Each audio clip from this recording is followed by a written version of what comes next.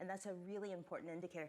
And I'll also argue that the demographics are changing the labor market. So with all these retiring baby boomers, not all of them are going to Corsica.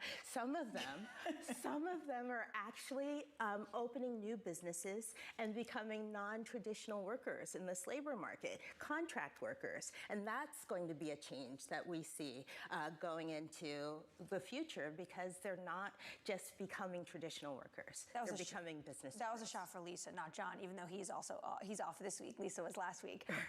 When you look at the changing market, I was anonymous. I wasn't. yeah, big time. We saw where your eyes look, Mila. So when you look at these changing dynamics, it's not just the boomers potentially leaving the workforce. It's new flows of supply coming in with immigration.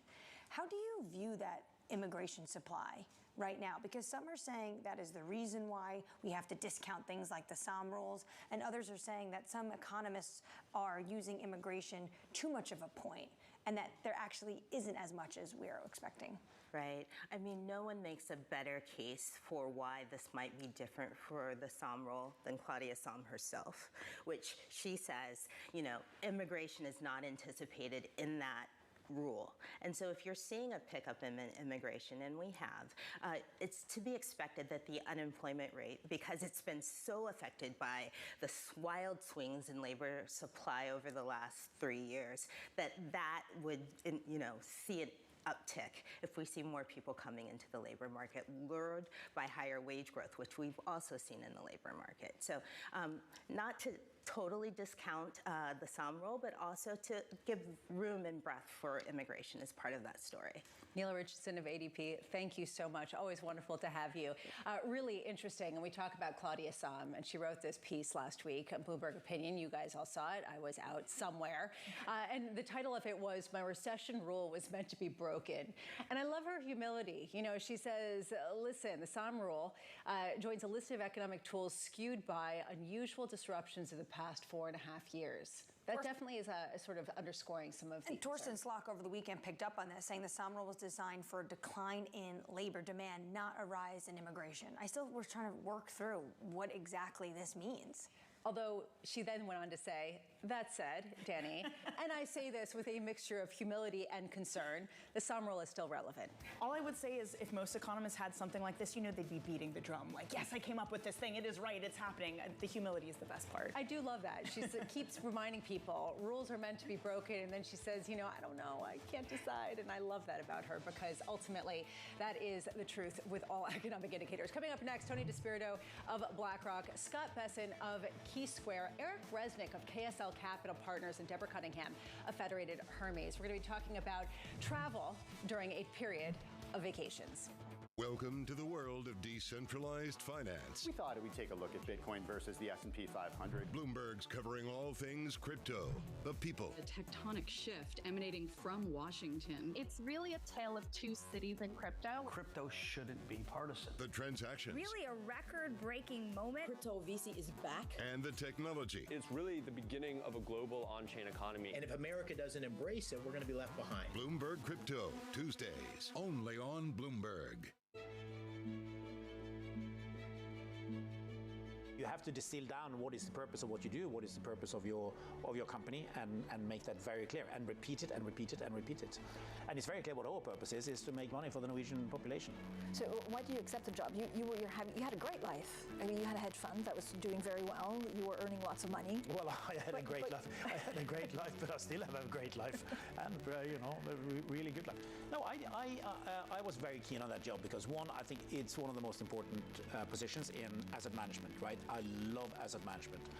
In terms of the opportunity to develop that organization further, there were great opportunities, and I love organizational development. And then to do something nice for the country. I mean, these three things came together in the same job. Why do you love asset management? Because you can influence and change the future, or is it being cleverer than anyone else? Asset management is the most interesting job in the world, perhaps after being a journalist. Why is that? Well, everything you eat, drink, drive, all these kind of things is made by a company.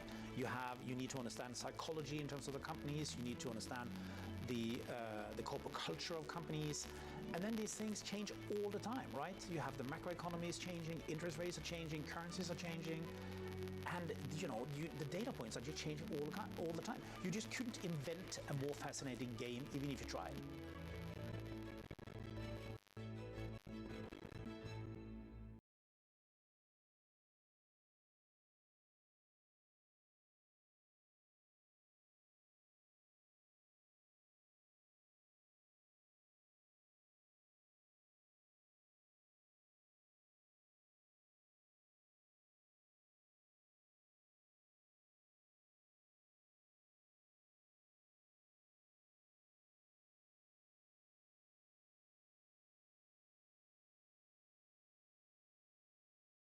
Politics to the world of business. Joe Matthew and Keely Lines deliver news, insight, and analysis live 2 times a day every trading day.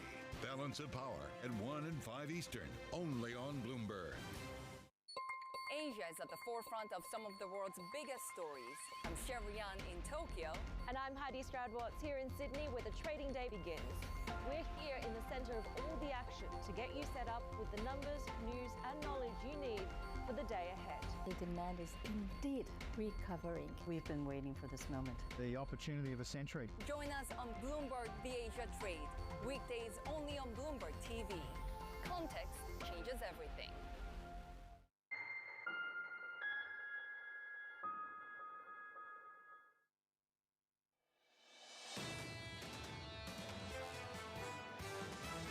The market tends to lead the Fed, and I think you're seeing validation of that now. The thing which would really cause me concern is a significant fear of unemployment. If the unemployment rate's going up, you can count on the inflation rate going down, and I think that's the trade they're going to make as they approach the end of the year. My guess is they'll wind up being content with stopping higher than they stopped last time. With the economy that's generally speaking slowing, the start of the rate cutting cycle, regardless of jobs, is here. This is Bloomberg Surveillance with Jonathan Farrell, Lisa Abramowitz, and Anne-Marie Hordern. Maybe last week was a good week to take off after all. I mean, what actually happened? Welcome back. Good morning. This is Bloomberg Surveillance. Today and this week, John Farrow is off. Anne-Marie Hordern and Danny Berger and myself all holding down the fort in the month of vacations. And we'll be getting to that in just one moment.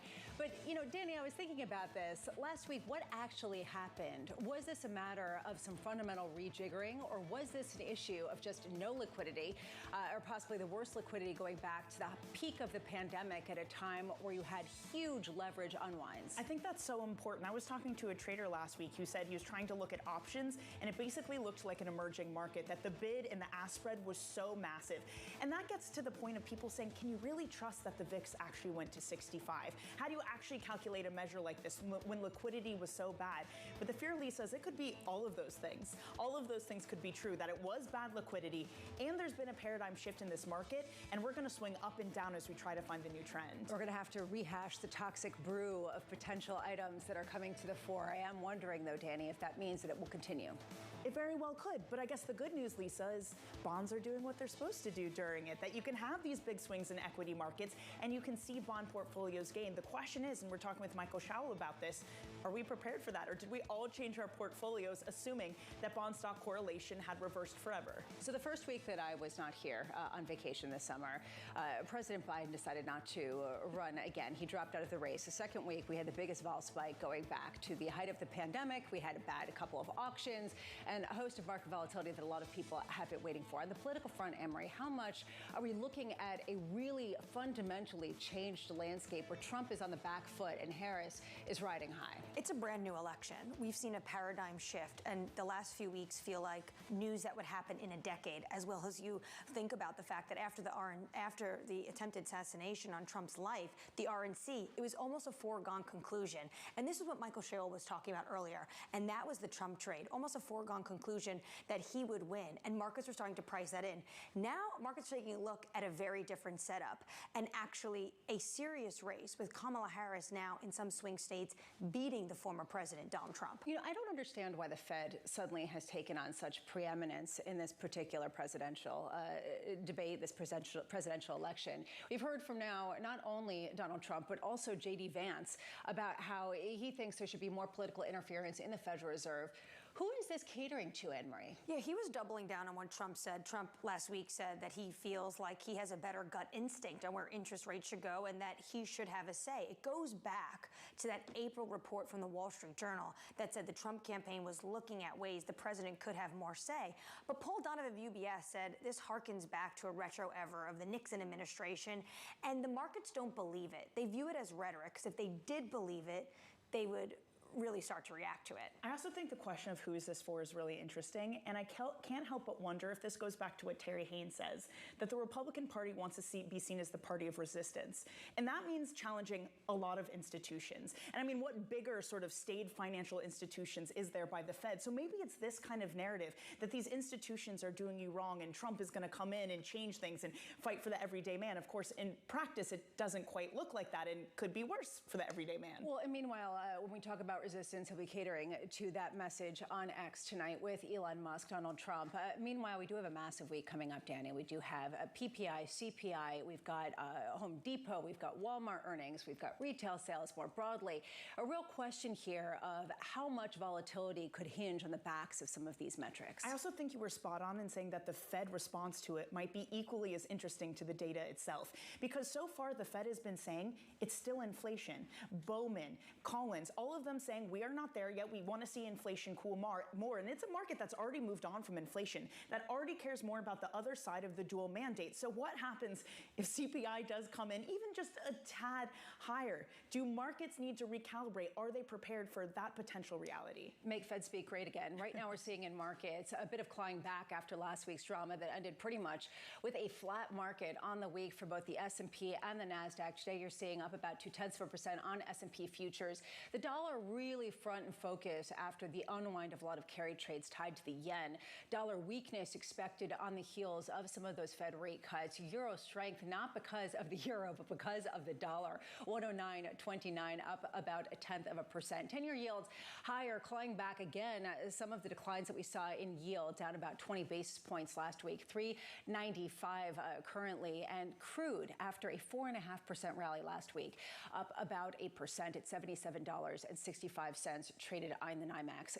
Coming up this hour, we've got Tony DeSpirito of BlackRock as investors prepare for a busy week of data. Scott Bessent of Key Square Group on the outlook for a possible second Trump administration. We can ask him about the Fed. And Eric Resnick, don't miss this, of KSL Capital Partners on the state of the consumer and the travel sector. He oversees all sorts of resorts, has investments in hotels, the Icon Pass, et cetera. And we're going to be having a week looking into what some of the travel sector is seeing with the health of the consumer as people wrap up their summer vacations. We begin with our top story. U.S. stocks looking to build momentum heading into a busy week of data for the investors and the Fed. Tony DeSpirito of BlackRock writing this: market focus moved from rate-cutting exuberance to recessionary fears. We have been saying for some time that we expect volatility to rise and the market to broaden. Tony joins us now. And Tony, great to have you. Thank you for being in studio. I believe this is the first time you've been in this studio. You're talking about how you expect volatility to rise and the market to broaden out. How much are those two ideas compatible? Well, I think that's what we've seen happen, actually, since the beginning of July, both a broadening of the market, right? If you look at the equal weight S&P 500, it's outperformed, value stocks have outperformed, et cetera. So that's been the broadening. And then we've obviously had the rising volatility. And that's something we've been calling for a while now, because both of the phenomenons we've seen, extremely concentrated Mag 7 performance combined with very low volatility, is absolutely abnormal. Which to me is compelling, especially because you wrote this, our approach more technical than fundamental. How much is what we're seeing purely technical, overcrowded trades, unwinding of carry trades, versus fundamental weakness? Yeah, so I think it's very much technical. Think about how we went into this. If you looked at June 30th, if you looked at a cap-weighted measure of momentum, it was in the 5th percentile over the last 12 months. That's extreme positioning. So we went into this with extreme positioning. And then a few things moved the market dramatically, right? I think part of it was the lack of liquidity that we see normally during a summer. You had the unwind of the yen carry trade. And the market has moved from, oh, this is great, the CPI is slowing, the Fed's going to cut, buy small cap value stocks, to, oh no, the Fed's behind the curve, buy min-vol stocks and sell everything else. And that just doesn't make any sense. And when you look at the underlying fundamentals, yes, the economy's slowing, but in a good way, right? Through labor participation growing as opposed opposed to layoffs. It's, if you look at the Fed Now measure, the Atlanta Fed, that looks pretty healthy. Earnings season's really good.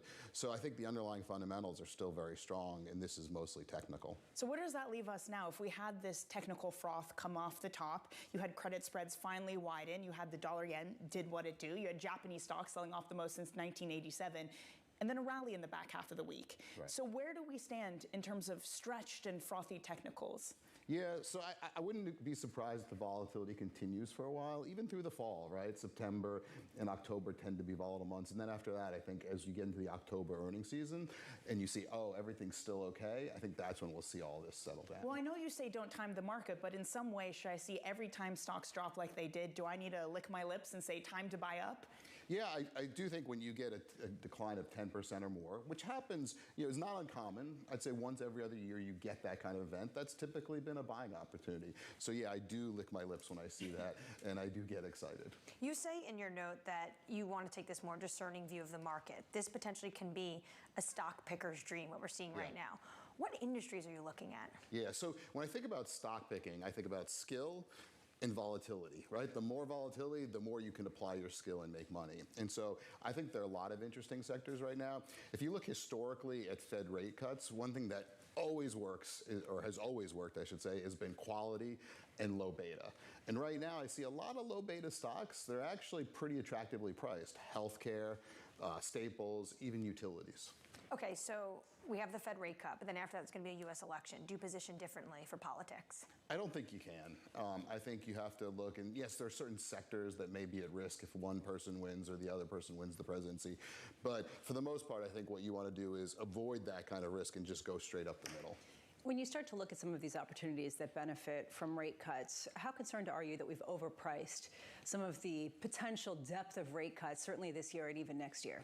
Well, I think one of the nice things that the Fed has set up here is by raising rates to over 5%, you really create a lot of room to cut, right? And so I think the Fed now has a lot of cushion, and so we could get a number of cuts over time, and that's kind of what the market's expecting. How much, though, does this really hinge on CPI? And this is a reason why we heard from Mila Richardson that this is one of the most important moments going forward, simply because on one hand you've got growth concerns, on the other hand you have the Fed's inflation mandate. And if inflation doesn't cooperate, it really ties their hands with how much they can use that lever of cutting rates. How much, if we got a hotter than expected inflation read, not just this time, but also over the next couple of months, how much would that shift your view? Yeah, so I think that would definitely give the Fed pause. But remember, the Fed's going to look at both the economic data and the inflation data. And if you go back to 2007, right before the global financial crisis, in 2008, inflation was still really high. If you remember, oil peaked at 140 in June of 2008, and then the Fed was cutting despite that. Why? Because they were worried about the economy. So if the Fed got really worried about the economy, they'd cut even with inflation, and they'd look at it as a lagging indicator, not a leading indicator. I don't think we're there.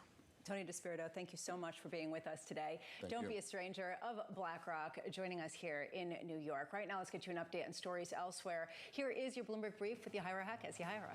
Hi, Lisa. The CEOs of Britain's biggest companies received record pay last year, but a slower pace of growth saw the gap with the U.S. widen. Median pay for FTSE 100 CEOs edged up 2%, just over £400 million, but that's well short of the 21% increase they saw a year earlier. Median pay for CEOs of S&P 500 companies, meanwhile, were up 12.5%, according to data provider ISS Corporate. Oil prices are extending their first weekly gain since July, climbing back above $80 a barrel. OPEC is trimming forecasts for global demand this year, but it still remains above industry consensus. This coming as traders continue to monitor Iran's expected response to last month's assassination of a Hamas leader in Tehran. Meanwhile, OPEC is still expected to raise crude production in the fourth quarter by roughly 545,000 barrels a day. And Disney announcing a new Villains theme land is coming to the Magic Kingdom Park in Orlando. The exact opening date and details remain in the Disney vault, with the company only releasing this concept art. This is part of the $60 billion investment into the parks the company had previously announced. On surveillance last week, Disney CFO said that weaker demand for the parks is expected over the next few quarters due to economic constraints on the consumer.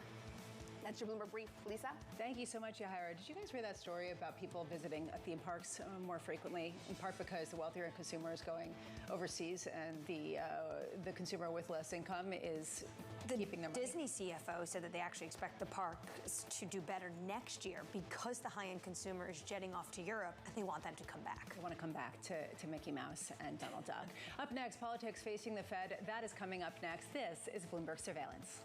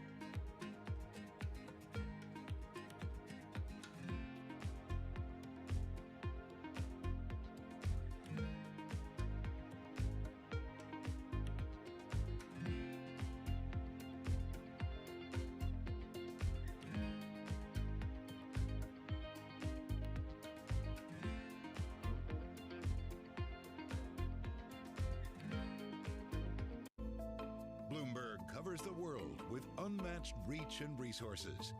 From more than 120 countries, the moment news breaks, 24 hours a day. Bloomberg, context changes everything.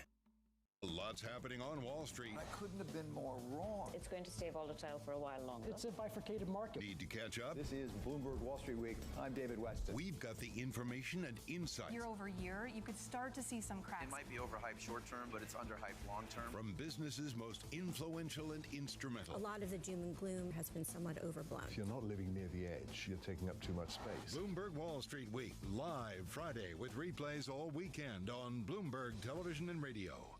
Always on the heartbeat of the tech sector. Spread across global markets. The real-time data aspect is going to be important. We're going to bring you expert analysis on that. Sure. Don't miss Bloomberg's interview with the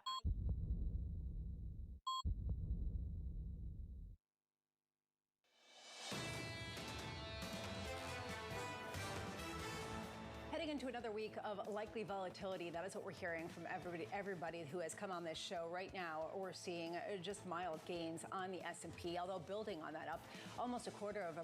10-year yields just marginally higher, and crude still with a lift on geopolitical concerns. Under surveillance this morning, politics facing the Fed. Here is the latest. Vice presidential nominee J.D. Vance backing Donald Trump's call to let presidents influence monetary policy. Trump has continued to push the idea after a news conference at Mar-a-Lago last week. Vice President Kamala Harris has maintained that Fed policy should be independent of politics. Joining us now is someone who really has inside knowledge and is a wonderful macro investor who has a ton of respect. Key Square Group founder and CEO Scott Bessent. Scott, thank you so much for being with us. I want to start with the idea of the Federal Reserve and its independence. What do you make of this actually being such a hot topic on the presidential campaign trail? Well, I think it's kind of a canard that the financial press has blown up. All presidents want a say. And I think they have a right. Donald Trump is going to make his opinions known. I think Senator Warren, before the Fed decision, recently, the day before, said they should cut. The day after, she came out and said they made a big mistake not cutting. And I think that's within her right. And, I'm not sure, what all this is, or what this allegedly means that, people are saying Donald Trump thinks he should be in the room. If he wins, he will get to choose a new Fed chair.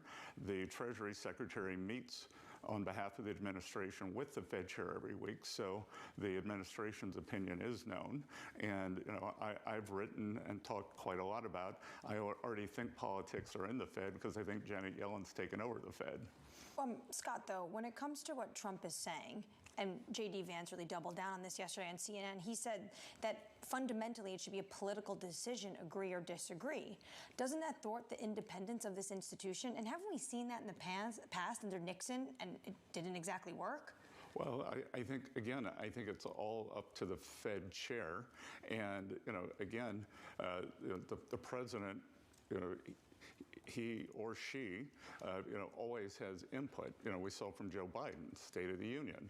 I'm expecting a Fed cut. We saw a week later in Philadelphia, I'm expecting a Fed cut. Then the inflation numbers got hot. Oh, I'm expecting a Fed cut, but just a little later. So, again, presidents, make their wishes known. And, I do want to comment, I think this Wall Street Journal piece that referenced a 10-page document, I would challenge them to produce that 10-page document. I do not believe that document exists. Okay, well, I just want to dig into something that you said. You think that Janet Yellen has already taken over the Fed. I wonder how much this is really in reference to the fact that the Treasury Department has been selling a disproportionate amount of T-bills. Some people say it's been offsetting some of the quantitative tightening as well as what we're seeing with respect to rate hikes over the past few years. How much do you believe that the Fed is way more political than people expect, and that is something that you can trade around even? Well, look, what I've been able to trade around, and we'll go back. Your question on Yellen Treasury, highly political. Unfortunately, Secretary Yellen has thrust herself into the middle of a campaign in a very inappropriate way. She gave a highly politicized speech in Arizona a couple of months ago. She was standing on stage with the governor of Pennsylvania campaigning for Kamala Harris, who is not even, her president. 2 weeks ago. So it is politicized. The quarterly refunding schedule was changed. For the first time ever, they gave forward guidance. So how do you know what the conditions are going to be? Why do you have a Treasury borrowing committee if you are going to give forward guidance? So to come back to the Fed, look, the Fed, I think they try to keep politics out of it. We all have biases. 93% of the people at the Fed are registered Democrats. But I think in general that they are doing what they can with what they've got. Your question in terms of how do I trade around that? I've actually had very good luck this year trading against the Fed. That anytime they publish their so-called dot plot, the SEP, the Summary of Economic Projections, they've been wrong. So for all year, they had 3 rate cuts. I didn't think there'd be 3 rate cuts. Then at the June meeting, they published that there would only be 1 rate cut. And we traded against that, and that's proving to be wrong because now the market's pricing in 3, maybe 3 jumbo rate cuts. Scott, if we could look into some policy that has to do with the Fed and the Treasury. It's well known that you're one of these individuals that talks to the former president, potentially could be part of his future team if there's Trump 2.0. He gave an interview with Business Week and talked about a weaker dollar. How would he see that through?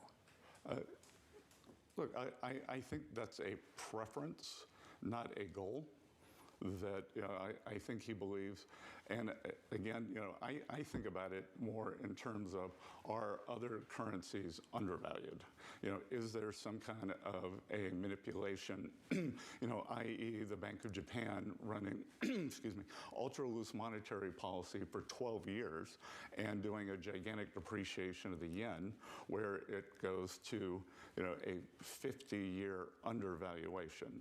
Is there something that the Chinese are doing with their trade policy that is causing an artificially weak RMB, versus a strong dollar? So, I think remedying, these undervaluations as opposed to remedying, a strong dollar is a better way to think about it. Well, probably no one would like that more than Japan. I mean, they have not liked the weakness that they've seen in their currency. So do you foresee something like a Plaza Accord? Is that what we should be looking at? Should there be a Trump administration with these, again, specific currencies, renminbi, yen, to right-size some of the inequilibrium that you're talking about? Well, is your question, should there be a Mar-a-Lago Accord? Mar-a-Lago Accord. Sure, we can call it that. Why not?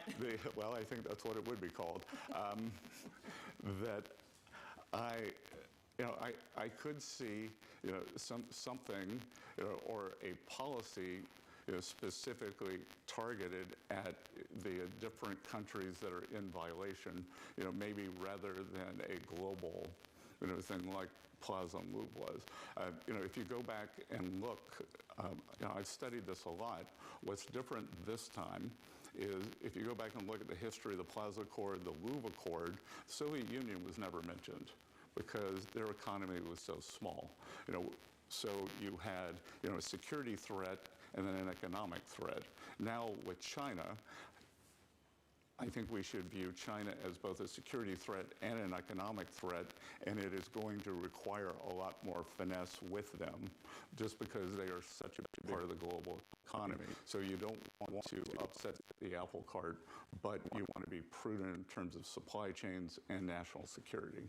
How do you then view a weak dollar, though, if Trump is saying that he's going to put up the walls for the tariffs, 10% ring around the United States, 60% of imports coming from China, as well as what he says, mass deportations? Right. So I think we've discussed this before. President Trump speaks in a different way than many politicians. He speaks like a New York City real estate developer, and I think that is the opening, the gambit. I've used the term, it is a maximalist negotiating position.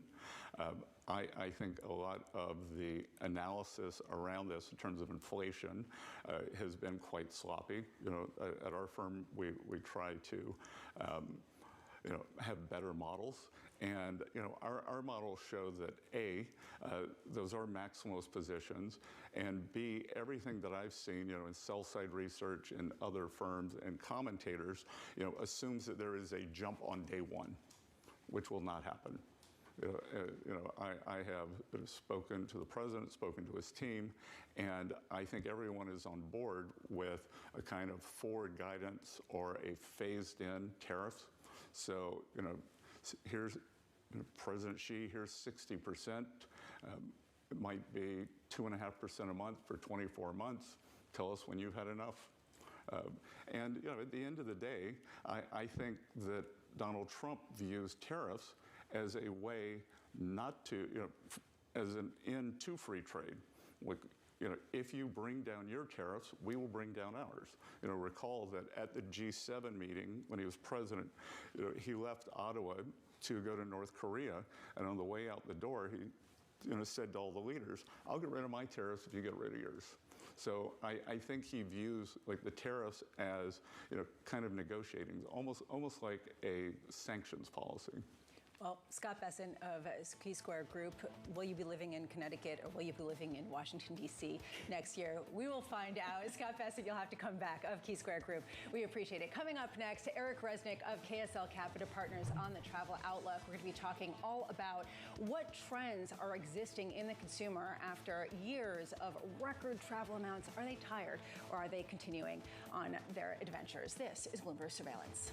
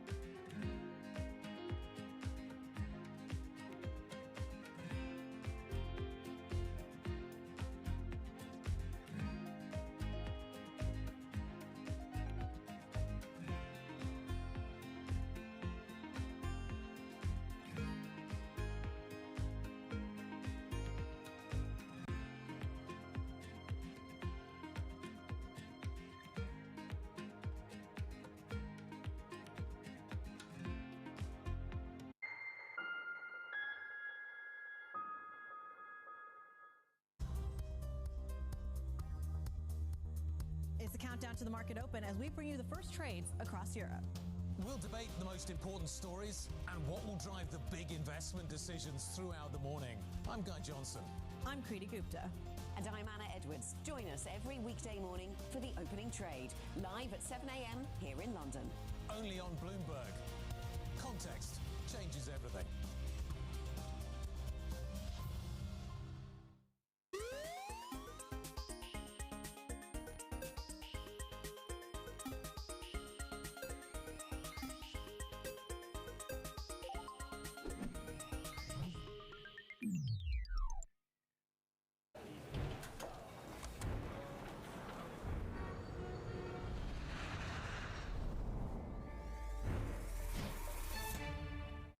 People ask me all the time, what is the key to being a really good investor? And I tell them it's to surround yourself with and work with the best investors you can find.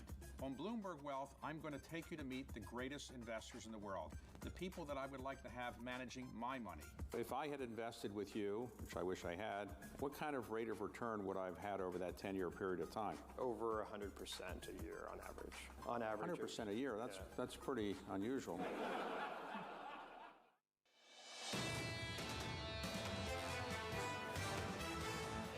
Welcome back. This is Bloomberg Surveillance. After a week of tumult and unwind in terms of leverage trades, we are seeing some stability in markets pretty much across the board, looking sort of similar to where they were before I left for my week-long vacation that I will never get teased about. However, we will be talking all about vacation and where people are going and what that means for the state of the consumer in just a moment. Under surveillance this morning, Republican Vice Presidential candidate J.D. Vance floating a $5,000 federal child tax credit. This would more than double the current level, and Vice President Kamala Harris joining former President Donald Trump's calls to end taxes on tipped income. Just quickly, Anne-Marie, how much can we really give credence to anything anyone is saying at this point? Is this basically, as we were just hearing, red meat being sort of, dropped in bits to try to cater to certain groups of voters? Well, there's that. And there's also the fact that Terry Haynes, and he brings up rightly so, that none of this really matters until we know the makeup of Congress, because you need Congress to enact some of these policies that are talking about. I thought it was obviously so interesting that both Trump in June, Kamala Harris over the weekend, they're in Nevada talking to an industry where there's lots of workers that make money on tips, talking about this idea. But actually, when you look into some of the data behind it, and we have some analysis on this, from Budget Lab, they said a meaningful share of tip workers represent less than 4% of all employment in the United States. They already pay no federal income tax because they earn less than the federal minimums. So what this potentially could do, though, and what a lot of people talked about when Trump brought this up in June, is that some lawyers, hedge fund managers could potentially make fees, taxes, and actually then they can usurp around this. Yeah, I mean, this sort of goes to the question of what are we actually hearing in terms of policy. Meanwhile, Bank of America CEO Brian Moynihan telling CBS that the bank no longer sees a recession on the horizon for the U.S. economy. Moynihan going on to say, consumer spending is slowing, but it's heading to normal, adding that the team expects the Fed to cut in September and December, not talking about that 50 basis point rate cut that a lot of people are talking about in markets. Danny, to me, this is the divergence that we're hearing and seeing from every guest who has come on this show. You take a look at markets, they're freaked out, they're whipsawed, they're also over-leveraged, have been overconfident, and basically over-leveraged this idea of a soft landing. In the real economy, slowing, but not slow, everything is chugging along, and that is what you're hearing from pretty much economists and investors across the board. It's the pendulum, right? To we're going to have a recession to, jobless claims surprised by 7,000 people, therefore we're not going to have a recession. My favorite thing of what Moynihan said was, we have to be careful that we don't try to get it so perfect that it actually puts us in a recession. It's this idea that the Fed can be preemptive. He's saying they don't need to be reactionary, that things aren't falling off a cliff, but they have the luxury of being preemptive, so they should cut. It's this idea, again, that recessions are not an event. It is a process. And again, he doesn't think we're in a recession, but that doesn't mean we can't get there. So maybe the Fed is behind the curve and they should be moving. I love that. Embrace the mess. Life is messy. It's okay. You don't have to be so perfect. A busy week of data ahead with with PPI and CPI on deck. Investors also waiting to see results from Home Depot and Walmart. We're also talking a lot about some of the retailers catering to vacations. We saw that last week with earnings coming out a bit softer. You do see certain numbers coming down in discretionary spending, definitely coming off the boil. Eric Resnick, co-founder of KSL Capital Partners, is focusing on the consumer and the outlook for travel and joins us now. And Eric, first, so great to have you on the show. Thank you for being here. Thank you. And your firm oversees tons of some of the most popular names that people go and visit, whether it is, you know, the icon passes of ski lovers or whether it is the Marriotts and the Ritz-Carltons and the Four Seasons that people attend. Do you think that there is too much pessimism right now about this sort of pace of spending, particularly on the discretionary front? I think there's too much reactionary thoughts happening based upon short-term data. When you look long-term, and I'm really here to thank you for being a customer of the Icon Pass. I'm on a swing. I'm on a swing thanking each one of our customers personally, and this is my morning to thank you. Okay, you can call him up if you've got an Icon Pass. And that's right. I'm here. Yeah, feel free to call me. No problem at all. Okay. But the long-term trends for travel are really positive. People don't realize how actually resilient travel is, even in the face of economic volatility. You know, we make, what you were just saying, we have to embrace the mess. Life's messy, as you were saying.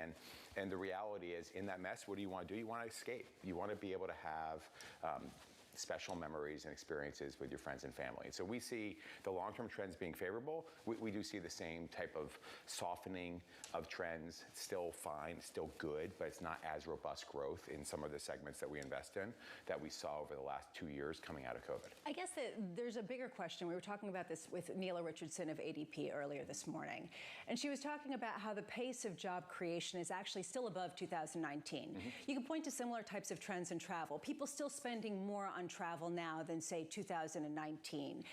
Is this the new normal where we can expect more spending at an accelerated pace, or are we going back to the old normal where people actually had to work? Well, the have to work thing is an interesting one. I do think that the trend of remote work, of people having leisure trips, we were just talking about this on the break, combining purposes of trips, I think that's all positive for travel. Because when you want to combine things, what do you tend to do? You're combining something that's vacation-oriented or recreation-oriented with what you're doing at work. So we see, you know, skier visits, for example, are growing more rapidly midweek than they are on the weekends. Well, that's a better experience for the guests. It's better for everybody. I'm not sure about people saying they're working from home on Friday, if we know that skier visits are up disproportionately on Fridays. But be that as it may, we're pro that. So I think the new normal is, you know, we're all on all the time. We want to combine purposes and be more efficient with what we do. So I think in the end, that's probably good. It probably creates more balance for people, and for us, it creates more opportunity for them to vacation and recreate and do those things that we certainly like to invest behind. I just had the vision of someone like with their laptop on a ski lift, blurring out the background, saying, "Don't pay attention to the wind swinging back and forth," and what you're saying. Right. But so you're talking about this, the trend and the spend and how much that is normalizing. What about just what people expect when they go to a luxury hotel? Has something fundamentally changed after the COVID era of not being able to get out, and they now want something different with their hotel experience that they didn't before? I think that's fair. I think they want to have more than just your basic hotel experience. During COVID, we saw an expectation that it's okay to reduce services at hotels, right? We couldn't staff, we didn't want to have physical contact, so we eliminated some of those things. That type of expectation has now come back, but the guest wants more than that. They want to be able to go on a trip. Business travel is different, but for leisure travel, they want to be able to go on a trip and have more meaning. So for some, that meaning is wellness oriented, and they want to do, you know, it could be as simple as a spa treatment, it could be something that's more holistic in terms of mental health, or could be something physical, right? So I think the consumer, they just want more out of everything that they do. They want to feel that that's value. What does that mean for the Airbnbs of the world? Where do they fit into that? Because they're not exactly providing that kind of service. They're not. I mean, look, Airbnb and others in that business, they are trying to wrap around experiences. And you see experiences is a watchword that you hear on whether it's earnings calls or you see in consumer conversations. But I think Airbnb has that challenge, which is it's great if you're in a city because I don't need the restaurant necessarily or retail experience to be in my hotel in New York City. It's the city is my canvas, is my resort. But if you're in a resort destination, you want those amenities. That on the one hand, Airbnb offers wonderful value because you're getting more space and you can cook your own meals and congregate easily at your home. But it doesn't have the amenities, and I think they're trying to address that. And I think they'll have some success doing that, which is good for the consumer and I think good for the business. Where are travelers going right now? I mean, you're seeing a bit of a dichotomy in that Europe is hot, Japan is hot, currency is part of that. Part of that is you took international away, right? What happens when you take something away from someone? I mean, if you're a parent of teenagers, you realize this. You take something away, they want it more. And COVID took international travel, especially, away from us. And with currency being, or the U.S. dollar being strong and foreign currencies being a bit weaker, combined with coming out of COVID, you're seeing a lot of the luxury consumer want to go to Europe, want to go to Japan, and so that's creating, kind of a normal or not yet a normalization of travel patterns. I expect that we're seeing in some segments, but the consumers, the affordable, the more budget-conscious consumer is cutting back a bit more right now. The luxury consumer is going more abroad. I witnessed, Lisa going abroad last week, but the not to out you there, yeah, but it's okay. Everyone's doing it this morning, so why not? Carry First day back from vacation. It's what we all do. Okay. So you're seeing a real bifurcation in where consumers are going. A bit. If you look at like select service spending for hotels, those trends are a bit softer than the higher end. In the last year, you saw RevPAR for more luxury travel to be positive still, 3-4%, while select service RevPAR is down. And I think that's indicative of that. But again, it's not dramatic, right? These are evolutionary, not revolutionary shifts in consumer behavior that we're seeing. Normal volatility, not abnormal volatility. One thing that you have is a really good lens on what the balance sheet equation really looks like right now, especially at a time where we are talking about increasing oil prices maybe on the margins. You see increase in commodity prices. You talk about how suddenly workers and that sort of consumer experience is much more important. How much are margins getting squeezed? If you look over the last 4 years, or I guess now 5 years since pre-COVID, 2019, our margins are up. We've been able to move price more than our costs, even though costs are up a lot, right? I mean, the average worker wages in our sector are up probably 20% in the last 4 years, which is a lot, but price is up 20 to 25%.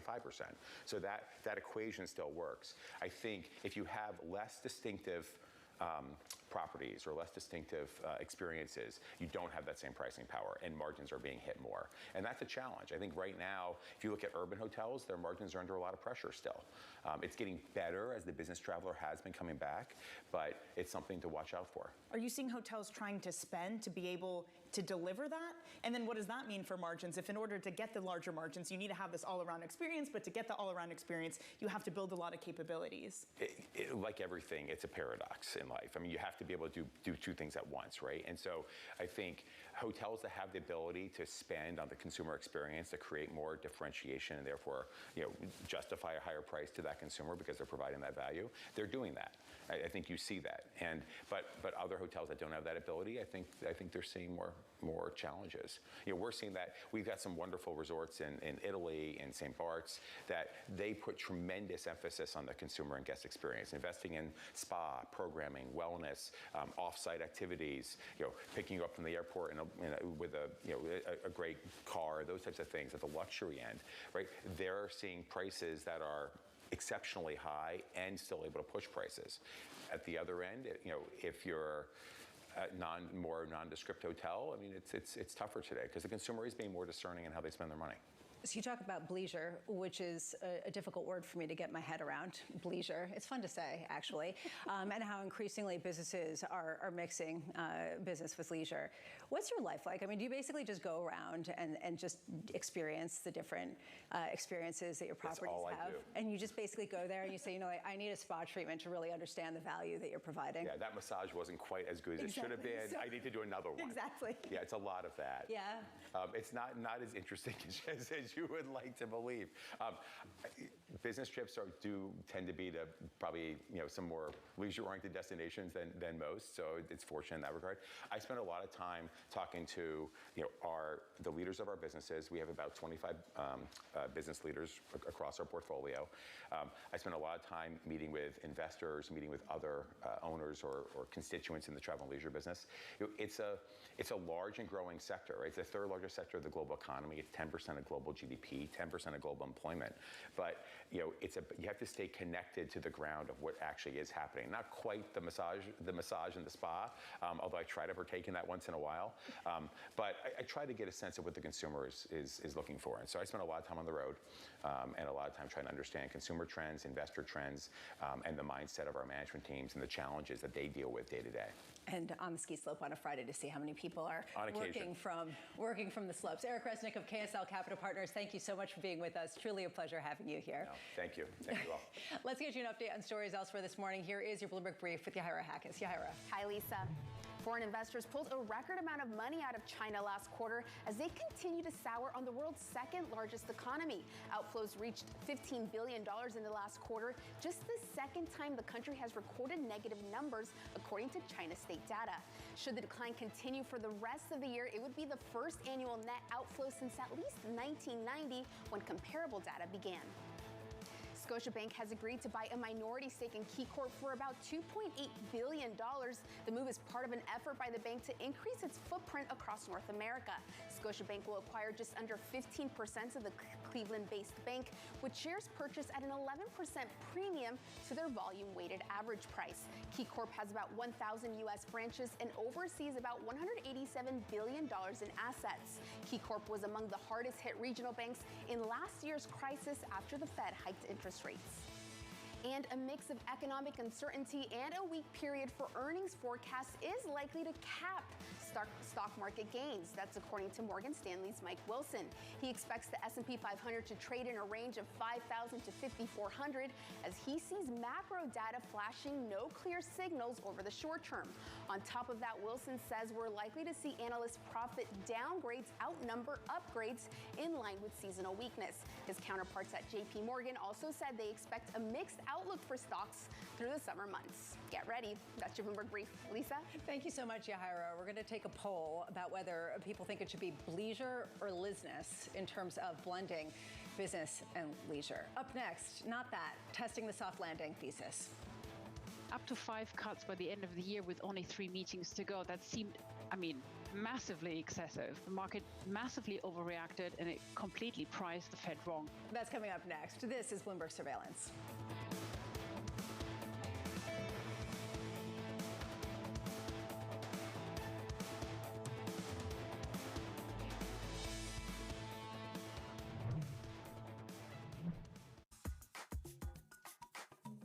Do you think it'll be the case where someday you will be an investment committee or I'll be an investment committee and we just apply AI, decide whether it's a good deal or not, or we're not going to be there anytime soon? I don't think we'll be there in the near term. And David, because, being on investment committees, there's the analytics of the math, there's the people, and then there's judgment. So analytics and math, I think AI will help us get way more refined. Right now, we have analysts building models upon models. Our typical investment memo is 86 pages. So we could refine that down very, very seamlessly to pieces. The people aspect to it, to make a judgment call on, do I believe this entrepreneur is going to go the next mile? Do I believe that the background of the entrepreneur, who they are, what they stand for, their values, their family, that's the harder one. I think AI is going to take some time to get there. And then the final piece ends up being judgment. And I don't believe we've seen anything yet that gives us a sense of judgment that we're able to apply. The top names in tech are on Bloomberg. AI tools can help democratize storytelling and turn everybody into a creator. Our vision of the future is individual creators will look like Disney. They'll be able to go from an idea to a final story. They'll be able to publish that. They'll be able to merchandise it. They'll be able to do it across the franchises and stories they create. Nobody covers technology like Bloomberg. Context changes everything. Good morning. This is Bloomberg Surveillance. Welcome back to the opening trade. This is Bloomberg Technology. This is the Asia Trade. You're watching the close. Welcome to Balance of Power. This is Bloomberg.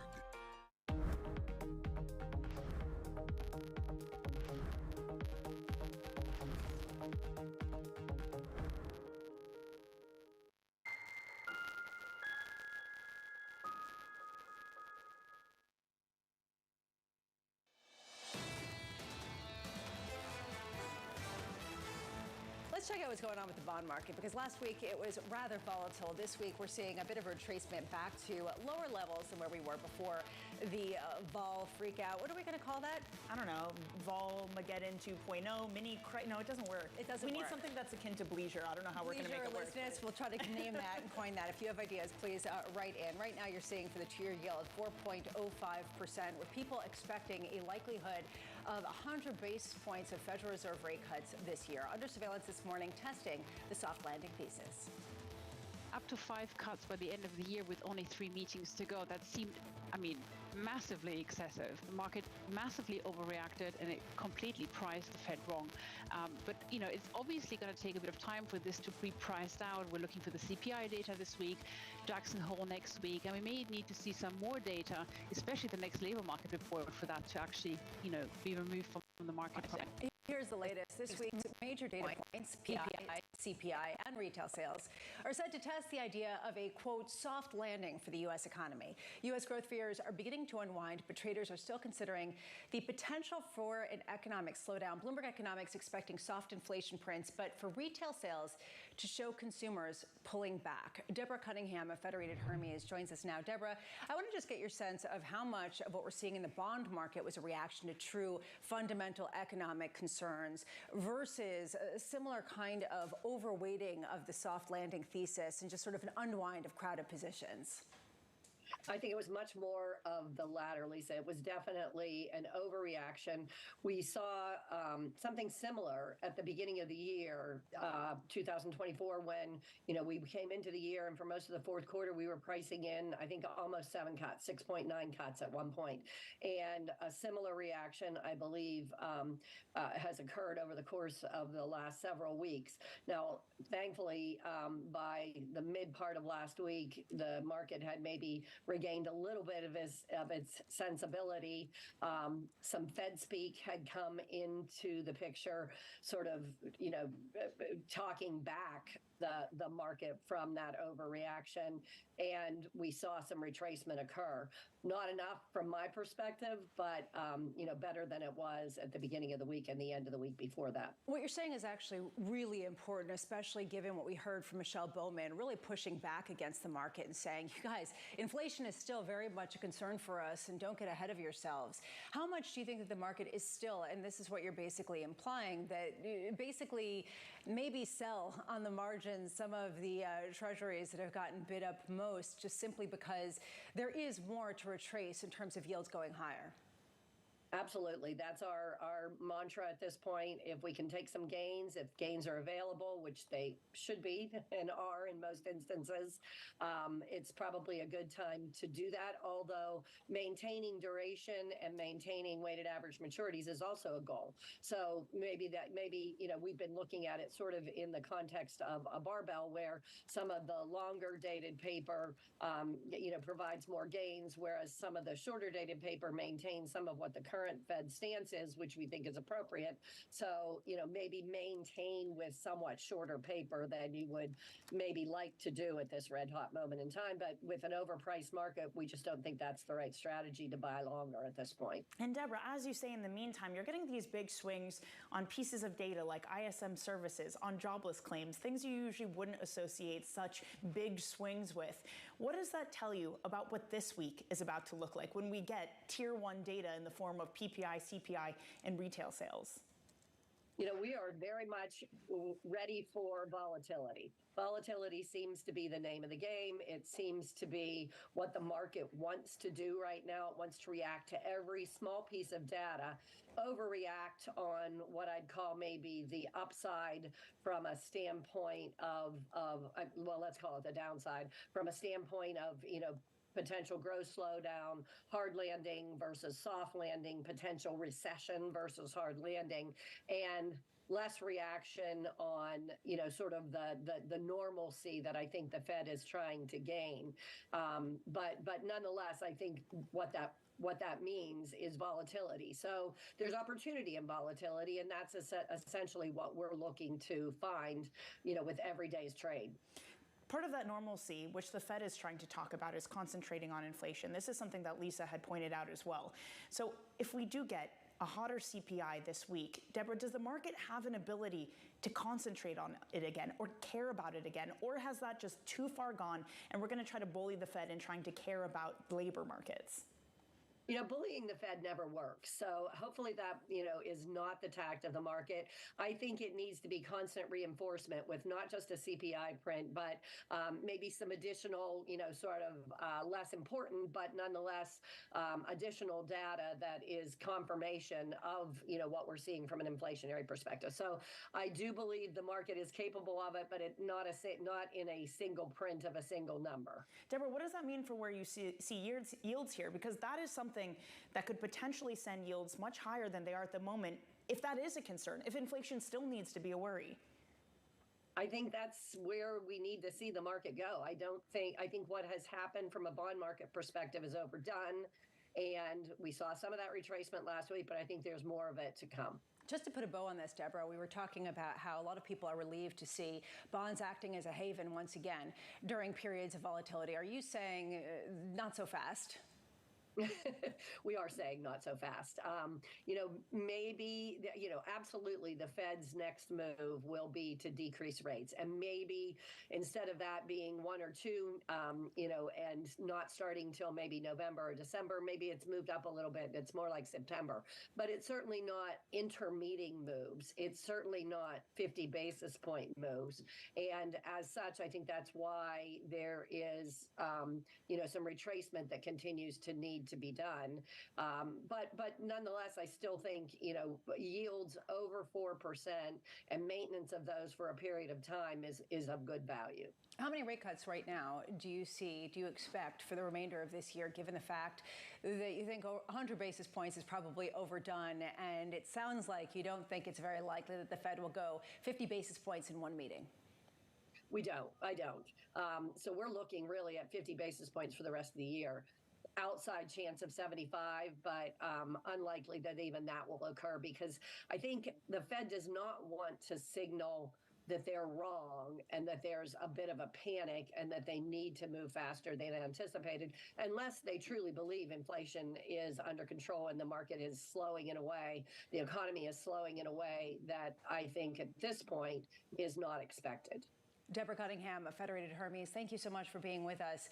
As always, really interesting to me, this idea, Danny, that pretty much across the board, whether it's stocks or bonds, people are saying that it's more technical than fundamental. Yeah, and what does that mean if you have a long-term vision of where these markets should go? You almost have to put that to the side because you can be really punished in the meantime.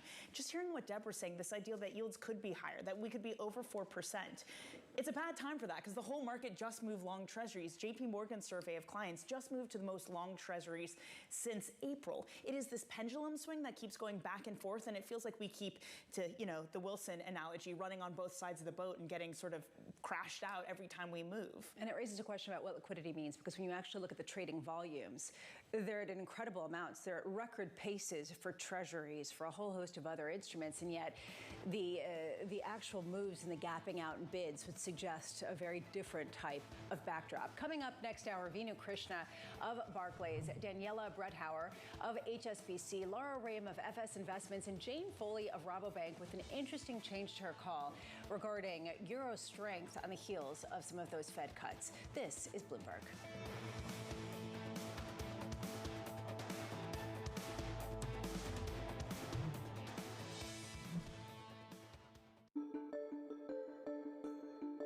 October of 2019, you surprised the business world by stepping down as the CEO of SAP, a very, very large company whose value had more than doubled during your co-CEO position and CEO position.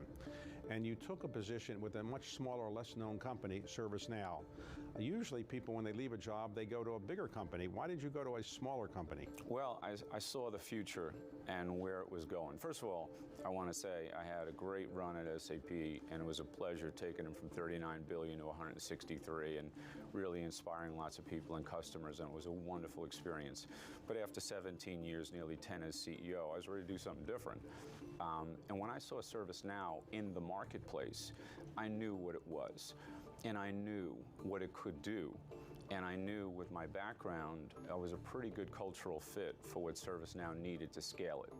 So let me ask you, what does ServiceNow really do? Tell me in simple English language that everybody can understand. What do they actually do? 40% of the CEOs say today, if I don't digitize my operations, my company will no longer be viable in less than a decade. So we were the IT backbone for companies all over the world. How do they manage their assets, run their operations, secure their operations? All things digital having to do with IT. The names that move markets are on Bloomberg. We've seen story after story about companies delisting from the London Stock Exchange, listing in New York, listing in Europe. I want to turn that around. I want Britain to be the place of choice to make an IPO, to grow your business. That's why I welcome the reforms that the FCA put in place last week. It's also why I'm determined to change our pension system so we can keep more businesses here in Britain. Bloomberg. Context changes everything. The top names in business are on Bloomberg. The challenge for us now is not very much on the product, it's on the ramp-up of the production system. We turned the industry down to almost zero during the pandemic. And what we're trying to do now is turn it all the way back on. And that's hard. We lost not only people during the pandemic, we lost a tremendous amount of experience. A lot of skilled people have left the industry. We have to hire new people. The supply chain has to hire new resources and train the people, educate them. And because those roles are filled, now not by a 58-year-old, but perhaps by a 28-year-old, there's a lot we have to do in terms of not only adding capacity. Secured owner financing rate 5.34% for August the 9th, unchanged from August the 8th. We have thousands of suppliers, and when you have just a couple of them, few of them that are late on the ramp-up, well, that's slowing down everybody, and that's what we've been facing earlier this year. Nobody covers business like Bloomberg. Context changes everything. Welcome to the world of decentralized finance. We thought we'd take a look at Bitcoin versus the S&P 500. Bloomberg's covering all things crypto, the people. A tectonic shift emanating from Washington. It's really a tale of two cities in crypto. Crypto shouldn't be partisan. The transactions. Really a record-breaking moment. Crypto VC is back. And the technology. It's really the beginning of a global on-chain economy. And if America doesn't embrace it, we're going to be left behind. Bloomberg Crypto, Tuesdays, only on Bloomberg. Bloomberg loves earnings. I know it's like your Super Bowl, right? I can't wait. It's like opening presents in the morning. All right, it will be exciting. Nobody covers earnings like Bloomberg.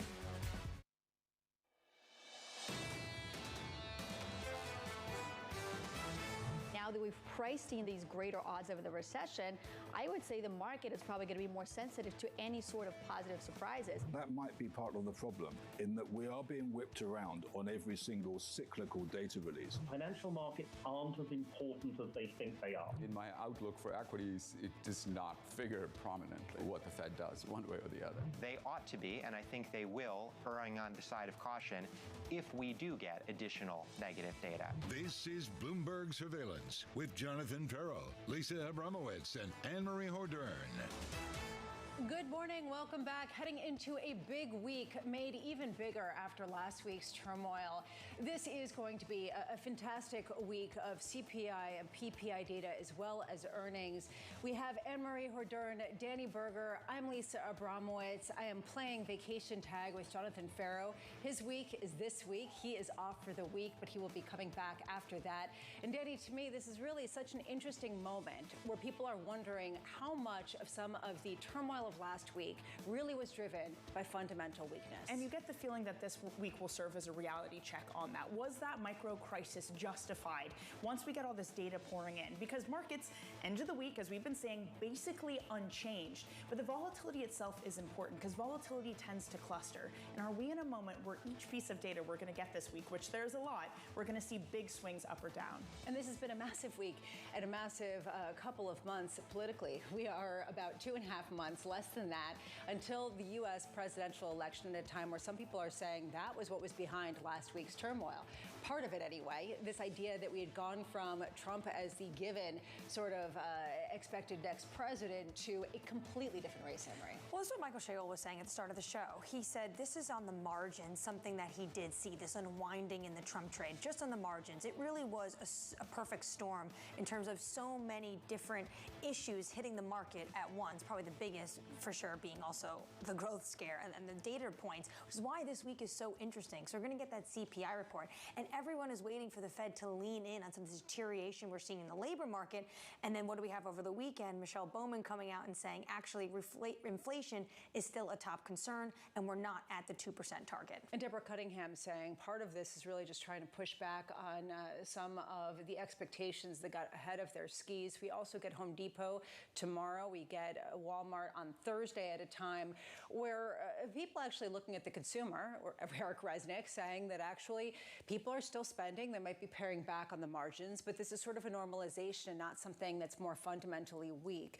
Why are people hooked into CPI as really actually even more important than some of the consumer data that we get? I think it's so interesting because it is about how the Fed will react this week. If you get CPI even a tad hotter, expect more people to sound like Michelle Bowman, who we know is probably the most hawkish Fed member. So you can kind of brush that off, saying, of course, she's going to be talking about inflation. But if CPI does get in hotter, do you get maybe some of the more dovish side talking about this? Do you get their concentration swaying from the labor market, swaying from Home Depot, whatever they say, and say, sorry, folks, we don't have the luxury of cutting because inflation is still a problem? Especially if people are trying to get ahead of the weakness that a lot of people are seeing more broadly in markets. We did see a pretty big, wild roller coaster last week that seems to have right-sized itself with some mild gains this morning, up about 0.25% on the S&P. A lot of this driven by what we saw in the currency markets, given the unwind of the Japanese carry trade. Dollar weakness, widely expected. We're going to be speaking coming up with Jane Foley of Rabobank about that and why that is likely to continue. 109.27 on the euro.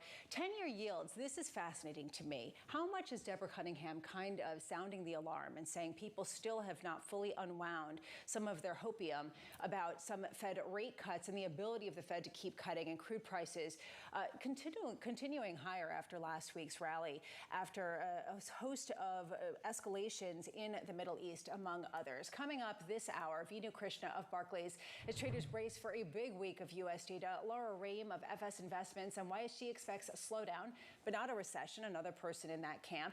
And Jane Foley of Rabobank on her outlook for the dollar if Fed cuts next month. This is really what a lot of people are honing in on. We begin with the big issue. Stocks looking for direction after a volatile week, with traders pausing ahead of the data. The S&P 500 finishing the week roughly flat, rallying back after Monday's plunge. Wall Street now betting that Wednesday's CPI report will add fuel to the September rate cut fire.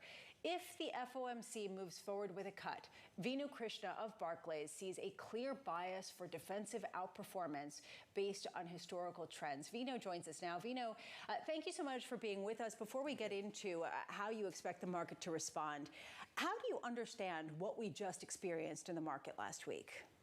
I think a huge element of it for the last few weeks, in fact, has been technical. And we feel that that probably has some more room to run. But in general, this velocity of the moves we are seeing, the magnitude of moves we are seeing, and the kind of underlying shock factor behind those moves all suggest that this is more technical in nature. But that said, I think on the fundamental side, there are a few data points which have changed. We had a weak claims number that reversed recently. And then you had a weak CPI number, but then you had a very weak PMI number. So I think there are some mixed signals which are coming out, which clearly has brought to the center the fact that perhaps the downside risk to US economic growth is a little higher than what we thought. So in our own view, for example, we had assigned a risk for recession to 10 to 15%. Now it's probably 20, 25%, right? But still, our view, end of the day, is that the odds of a soft landing are much higher. And the risks have become a little bit more balanced versus accelerating versus a recession kind of environment. You know, a lot of people are saying this is more technical than fundamental, and yet we've seen how technical can become fundamental. Sure. I'm curious what the vulnerability is currently baked in markets, especially if a lot of the leveraged trades haven't been fully unwound yet. Yeah. No, I think that risk stays in the market because I think depending on which you're looking at, part of the unwinds are still probably left. But if we look at, for example, systematic strategies, things like wall control, like CTAs, our house view is that that's pretty much unwound quite sharply. For example, wall control was at 110% allocation. We believe they've got to 50% quite sharply. But we are in an environment now where seasonally it's choppier. And typically in second halves, you see bigger drawdowns over history. And now the market is focusing to macro data back again. I know you were talking about CPI recently. And a week ago, if you looked at the S&P forward wall curve, then CPI was not important. In other words, you went away with the feeling that the market is telling you that the Fed is directing us that CPI is under control, what we care about the labor market.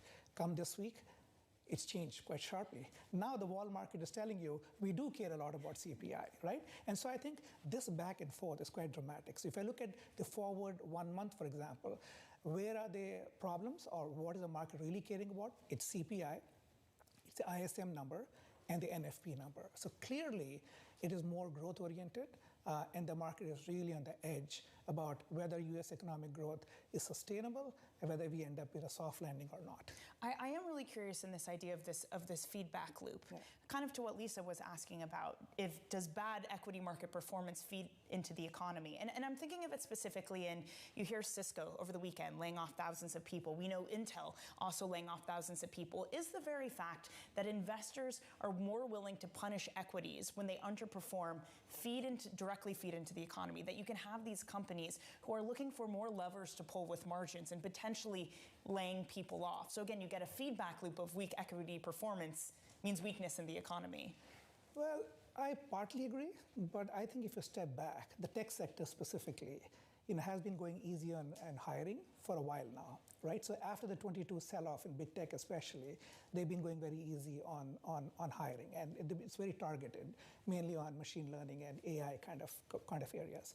But I think the question is that the equity market has been posting excellent returns, right? And so you're at a point now where you need to take a breather. And for example, if you look at where the angst is in the market, you saw big tech in July and June rise almost 25%, driven by their valuation multiples going from 29 times to 34 times. That was a red flag, right? Because it's not as if their earnings are suddenly accelerating. If anything, big tech earnings are decelerating, even though they're still at a very, very healthy pace. So I think this is a market where the balance of fundamentals are quite decent, including big tech. But clearly, you want to be very careful about, for example, what multiples you pay for big tech, which has been dragging the market up on a consistent basis, right? So we would be comfortable in the 25 to 28 range. Anything more than that is risky, and correlations increase when big tech corrects. That's what you saw recently. But when you see the correction like we saw last Monday, is that a time to get into big tech? Is that a time to really double down if you do think these are the growth prospects of the future? The answer is yes. So our view is that it all depends on the entry point, right? So at 34 multiple, for example, we are uncomfortable. But once you come to the 20s, we are comfortable. The reason is big tech was growing at 60%, then 56%. And now this quarter, by the way, the expectation was 32%. They're delivering close to 40%. So the earnings, realized earnings growth are tremendous. At the same time, like I said, they are decelerating, right? The forward, if you look at 4 quarters, the expectation it settles in the 17 to 20% range. Now, that is a deceleration, but still extremely robust. So I think the question is, what happens in the future in terms of in the tech area, with the focus shifting to monetizing AI and things like that? And do these companies deliver these kind of earnings? If they miss on that 70 to 20% number, then I think we have a problem in hand. Because the rest of S&P is doing okay, but the creep is marginal, and the impetus and the ballast is coming from big tech. If there's a problem over there, that is going to spread. This really raises this dichotomy right now in the markets. We were speaking with Tony DeSpirito of BlackRock, who thinks that we're seeing this broadening out and that actually you're going to see equal weight S&P catch up to the market cap weight S&P 500 that has been dominated by the big tech names. Yeah. Sounds like you disagree. No, we do agree with that, but I think it's going to be incremental. I think the hope for that trade has been there for 9 months now, and it hasn't happened, right? And the same people telling you it's going to broaden, and we were on the other camp. We said, learn to live with narrowness, and that's what happened. Now, though, what's changed is big tech outlook is moderating somewhat because of the monetization angle, and rightfully so, and the huge amount of capex they're spending. Suddenly, people are waking up to and saying, "You're spending $200 billion. Like, what's the return? What I see today is hardly anything," right? That's important. But the broadening is the rest of S&P. For the last 2 quarters, we have seen a positive operating leverage in S&P, which means earnings growth accelerating faster than sales growth. And that has been partly aided by the rest of S&P as well, even though it's marginal. So I think incrementally, if you look at what numbers are telling you, You see big tech decelerating, but you have rest of the S&P accelerating. Where we are skeptical is the pace of accelerating, which the market consensus is telling you is going to be 15-ish%, probably will be less than that, because half of S&P is still facing margin pressures as the extraordinary pricing power they exercised and they benefited with peak profitability is now rolling over as demand is moderating. Vinu Krishna, thank you so much for being with us of Barclays. I love all the sanitized way of saying that consumers just won't take it anymore and are saying, absolutely not. If you're going to hike prices by 10%, we're not going to buy. I mean, that's basically what we've been seeing now. Unless you're going to a luxury resort somewhere. The bifurcation depends who you are. Depends if you're with leisure or, what was the other one? Leisure or Lizness? Yeah. Well, let's get you into the stories elsewhere this morning. Here is your Bloomberg Brief with Yahira Hackis. Yahira. Hi, Lisa. Israel is strengthening its infrastructure defense as it faces heightened risk of attacks from Iran or its proxies in the Middle East. It comes as Iran reiterates its pledge to seek revenge for the killing of a top Hamas official in Tehran. Meanwhile, Hamas called on mediators to come up with an implementation plan for a ceasefire based on earlier talks rather than begin a new round of negotiations with Israel. The U.S., Egypt, and Qatar have scheduled new talks this week, which Israel has said it will send a delegation to. Germany's economic outlook is facing the bleak prospect of hardly any growth this year. GDP is expected to rise 0.1% in 2024, down from a prior prediction, according to the medium forecast in a monthly Bloomberg survey. Data has shown the country's industrial woes are continuing to hold back growth, causing Europe's biggest economy to unexpectedly shrink in the 3 months through June. And former President Donald Trump plans to sit for an interview tonight on X with its owner, Elon Musk. The billionaire is promising an unscripted discussion with no limits on subject matter. Musk often butted heads with Trump when he was in the White House, but he endorsed the former president after the attempt on his life last month. Elon Musk's interview with the former president is set for 8 p.m. tonight. That's your Bloomberg Brief. Lisa? Thank you so much, Yahira. Danny, evidently the House of Lords messaged in to weigh in on leisure versus Lizness. Correct. A Lord has messaged me saying that it is leisure, not leisure, so it needs to be leisure. This is why we don't have lords in the United States. Well, there we This is go. the very reason. Anyway, let's move on. Up next, the morning calls, plus Daniela Bredauer of HSBC ahead of a big week for retail results. That's coming up next. This is Bloomberg Surveillance.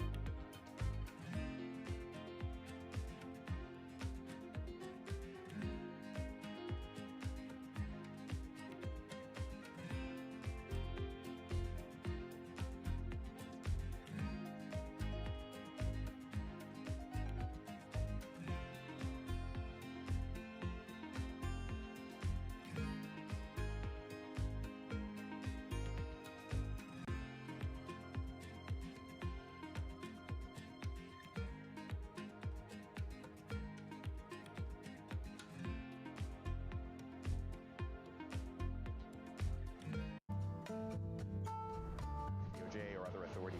Could face bigger challenges next. It was going to keep rain World Cup. This is a three. As the economic picture. Covering the intersections of Hollywood, Silicon Valley.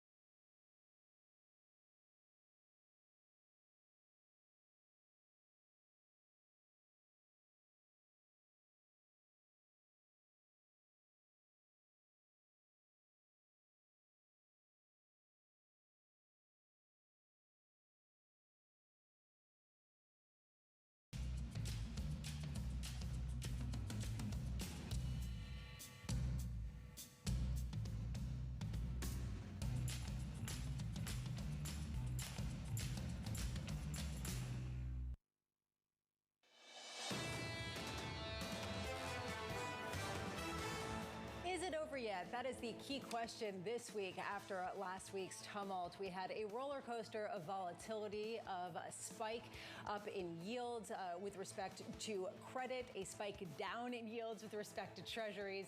And what you're seeing today in markets is calm. Evidently, for now, it might be subsiding. Right now, we're seeing S&P futures up about 0.25% at 53.83. Euro really gaining pretty much across the board last week. Right now, 109.23. A real question here, and I want to sit on this for a second. Danny, how much currency volatility really was underpinning all of the drama last week? And maybe that's why today is calm, because Japan's on a holiday today, so we don't have that trade.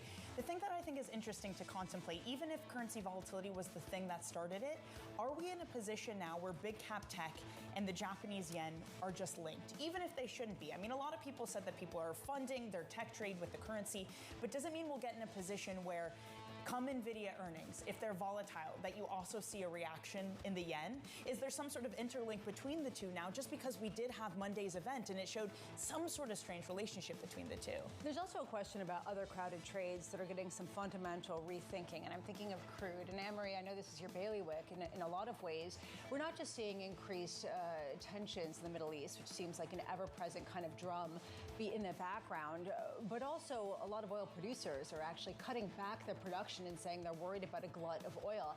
How much have we seen a really changed landscape in crude? Yeah, Javier Blas recently wrote about this, trying to maintain that floor for OPEC Plus at $75. This is something that actually they probably would like to see a lot higher, but even $75 is hard to maintain. Most notably, the U.S., even more of a record producer now, 13.4 million barrels a day. At the same time, what did we discuss this morning? A record amount of outflows coming out of China. You see a growth weakness in China, which notably, that would be the place that you'd see a driver for more consumption. Well, time now for the morning calls, looking beyond macro to micro. First up, Piper Sandler upgrading Robinhood to overweight with a price target of $23. The analyst citing the stock's recent pullback as an attractive entry point into a, quote, innovative, fast-growing brokerage platform. Next up, Wolf Research downgrading Qualcomm to peer perform, seeing headwinds as Apple swaps supply chains for its iPhone 18 AI processing modems, expecting Qualcomm to lose market share on all but U.S. phones. And finally, Evercore initiating a tactical outperform trading call on Walmart ahead of Thursday's earnings report. The analyst praising the big box retailer as a, quote, steady ship providing a port in the storm of consumer volatility. Sticking with retail, Daniela Bretthauer of HSBC maintaining her reducing rating on Home Depot, but lowering her price target to $318, citing the pressure of higher interest rates and lingering pandemic effects with do-it-yourself customers stuck on the sidelines. Daniela joins us now. Daniela, thank you so much for being with us. Just at an overview level, where are we in terms of the normalization post-pandemic, where everyone went to sort of shore up their homes because they were going to be stuck there for the foreseeable future? Hi, good morning, everyone. Thanks for having me on the show. Let me begin by sharing you our base case scenario for the U.S. economy, which stands the Fed should start easing in September and the U.S. economy avoids a recession. So that's HSBC base case scenario for the economy. And according to our regression models, at 8:30 a.m. Eastern Time, you get our Canadian building permits month-on-month number, forecast of 6% on the prior minus 12.2%. Last week. So with this easing, the U.S. economy would avoid a recession. And we recently increased the number of rate cuts this year to 25 basis points to a cumulative cut of 75 bips. And with regards to Home Depot, the current price is broadly in line with the stock's value in the last 6 months. It has been a favorite name for income investors that look for dividend yield. We have a 2.5% dividend yield for Home Depot. But, Home Depot has missed Wall Street's revenue estimates 3 times over the last 2 years. And with consumer spending, higher interest rates, and the economic downturn recently could hinder sales recovery for the home improvement projects and negatively impact Home Depot's growth. Daniela, we've been talking a lot about the bifurcated consumer, that you're seeing weakness on the low end. Is there any sign in any of these earnings that it is starting to migrate upwards? So yeah, thanks. Great question, because over the past few months, we saw more evidence of a tired consumer. Large cap names such as Walmart that operate in a more defensive sector of consumer staples tend to outperform under a risk-off scenario. And Walmart, which reports on Thursday, it's usually perceived as a good proxy to the state of the U.S. consumer. Daniela, though, it's not just a good proxy for the U.S. consumer. According to on the lower end, according to Walmart's last earnings report, they talked about wealthier consumers trading in, trading down. So is this just says something about the consumer as a whole, or is it about Walmart taking market share from other players? So the takeaways from the Walmart quarterly results are: one, consumer wallets remain stretched, but they responded well to Walmart's strong value proposition. Second, food inflation continues to moderate. It's down from where it was at the end of last quarter, and it should stay at low single digit rates for the rest of 2024. And third, the U.S. consumer, even the wealthiest one, is now shopping at Walmart. So they do have reported market share gains among higher income consumers. Just quickly, Daniela, is there anything in the earnings or some of the commentary that you've been really focused on that suggests that we're headed into a bout of real consumer spending weakness beyond what people are expecting?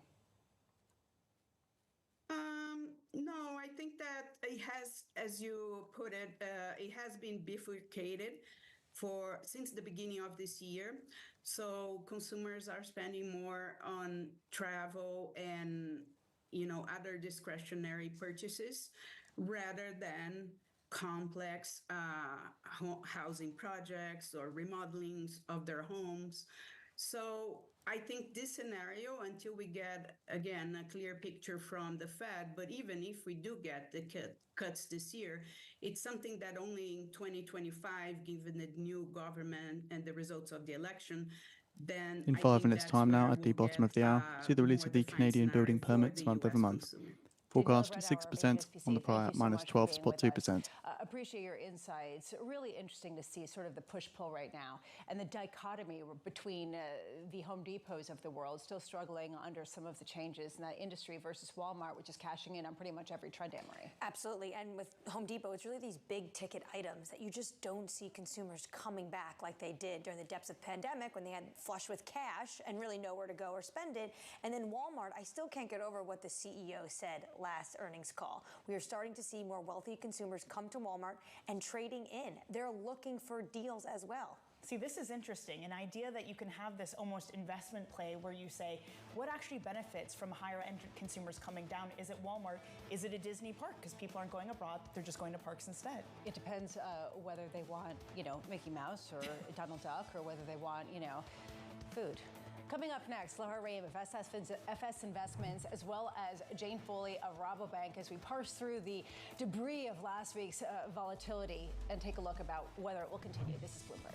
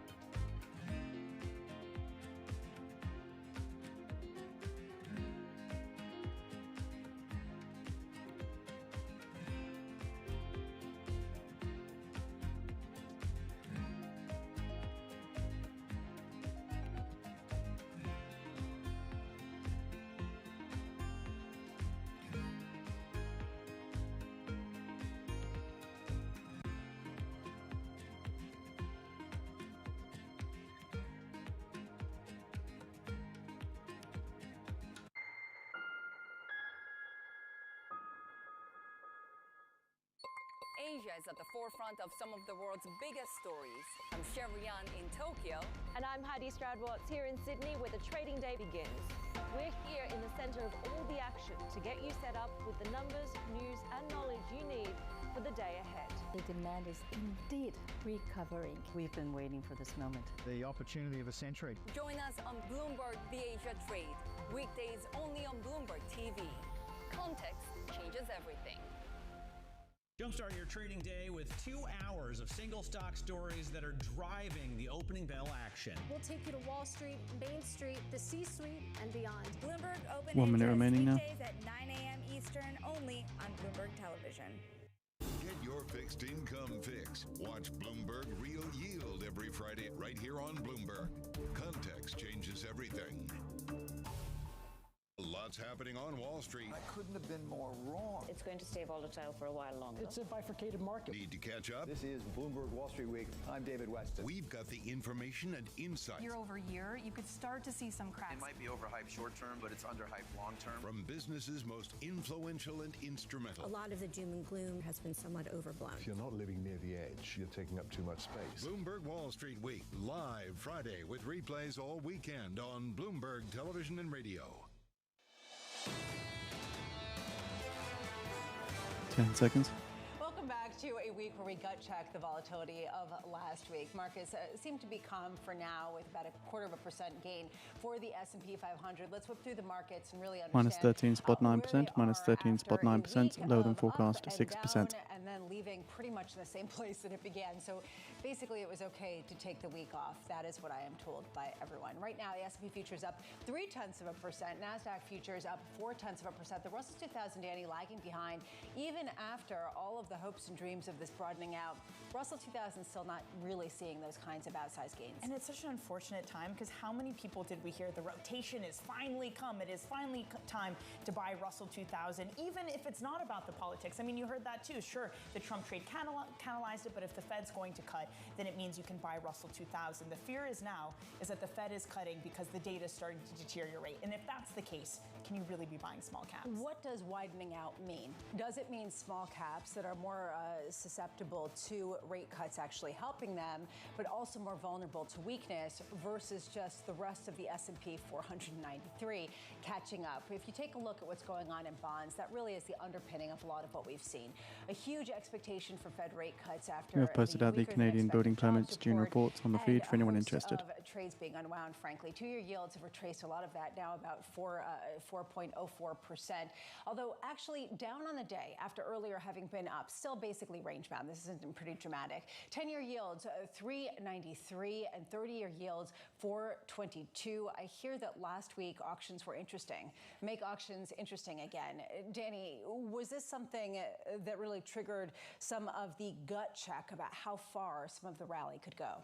Well, it was a feeling of, if yields are below 4%, are we really going to add more duration? And if yields are below 4%, do we start caring about the deficit? Because if this is the trajectory, does it mean auctions are going to start looking like 2023? In other words, Lisa, the market saw you were off and said, maybe now is the time to freak out. Yeah, well, you know, I was looking at it on my phone to try to have bleisure.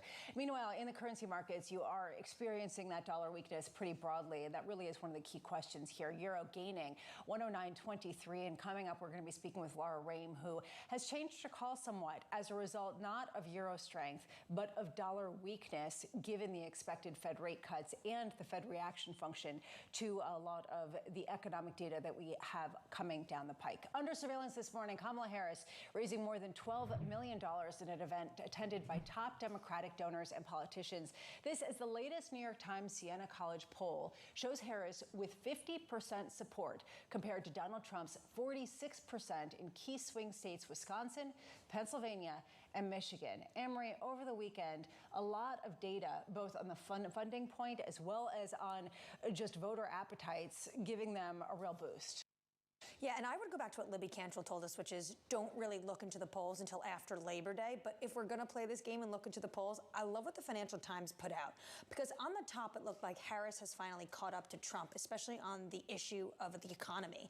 That actually more voters say they trust her in the economy than Trump. Trump has always been the standout. But then if you look under the hood, really interesting numbers. 42% said they'd be much or somewhat better if Trump won another 4 years in the White House, and just 33% said they'd be better under a Harris presidency. And actually what you saw is that most respondents said Harris needs to distance herself from Joe Biden. This idea of Bidenomics, they're going to be on the trail together this week. I want to know if that actually helps or hurts her. I think that distinction you draw is so important, of more people saying that Trump will help them personally better off financially, because people vote in their own self-interest. So the idea that a Harris campaign can take a victory lap after this isn't quite so. It goes back to what Terry Haynes said. She has momentum now, but there are lots of stumbling blocks ahead. And perhaps they need to position themselves and get a coherent message around the economy, be it distancing themselves from Biden, in order to kind of keep that momentum going. Next week, the DNC, you will be there, and we'll be covering that in terms of how much of a boost that gives and how the messages change tonight at 8 p.m. Eastern. You do also have Elon Musk interviewing Donald Trump, the former president, on X, formerly known as Twitter. We'll start to get a better idea of how the U.S. consumer is faring as Home Depot and Walmart report this week. Home Depot's same-store sales expected to slump for a 7th straight quarter, while Walmart's ability to appeal to all income levels could protect it from consumer weakness. This is the interesting aspect of these two companies, Danny, that on one hand, you have Home Depot struggling with a lot of secular kind of housing-related issues overlaid with the consumer appetite, and Walmart is just basically cashing in on all sides. It's this thing that every time we look at earnings, we say, is this idiosyncratic? Is it just a Delta problem that their earnings weren't great? Is it just a CVS problem? But maybe that's the point. When you have these individual companies make missteps, the market is less willing to forgive it, because if you don't have that economic growth, you can't kind of paper over some of the issues. So with Walmart, is it the opposite? Are they just doing better because they position themselves well for this moment? Or is this moment, should we have a bigger read of it, that it does suggest that it's not just a lower-end consumer struggling, that maybe it's moving upwards? Well, yeah, and is Walmart an actual consumer staples company, or is it, you know, an advertising company, or is it a media company, or what else is it doing, given the fact that it's really cashed in on some of its platform and technological edge? Meanwhile, traders are bracing for a big week of data, U.S. PPI and CPI coming on Tuesday and Wednesday, respectively, followed by retail sales and another round of jobless claims on Thursday. This week's inflation data is the next crucial print ahead of a widely anticipated September rate cut. Joining us now ahead of all of that is Laura Rame of FS Investments. Laura, great to see you. Thank you for being with us. I want to start there in terms of what you're expecting to see with respect to economic deterioration to either confirm or really kind of question what we saw in the non-farm payrolls report for July. I think the way that I'm describing the evolution of the economy right now is an incremental slowdown.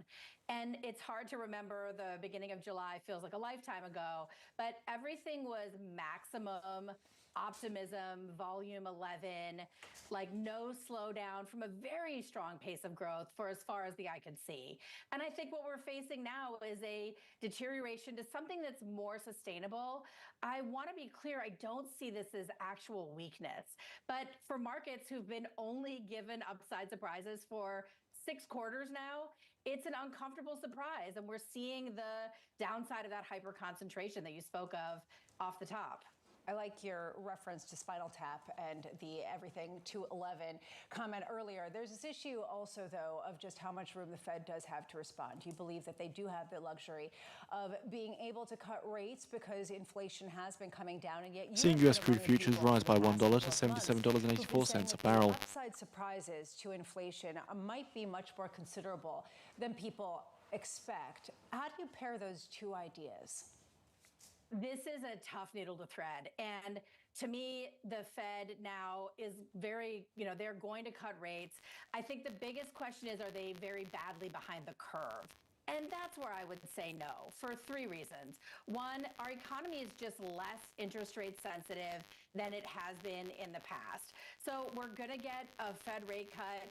The question is, how much juice is that actually going to give us in the near term. I think the second reason for me is that while clearly we're facing a really nice soft patch of inflation today, I think when you look just a little further, several quarters ahead, some of the problems of rent, of services are probably not going to go away. I don't think the Fed has the latitude to just slash rates down 200 basis points over the next 4 quarters like markets want. Again, unless the economy really changes trajectory. And I think the third thing is that they know they have a little bit of time. You know, we've seen real rates correct down. I think that if they really feel like they're seriously behind the curve, they are going to take that chance to cut. But one payroll report, it's just too volatile. I don't think that's enough to really move the needle significantly. I was going to say, because when they talk about having more time, they often talk about it in the context of this labor market, that yes, hirings have slowed down, layoffs haven't started. To that, Neil Dutta of Renmax says that they're playing with fire, that hires slow before layoffs, and using layoffs as a crutch is unwise. What do you make of that, Laura? I think he's really, and this is an important point, because the unemployment rate moves asymmetrically. By that I mean it goes down really slowly and it shoots up. And we do have a really, I think, scary history of this asymmetric response in the unemployment rate. But if we're going to be all in on the soft landing, and we don't have to be, I think landings are bumpy, and that's one thing that we're experiencing in markets. We need to watch the unemployment rate like a hawk, and we need to really be, you know, if it gets to 4.5, if it starts to move in 0.2% increments every month, I think that's a situation where the Fed does cut significantly. But this is an important tipping point, and I think you look back to the one case where we didn't have a recession when the Fed cut rates, the mid-1990s, you did see the unemployment rate kind of move up a little bit and then stop. But it's a tricky time. I would agree with that. Well, where we are right now in the unemployment rate at 4.3% is roughly where the Fed wants to see us at the end of the year. So where do you think the unemployment rate will be at the end of 2024? I think we're going to be about here, around 4.25. And again, this is the dance of, you know, a lot of companies actually announcing capital expenditures in their earnings calls. You know, we're going to need a lot of investment to put things like AI into practice. This is, I think, where markets got ahead of themselves. It's not just a profit story, it's also a spending story. That's great for the economy, it's great for growth. It's not so great for free cash flow yield. And that's, I think, why we've gotten this real snapback, because you have the problem of inflation. And when we talk about the need for investors to widen, I would absolutely agree with that. It's even beyond traditional markets, because what we're seeing today is, I think, good for the economy and good for productivity growth. But for publicly traded markets, it's a challenge. Just to sort of finish up, looking ahead to this week, what do you think is going to be the most compelling data point or earnings release that could shape your view going forward? I think CPI is going to be important. I think retail sales are going to be important. You know, the CPI numbers, markets are really just looking to check the box on the Fed, you know, putting that rate cut into place. I expect it to be another friendly report. We're going to see a lot of volatility. That just the next quarter, brace for that, because Fed policy expectations are going to swing around. I'm still only looking for a 1/4 point cut, but you roll right from that into the elections, where we know the volatility picks up in the 2 months before an election hits. Laura Rehm of FS Investments, thank you so much for being with us. Joining us now, someone with a call on what's going to happen with the euro, Jane Foley of Rabobank. Jane, you actually recently changed your view on the euro to actually increase it, seeing a likelihood of 110 rather than 105 previously versus the dollar, because not euro strength, but dollar weakness. Just pairing this with what we were hearing from Laura, Jane, how much do you see this hinged from U.S. weakness versus just simply rate cuts that might be beyond what people expected?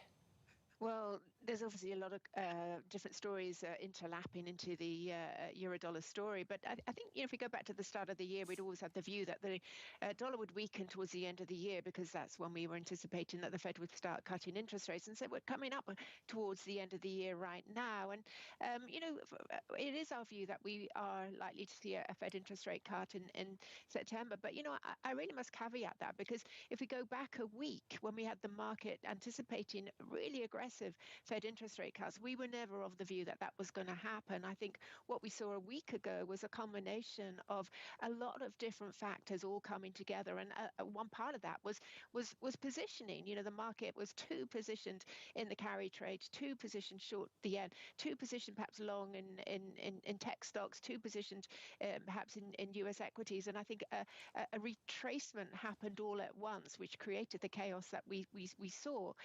But our view all along is that we'll have some moderate Fed interest rate cuts towards the end of the year, and we're still of that view. How much do you think that some of those carry trades have been fully unwound? How much are left? Well, that question again needs to be put in some sort of perspective. How much should be unwound? I mean, certainly if you were in the carry trade maybe at the start of last year, you'll probably still be in the money. I mean, certainly if you look at some currencies, maybe MEX against the yen, currency trades like that. I think we have unwound more or less everything that we are going to unwind right now.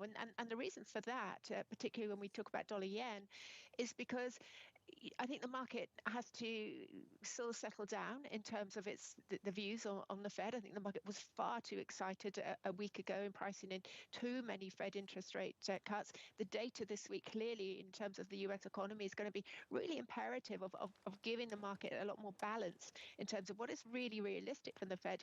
And at the same time, well, yes, maybe the Bank of Japan can hike interest rates again, but maybe that won't be till the start of next year. So from that point of view, I think a lot of the really extreme positions, and there's a lot of them, have been washed out right now. And I think maybe dollar yen can settle at maybe still relatively volatile, but nothing like what we've seen. So maybe 145, 147, that sort of trading band until we get more data to really clarify what the fundamentals are suggesting for that currency pair. Jane, is there some degree where just the carry trade isn't attractive now, that it's linked to low volatility? And if we're entering a summer that's already been volatile, if we're entering a period of politics, and as you mentioned, the uncertainty over the Fed, that even when trades do unwind, they won't be put back on? Yeah, I mean, you are right there, because one of the reasons that the carry trade has been so popular in FX this year has been because volatility has been, really very low. So if you enter into an environment with higher volatility, high news events, and certainly, the Fed and the US election are really big news events for foreign exchange, there is the likelihood that those sorts of trades will become certainly, less fashionable. And we're not, I would expect, going to go back to the situation that we were in, maybe about a month ago, with everybody and their dog, short of the yen. I don't think anyone's really anticipating that's going to happen. But, at the same time, it is the nature of foreign exchange that there is going to be some degree of carry trade in there, but just not as popular as we were just a few months ago. Jane, last time you were on, we talked about the dollar and what it means for this Trump trade, and how sometimes the policies Trump talks about means a stronger dollar, but he's been on the record talking about how he actually wants a weaker dollar. Do you have any idea on how the dollar would trade with a Harris administration?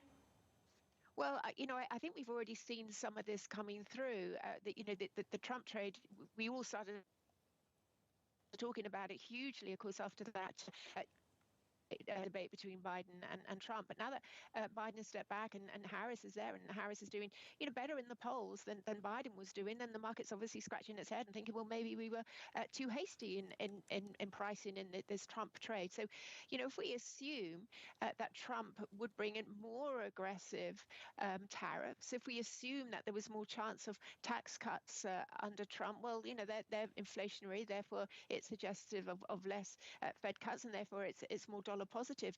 We can assume perhaps that Harris would be more friendly in terms of her allies when it came to tariffs, because I think the direction for protectionism is still going to be there, but perhaps less so under Harris than under Trump.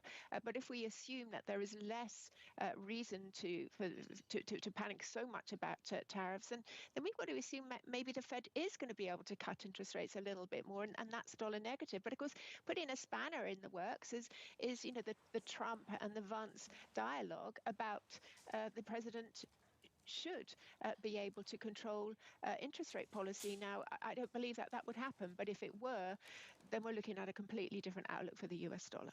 Jane Foley of Rabobank, it has not been a boring August for you. Thank you so much for all of your insights, and talk with you again soon. Right now, let's get you an update on stories elsewhere this morning. Here is your Bloomberg Brief with Yahaira Hakis. Yahaira. Hi, Lisa. Scotiabank has agreed to buy a minority stake in KeyCorp for about $2.8 billion as part of a focus on increasing the bank's footprint across North America. Scotiabank will acquire just under 15% of the Cleveland-based bank, with shares purchased at an 11% premium to their volume-weighted average price. KeyCorp has about 1,000 U.S. branches and oversees about $187 billion in assets. KeyCorp was among the hardest hit regional banks in last year's crisis after the Fed hiked interest rates. Meanwhile, OPEC trimmed its forecast for global oil demand this year and next as the cartel prepares to decide on planned supply increases next quarter. In its monthly report, OPEC said it could pause or reverse the increase depending on prevailing market conditions.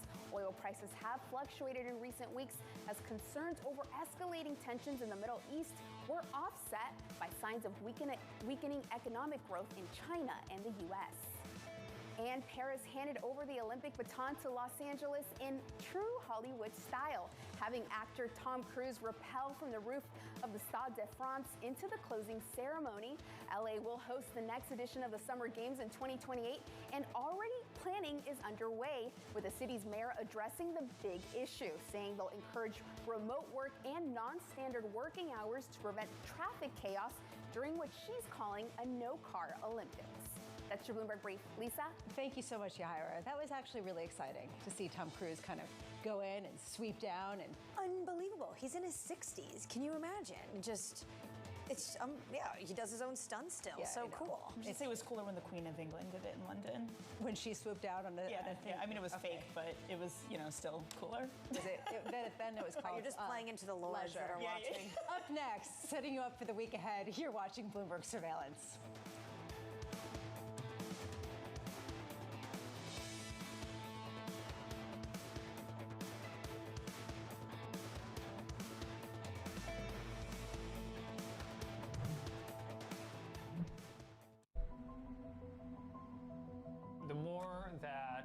You learn about this case, the more it reads like a Hollywood script.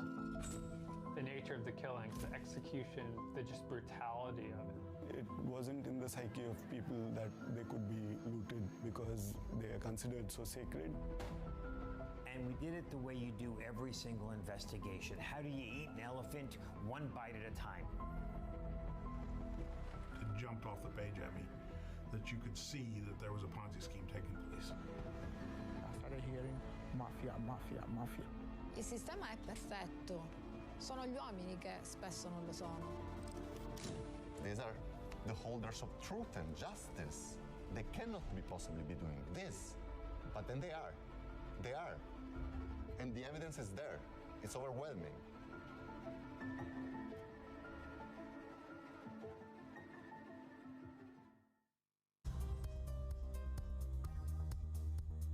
It's the countdown to the market open as we bring you the first trades across Europe. We'll debate the most important stories and what will drive the big investment decisions throughout the morning. I'm Guy Johnson. I'm Kriti Gupta. And I'm Anna Edwards. Join us every weekday morning for the opening trade, live at 7 a.m. here in London. Only on Bloomberg. Context changes everything. From the world of politics to the world of business, Joe Matthew and Keely Lines deliver news, insight, and analysis live 2 times a day every trading day. Balance of Power at 1 and 5 Eastern, only on Bloomberg.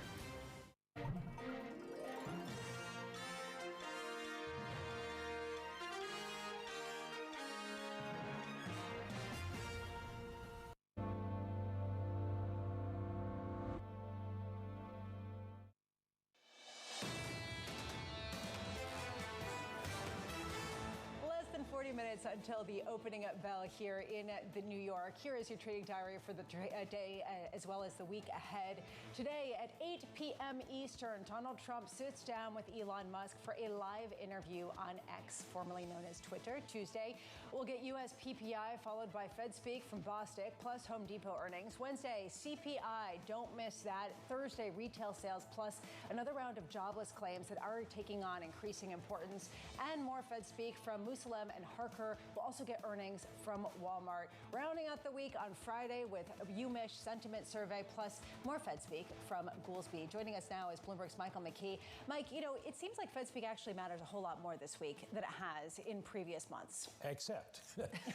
Oh, come on. We've already heard a lot from Austin Goolsbee and a little bit from Raphael Bostic, so I don't think we're going to get a whole lot more there. Alberto Musalem from St. Louis hasn't spoken very much at all since he took office at the beginning of the summer, but it may be interesting to hear what he has to say about it.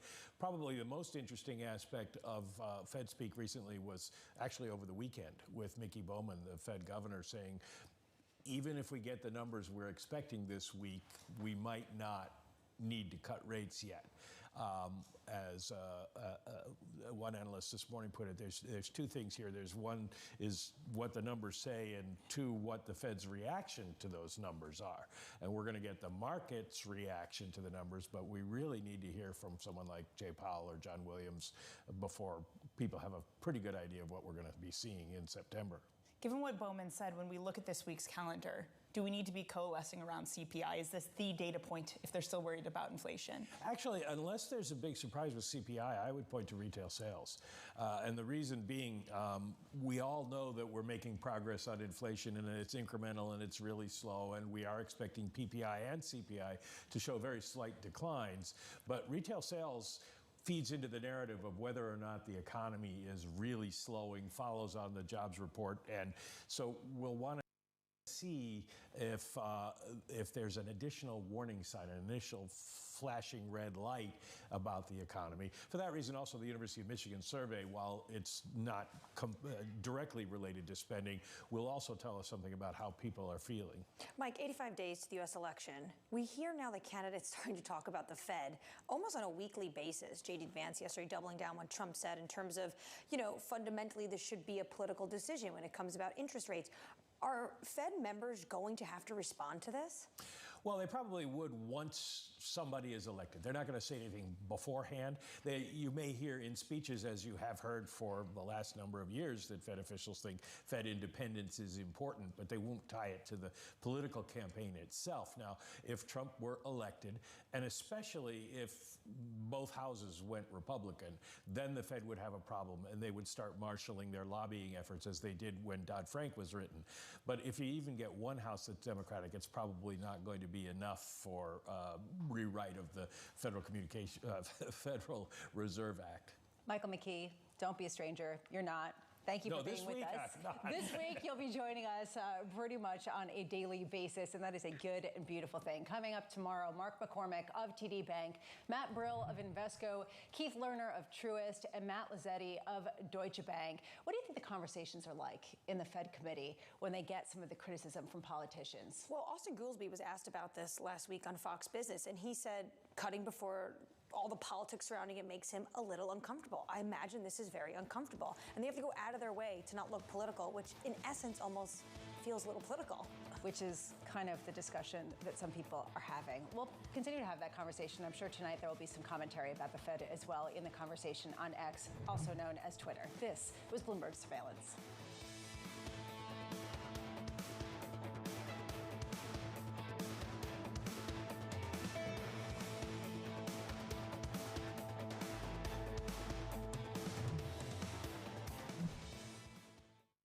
People ask me all the time, what is the key to being a really good investor? And I tell them it's to surround yourself with and work with the best investors you can find. On Bloomberg Wealth, I'm going to take you to meet the greatest investors in the world, the people that I would like to have managing my money. If I had invested with you, which I wish I had, what kind of rate of return would I have had over that 10-year period of time? Over 100% a year on average. On average. 100% a year, that's pretty unusual.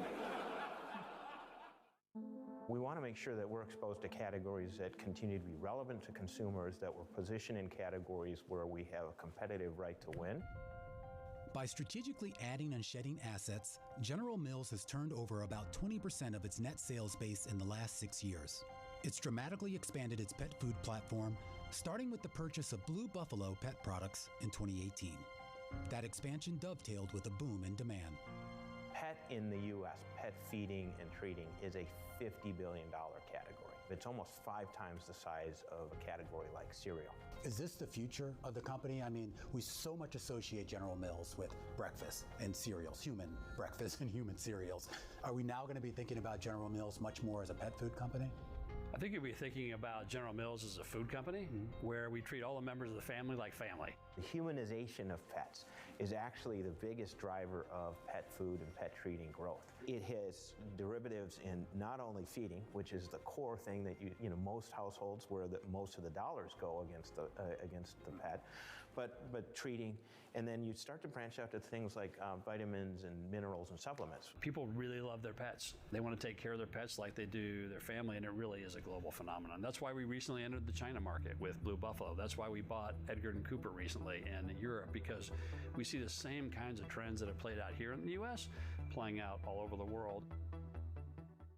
Today's CFOs are reshaping the C-suite. Bloomberg's chief future officer shines a spotlight on these dynamic leaders. Our first job is to intimately understand and anticipate the consumer's needs.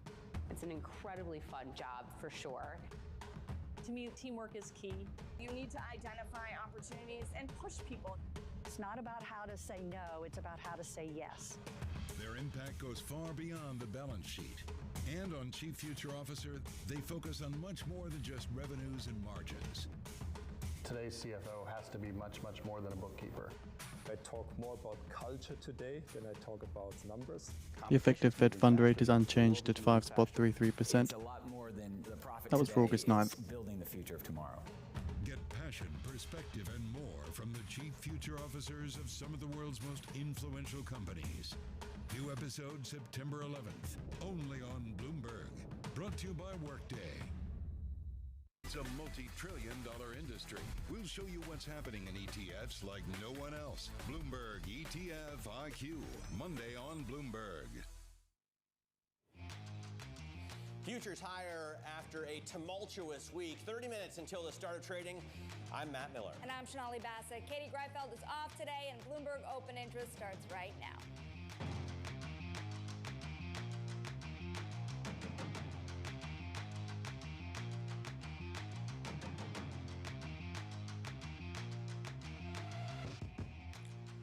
All right, looks like stocks kick off this week calmer as investors await key data which will shed light on the health of the U.S. economy and inflation and help us divine an outlook for the Fed. Meanwhile, Fed Governor Mickey Bowman warns inflation still faces upside risks, signaling that she may not be ready to support easing next month. And on the corporate front, Starboard reportedly takes a stake in Starbucks as Disney unveils expansion plans, including a new area devoted to the bad guys in movies. Let's take a look at where markets are trading right now. In terms of futures, we do see gains on the S&P and the NASDAQ, about 0.2%.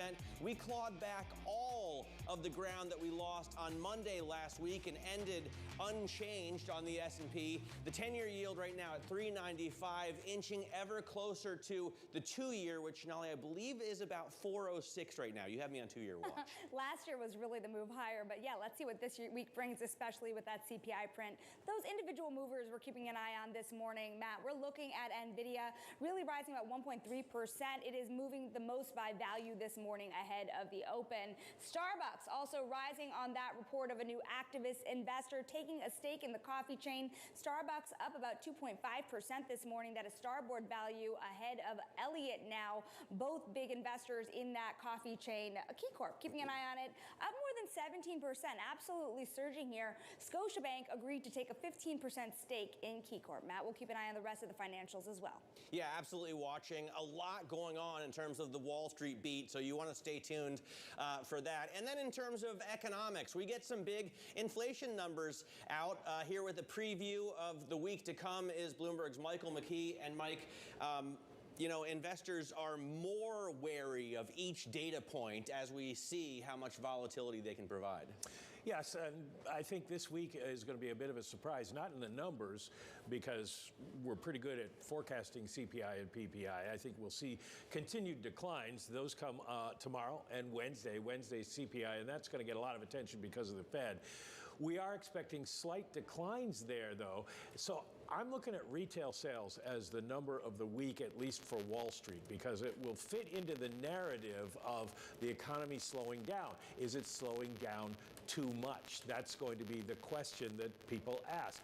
Now, here's the CPI and PPI forecast. As you can see, very slight changes on a year-over-year basis, but continued further progress towards the Fed's goal of 2%, and just keeps us on track for perhaps a September rate cut. Not going to influence folks on the street as much. It's the retail sales forecast is going to be a little bit weird this time because we had the cyber hack for auto dealers in June, and that pushed down overall numbers. Now we're expecting a fairly decent rise in the headline numbers because car sales will be up.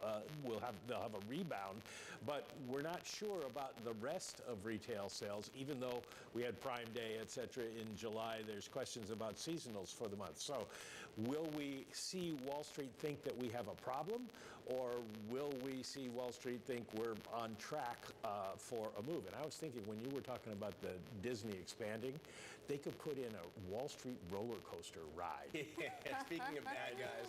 And make lots of big money on that. I was thinking about your Denver reference over the weekend as well. Let's have a space in life. You know, how much room for volatility is there in the bond market this week? Because we have a lot of data, to your point.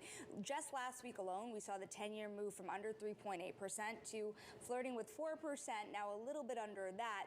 Still at least 100 basis points of rate cuts baked in this week. What are you expecting in terms of moves? Yeah, I don't think we see a lot of moves, at least until the end of the week, if then we don't have auctions this week. So we do have the inflation numbers, but not moving all that much. So in theory, those will be priced. Then the question is, will people react to retail sales? And then on Friday, the consumer sentiment numbers, if those come in significantly up or significantly down, that could also force people to rethink what the Fed is going to do. Mike, we thank you so much. We're looking forward to your coverage all week long. That is Bloomberg's Michael McKee.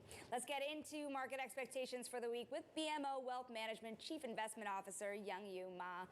You think about what Michael was saying about this week, the volatility you could expect is after the tremendous volatility we saw last week. What do you expect out of both the inflation numbers this week as well as the retail numbers? Yeah, it has been quite a roller coaster ride, as was mentioned. We think the inflation numbers will probably come in favorably, but if there is a surprise, which we don't completely rule out, that could certainly move the markets one way or another. Hopefully that surprise would be on the favorable side. Retail sales, I think, are going to continue to show somewhat of a bifurcated consumer. On the middle and upper end of the consumer spectrum, I think that's still very healthy. On the lower middle part and lower part of the consumer socioeconomic spectrum, they still continue to face strains and challenges with spending and budgets and the effects of inflation. So I think how that plays out in retail sales overall could be a little bit on the soft side. I don't think that's deterministic for the economy, but it could give the Fed some additional ammunition or impetus for rate cuts in September. In terms of those rate cuts, Young-Yu, I think you have an interesting take on the, long and variable lags. Are they going to be shorter on the way down than they were on the way up? I think the idea of long and variable lags is a rule of thumb, but of course, given the situation, the impact can be sooner or later, depending on what's happening in the economy. And I think the reason that we didn't see a very large impact from the rate hikes that took place, or it took a long time for that impact to set in, is the same reason that we'll see a quicker impact from rate cuts. I think there's a lot of pent-up demand by corporations that are looking to either roll over debt or borrow money or expand, that have been waiting for lower interest rates to do so. At the same time that we get rate cuts, or around the same time toward the end of the year, as this is rolling out and getting further rate cuts, we'll also see resolution about the election. And so I think this confluence of factors is going to come together with both lower interest rates, less uncertainty in the markets, less political uncertainty, and should have a greater effect on the economy. And that long and variable lag will probably be considerably shortened as we get rate cuts. And by the time we're just a few cuts or maybe 100 basis points or so into it, we'll start to see more of an effect. Even if you believe you are going to get that first rate cut in September, that is more than a month away until we have that Fed meeting. And when you talk about the retail sales data, the bifurcation in the consumer, we've been talking about that bifurcation for a while. When does that bifurcation just bring more people into that pain spot here? How much pain between now to September to those long and variable lags do you expect to start rolling into the consumer that could then start rolling into the market? Yeah, that's a good question. Is there a tipping point where we really start to drag down the economy? We don't think we're at risk of that, or at least not at serious risk of that. And Fed interest rate cuts would go a long way to reduce that risk even further. We think the underlying fundamentals remain healthy. We see that in the weekly initial unemployment claims. We see that in ISM services. We just don't see a lot of downward momentum in the economy. And it would be that momentum that would really start to have a binding effect and a greater downturn in terms of spending. So we feel pretty good about where the fundamentals are right now. And could it take place? Yes, we could get that kind of downward spiral in the economy, but we think that would only take place if we didn't have rate cuts until well into next year. We think rate cuts in September, November, December would really go a long way toward shifting that dynamic and alleviating some of the pressures we see now. We've heard lately a lot about a value play post election or post, vote in November. In fact, the last 11 elections, you've seen value stocks outperform growth for the first 6 months, post the vote. You like industrials. Do you think those two are kind of tied together here? We think they could be tied together in terms of that value play, a bit of rotation from what has been a long run for large cap technology stocks or mega cap technology stocks into more value, even into small caps, but also industrials as well. Industrials on average tend to be more in the mid cap space. There's some large ones, some smaller ones, but we think that there is pent up demand. There are a lot of projects that will be, although they may have been pushed out a bit, they're still in the works, and there's a lot of spending that still is going to roll out in the industrial sector. And we think once the uncertainty of the election gets behind us, a lot of those trends that have become a bit cloudy will become a lot clearer. And those industrial names still stand to benefit from both spending trends, onshoring trends, and expansion in things like data centers. We think there's a lot of runway there to go. What are the trends you're catching out of this earnings season, Young Yu? You think about the fact that we're almost there, but you also have some massive names. Walmart this week. You have NVIDIA at the end of the month. What are you still looking out for? Yeah, it has been an interesting earnings season. One thing that has been noteworthy is that the beats by companies have not been quite as strong as in prior earnings seasons.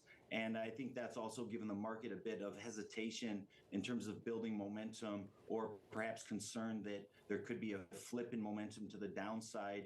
We're looking just for stability. We're looking for stability out of these big names. We're looking for signs of AI being rolled out further among companies and actually seeing those use cases turn into beginning or early signs of efficiency and productivity. We think that's very important because ultimately, whether companies such as NVIDIA can continue to do well will be dependent on the spending that takes place broadly across the economy for AI. And that's really ultimately going to be dependent on productivity gains, efficiency gains, really starting to kick in. And we think that that's a 2025 story, but it's nice to see early signs of that when they appear. So those are some of the things we're looking for in terms of anecdotal information at this point. We think would be hard data in the coming quarters. BMO Wealth Management Chief Investment Officer Young Yu Ma, we thank you for joining us on this Monday, a calm Monday. Finally, another quick check here on futures. We're taking a look at those S&P futures, up still about 0.2%. Same goes for the NASDAQ 100. So chill out there. But the Russell 2000, pretty much flat, no bid in the small caps, really. Big change from what we saw just about a month ago. We're going to take a look at some of the stocks moving ahead of the opening bell. Here's Abigail Doolittle. And not so chill Phil, take a look at the shares of B. Riley, absolutely plunging, down about 48%. The financial firm essentially pre-announced to the downside. They're now saying that they are projecting a loss. They've also suspended their dividend, and they are facing a U.S. probe over risk disclosures.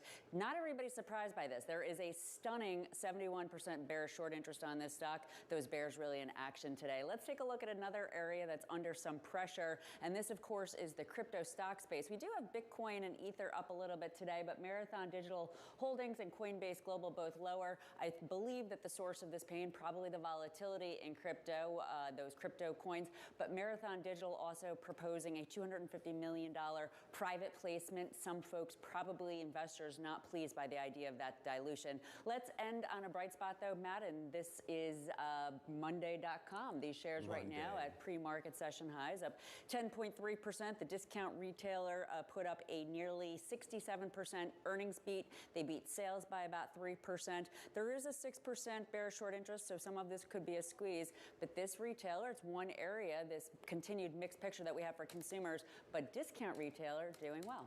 All right, Abigail, thanks very much. Abigail Doolittle looking at some of the stocks moving for us on this Monday morning. Coming up, Starbucks is already contending with activist investor Elliott Management. Now another activist, Starboard Value, has reportedly taken its own stake in the coffee chain. Details next. This is Bloomberg.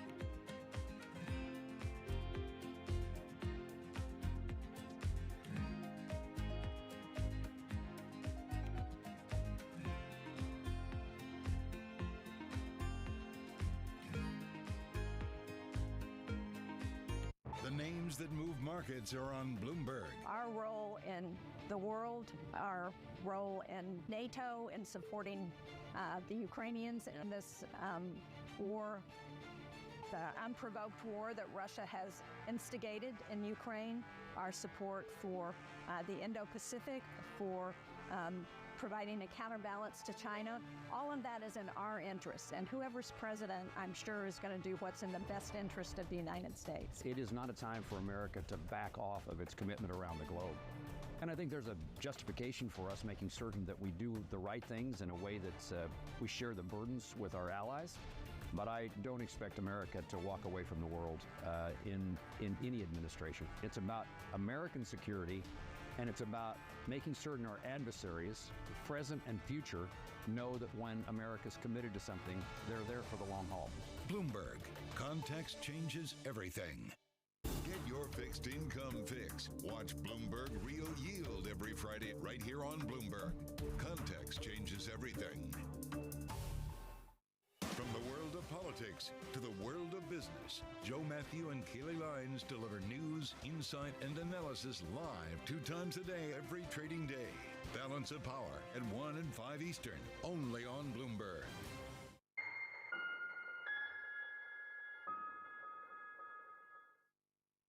Earnings season is here.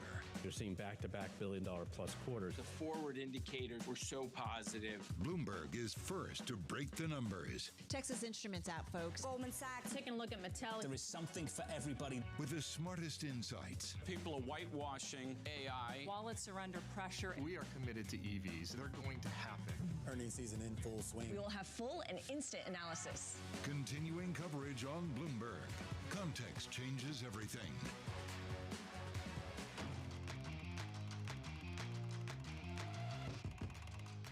Let's get now to high interest to look at what's making headlines around the world. RBC's former CFO said she had the chance to become the first woman to run the bank before she was fired over a personal relationship with a colleague, or allegations thereof. That's according to a lawsuit she filed against the lender. Both she and the colleague were fired, and both have fired separate legal actions for wrongful dismissals, asking for tens of millions of dollars in pay and damages. The UK's Prime Minister is still locked in an ongoing disagreement with Tesla CEO and the billionaire owner of X, Elon Musk. Musk suggested the UK was punishing thought crimes by arresting people for online posts linked to riots in the country. The Prime Minister's office said it disagrees completely with Elon Musk. And foreign investors pulled a record amount of yen money falls more than from 1% China to last quarter, 148.14 per the dollar. Session lows now. Largest economy. If the decline continues for the rest of the year, it would be the first annual net outflow since at least 1990. Shonali? Now let's take a look at Starbucks pre-market. Shares are gaining on a report, let's say unconfirmed here by the Wall Street Journal, that activist investor Starboard Value has taken an undisclosed stake in the company. Shares are up about 2.3% pre-market. Starbucks has been struggling with the slowdown in demand, as well as pressure from, remember, another activist here, Elliott Management, which is one of course the most feared activists out there. We're going to discuss it all with Bloomberg's Crystal C about what is going on at Starbucks. Of course, a battle with the company and activist investors. Its former CEO and founder here. How do you describe what exactly is going on and what it would mean to just add another activist on top of all this pressure? I would describe this as a three-way battle anyway. So Howard Schwartz is very vocal about his vision for Starbucks, even though he no longer has a position in a management position in Starbucks anymore. So he's been very vocal about it. He's very vocal about not settling with Elliott. And all in all, it just seems like if you're at a CEO seat at Starbucks right now, and let's not forget that he only took this seat 18 months ago, you're actually battling two fronts anyway. So whether it adds another activist into the mix, whether Starboard is in there, actually just like adds another complication, but it actually doesn't make it any like less or more complicated. Schultz is the not only the former CEO, but I think the biggest individual shareholder as well. He's unhappy, and the reason these activist investors have a room to come in is Starbucks' performance has been bad, right? I mean, they're closing up stores, sales are down. What's the problem? So the problem here is a lot of retailers, they're battling with labor issues. Not only is it that it's hard to find workers, there's also a unionizing effort within Starbucks workers. And obviously, they make coffee with humans still. So there are a lot of talks about whether... Still. Not for long? Not for long, maybe. You know, like there are a lot of talks about whether they could like use robotics in some of this, some of their coffee making, and also whether they can, you know, improve their app experience. Laxman, this current CEO, has been rolling out this online strategy, whereas actually Howard Schultz has been saying that we should probably stop doing mobile order so much. But it has been actually a big revenue driver. So that's like the conflicts within the boardroom, inside and out, is actually making this quite a complicated and interesting situation. We should say CNBC also reporting now that Starbucks and Elliott are discussing a settlement. And according to the Journal report, Starbucks was not... Of course they're discussing. I mean, they're in talks, right? Well, those talks continue today. Crystal was making as well. You don't want, or at least Howard Schultz does not want, certain types of settlements here. What kind of progress? And we should also say here that according to the Journal report, they have not been made aware of an engagement by Starboard. So what is it that Elliott has been winning here, if they're winning at all? So one of the biggest or like most important tool that an activist has in their toolkit is replacing the CEO. So a biggest thing for us to watch here would be whether the current CEO, Laxman, having been in this job for 18 months, will be replaced at the pressure of Elliott. Also, whether Elliott's representative of Elliott, portfolio managers would get on the board of Starbucks and give more control and pressure the company more directly would be another thing to watch. But the Starboard thing is interesting because it adds extra pressure to the company now, because you would probably want to settle more quickly with Elliott given that extra pressure. The pressure is on. Bloomberg's Crystal C covers everything activism for us. Now, coming up, we're going to talk about Hawaiian Electric raising a going concern warning after the Maui wildfires ravaged Lahaina last year. We're going to have more on the potential price tag from one of the worst wildfires in U.S. history. Social Climbers is up next. This is Bloomberg.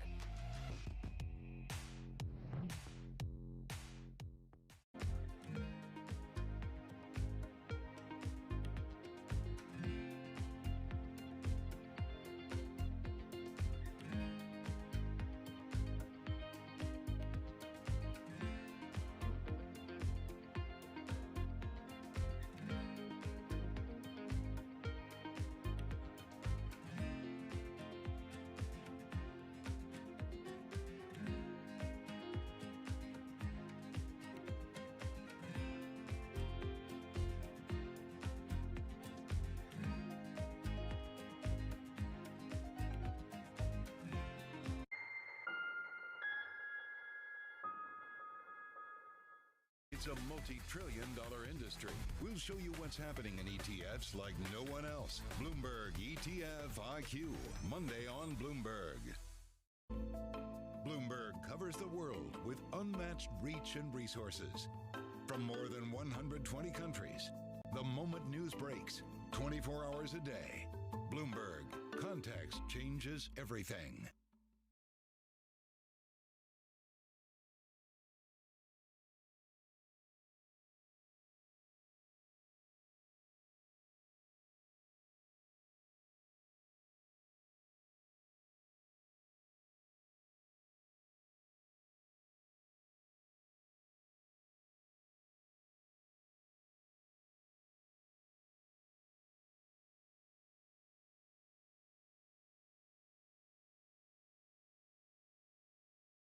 Spread across global markets. The real-time data aspect is going to be important. We're going to bring you expert analysis on that. Sure. Don't miss Bloomberg's interview with the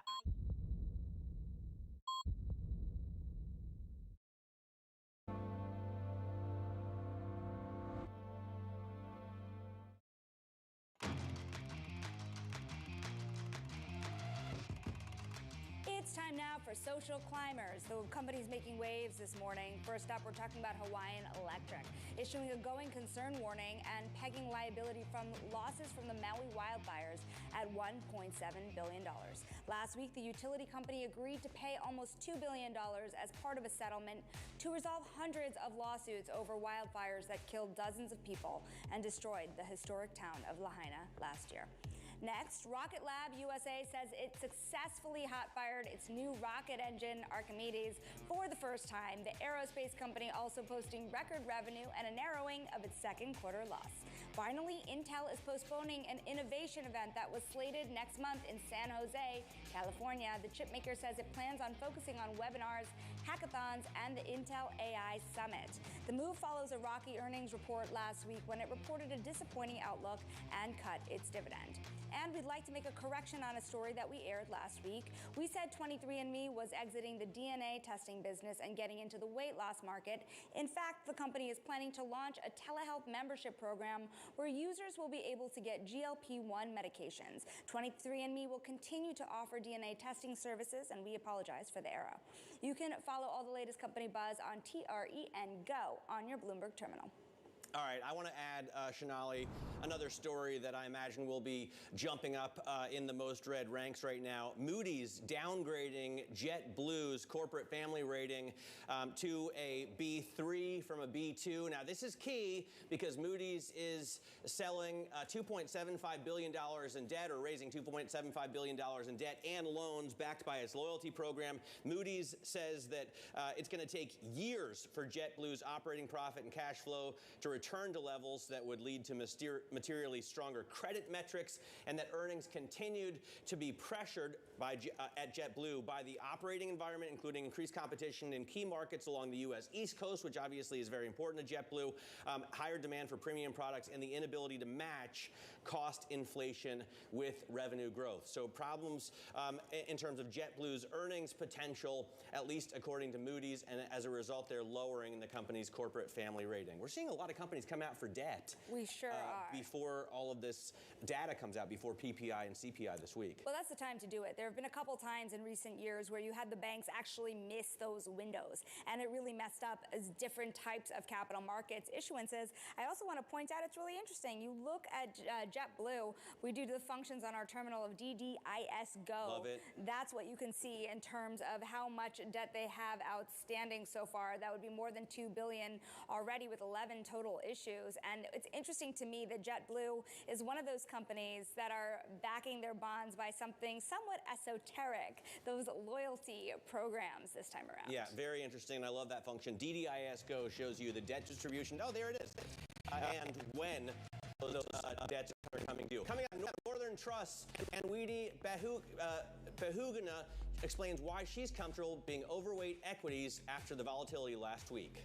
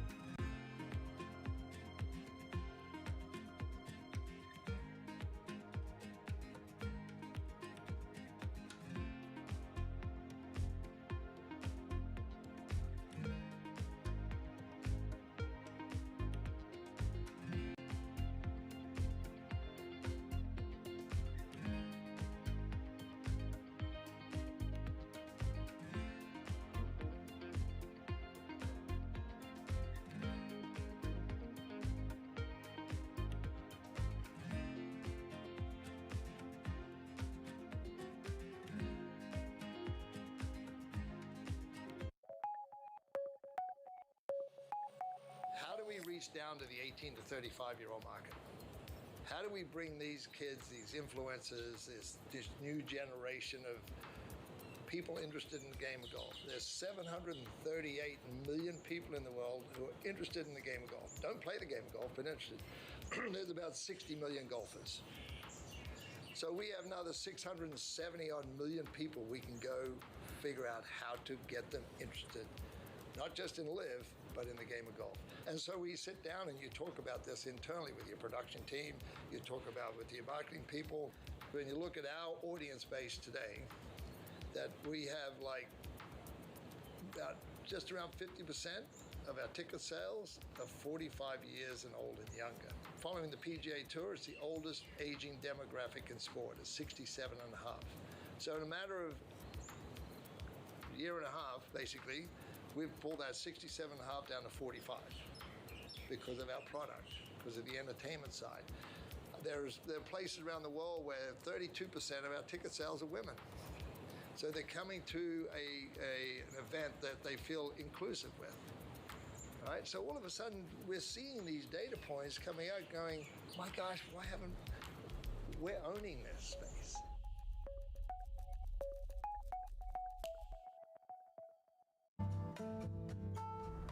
DOJ or other authorities. Could face bigger challenges next. It was going to keep bringing World Cup. This is a three. As the economic picture. Covering the intersections of Hollywood, Silicon Valley, and beyond.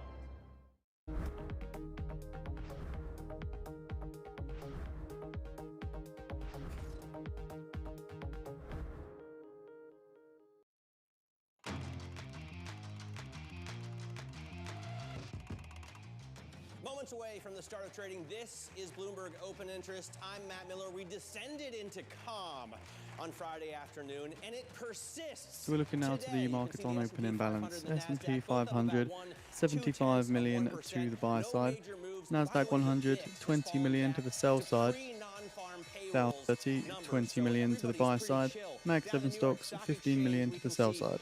TPL ringing the bell there. I'm going to get something to do with Texas. And here at the NASDAQ, you see IYF, I should say, transforming lives together. A quick check on how the averages are doing just seconds into the trade. We're looking at bigger jumps than were indicated by futures. The S&P 500 up about 0.25%, NASDAQ up about 0.2%. The small caps are running up the rear right now, only up about 0.1%. One stock to watch this morning is Starbucks. We've been talking about that this morning after a report that activist investor Starboard Value has taken a stake in the company. Now, we should say we haven't independently verified that. We don't know it to be true. The Wall Street Journal said, though, that Starboard has taken a stake in Starbucks after a couple of rough quarters. We do know that Elliott is involved, and we also know that Howard Schultz has had a bad opinion of the way that company has been operated. Shanali? I want to also take a look at KeyCorp here. Of course, after Bank of Nova Scotia took a minority stake in the U.S. bank, Scotiabank said it would buy about 15% of KeyCorp as it weighs a restructuring of its balance sheet. KeyCorp up about 16% this morning.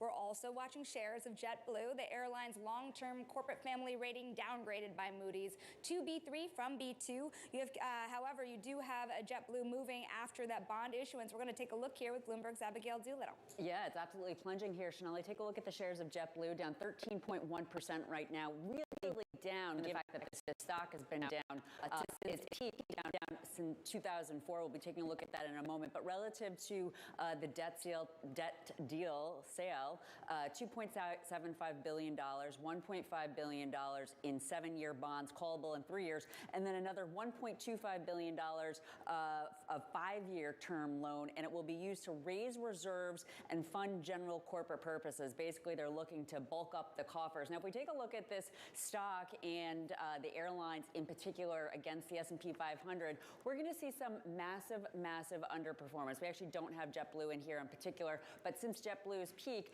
down about 80%, so very similar here to, actually that is JetBlue, so excuse me, but down about 80% from its peak. Back in 2004, it hasn't put a peak in basically 20 years, and you can see the performance of the S&P 500 over the last 5 years or so. One thing that's really interesting about this, Matt, if we take a quick look at the companies debt load. I believe that this new debt offering is going to be added to this amount. The company's market cap right now, about $2 billion.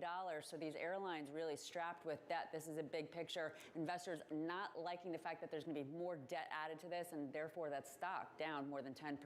Because, of course, stockholders come below the debt holders in the capital stack should things go awry. Absolutely. All right. Thanks very much, Abigail. Abby, looking at the airlines there. Let's talk about stocks posting modest gains at the open, but at the end of last week, we clawed back almost all of the ground we had lost Monday. Still, Deutsche Bank says that investors are at the lowest allocation of stocks that they've been in some time relative to history, about the 31st percentile right now compared to the 95th percentile just about 3 weeks ago. Joining us to talk about this is Ann Whitty-Bahugana, CIO of Global Asset Allocation at Northern Trust. Ann Whitty, thanks so much for coming on the program. Do you think investors are going to stay this bearish on stocks? In terms of their allocations, it looks pretty weak, or will that bounce back just like we have seen with index prices?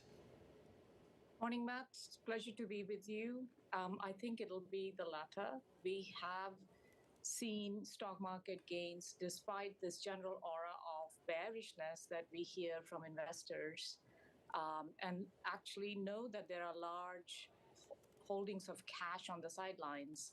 So it's quite possible for this rally to continue, in my opinion. When you think about the cash on the sidelines, one question that I've been having is how sticky is that cash? Because even if you get that one rate cut, you have a lot of money in money market funds that doesn't tend to just flow out of those funds, does it? It doesn't, but there is a tendency for the participants to chase performance, Sonali. So it is possible that when they see the persistence in performance, and we've had that now for about 9 months, and at the same time, the feeling is ratified through rate cuts, that rate cuts are coming. There'll be more than one for sure. That sort of participation in stock market can give you so much better returns than what you get from cash once you factor in the future rate cuts. In terms of the data that we're going to get tomorrow at 8:30 PPI, on Wednesday we get CPI, do you expect to see wild swings, the likes of which we've seen over the last few weeks when these little data points come in? And do you hedge against that? Hey, Matt, yeah, that's an excellent point. Actually, when we look at the data right now, the options market saying that we could see plus minus 1% swings based on inflation data this week. But we don't actually make such short-term calls. Our time frame is typically 6 to 12 months. So this is really in the realm of things noise at this point. Well, if you think about the noise that we have been seeing as well, some of this has actually nothing to do with the macro at all. Of course, we're watching a calm market headed into this week, but you still have the reverberations in the minds of investors from what we saw a week ago with the unwinding of the carry trade. To the extent that there's more positioning noise under the surface, how concerned are you? Sonali, that's an excellent point. I think this started as a positioning event, and you saw that in the end, fundamentals dominated, right? So we had the positioning unwind of the carry trade.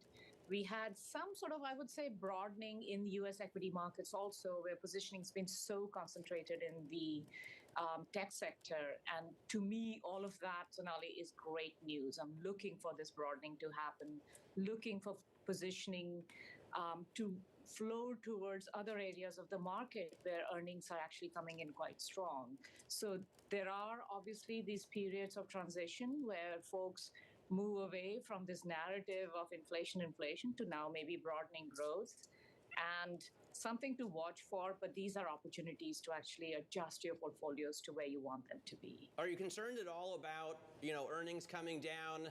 We're looking at, 11 or 12% for Q2. I think analysts are pretty bullish in terms of the full year, 9, 10, 11% for earnings growth. Does that still track? Absolutely, Matt. In fact, when we started the quarter, I think expectations in the market were somewhere around 9%. And we are seeing, as you mentioned, closer to 11% in earnings this quarter, I'm sorry. And our expectations for 12 months ahead is around 12% also. But as I said earlier, I think the most heartening thing for me is that earnings are broadening. They're not concentrated in one or two sectors. And that, I think, is great news. And Wendy, thanks so much for joining us. And Wendy Bahugana there of Northern Trust talking to us about her expectations for stocks and the economy in a sense. I mean, it's interesting. We got almost a growth scare a couple of weeks ago with the non-farm payrolls number, and I realized there were positioning issues that helped to drive the market down on Monday, but we clawed back almost all of last week's gains after the unemployment claims number came out better than expected. And people seem pretty sanguine now about the economy in the face of, you know, only 25 basis point cuts expected from the Fed. And we have a ton more earnings left. I mean, not a ton. We're mostly done, but some big ones. Walmart is coming up. NVIDIA is still coming up. What's interesting here from the earnings story so far, according to Bloomberg and Bloomberg Intelligence here, is that there is expected to be, outside of the Mag 7, the first profit growth for all of the S&P ex Mag 7 since the fourth quarter of 2022. There's another index I want to take a look at here quickly, Matt, and that is that KBW Bank Index. Because you have almost every stock here in the green after that deal from Key Corp here from the Scotiabank. Yes. 15% higher for Key Corp, but Comerica, First Horizon, both up 4 or 5%, almost every stock in the green. On the flip side, want to take a look here at B. Riley Financial. The stock is had been halted. Yes, it now is trading once again. It had fallen as much as 50% or more, now down about 48%. It is facing a wider probe on its risk disclosures. Remember, this is a small stock in the scope of things here, but a boutique bank nonetheless. A tough moment for that stock. Right, and together with its right. So the write-downs have to do with a retail investment, and now the SEC is looking into the CEO's relationship with the head of that retail business. They have a close business relationship, and that's just not the kind of headline that you want to see if you're an investor. Coming up, villains taking center stage at Disney. We'll look at the company's new theme park strategy next. This is Bloomberg.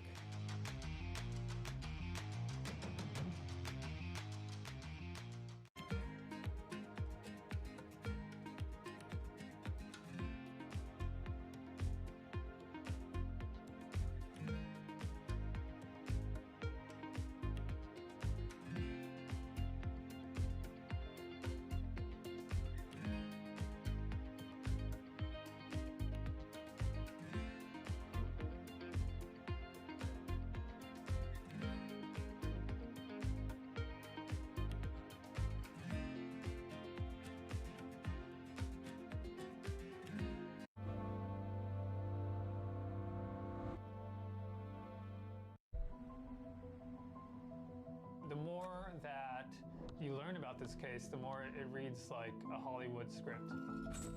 The nature of the killings, the execution, the just brutality of it. It wasn't in the psyche of people that they could be looted because they are considered so sacred. And we did it the way you do every single investigation. How do you eat an elephant? One bite at a time. It jumped off the page at me that you could see that there was a Ponzi scheme taking place. I started hearing mafia, mafia, mafia. Il sistema è perfetto. Sono gli uomini che spesso non lo sono. These are the holders of truth and justice. They cannot be possibly be doing this. But then they are. They are.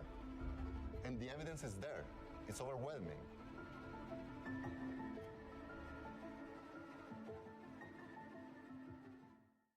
Welcome to the world of decentralized finance. We thought we'd take a look at Bitcoin versus the S&P 500. Bloomberg's covering all things crypto, the people. A tectonic shift emanating from Washington. It's really a tale of two cities in crypto. Crypto shouldn't be partisan. The transactions. Really a record-breaking moment. Crypto VC is back. And the technology. It's really the beginning of a global on-chain economy. And if America doesn't embrace it, we're going to be left behind. Bloomberg Crypto, Tuesdays, only on Bloomberg.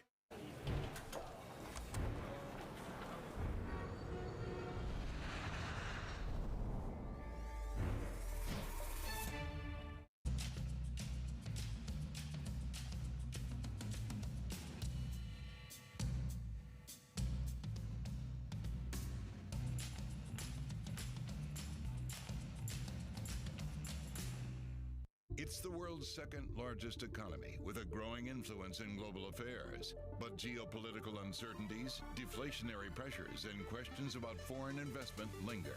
Bloomberg, the China Show, brings you the unmatched expertise you need to keep track of breaking news, in-depth market analysis, and the most influential newsmakers in and around China. Bloomberg, the China Show. Weekdays at 9 a.m. Hong Kong time, right here on Bloomberg. Context changes everything.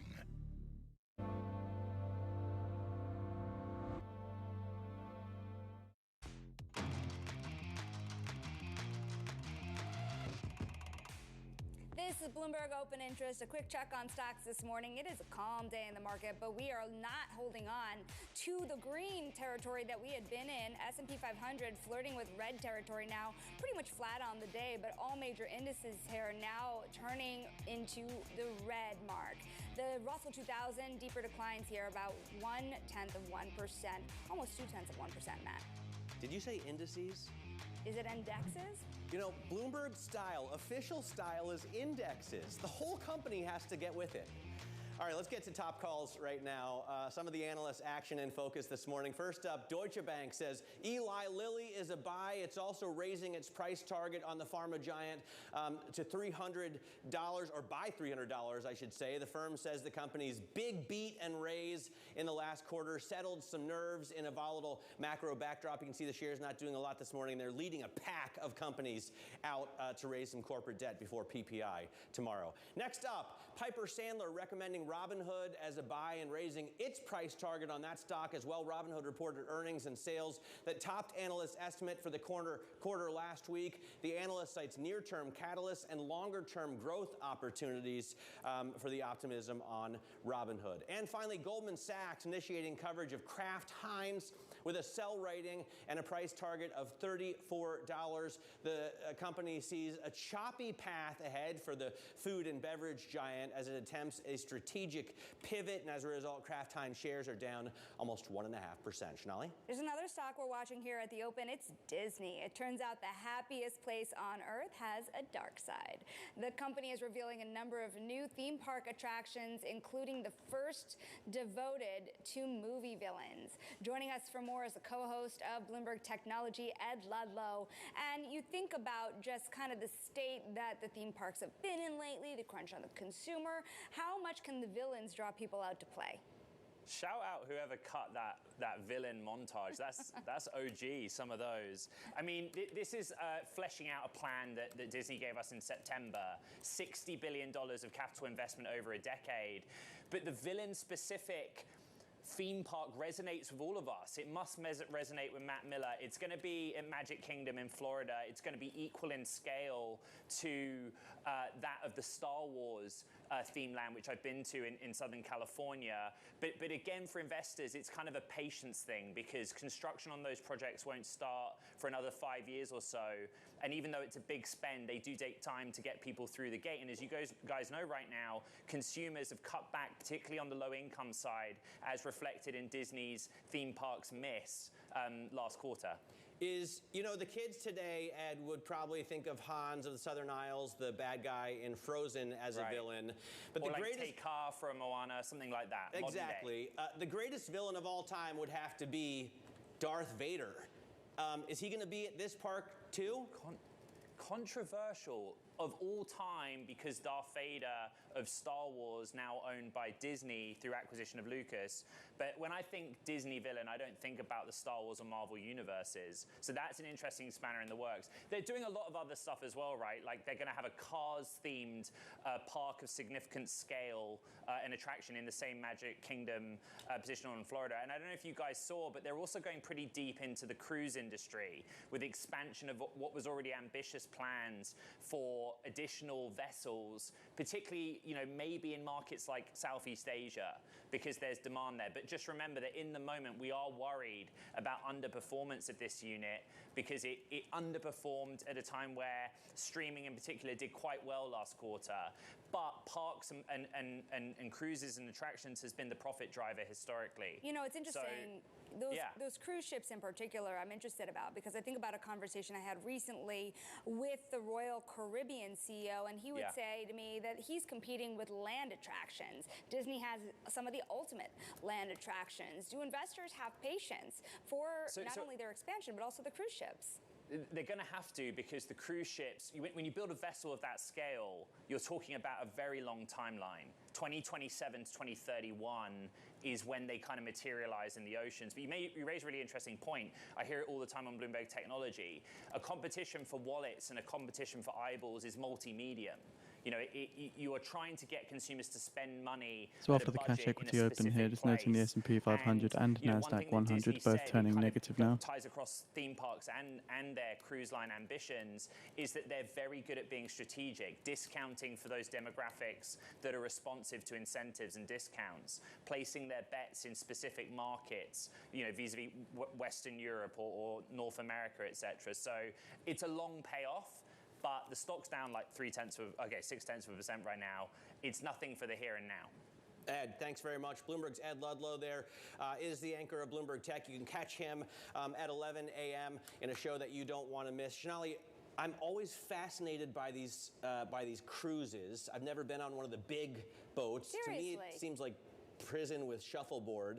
Have you been on one? I have, but not since I was maybe 13 years old. However, they are getting pretty souped up, I hear. I'm more interested in this villain park. So the Bank of England sells £800 million of bonds in an auction after receiving £1.47 billion in bids. The APF gilt sale operation cover ratio 1.84. Yeah, I have great memories of going to Disney as a kid, and I can't wait to bring my kids there as well. But I think they would be too afraid of the villains.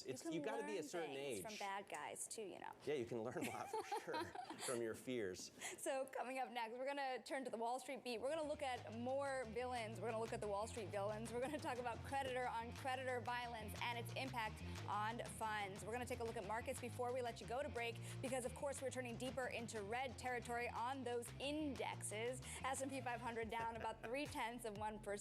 NASDAQ 100 in conjunction. The Russell 2000 is where you're feeling a little more pain, almost 0.4%.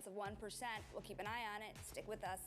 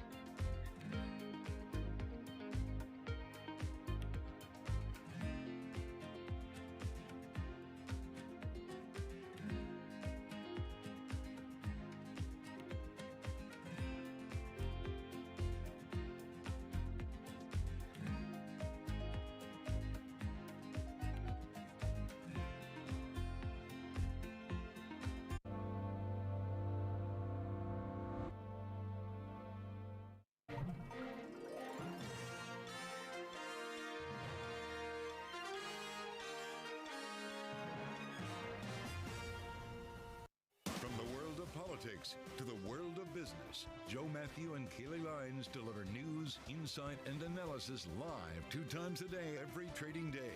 Balance of Power at 1 and 5 Eastern, only on Bloomberg. From the beating heart of global finance, economics, and politics, and wherever newsmakers are moving markets, Bloomberg brings you conversations that allow for deep discussions and important insights. What do you think the future is for inflation? Is this new normal? Are markets too optimistic? How do you worry about the things that are outside your control? How does the current fighting completely stop? I'm Francine Lacqua, and this is The Pulse, every weekday at 9 a.m. only on Bloomberg.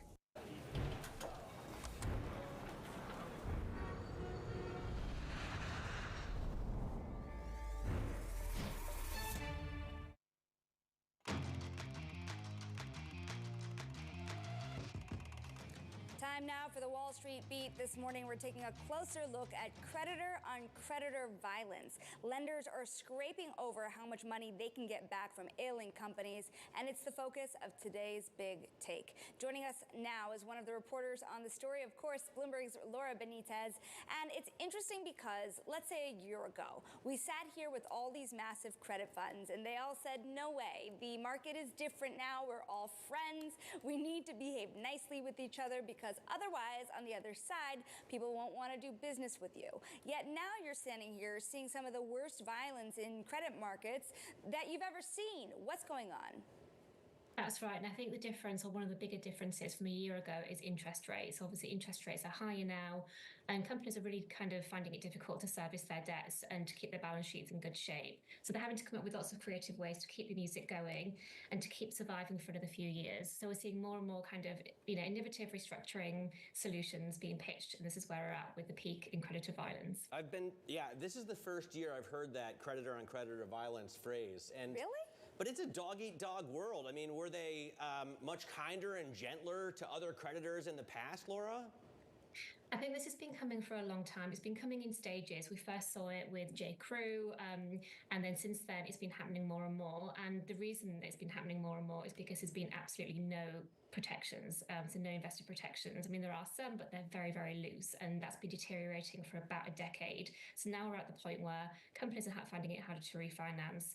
There are no protections in the bond doc, so lenders can do pretty much what they want, and companies can get creative and, cause some aggression, some mayhem. Laura, if you are an American hanging out in your car, driving across the country, you might be listening to iHeartMedia, for example. You might not know that that's one of the companies engaged in this. Are they like a poster child here of some of what we're seeing? What's playing out under the surface that doesn't meet the eye? I think that situation is just symbolic. So at the minute they're trying to restructure their debts, they're doing so with a select group of creditors. So that select group will be in conversations and they'll be trying to cut some sort of deal. For the other creditors that are not included in that group, it's quite nerve-wracking. You're not included in those talks. Anything could be happening. They could be planning to prime you to be more senior. They could be pledging assets that you might have thought that were yours elsewhere. So it's just kind of symbolic of just where the paranoia is in the market at the minute. All right, Laura, thanks very much. Great story. Congratulations. Laura Benitez there talking about today's big take. Let's get you to the trading diary. This is what you need to be watching this week. We get the New York Fed's one-year inflation expectations in just about an hour and 5 minutes. Then tomorrow we get the PPI data, producers' prices. They come out at 8:30 a.m. Earnings from Home Depot coming out tomorrow as well. On Wednesday we get the consumer prices, the CPI data, and then we get earnings from Walmart and Deere. So some really big hitters out with earnings as the last 40 or 50 or so companies on the S&P still have to report. This is Bloomberg Open Interest. I'm Matt Miller. We're looking at stocks that are down as the market turns around. Stay with us.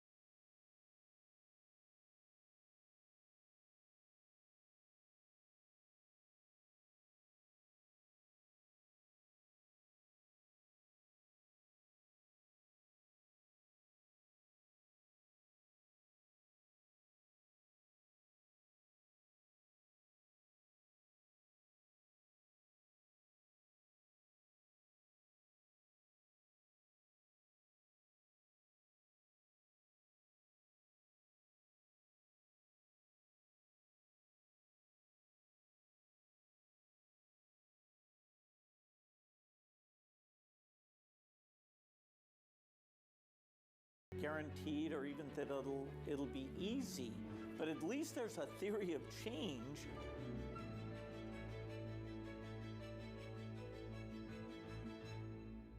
Good morning from our world headquarters in New York. I'm Manus Credit. And I'm Danny Berger. Let's set your agenda. Bloomberg Brief delivers the market news, data, and analysis you need live every weekday at 5 a.m. Eastern. Bloomberg. Context changes everything. U.S. jobs numbers are released. Bloomberg has the report under surveillance with crucial data and expert analysis at terminal speed. Nobody covers jobs day like Bloomberg.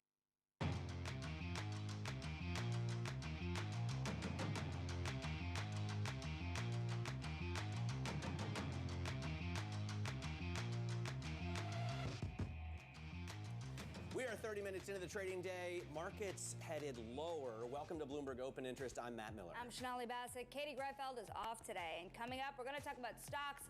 Even though they're in the red at the moment, they are on calmer footing as investors await key data this week, which will shed light on the health of the U.S. economy and the outlook for the Fed. A new poll shows Kamala Harris gaining an edge in 3 swing states. We're going to bring you the latest on the race for the White House. And as investors weigh the risks and rewards of artificial intelligence, the CEO of Lumen is going to talk to us about how her company is cashing in on the AI boom, Matt. All right, let's get a check on what's going on in the markets. We kicked off the trading day, just the first few minutes, we were up about 0.25% on the S&P, and now we're down about 0.25% on the S&P. So you have seen a decent swing here. The NASDAQ down 0.3%. In terms of the 10-year yield, we were on 4% watch. It was heading higher, and now it's heading lower. So so much for the disinversion. So much for the disinversion. We're going to talk more about what it means all for investors gearing up for a busy week of economic data ahead. We're going to get New York Fed one-year inflation expectations today, followed by key inflation data Tuesday and Wednesday. That's when we're going to be watching the 2-year and the 10-year to Matt's dismay, perhaps. And we're going to get... I'm excited about it. That 2-year. We're going to get retail sales data on Thursday and University of Michigan sentiment data on Friday. Brooke May, managing partner at Evans May Wealth, joins us now on how she's positioning for that week ahead. And Brooke, you take a look at all that data ahead. How concerned are you at this juncture about the state of the consumer? There's a lot of eyes, of course, on inflation, but equally as many on that retail sales data we get right after. We're watching closely. As we've seen in recent days, the data is mixed, and the market is reacting to single data points, where the Fed is looking at the totality of data. So we think that, CPI coming in this week, we expect it to continue to decline, but we're looking at the trend more so than single data points. But you are bullish after last week's swings. Did you buy the dip on Monday? Do you continue that strategy? We do. We think that the market is going to grind higher between now and year end, but we're fully setting the expectation that clients should expect volatility in the weeks to come. The Fed, we've got 5 more weeks until they make their next rate decision, and we think at this point it's almost imminent that they're going to cut. The question now is it going to be 25 basis points or 50 basis points? Well, we did a survey last week of economists at the biggest banks. 4 out of 5 said they still only expect a 25 basis point cut. And I just wonder, that combined with the geopolitical problems in the Middle East, the election year, the potential for debt servicing costs to be $1 trillion. I mean, all of these down arrow stories don't seem to deter anybody who's bullish stocks. Why? Mm-hmm. Well, you look at the labor market, and we've clearly seen unemployment tick higher. We had 2 years where unemployment was below 3.9%, and now it's at 4.3%. Which, if you compare that to a historical average, I think since World War II, unemployment's been around 5.7%. So we're well below that average. And the consumer and the labor market is what has held up this economy the last few years. Corporations have struggled with higher interest rates, but the consumer has continued to spend because if people have jobs, sentiment is good, and people are willing to go out and spend. At what point do you start to get concerned? You look at parts of the market now, you've seen a lot of divergence, but you've also seen a lot of catch up here. When you think about the kinds of names to buy and stay away from, how are you parsing that pool right now?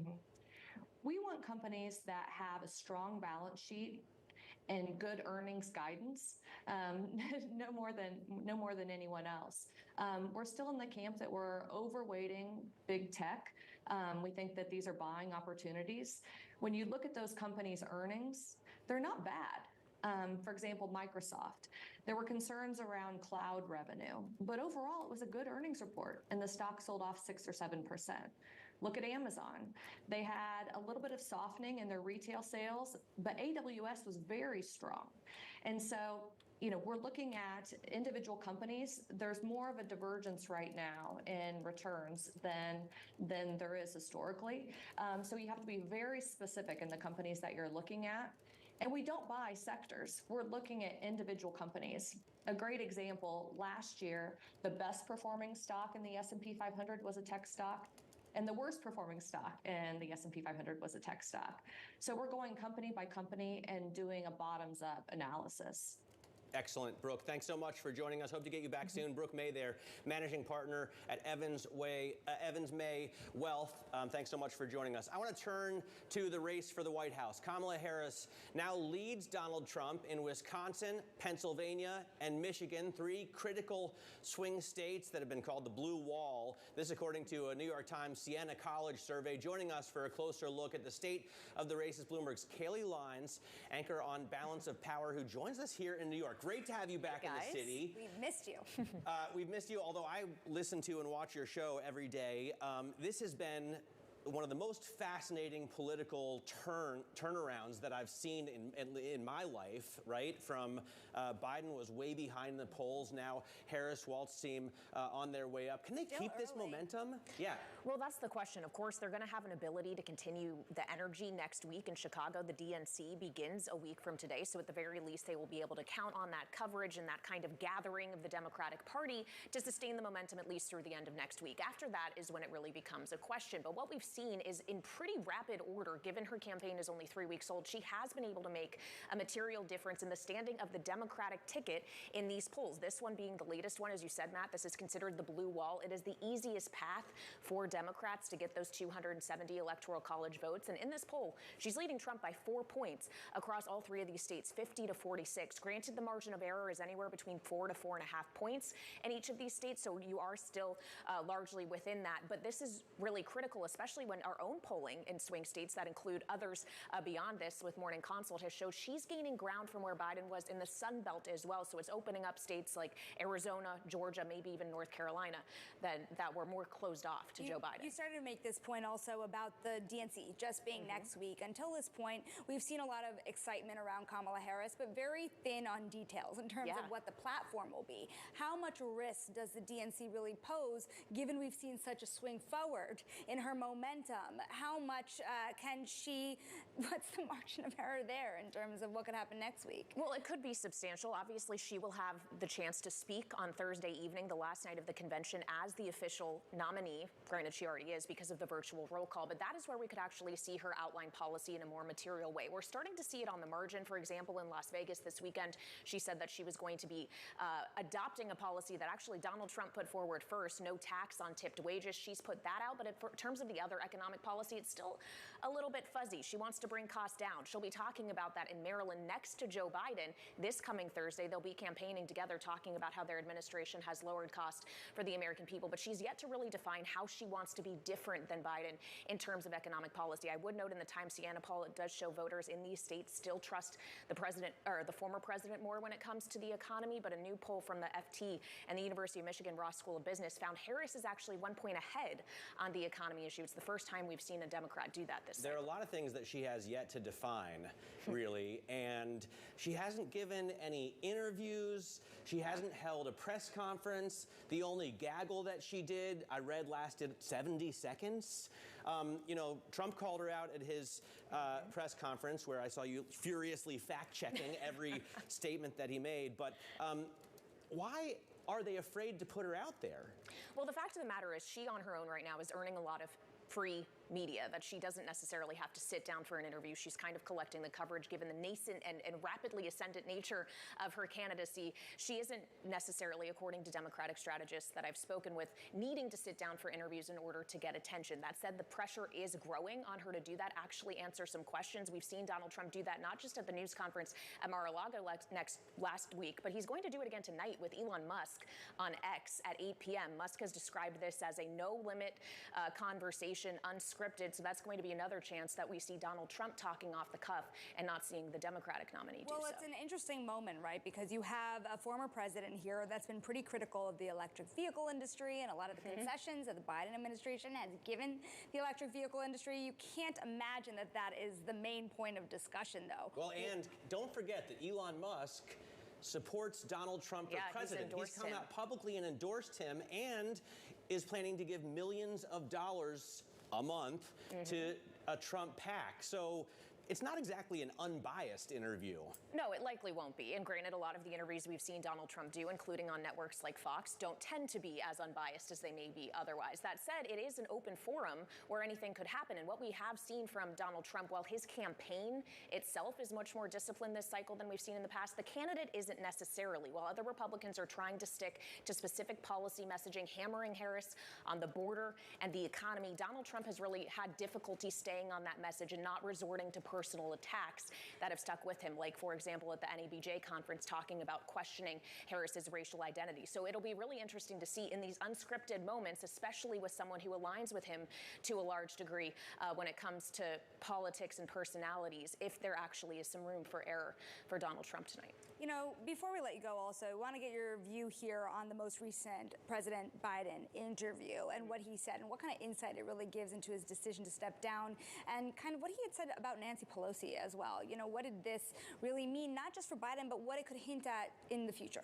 I will say this interview that he gave and his answers regarding why he made this decision were really in keeping with what I'd heard largely in Washington, which is it not just came down to whether or not he could win the presidential race, but whether or not Democrats were going to be able to keep control of either chamber in Congress if he was at the top of the ticket. And that's essentially what he told CBS, was he was worried he was going to be a distraction, that leaders, as had been reported, Chuck Schumer and Hakeem Jeffries, had suggested they may have difficulty either flipping the House or retaining the Senate with him at the top of the ticket. And if you are going to have a Republican in the presidency, potentially, you need that check if you're the Democratic Party. So it was concern about the impacts he could have down ballot that seems ultimately to have been what caused Joe Biden to make that decision those 3 weeks ago. And of course, Nancy Pelosi is a factor here as well. She's been on her book tour for the last week, as her book just came out a few days ago, talking about how it wasn't that she wanted to see Joe Biden out of the race, but she wanted a candidate that can win. And she cares a lot about those majority makers in the House, and not being able to make that majority with Biden at the top of the ticket was certainly a factor. Kayleigh, we have to leave it there. It's been such a pleasure to have you in studio with us. Of course, that is Bloomberg's Kayleigh Lines, co-host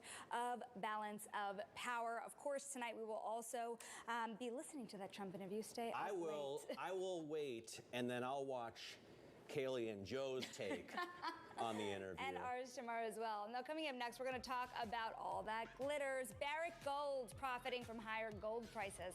We're going to get all of the details from the earnings with Mark Bristow, Barrick Gold CEO. This is Bloomberg.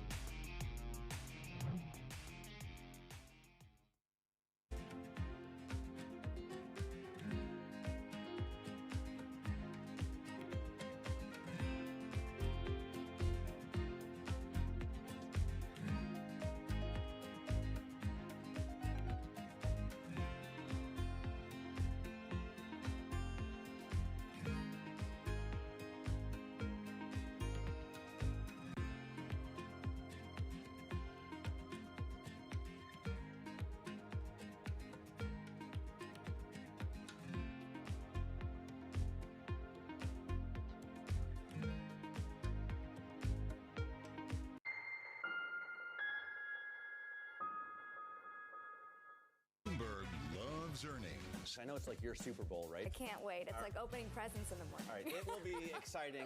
Nobody covers earnings like Bloomberg. Bloomberg Surveillance covers the latest in global markets and the political events that influence your world. Join Jonathan Farrell, Lisa Abramowitz, and Anne-Marie Hordern only on Bloomberg. Contact Context changes everything. The top names in global leadership are on Bloomberg. Japan has made changes to 5 separate 70-year-old policies. They've gone from 1% to 2% on GDP for defense. They'll become the 3rd largest military. They've changed their export capability. They've opened up and stabilized their relationship with Korea. Japan can be a significant partner in the region. Nobody covers the top global leaders like Bloomberg Television and Radio. Context changes everything. From the world of politics to the world of business, Joe Matthew and Keely Lines deliver news, insight, and analysis live 2 times a day every trading day. Balance of Power at 1 and 5 Eastern, only on Bloomberg. Get your fixed income fix. Watch Bloomberg Real Yield every Friday right here on Bloomberg. Context changes everything.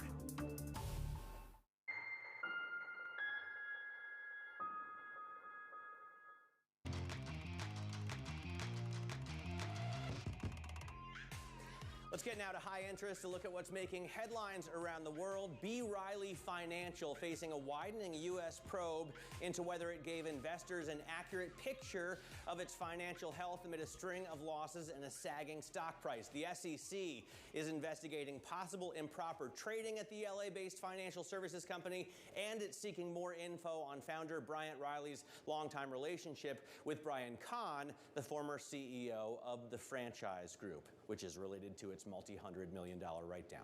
OPEC trimming forecasts for global oil demand this year and next as well, ahead of the group's planned supply increase next quarter. Although the forecast remains higher than the rest of the petroleum industry, the 135,000 barrels a day cut in expected growth is the first significant change to the cartel's forecast.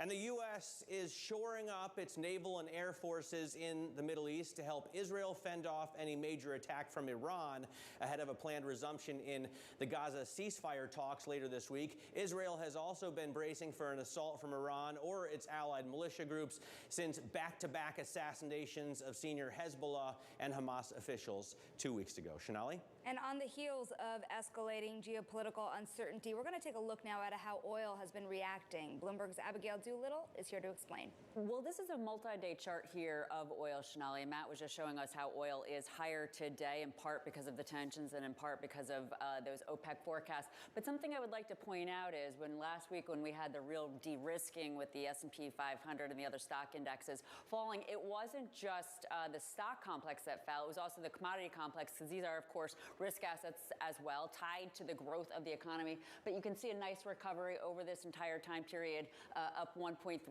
But there's something I would like to point out, which is this has not been the case all along, at least in terms of commodities more broadly. Over the last so the VIX slips below 20-point mark, last at 19.68. The Bloomberg Commodity Index, though, heading to a second down year in a row, right now down 22%.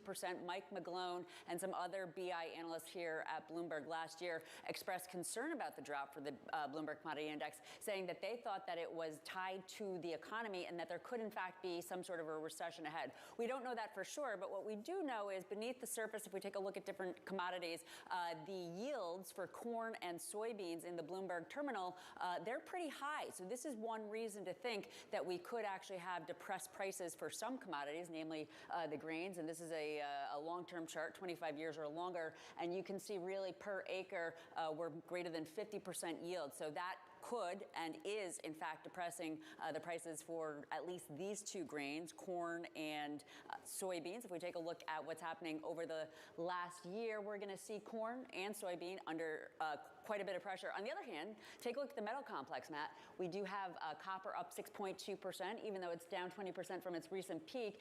And then gold futures up 21%, very close to its all-time high. Wow, gold at 24.88. That is bullish. All right, Abby, thanks very much for joining us. Abigail Doolittle looking at commodities for us. I want to stick with gold right now because Barrick reported earnings this morning. The miner announcing it bought back nearly 3 million shares in the second quarter, maintained its quarterly dividend. You can see the shares are up more than 6% in a down market. Joining us to talk about this more is the CEO, Mark Bristow. Mark, great to have you on the program. Thanks for joining us. I wonder if the buyback and the earnings beat, all this positive news is enough to catch up with your rivals in terms of your share price performance because you've lagged the biggest competitors out there. Hello, Matt. Nice to chat to you again. Yes, it's always easier to come from behind, you know. So, good set of results, nice margins. We were able to really deliver the margin from the rising gold price into the bottom line, which is good.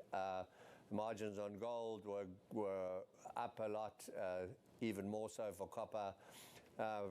Prices were flat, and those prices will start coming down now on the back end of this year as we address some of our investments in sustainable production and at the same time bring up the production on some of our core assets. And I think what's really starting to resonate with the market is the fact that we've got real growth, that we did our deals back in 2019, 2020. Embedded in that, there were no premiums paid, and now we've got some world-class assets that are starting to show themselves for what they are, and supportive of our announced 30% growth by the end of the decade. Mark, elsewhere this morning there was a $1.6 billion deal announced in your industry of Gold Fields and buying a Canadian company here, giving them control of a full project in Canada. Wondering about your reaction, your competitive reaction. Is this the time now for more M&A, and can you see yourself pursuing deals to be expanding? So, Sonali, nice to chat to you as well. You know, this is a deal that Goldfields bought half of the asset just a little while ago. It's buying the whole company now. You know, it fits maybe with Goldfields, definitely doesn't fit with the Barrick size and return that we look for. It's, you know, it's very interesting, some of these transactions. We've seen the BHP Lundin transaction on copper in Argentina. You know, we're very cautious on doing big M&A transactions that are long dated on the delivery in a hot market like we've got today. I think what we're showing is that we've got lots to deliver from the transactions we did 5 years ago, and they are real value creative transactions, not just relying on an increasing commodity price. Mark, I'm curious as to your take on the value of gold as a hedge against inflation. As you mentioned, your margins are stronger, and you know, cost inflation for you has peaked. Really, I think for consumers as well, and yet gold continues, in terms of price, its march ever higher, not really on the back of a weakening dollar either. What's driving this rally, if not inflation or weakness in the greenback? You know, Matt, I've spoken to you about this before. The risk of a hard landing is still real. And we saw that little anxiety come through the markets a week ago. And the dollar is weaker relative to the gold price. That's the ultimate measure, because the dollar is the strongest of all the paper currencies. But what it's showing is that, and the developed economies are all having to deal with very large amounts of debt relative to their GDP. So the global economy is not in good shape. China is not where it was just a few years ago, and neither are any of the developed Western world economies. So, and the gold price is telling you that. So, and what's interesting just recently is that we saw a big focus on buying physical gold, which drove the gold price up, you know, to the 2,200 and above. But now we're seeing a move back into the ETFs, and it's nice to see the reaction in the equities. And this is the what we invest in Barrick, is we invest in high quality assets, and ultimately the market recognizes that, and you'll get the lift up in the equities. And at the same time, our returns to our shareholders through dividends, capital returns, etc., has been on a level with our peer group. We've got embedded value in our business, and we don't have to go and do M&A, although we never give up on M&A, but we don't have to go and do it at a level where it's not easy to see value creation. Mark, I'm equally interested here to talk about copper. If you think that a risk of a hard landing is still real, and copper had slumped 19% from its May peak, you do see a rebound now, but do you think that there's a bigger floor of copper prices that you have to be aware of here? Yes, Sonali, absolutely. I mean, we've all talked about a very volatile next 2 years in copper. You know, copper really gets driven by many factors. One of them is the global economy, the perception of economic health in the world today.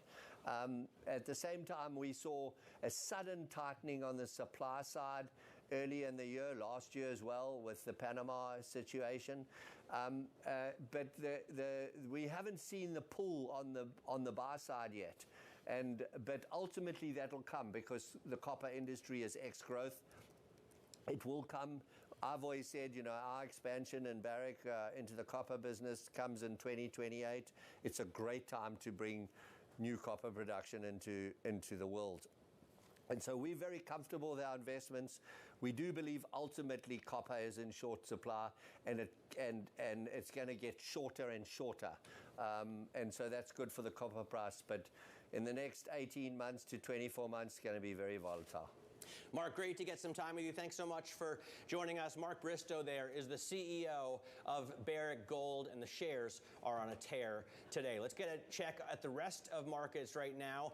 We have seen a flip back to green here. The S&P 500 currently back up 0.25%. The NASDAQ 100, the Qs there up about 0.5%. The 10-year yield continues to inch lower. Maybe it should be measured in centimeters. It's very small, but 393, 394, the level there. Let me just pull up.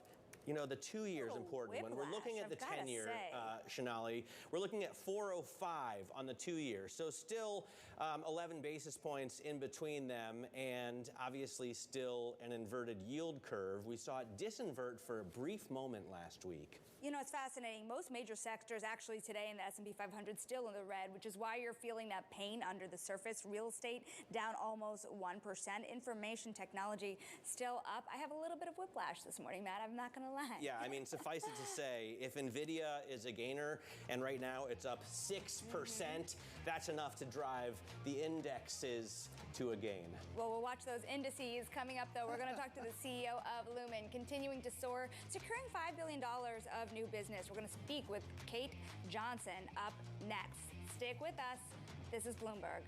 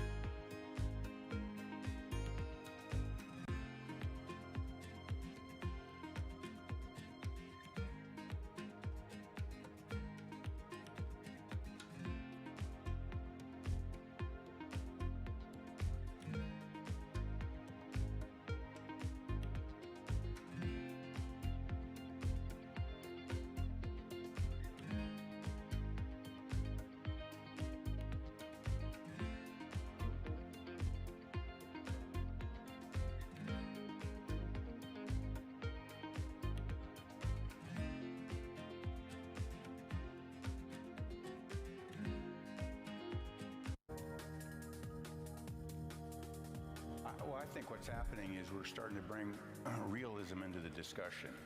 I mean, I think understanding the global energy system, the scale of that system, the important role that it plays in everybody's life around the world, and then thinking something that's been built over 150 years, trillions and trillions of dollars of investment that's playing such a critical role in the economies around the world, how you transition out of that system. And I would say transition from a higher carbon emission system to a lower carbon emission system. We started out with a very narrow solution set focused on wind and solar and EVs, and assumed or aspired that that would address the total set of the issues, and it doesn't. we need to be more realistic around, to Patrick's point, there are a lot of solutions that are going to be required. We should stay focused on the problem statement, which is emissions, and reducing those emissions, and less focused on exactly how to achieve that, and let every company, every sector, all technologies compete for the most cost-efficient way to reduce those emissions, and we will make progress much faster, which will mean making today's system more emissions efficient while we introduce new systems that have lower emissions. And then with time, you will transition and we'll make progress.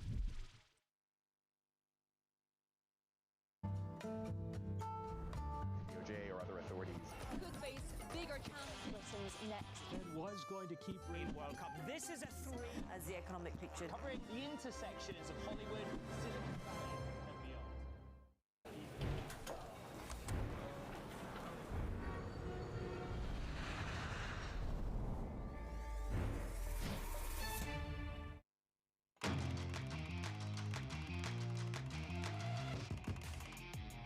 One of the biggest winners of the AI boom this year has been Lumen Technologies. The communications tech company recently securing $5 billion in new business. It will provide fiber optic connectivity to some of the world's largest companies, including Microsoft. The shares up 164% this year, outpacing NVIDIA, down 15%, 12% now today, but very volatile. We're going to talk more about what's happening under the surface with Kate Johnson, Lumen Technologies CEO, with us now. And it's fascinating. You have investors really scraping the world here, trying to figure out the scope here of the AI opportunity. From where you sit, what do you tell investors that are a little bit worried about how fast we're building into this fiber boom, this data center boom that is made to support that AI boom? We're seeing a once-in-a-generation rise in demand for terrestrial internet services. That's why we're expanding our internet, our network, to build the backbone for the AI economy. We think it's 10, 20 years build out for the critical infrastructure required to support this massive spike in data workloads. Why do you think we see the volatility in your shares, Kate? Because you've got a market cap of about $5 billion. That's pretty much exactly, the business that you've got on your books. It doesn't make sense to me that you would see, 10, 15, 20% jumps and drops here, because it's not a business that's unreliable. You lock in contracts for equipment that you then deliver. Yeah, it's a good question. So first of all, super complex market right now, lots of volatility in the markets. But to your question, we're not at all surprised that there are skeptics.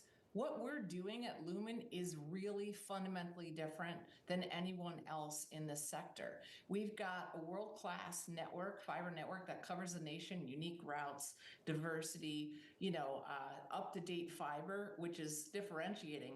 But what's more is we're not taking cash and paying a dividend.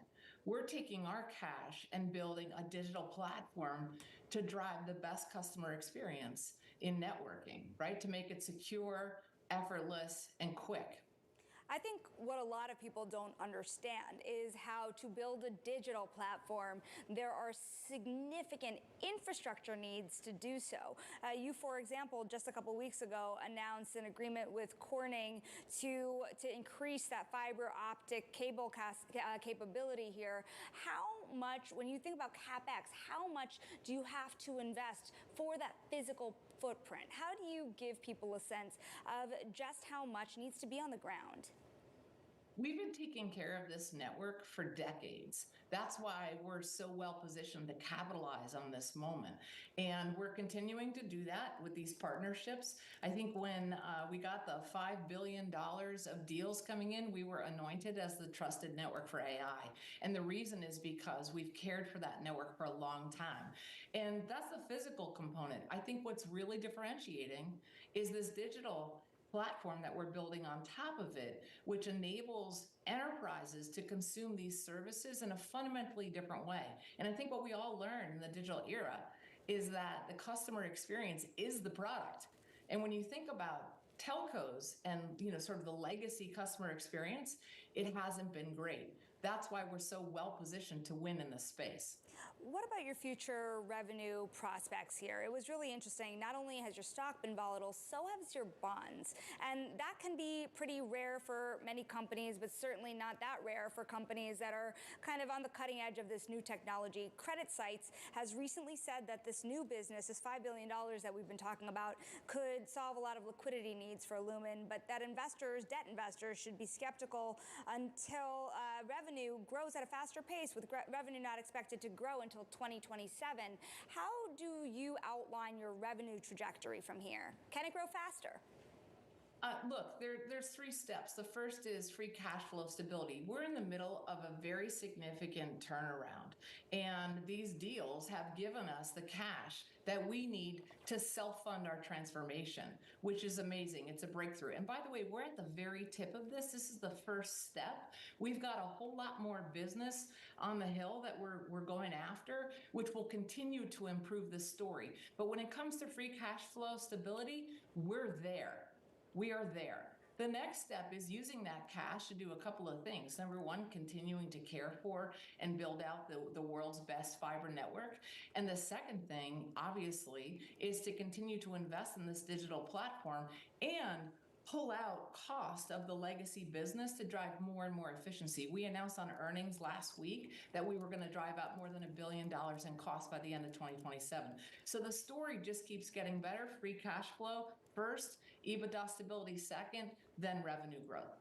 You talk about the legacy telcos, and I lived through the dot-com bubble and saw how much we were paying to put fiber in the ground then compared to how much it was worth after the pop. Do you take any lessons from the experience of those early kind of internet pioneers as you attempt to build something on this new revolutionary technology? Yeah, it's all about penetration of the existing assets to deliver the return that was originally intended. And that's what we're seeing from a growth in these data workloads, is that we can actually drive the penetration to get great returns on the network. And we're super excited about that. You know, it's interesting. You have worked at major companies, Microsoft, GE, Oracle, and you kind of joined Lumen, and right before a time where there was kind of an economic slowdown, if you will, in the fiber industry. What have you learned from all of that? I mean, when you think about the concerns that are out there about maybe a soft or even a hard landing, how does this AI boom sustain itself through any potential slowdown? So we're talking about building critical infrastructure for decades to come.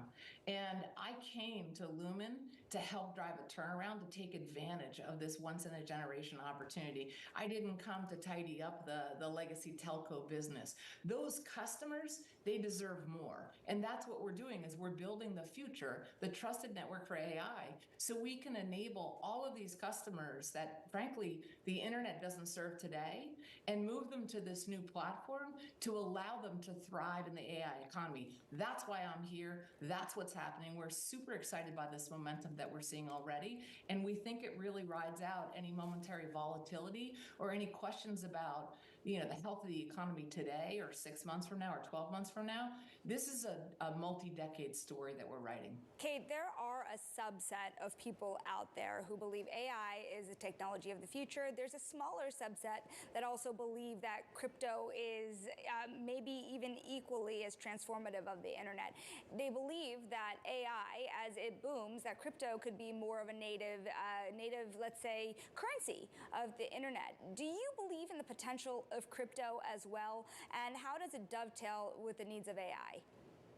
So look, when I'm looking at things from the growth of our business perspective, and AI drives massive spikes in data workloads required, which drives a massive spike in data center growth, which drives a need for connectivity.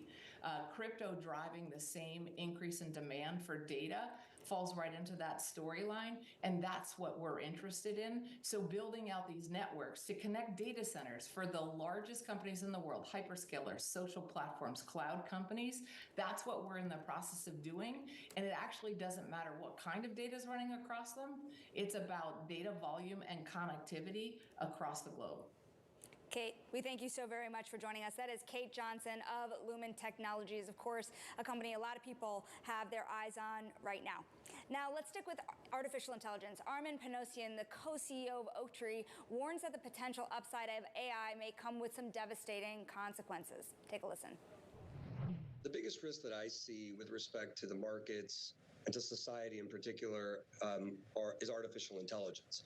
You know, artificial intelligence clearly has the potential for very large economic gains, revenue increases, cost efficiencies, and that investment opportunity is really exciting. It's easy to disregard the societal impacts of those same efficiency gains. What happens to normal jobs that are become obsolete because of artificial intelligence? Think of cashiers or drivers. As artificial intelligence becomes a real alternative to physical labor in some of those areas, millions of people could be out of jobs. So who's going to retrain those people? Because if we don't figure that out, that there will be social unrest, or there could be social unrest because of joblessness.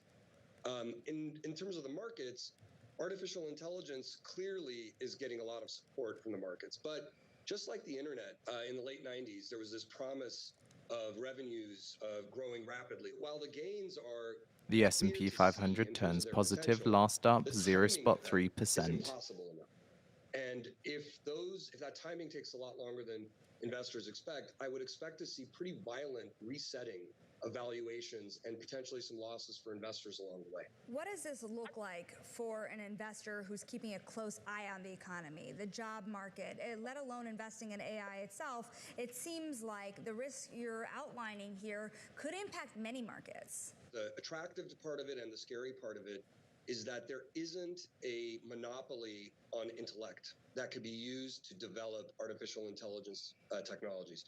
There is a shortage of semiconductors and chips, but artificial intelligence allows economies and countries, and potentially those adverse to the US, to develop certain technologies and skills through artificial intelligence that could be problematic from a geopolitical standpoint. In terms of what investors should be looking at from the economy, it's hard to really have a leading indicator. I think, unfortunately, from the job market perspective, we're going to be looking in the rearview mirror probably after it's too late. So it's really hard to kind of pinpoint what economic indicators we should be looking for specifically. How do you think about this in terms of how people are behaving right now? Do you think most investors out there are ignoring these risks? I think most investors are intoxicated by the opportunity in artificial intelligence. $160 billion being spent this year. That's just one data point. Another data point is a $3 trillion market cap for NVIDIA against $80 billion of sales on a trailing 12-month basis. Obviously, a lot of growth is expected for NVIDIA and for other businesses in the space, but that is yet to materialize, and it's impossible to know what the scale will be of an NVIDIA or other players in the artificial intelligence ecosystem. I think investors are just so focused on the opportunity set, on what it can be. As a result, you don't really focus on the risks. You're sort of just too excited about the opportunity. That's Oaktree's Armin Panosian speaking with me as part of the latest edition of The Next Big Risk. Matt, I do this twice a year. We talk to big investors to look over the next 5 to 10 years. I've got to say, most investors will say publicly, well, listen, AI is going to build productivity. It will be good for the job market. It'll get rid of the boring jobs that junior analysts do. It was kind of refreshing here to hear from a CEO that said, well, wait a minute, are we ignoring the risks that this could have to the broader job market? And he's really worried about kind of the social unrest that could really spur from that. Yeah, absolutely fascinating stuff. I mean, when you think about the potential risks, it seems like the sky is the limit, right? But when you look at just the potential for these early stages of AI to help with productivity, I think a lot of the biggest CEOs from Jamie Dimon on down are embracing it as a tool for work. Fair to say, though, that it hasn't been enough of a shakeout in terms of what the valuation should be reset to, whether we have flown above. I mean, he's doing those 1998 comparisons. We know plenty of people don't. I've got to say, though, Oaktree, for its own part, because they're a distressed debt investor, they're looking for what will happen once you start to see that shakeout. Well, just look at the volatility you see in Lumen. I mean, we were just talking to the CEO. Today, the shares are down 12%. Last week on Tuesday, they were up 93% into the close. I mean, that's just absolutely insane. Let's take a look at the markets. We see swings in terms of the indexes, not nearly as big, obviously, but we are now up. We were up at the start of trade briefly, then we fell down about 0.25%. Now we're up about 1/3%. Really, I think NVIDIA is one of the biggest drivers here. NVIDIA shares are up 5%, and when that rises, you see gains on the S&P and the NASDAQ. If we were to look at the Dow Jones Industrial Average, and I'm not suggesting that we do that, you would see losses there. In terms of the groups that are moving, this is just today, and obviously IT is going to be the biggest gainer with NVIDIA in that index, but you also see energy rising as oil rises. We saw at least Brent crude eclipse $80 a barrel. Consumer discretionary is up, maybe on a little bit of optimism for the economy, but everything else is down, including communication services, which has the big sort of AI hyperscalers on it. So all of those other big mega cap tech stocks may be down today. I was watching financials. The KBW Bank Index actually lessening its gains here off of session highs. So mixed market out there, Matt. Yeah, absolutely. All right. Coming up, consumer spending still a key narrative for investors this week as we get the latest read on inflation, as well as results from retailers like Home Depot and Walmart. We'll lay it all out for you. This is Bloomberg.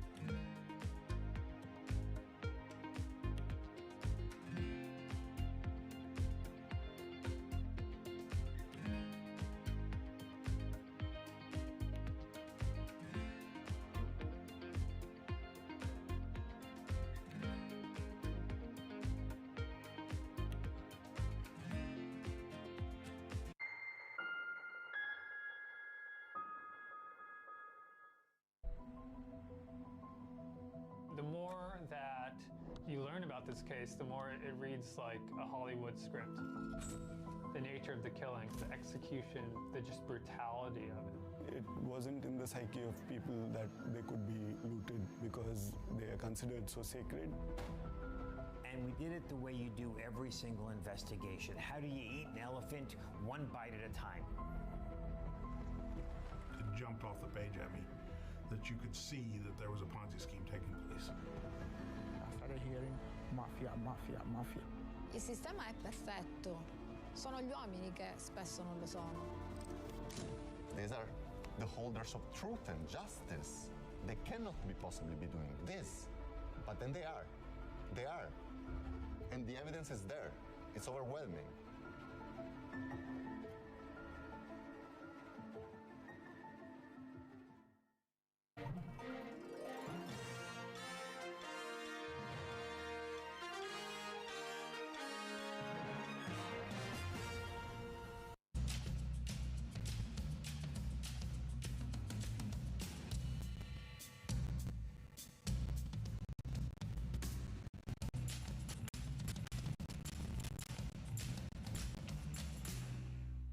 Names that move markets are on Bloomberg. We've seen story after story about companies delisting from the London Stock Exchange, listing in New York, listing in Europe. I want to turn that around. I want Britain to be the place of choice to make an IPO, to grow your business. That's why I welcome the reforms that the FCA put in place last week. It's also why I'm determined to change our pension system so we can keep more businesses here in Britain. Bloomberg. Context changes everything.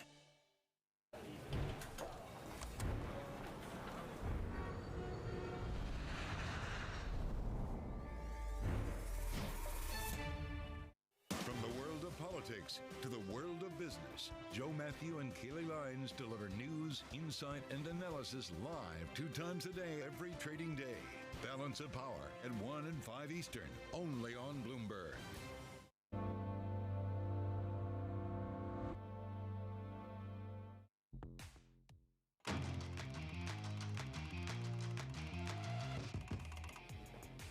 Investors waiting for a slew of data this week, which includes reports on U.S. consumer inflation, retail sales. Obviously, we'll get the producer look as well as the consumer look. Reports from some of the biggest retailers are also going to be front and center. We'll get the earnings from Home Depot, from Walmart, just to name a few. Here's a few more on the board for you. These results on top of the other data will help guide the Fed's September meeting. Let's discuss with Bloomberg economist Stuart Paul. Great to have you here on set with us, Stuart. What do you think? Is the Fed already locked into a 25 basis point cut? Because when we hear speakers like Mickey Bowman, it makes you question maybe your conviction. So you'll hear speakers like Bowman say that nothing is predetermined. You'll hear folks on Wall Street saying that a 50 is still very much so on the table. We still do have a lot of data left to see. So does the Fed before we get to that September meeting.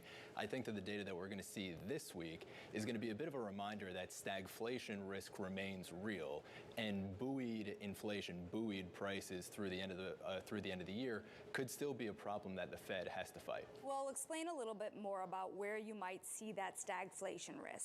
So I think that when we look at producer prices, just since they're coming up first, there's going to be a little bit of a worry around healthcare prices, health services in particular, with higher Medicare reimbursement rates.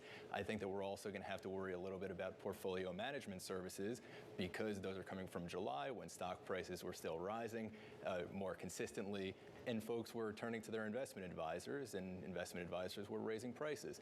Those are some of the factors that feed into core PCE inflation. In 10 minutes time now, at the top of the hour, we expect the release of the New York Fed inflation expectations in their consumer survey expectations. Within the two inflation reports that actually create upside risk for core PCE inflation, which is really what matters for the Fed. You just did a fantastic look at swing state economies with Sean Donnan. I guess for Bloomberg Business Week, right? I mean, it really well done, laid out. It's scary how different those economies are than the economies that we think about here on the coast, right? How bad is inflation for people in Erie, Pennsylvania, for people in Nevada, for people in Georgia right now? Nevada, Arizona, Georgia, all pretty rough when it comes to cumulative inflation over the past 4 years. In some states like Nevada, it's really showing up in home prices. For the home buyer, the median home buyer in 2016, 2017, 2018, they only had to devote about 17 to 20% of their monthly income to making mortgage payments. Now with both higher home prices and higher interest rates, that's up to about 30-35%. Cumulative inflation is really taking its toll on those voters. Some of those states also have a very heavy manufacturing base. We're going to get some manufacturing data this week that's going to, I think, show manufacturing in decline through July, not the sort of thing that Kamala Harris is going to want to see before the election. Here's the thing about home prices, too. Rates go down, prices can go up, but how meaningfully? That shelter component of inflation, where's the issue here? How does that really progress? So back to the CPI item where shelter inflation is a hugely meaningful component. We saw a major step down in shelter inflation, in rents, in owners' equivalents of rents in the June data. We're expecting to see that rise just a touch, just to show a little bit more persistence in those underlying inflation pressures, because the supply of homes that are available is just so dismal. You have just a lack of supply buoying both home prices and rents going forward. And because of that, again, we just have this vector, this major chunk of inflation that just is not giving way and is making it more difficult to the Fed to just step in quickly, cut aggressively, even though markets are expecting about 100 basis points of cuts this year. That last mile is the hardest mile to run. Stuart Paul, Bloomberg Economics, we thank you so very much. Of course, it's going to be a very busy week of economic data. Stick with us through it all. We will guide you through it. This is Bloomberg.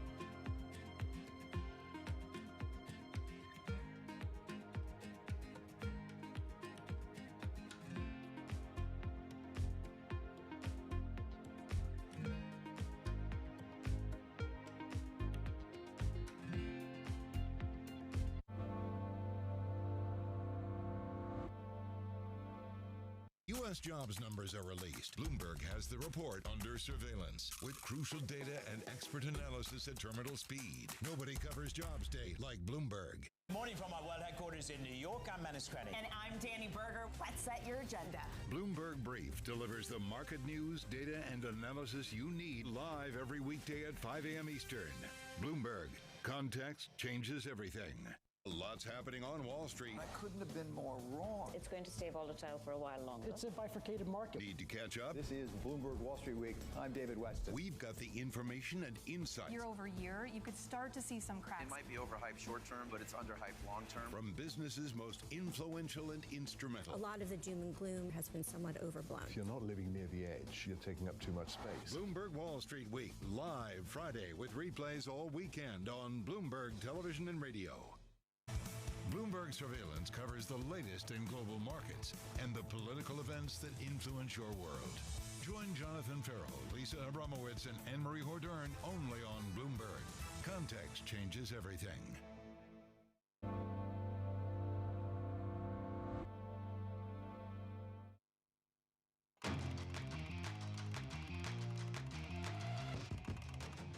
Let's get to the trading diary. This is what you need to be watching this week. We get the New York Fed 1 year out inflation expectations. It's been 5 minutes time now at the top of the hour. We see the release of the New York Fed's inflation expectations within its survey of consumer expectations. Data that's at 8:30. The producer prices come in and give us an early look at inflation. We get earnings from Home Depot to see how the consumer is doing. On Wednesday, we get the consumer side of inflation. CPI comes out 8:30 on Wednesday morning, and then another look at the consumer through the corporate lens after we get earnings from, or as we get earnings from Walmart as well as Deere. I'm going to get a check on these markets now because there is divergence. You're watching the S&P 500 still on the rise now. It took a dip a little earlier in the session, now up about 0.4%. The NASDAQ 100 up 0.6%. Interestingly, though, the Russell 2000 still down almost 0.5%. The 2-year yield holding steady at 4.05. Remember, we have a big week of economic data ahead. That is what the catalyst will be. Yeah, you know what? It's interesting. Everyone talks about the inflation numbers as the catalyst, but remember last week we got a bad look at the consumer with TripAdvisor, with Airbnb, to some extent with Disney as well. So I think it's going to be really fascinating to see what we get from Home Depot, from Walmart, and separately on the Deere front. As Abigail was telling us, there's so much corn and soybean that those prices have come way down. It's going to be difficult for farmers to order new equipment. Retail sales ahead as well. We're going to get a lot of looks into it on open interest this week, Matt. CEO of Tanger joining us for our C-suite interviews, followed by the CEO of Shark Ninja on Wednesday. Stick with us through it all. This is Bloomberg.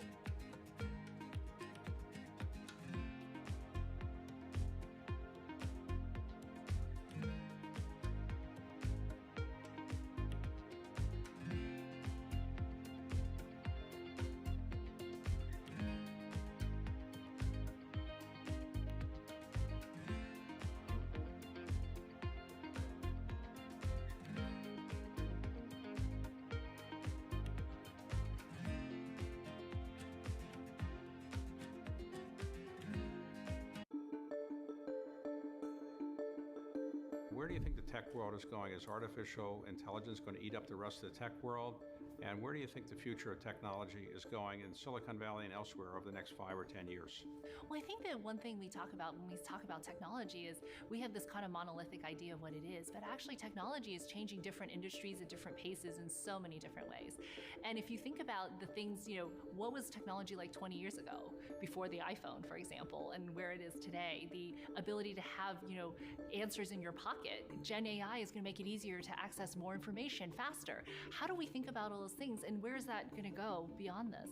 I actually am very bullish on technology because technology technology is an underpinning. It's not its own industry. It is a part of every industry, and it's actually going to increase productivity and actually make our lives better. So do you think technology is still going to be centered in the United States largely around the Silicon Valley area, or is it going to change?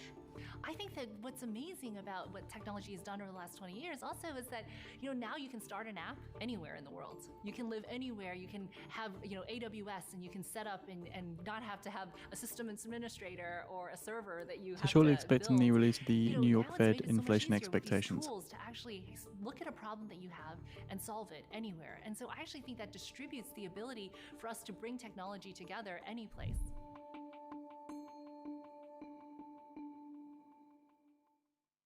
Bloomberg loves earnings. I know it's like your Super Bowl, right? I can't wait. It's like opening presents in the morning. All right, it will be exciting.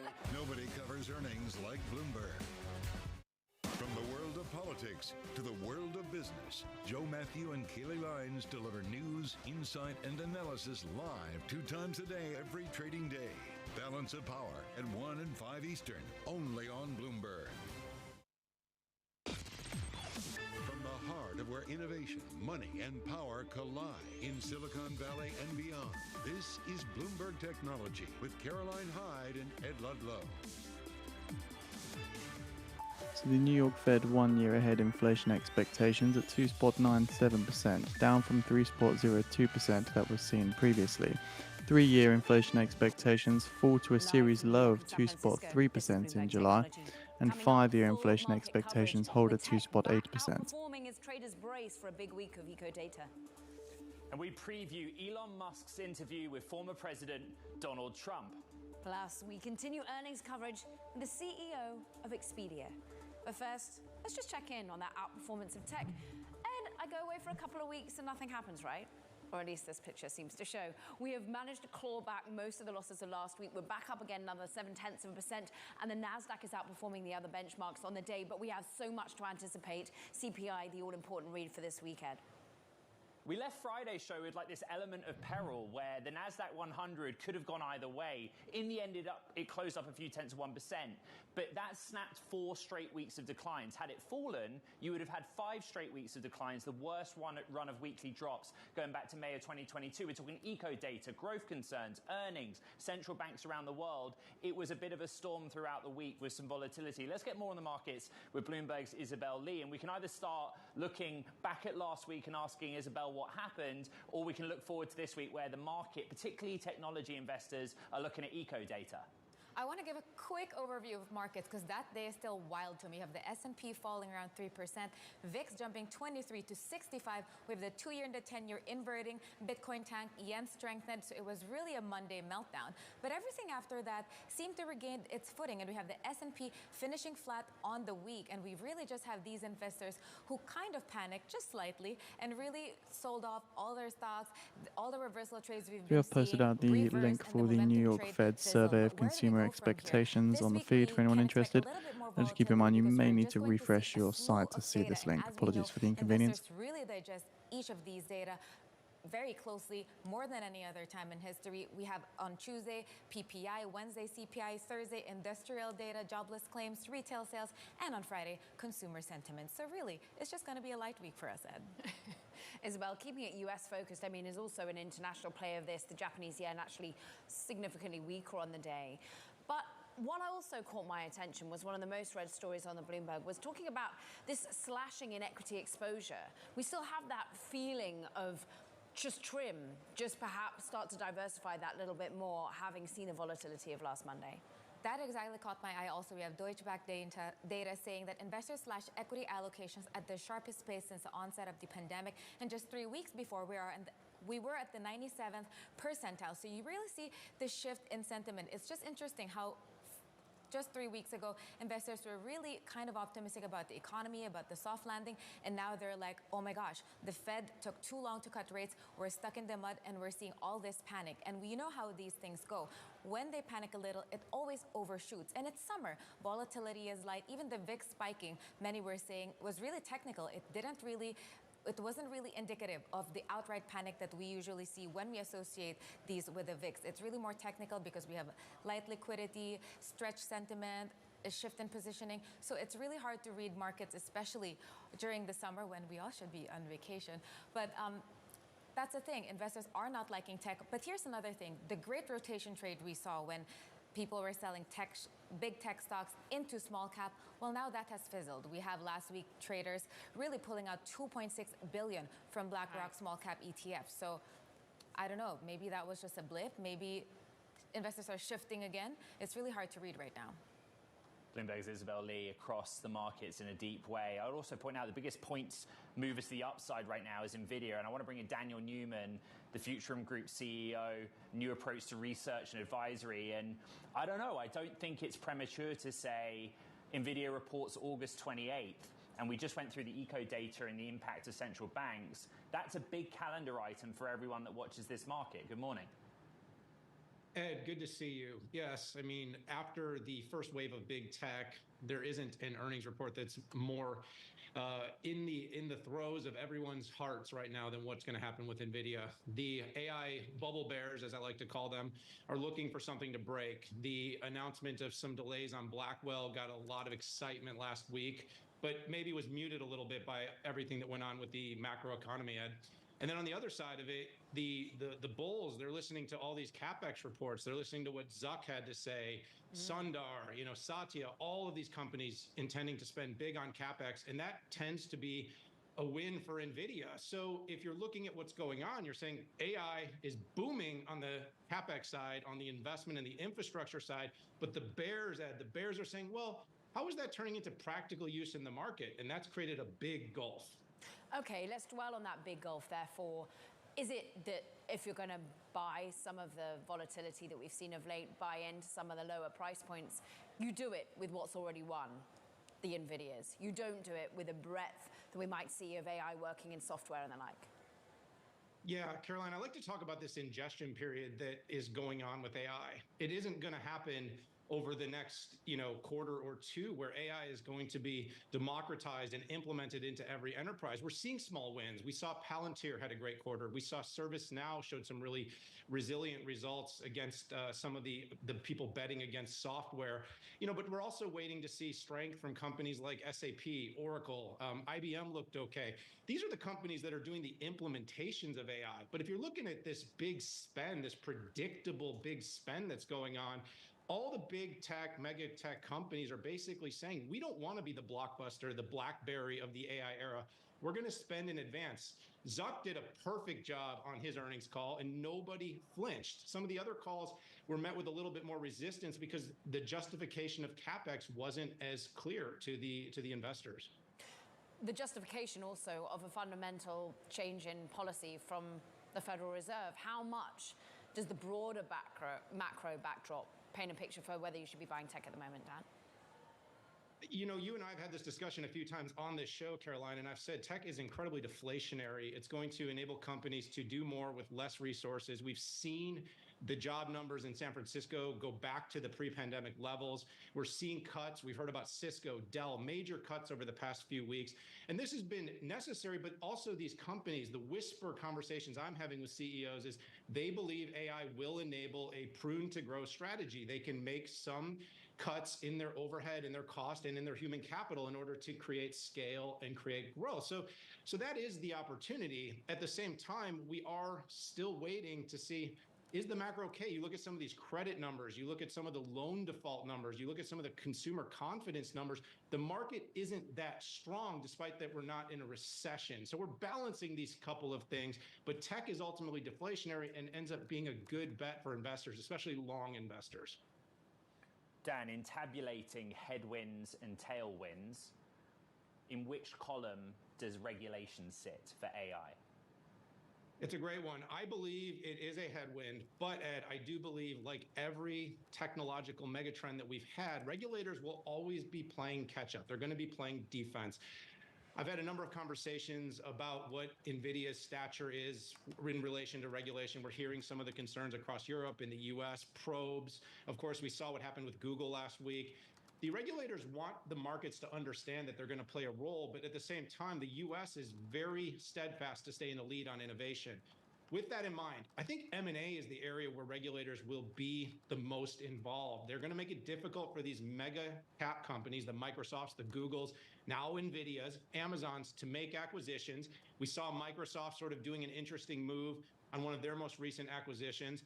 And that is going to play into this. They're going to be playing the cat and mouse game, but the regulators are going to have a really hard time at keeping up. Daniel Newman, great to have you on the Futurum Group. We appreciate it. Meanwhile, coming up, look, Elon Musk will be sitting down with Donald Trump later today. We'll discuss what to expect. That's next. This is Bloomberg Technology.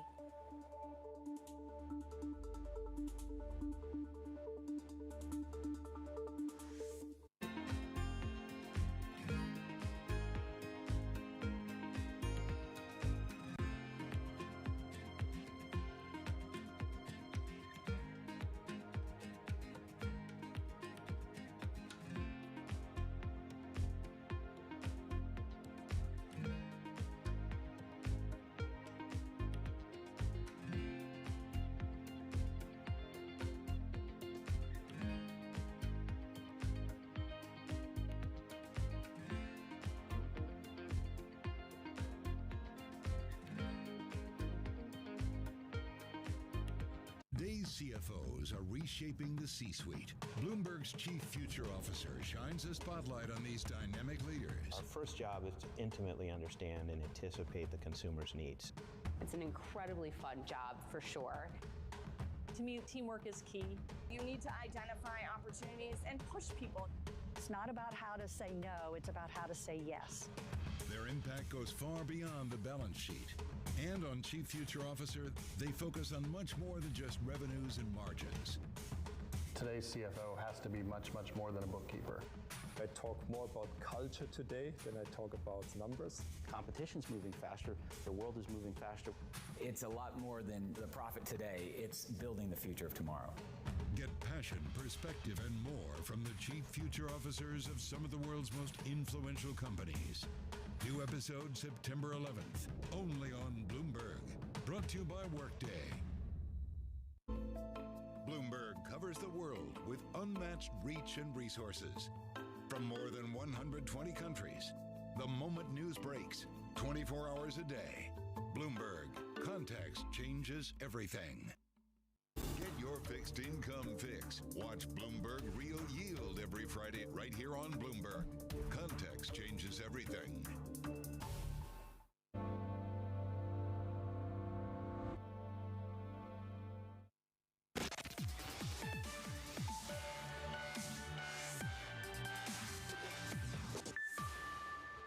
Elon Musk and Donald Trump, well, they're slated to sit down for an interview this evening on X. It will be the first public interaction between the two men since the Tesla CEO endorsed the Republican nominee last month. Let's discuss it all with what to expect with Bloomberg's Kurt Wagner. So, timing for us, what we anticipate in terms of subject matter? Yeah, so this is scheduled to be at 8 o'clock Eastern time, so, prime time, if you will. In terms of what to predict, I mean, these are two incredibly unpredictable people, as you both know. I imagine that, we'll hear President Trump go through some of his key points, especially the ones that we see Elon Musk continually tweeting about. That's, immigration, some of the social issues, maybe around DEI, trans rights, but certainly the economy, right? I mean, this is one of the things that I think President Trump talks about a lot, and that Elon Musk will matters to him, of course, Tesla and EVs, the regulations around there. So again, as far as you can predict, I think those are pretty safe predictions, but with these two, you just really never know where the conversation's going to go. Okay, so Musk has spoken about his attitude towards Trump. Let's reflect on that. Listen to this. I guess that there would be some impact, but I think it would be devastating for our competitors, but and it would hurt Tesla slightly. But long term, probably actually helps Tesla. Would be my guess. Impact to Tesla hurts slightly competitors long term, but then he's also got his Boeing cap on, his SpaceX cap on, Neuralink, etc. You're right, he's unpredictable. Do we have any sense if they have common ground on some of the other Musk companies in Elon Inc.? Yeah, I mean, I think that clip sort of gives you a sense, right? Is like even Elon sees that there is a long-term benefit here to having Trump in the White House. I think they align probably on crypto, right? Donald Trump has sort of come out and been the pro-cryptocurrency candidate here, which Elon may care about. I think, the idea of when President Trump was in office, he cared about space. He cared about the Space Force, this idea of protecting the country through space, right? Obviously, that's a huge part of Elon's portfolio. So I do think there are some areas here where these two overlap. I think there's also a benefit here, a potential mutual benefit of simply getting the former president back onto X, where Elon is, trying to drum up attention, trying to build a base. And I think that could be another side effect here of this conversation. And it will be interesting to see if X can handle it. All of those people tuning in, Bloomberg's Kurt Wagner will get you back on to discuss later in the week. So Trump's attitude toward electric vehicles and charging is likely to come up during that conversation. After all, Musk is the head of the world's EV incumbent Tesla, and the former president talked about EVs at length in that interview with Bloomberg Businessweek just a few weeks ago, suggesting the topic is also top of mind for him. Let's discuss with Terry O'Day, COO and co-founder of InCharge Energy, which provides commercial fleet charging solutions. Terry, good morning to you. Is your industry waiting and bracing for this to be a guide of Trump policy on charging infrastructure and EVs? Well, I think that it's clear that Trump has staked out a position here, but what is also clear is that the march towards electrification in this country is inexorable at this point. The total cost of owning an electric car or an electric truck is now lower than gasoline or diesel, and people are making decisions based on that economic factor. So we think that the market will continue to march forward, and perhaps as Musk Fed bids for 3-month bills total $7 billion, and Fed bids for 6-month bills total $6.4 billion. Knock what has been ultimately, from a consumer standpoint, a stagnation in interest in EVs. What are you seeing from the business side of it? Is that not been the case? Well, there is definitely a slowdown. I think there was this past year, there was a glut of supply in the market for chargers and for vehicles, and companies adjusting to their capital decisions. What we're beginning to see is thinking coming from some of our major customers like Pepsi and FedEx and UPS and Walmart. They are planning multi-year rollouts now of electric trucks and medium-duty vehicles. And so we're doing the charging stations, planning their long-term plans for their facilities, and they're making investments over a multi-year calendar that is, very different than the political calendar. Terry, the Biden administration gave Elon Musk and Tesla the cold shoulder, but focused on the IRA, which gave benefits to your industry, right? How much do you want to see Trump give some substance about how he'd handle funding and investment into EV infrastructure? Is it something that you kind of think is important to carry forward?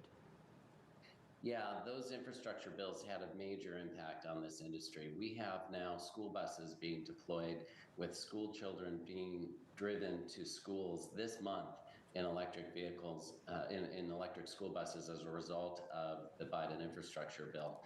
We have additional investments coming for public charging stations across the U.S. And those investments should continue to come forward because that is what will enable consumers and fleets to feel comfortable driving these vehicles and making this choice in the long run. But there's a politicization, Terry, that's unavoidable of oil versus EV. Is there any risk in your mind that it gets unwound? It's definitely, this industry has been started in part by forward-looking regulation and by these kinds of public investments. Commercial investments, as I suggest, are very important and are moving forward. The whole thing will continue to go faster if there is investment from the public sector and if these regulations continue. So there is some real risk for sure. Terry O'Day, sure you'll be tuning in later to that X discussion. We thank you, InCharge co-founder, COO. Meanwhile, let's just talk about Reride for a moment. As a Chinese self-driving automotive company, it's seeking to raise as much as $440 million in a US IPO. and concurrent private placement too. It was granted approval last year by the Chinese securities regulator for a US listing and is offering 6.45 million American depository shares, which would give WeRide a market value of about $5 billion at the top of its range. It's based on a US SEC filing. Ed, what are you looking at? Okay, let's get some more news stories in Talking Tech. And first up, India's Bharti Global has agreed to buy a major stake in BT Group. Bharti is set to purchase a 24.5% stake from shareholder Altice in a deal that would bolster the company's international expansion. The stake gives the Indian firm a marquee holding in the United Kingdom. Plus, film studios have dropped its opposition to a California measure that would give actors more leeway over AI face usage. The measure would implement new legal safeguards for performer contracts in using digital replicas of voices and likeness. Lawmakers have until the end of this month to pass the measure before they adjourn. And it's a return to formula for Disney, the company announcing a slew of sequels over the weekend at its D23 event in Anaheim, California. This after recent billion-dollar box office successes from Inside Out 2 and Deadpool and Wolverine. Movies slated for release include Moana 2, Zootopia 2, Incredibles 3, Frozen 3, Toy Story 5. You get the idea. This is Bloomberg Technology.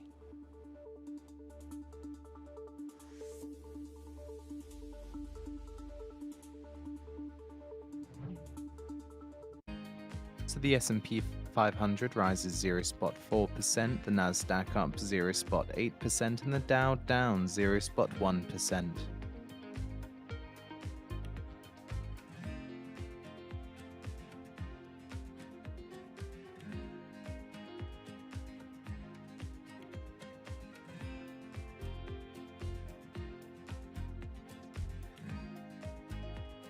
So at 11:30 a.m. Eastern Time, the US sells $76 billion in 3-month bills, prior high yield 5.075%, and a prior bid cover of 2.62. And the US sells $70 billion in 6-month bills, prior high yield 4.7%, and a prior bid cover of 2.67. ETFs like no one else. Bloomberg ETF IQ, Monday on Bloomberg. Always on the heartbeat of the tech sector. Spread across global markets. The real-time data aspect is going to be important. We're going to bring you expert analysis on that. Sure. Don't miss Bloomberg's interview with the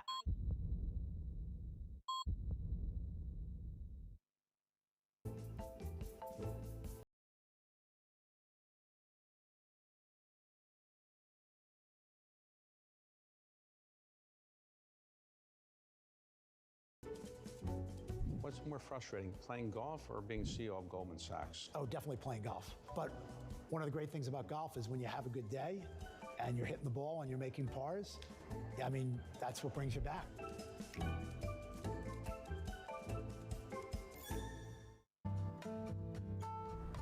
DOJ or other authorities. Could face bigger challenges next. Fed was going to keep rating World Cup. This is a 3 As the economic picture. covering the intersections of Hollywood, Silicon Valley, and beyond.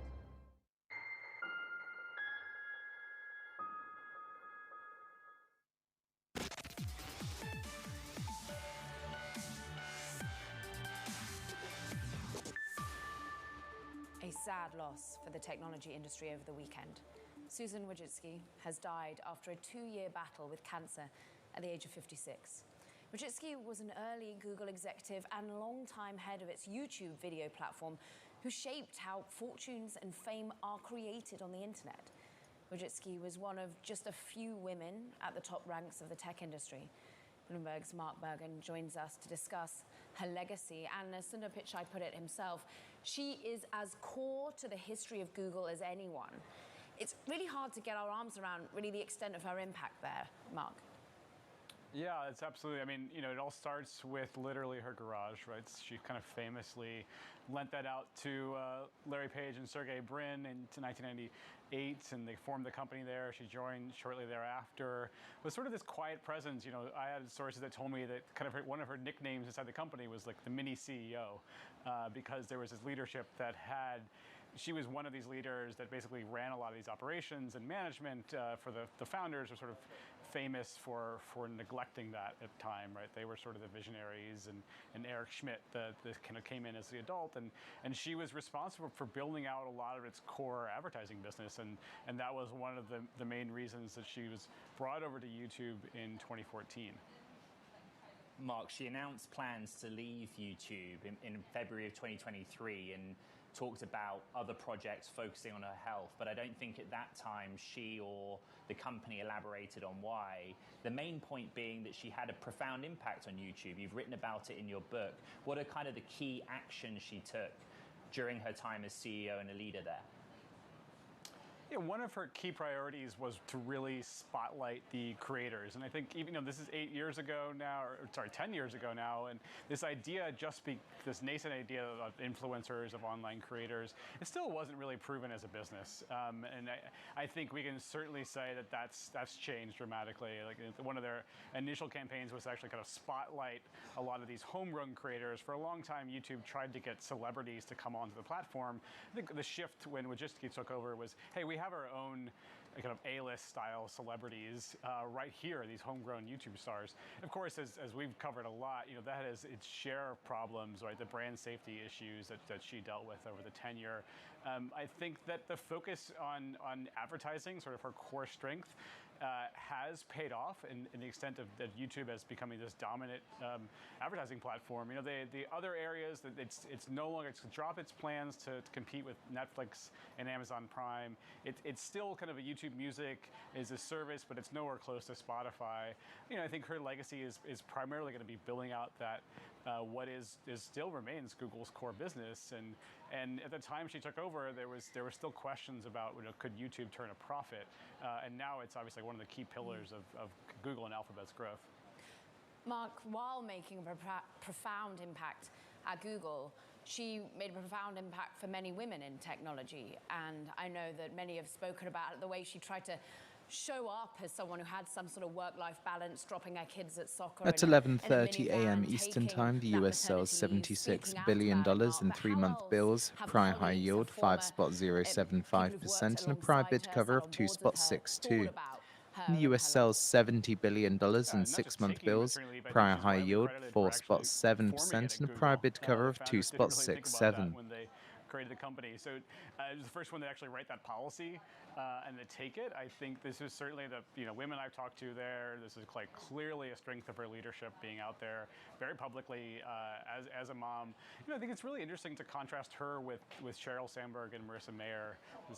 Her peers that certainly had a much bigger public profile. And I think Susan Wojcicki, from what I understand, personally didn't want that high public profile. And maybe for Google strategically, it's actually been quite important. I would argue that it's not like Elon Musk and X. It's not like Mark Zuckerberg at Facebook. You don't have this one executive well known for this platform. I think that's maybe one of the reasons why YouTube has in many ways dodged some of the criticisms that other social media sites have dealt with. There's some people that come out and argue that's because Susan is a more sort of astute and mature leadership. And perhaps it's also because she just had this background role. She was not a public profile. Bloomberg's Mark Bergen, thank you. Susan Wojcicki was 56.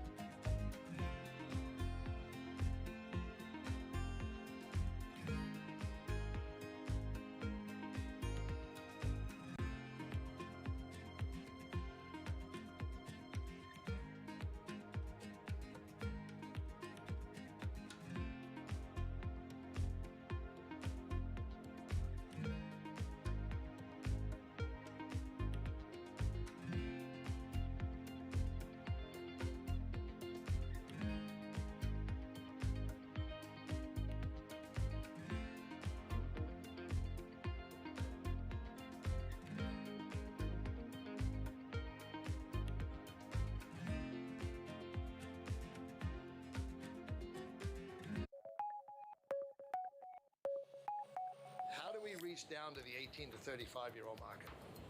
How do we bring these kids, these influencers, this new generation of people interested in the game of golf? There's 738 million people in the world who are interested in the game of golf. Don't play the game of golf, but interested. There's about 60 million golfers. So we have another 670 odd million people we can go figure out how to get them interested, not just in live, but in the game of golf. And so we sit down and you talk about this internally with your production team, you talk about with your marketing people. When you look at our audience base today, that we have like about just around 50% of our ticket sales are 45 years and old and younger. Following the PGA Tour, it's the oldest aging demographic in sport. It's 67 and a half. So in a matter of a year and a half, basically, we've pulled that 67 and a half down to 45 because of our product, because of the entertainment side. There are places around the world where 32% of our ticket sales are women. So Shortly expecting the results of the 3- and 6-month bill auctions. Inclusive with, right? So all of a sudden, we're seeing these data points coming out going, my gosh, why haven't, we're owning this space.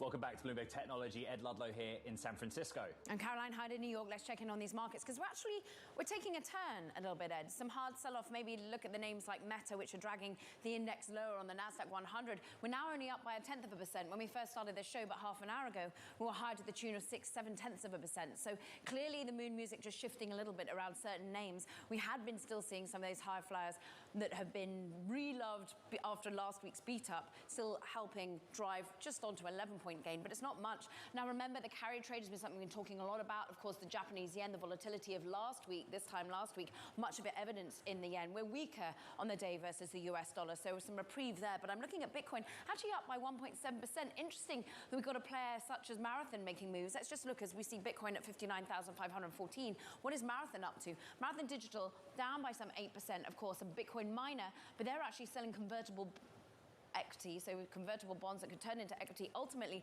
to be able to buy Bitcoin. They're once again putting it onto their balance sheet, but when you sell converts, of course, we're down to the tune of some 8%. Nvidia still leading us higher, and looking at the points perspective on the NASDAQ 100, we're up almost 4%, all eyes on August the 28th when we get those numbers, but we've got a long time to go till then. And looking at Intel, down by some 0.8%. Look, they're actually postponing a very key event, Ed, that I want to dive into, because here is a name that got beaten up after its earnings. They're having to cut costs, cut headcount, and it's proving out and sort of cutting their marketing spend as well. What have you got on it? Well, let's bring in Bloomberg's Ian King, who hopefully has answers. I mean, you and I have sort of wandered across the newsroom to each other's desks and said, well, there's not a lot of good news to be had for Intel at the moment. This expo is not a major headline, but it continues the negativity really around the name. Yeah, there are a couple of things we need to think about. Intel used to basically set the agenda for the whole of the computer industry with its conferences. Right now, what investors want is somebody from Intel to walk out on stage and say, hey, look at this new thing to basically 6-month high yield, 4.795%, 4.795%, with a 6-month bid cover ratio of 2.73, 2.73. The US sells $76 billion in 6-month bills and awards 36.28% of bids at high. And 3-month high yield, 5.07%, 5.07%. 3-month bid cover ratio, 2.95, 2.95. The US sells $83 billion in 3-month bills and awards 71.46% of bids at high. That's what's leading in that crucial data center market. For them, that's an NVIDIA story. It's not an Intel story. Intel has hundreds of millions of dollars of sales in that market. NVIDIA has close to $100 billion of sales in that market. So right now they're nowhere, and we need to see something from them that changes that narrative and changes it quickly. I went back and checked the statement from Intel, because believe it or not, Ian, I was invited. I got the save the date for innovation. But the last line is, please stay tuned for several exciting product and technology announcements coming this fall. So they're working on something in the meantime. Yeah, I mean, what they're going to do is concentrate on some smaller events, other people's events, smaller events of themselves, to try to, again, draw attention back into what's going. But right now, there's a real sense of like, come on, show us something, anything, right? That's what people want. Ian King, always so on the money. We thank you so much. Meanwhile, look, let's turn to Apple now, because just a month out from the release of its iPhone 16, which is expected to keep sales stable, but is it bringing major innovation? Let's talk to Mark Gurman all about it, because he covered it in his weekly Power On column. And ultimately, your argument is, look, we're not getting that much rich innovation coming from Apple at the moment, even though they can really talk up the AI side of things. The iPhone certainly will sell well this fall, right? They're probably going to produce between 80 and 90 million units, we've reported, but there's not going to be major growth over the prior year or the year before that, or even the year before that. This is a company that is making essentially minor changes on an annual basis to their phones at this point, right? And that's going to continue with the 16 line. You're going to see a new button, at least on the Pro phones, that turns the phone more into a DSLR. You'll be able to lightly press it to autofocus, and hard press it to take a picture, so that will be cool. But bigger changes will come next year, including a new, slimmer iPhone 17 model to replace the iPhone 16 Plus, as well as a new lower-end iPhone SE, which could really boost sales in emerging markets. Mark, Bloomberg Technology senior producer Jackie Lopez doesn't allow props, so I'm gonna demo like this. It's a DSLR camera that I'm pretending to hold. That's it? That's the innovation they've come up with for iPhone 16 generation, a button for the camera?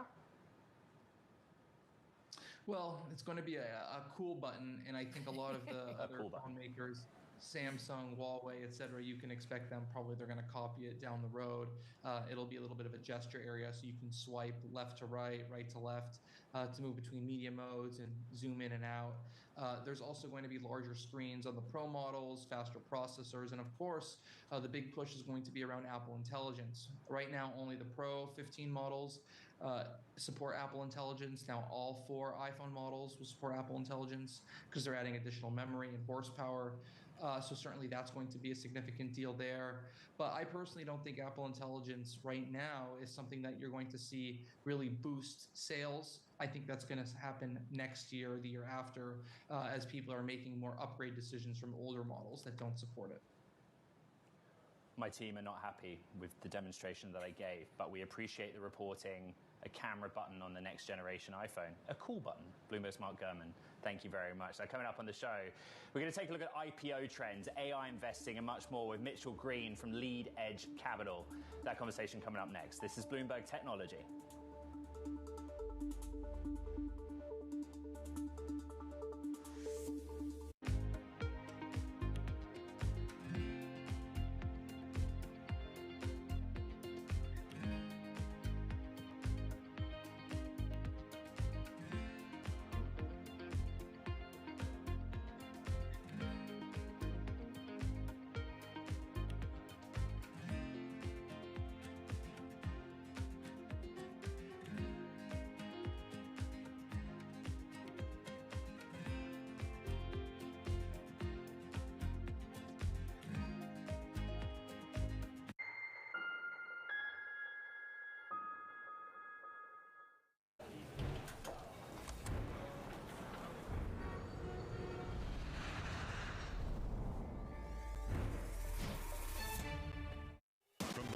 Politics to the world of business. Joe Matthew and Keely Lines deliver news, insight, and analysis live 2 times a day, every trading day.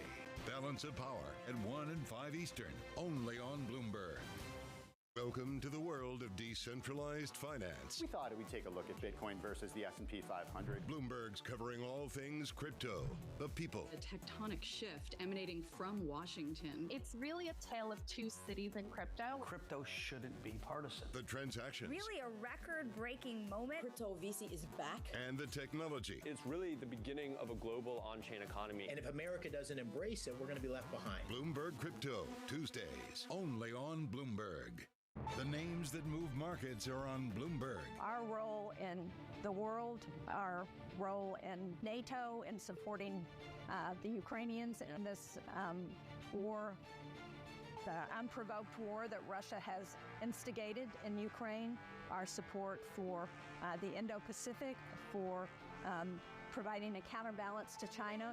All of that is in our interest, and whoever's president, I'm sure, is going to do what's in the best interest of the United States. It is not a time for America to back off of its commitment around the globe. And I think there's a justification for us making certain that we do the right things in a way that we share the burdens with our allies. But I don't expect America to walk away from the world in any administration. It's about American security, and it's about making certain our adversaries, present and future, know that when America's committed to something, they're there for the long haul. Bloomberg. Context changes everything. It's the world's second largest economy with a growing influence in global affairs. But geopolitical uncertainties, deflationary pressures, and questions about foreign investment linger. Bloomberg, the China Show, brings you the unmatched expertise you need to keep track of breaking news, in-depth market analysis, and the most influential newsmakers in and around China. Bloomberg, the China Show. Weekdays at 9 a.m. Hong Kong time, right here on Bloomberg. Context changes everything.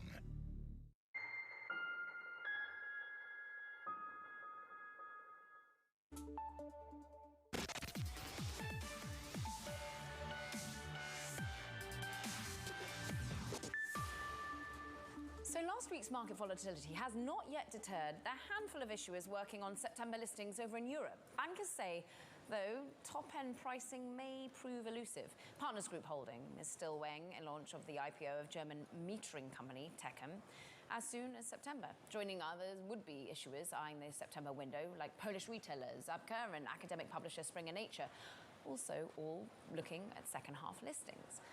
That's over in Europe, but let's talk about US IPO, the window, if it's open or not, and really what's on track in terms of exits for the VC community. Mitchell Green, founder and managing partner of Lead Edge Capital, joins us now for our VC Spotlight. And how are you feeling? Got any optimism around this window amid a political agenda that keeps things volatile too?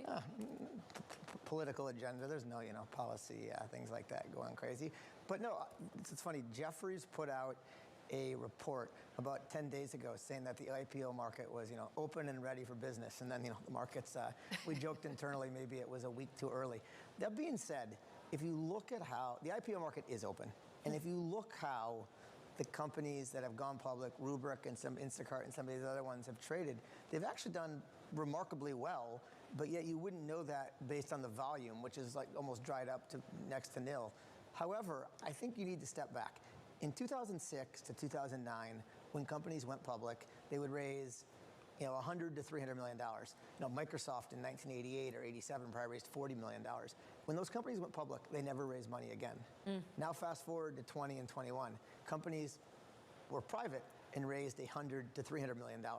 So now fast forward a couple of years, and you basically have two types of companies. You have great companies, and those companies have hundreds of millions of dollars of cash, have hit their numbers, and they could go public tomorrow. And they would go public at probably a reasonable valuation. Some would go higher than the 20 and 20 run round. Some would be flat. But again, and then there's a whole class of companies that couldn't go public because they haven't performed. Yeah. But those that have could go public.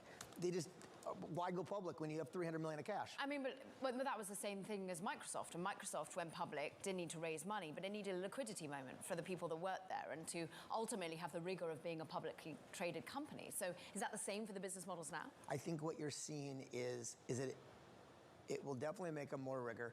The whole process and of being public today is way more expensive and way more time consuming than it was 25, 30 years plus years ago.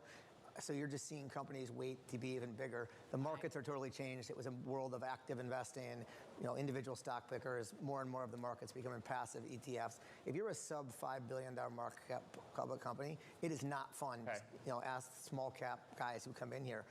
At some point, the Sequoias, the Lightspeeds, the benchmarks of the world will be telling these companies, now they're 300 million, don't go public. But at some point, 500, 600, 700 million of revenue, they are going to say, listen, you need to go public, you need the liquidity.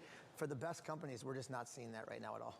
Well, Mitchell, something that's different now probably is more liquid secondaries markets. But there does seem to be a willingness of the private market to have a longest role, support companies later into life. How would that impact the here and now of an IPO window? Well, Ed, I think that's a great thing you said. It's 100% spot on. Without going into the details, we have a company in our portfolio. It's 300 million of recurring revenue. It's growing 60+% a year. It has, $250 to $300 million of cash. They have just completed a several $100 million secondary, and from private investors at a flat to slightly up round from 2021, and they historically would have gone public. But instead, the CEO and the board and management team, if we agree with, is why go public and operate as a $300 million public company, $1 million revenue company? Just continue building your business. You're in a giant space. Go public in a few years now when you're ready and the company is even larger. But so, yeah, and that's, by the way, that is facilitated by large secondaries, 100%. We reflected earlier in the program about the volatility in public markets. Looking ahead, would the outcome of November's election cause a pause or an acceleration for an IPO window, to your mind, Mitchell? It depends if you get more days like, the yen current, the yen trade unwinding, the yen carry trade, and things like, last Monday don't do, good things for it. You wouldn't have been one to price an IPO on Tuesday or Wednesday. I think things have settled down a little bit, but you never know.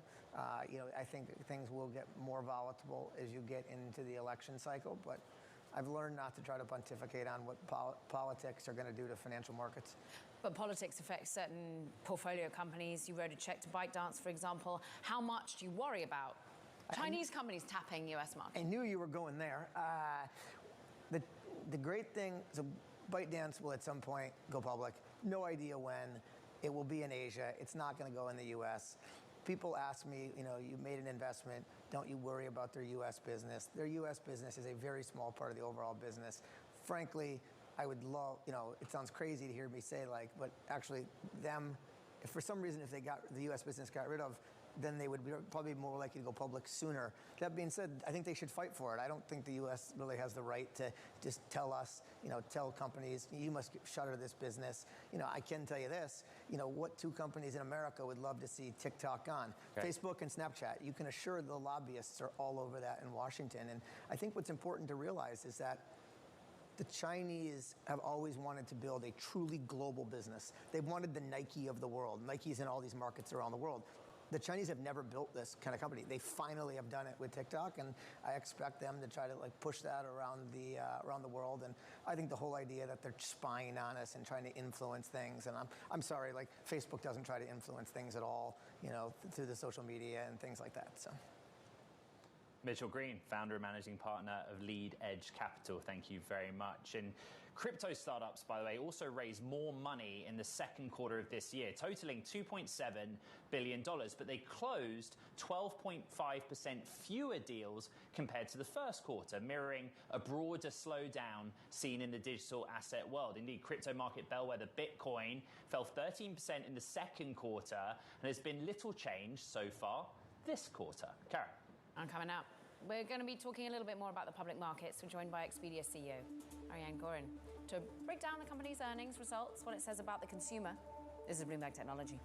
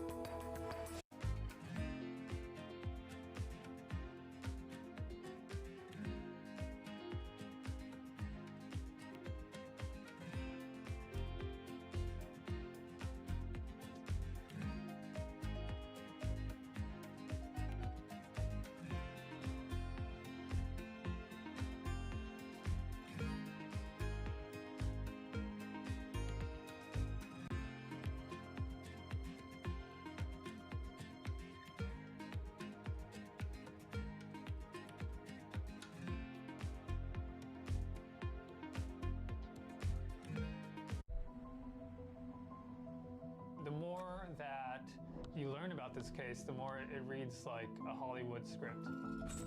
The nature of the killing, the execution, the just brutality of it. It wasn't in the psyche of people that they could be looted because they are considered so sacred.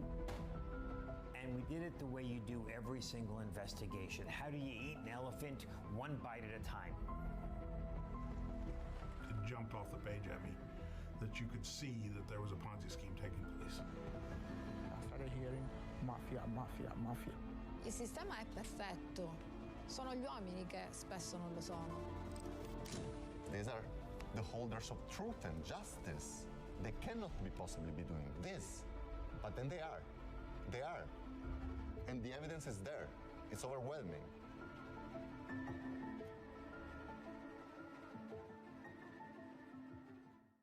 The Russell 2000 index is down 1%. Set your agenda. Bloomberg Brief delivers the market news, data, and analysis you need live every weekday at 5 a.m. Eastern. Bloomberg. Context changes everything.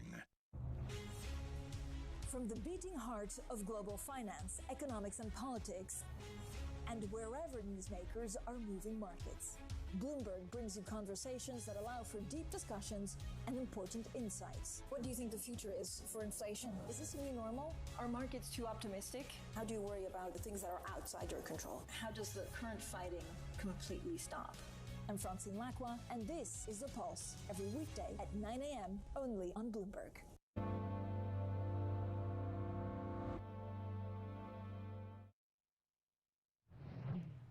Welcome to our worldwide audiences on Bloomberg TV and Bloomberg Radio. Expedia, it posted better than expected second quarter results. However, the company did warn of a softening in travel demand in the current quarter, and therefore it adjusted its expectations for the rest of the year. Let's dig into the details. Expedia's CEO is with us, Ariane Gorin. And Ariane, you managed to get the nuance because shares absolutely popped on the fact that you'd managed to do what you needed to do and delivered for the quarter that we were posting on, but then you downgraded for a second time. What is the consumer telling you right now? Well, first, thank you for having me. We were very happy with our second quarter results. We saw an acceleration in our consumer business, which is what we were looking for, and then continued strength in our B2B segment and in advertising. But it's true, as we look at the third quarter, we have seen some softness. It's been a few quarters in a row that air ticket prices have been coming down, that the price of car rental days have been coming down, and we just started seeing a bit of that also in the third quarter, so we're keeping an eye on it. Ariane, good morning. It's Ed in San Francisco. Hi, Ed. Away from the United States, it's been an incredible summer in Europe. The Euros football or soccer tournament, the Olympics. Why is that sort of event-driven process not more of a confidence giver for you in your outlook? Yeah, well, first of all, I would say events-driven travel is a true trend, whether it's sports, whether it's concerts. You know, I would say with Taylor Swift's concert tour in the last year, you see that really drives travel into destinations. So that certainly plays into our optimism. But again, you know, when we look at our forecasts, we're looking at what's happening on pricing, what's happening in demand. And again, in the long term, people certainly want to travel, which is what makes us sort of optimistic in the long term. Ariane, if you're going to drive that outlook a little higher than you've already given, is there a way you can more closely match what people are searching for? Maybe the budget-conscious consumer as well, if the consumer is in real time pulling back. Yeah, well, you know, the great news is that because of the work that we've done on our platform in the last few years, in particular around having a customer identity across all of our brands, we have a better understanding of the traveler across all of our brands, looking at what are they searching for, what are they interested in, which allows us to make more personalized recommendations that are more relevant for each traveler. Let's talk about the brands and brand loyalty. Before we do that, we just want to remind our audience of TV and radio. We are sat down with the Expedia CEO, Ariane Gorin. And what's really interesting is you have this rollout of sort of a brand loyalty program, One Key, beyond the US and UK, but you're slowing it slightly. And there was an impact perhaps to Hotels.com users and the loyalty programs they had. Can you tell us about what the ultimate goal is there and why you've slowed it a little bit? Sure. So we actually just came up on the 1-year anniversary of our One Key loyalty program. We launched it last summer in the US, and it's a program that ties together Expedia, Hotels.com, and Vrbo, which are our 3 biggest brands.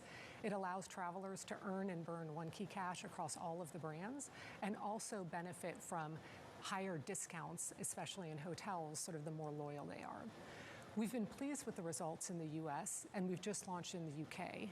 But as we step back and looked at other countries, what we realized is this is a program that works the best when we have all 3 of our big brands operating at scale. And in many countries outside of the US and UK, we have one leading brand. So what we're doing now is we're looking at how do we make sure that we have the strongest loyalty value proposition in each country for the brands that are there.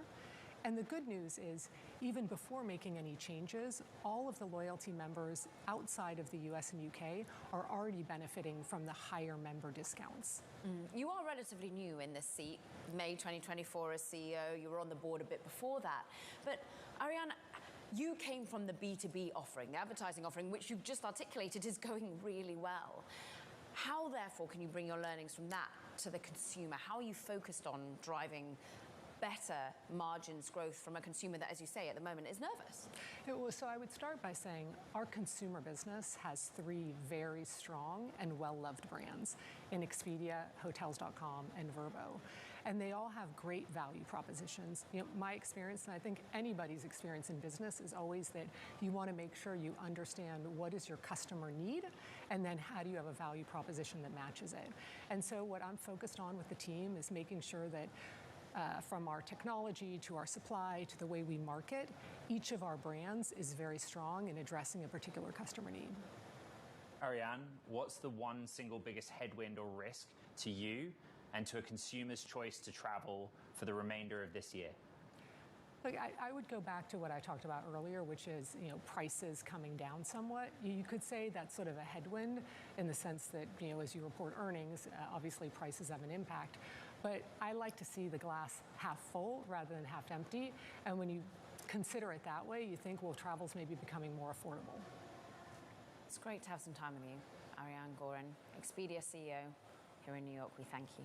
Thank you for having me. Now that does it for this edition of Bloomberg Technology. Ed, what a thick and fast conversation from public to private. We've got so much more for the rest of the week as well. Caroline is back in New York City. We got Pyle and Marguerite with me here in San Francisco, Jackie, John, and Justin in New York, the team in the control room. Brace yourselves. A big week to come. Don't forget to check out the podcast, by the way. You know where to find it. The Terminal, as well as online on Apple, Spotify, and iHeart. This is Bloomberg Technology.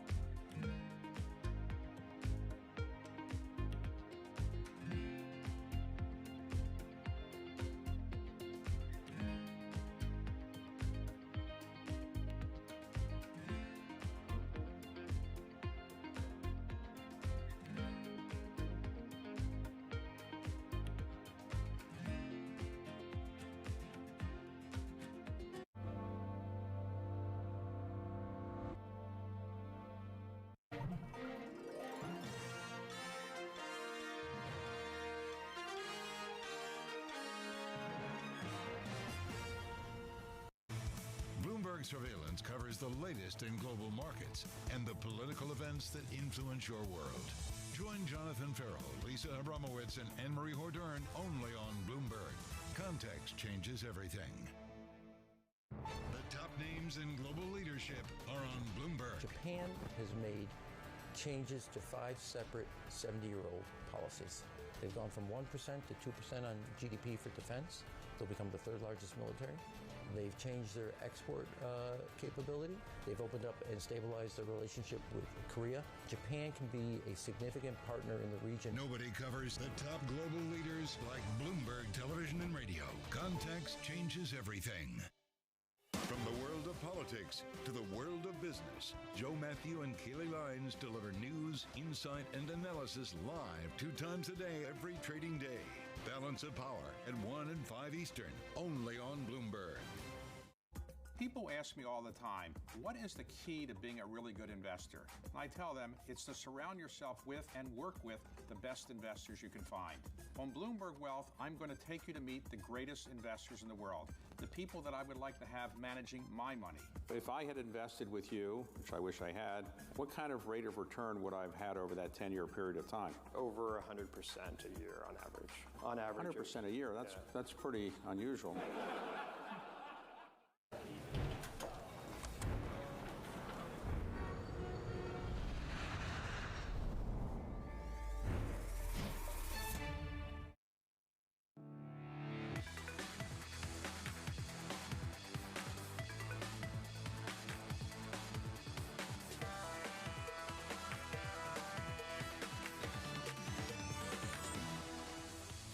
Welcome to Bloomberg ETF IQ. I'm Scarlett Fu. Let's get you straight to the biggest stories right now in the more than $13 trillion global ETF industry.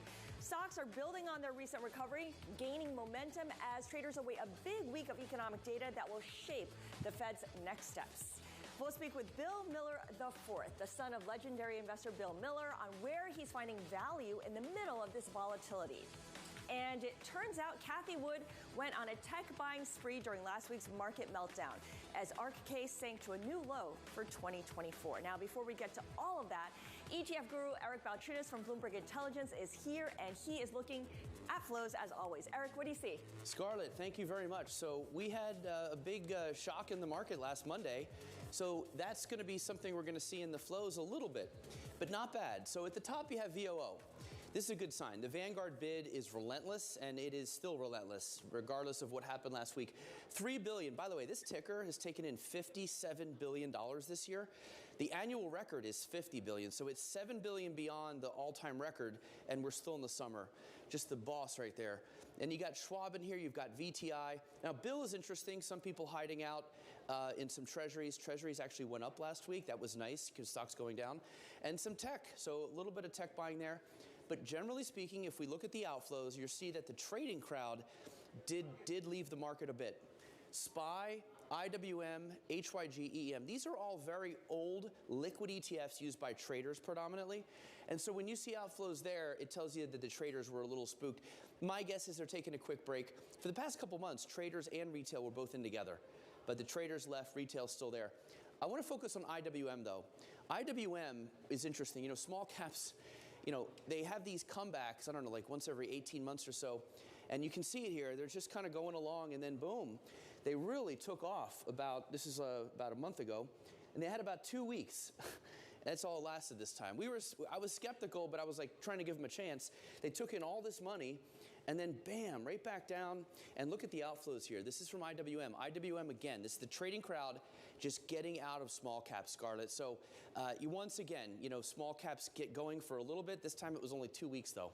It did last for 2 weeks, so longer than we had seen in a while. Eric, thank you so much. Joining our conversation right now is James St. Aubin. He is CIO at Ocean Park Asset Management. James, it is good to speak with you. I want to pick up where Eric left off, which is this idea that traders left, but retail is still there. Is that what you're seeing right now, despite the underperformance once again of small caps? I think so. I think the traders got spooked. It's interesting that usually retail gets spooked by the volatility. This time it seemed to be the institutional community unwinding some positions. You know, you get the VAR shock and they have to readjust positioning to account for that. So I think that does explain a lot of what's happened here. It's been interesting to see, specifically as you're talking about in small caps, how small caps have sort of kind of had a false rally there for a little bit. And I think that kind of has to do with the fact that the economy question is still circulating about whether or not we're having a sort of a strong enough economy. We were talking about is bad news good news for certain stocks, and bad news is good news sometimes until it's not. And I think we're starting to see that shift over to the side of where maybe there are some questions about recession. Mm-hmm. And when you start to hear that word, it's not a great. Small caps are not a great place to be. So I think that explains some of that reaction. So this is a dilemma that's been going on for a while now. I'm looking at one of your ETFs, which is the ticker is DUKQ, and this is domestic ETFs you invest in. You've got a lot in the S&P 500, but you own the equal weight and mid caps, which again is going to be a slight value tilt and a slight small tilt. Do you stick with that after what we just talked about, or do you go more into the S&P and the Mag 7? So yeah, we've been our ETFs are a month old. We started fully invested. Our ETFs have the ability to broaden out, and in the sell-off, we did have some exposure to QQQM and some other funds, momentum funds that showed us sell signals. So we saw downtrends there, and we exited those positions and entered the S&P 500. So we still see positive trends in the broad market, the S&P 500, even though we have had a pullback. Our downtrend signals have not been triggered. So we maintained a fully invested posture, but we did have to move some positioning around as our signals dictated. What were you doing on Monday, by the way? I'm just curious how you were looking at the market action, the price action, and how you were either taking advantage of it or saying, I'm going to steer clear and see how things settle down first. Yeah, well, we had to react to the price. Price action drives our positioning. We're unemotional. We don't try to predict what the next move is going to be. Clearly, the big losers in this sell-off were the tech names, the momentum names. Big reversal there. That sent off a signal to us that we needed to exit those positions and go into other areas of the market that were maintaining their uptrend. So that's essentially where we're at right now. We think that it's certainly possible that the large cap names can regain some leadership here, but I think there's some big questions about. One of the reasons I think that the market was selling off was the fact that there is some questions about the profitability of these AI names and the CapEx that's being required to build that business. So it could be a rotation in leadership from sectors that have been like technology that have been outperforming.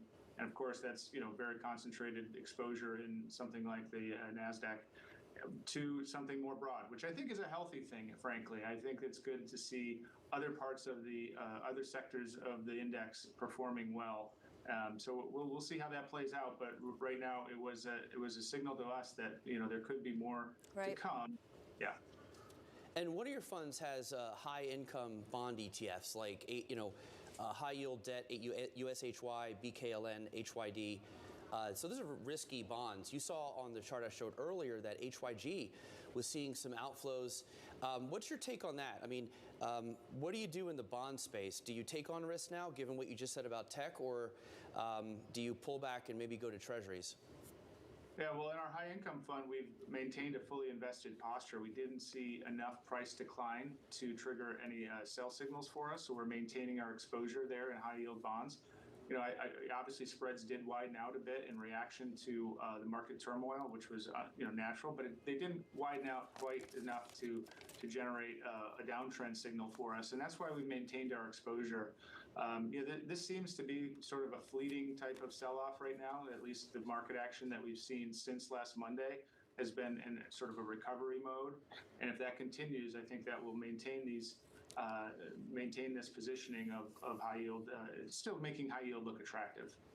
One thing I noticed, James, is that for both DUKQ and DUKH, the tickers begin with the letters DUK.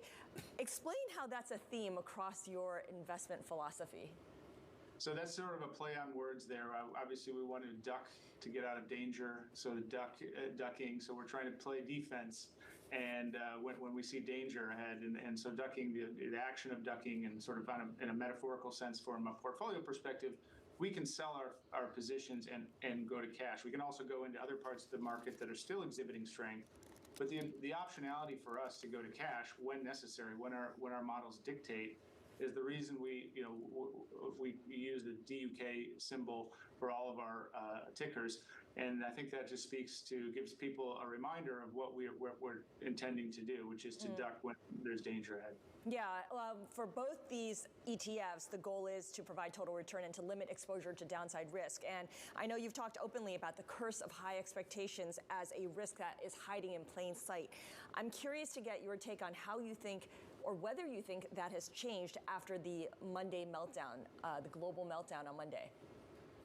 I think it's getting more attention. I don't think it may still be underappreciated. That's my concern. That it may still be we still have high expectations for some of these stocks, and that doesn't necessarily mean they will be missed. But it is a risk to the market that I don't think, given how much crowding we've seen, especially in those Mag 7 names and alike, I think that certainly, and given there's been some recovery there, that we haven't necessarily absorbed all that awareness of that risk. So we're still concerned about that. All right, still a theme that you're looking at then, so continue ducking, I guess, in the meantime. James St. Aubin of Ocean Park Asset Management, thank you so much for joining us today. Coming up on ETF IQ, Cathie Wood goes on a tech spree as RK sinks to a new low this year after the meltdown we saw last Monday. This is Bloomberg.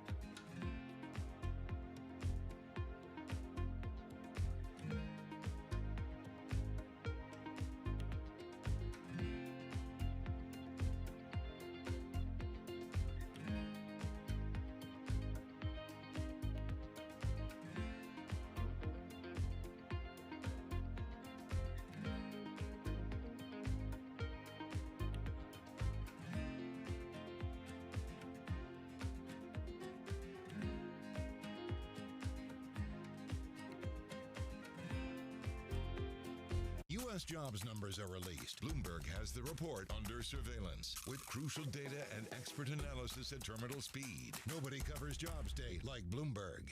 The names that move markets are on Bloomberg. We've seen story after story about companies delisting from the London Stock Exchange, listing in New York, listing in Europe. I want to turn that around. I want Britain to be the place of choice to make an IPO, to grow your business.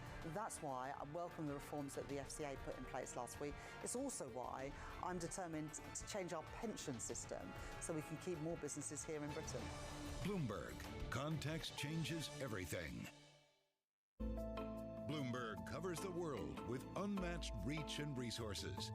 From more than 120 countries, the moment news breaks, 24 hours a day. Bloomberg. Context changes everything. Bloomberg loves earnings. I know it's like your Super Bowl, right? I can't wait. It's like opening presents in the morning. All right, it will be exciting. Nobody covers earnings like Bloomberg.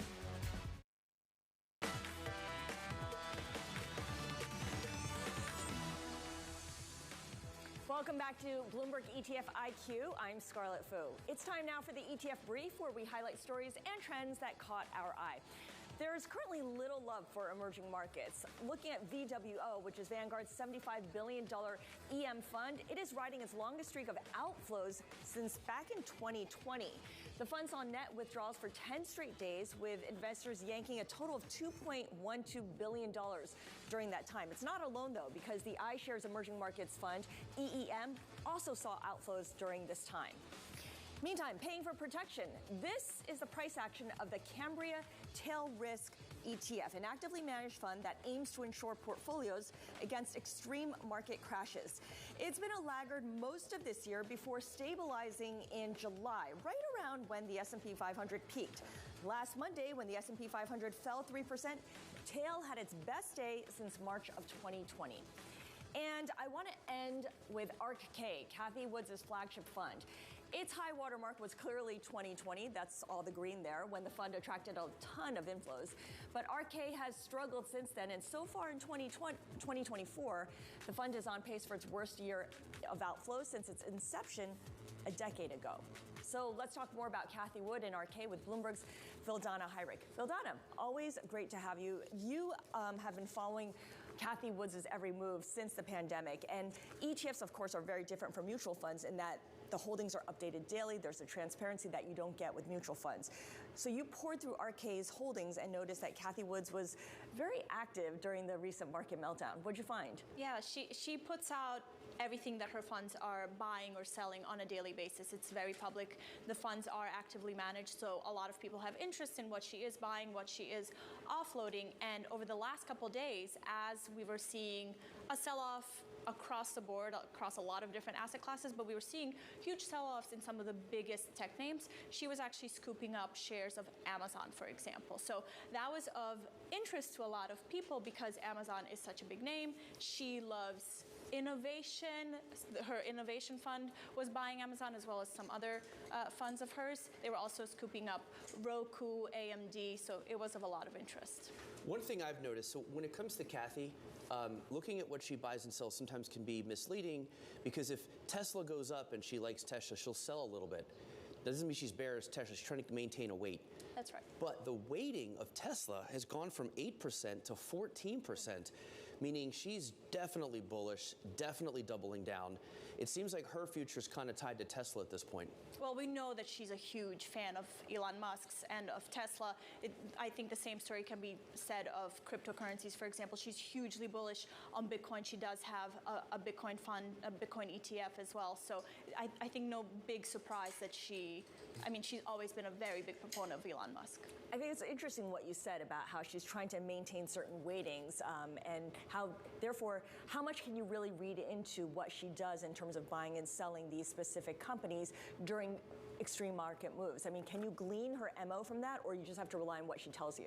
We kind of have to rely on just what the buys and the sells tell us, because she'll come out from time to time and say, I made this move because I'm a big fan of Tesla. I bought, the dip in XYZ. This time around, we haven't really heard why, for example, she bought Amazon. At first blush, it might seem like, okay, well, this is one of the Magnificent Seven. It's been around for forever, whereas her fund is aimed at innovation. But then you can tie it back to, cloud infrastructure or any one of those themes to say, potentially this is one of the reasons she was buying the dip.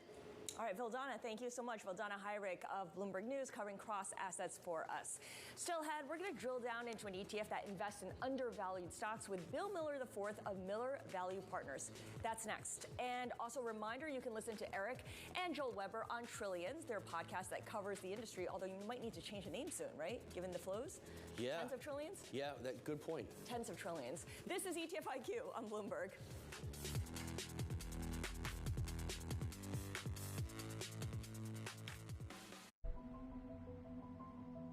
The more that you learn about this case, the more it reads like a Hollywood script.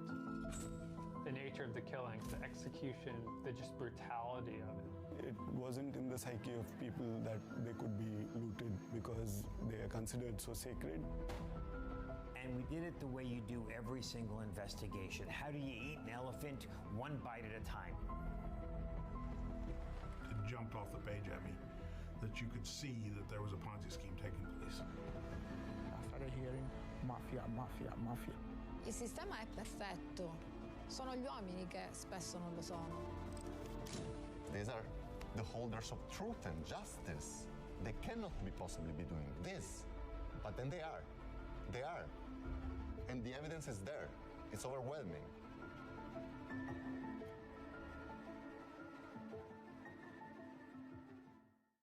Lots happening on Wall Street. I couldn't have been more wrong. It's going to stay volatile for a while longer. It's a bifurcated market. Need to catch up? This is Bloomberg Wall Street Week. I'm David Weston. We've got the information and insight. Year over year, you could start to see some cracks. It might be overhyped short term, but it's underhyped long term. From businesses most influential and instrumental. A lot of the doom and gloom has been somewhat overblown. If you're not living near the edge, you're taking up too much space. Bloomberg Wall Street Week, live Friday with replays all weekend on Bloomberg Television and Radio. always on the heartbeat of the tech sector. Spread across global markets. The real-time data aspect is going to be We're important. going to bring you expert analysis on that shortly. Don't miss Bloomberg's interview with the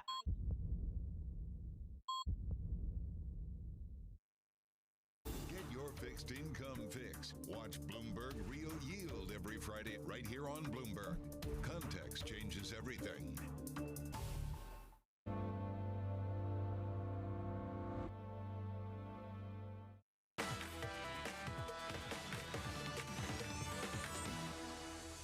This is Bloomberg ETF IQ. I'm Scarlett Fu. It is time for today's drill down where we focus on one ETF. Eric, hit it.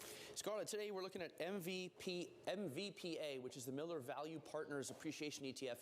This is managed by Bill Miller IV, son of Bill Miller III, who crushed it in the 90s and 2000s, beat the S&P, I believe, for 15 years straight. So this is like that style of value investing, looks for undervalued companies, very concentrated, only I think 34 names in here. Actively managed, came out this year, 60 basis points, already 51 million. That's not a ton, but for an active fund that just came out, that's a good amount of money, I think, and you'll see why it probably got that in a minute. Let's look at the holdings here. So you're going to look at the holdings. These are some stocks you'd probably know or don't know. One to point out, MicroStrategy. This has been a huge winner for this, although it has a high PE. Although the overall fund PE is about 18. You've got AT&T, PayPal, some other ones you know of. You're going to be overweight industrials in this, overweight discretionary, and very underweight tech. And again, the active share on this is 95%, meaning only 5% overlap with the S&P. Let's look at the holdings of the return of this since it came out. And that's really what matters with active. And man, I got to say, I was surprised at how much the outperformance has already happened in this. Usually it would take more than half a year to double the S&P, right? So that's a really good sign and a really good start. This is the value index and this is the S&P. This fund is up 22%. So if you're active and you're starting out, this is about as good of a start as you can hope for, Scarlett, hence the 50 million already. Yeah, good stuff. All right, Eric is going to come back and join our conversation because right now, I'm pleased to say, is Bill Miller IV joining us now. He is CIO and portfolio manager at Miller Value Partners. Bill, it is good to speak with you. Clearly, this is a value fund. You're sticking to the knitting of the family name. You have a sizable allocation to tech, even if it is less than the S&P 500's 31% weighting. You have about a 14% weighting to internet names. I'm curious whether you cap your allocation to any single sector, or is the fund so fundamentally driven that sector allocation is not really a driver here? It's more of an afterthought.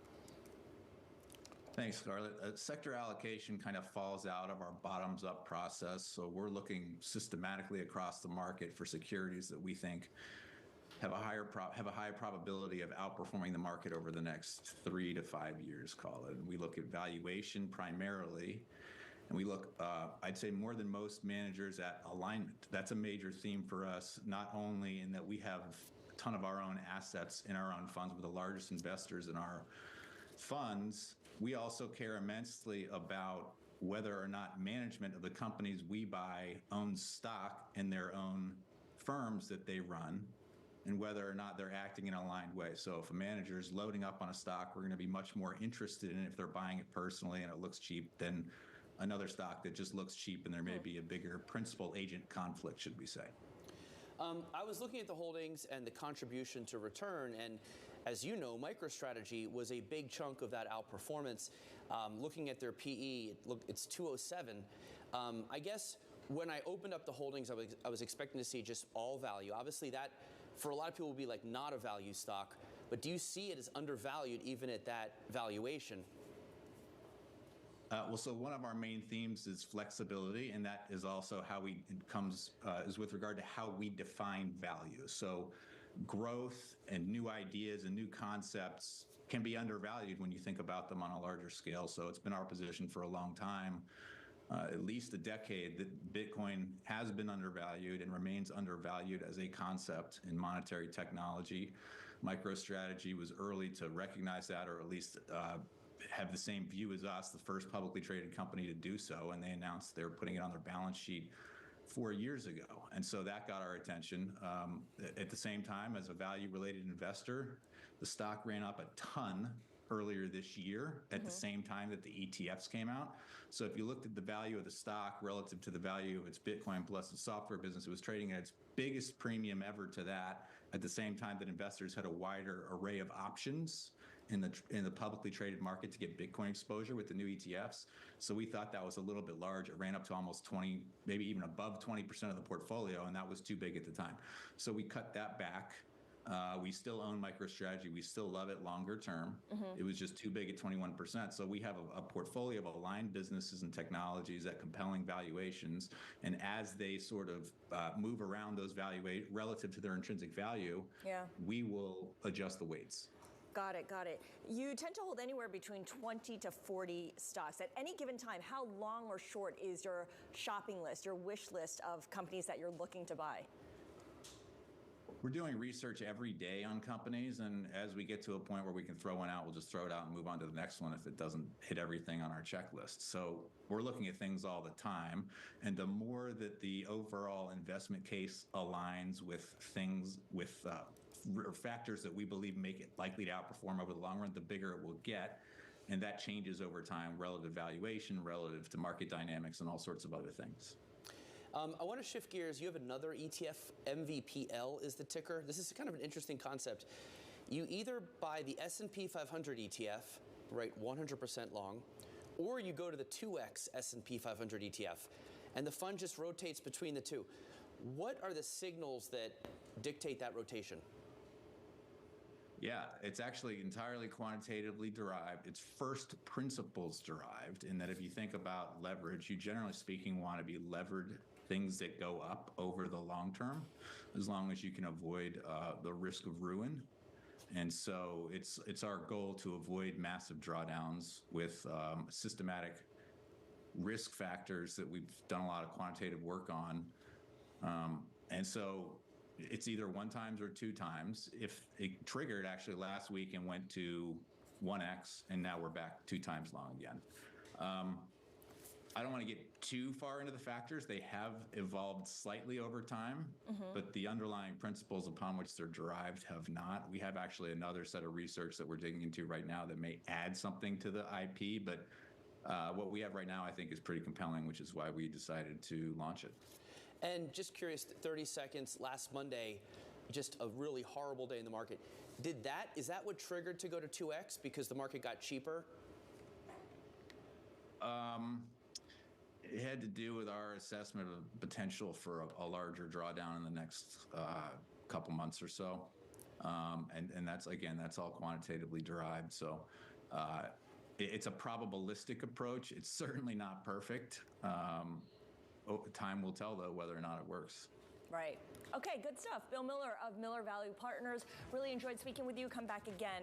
And a quick programming note that we'll be back on August 26th. That is 2 weeks from today due to next week's special coverage of the DNC. That does it for Bloomberg ETF IQ. I'm Scarlett Fu along with Eric Balchunas. This is Bloomberg.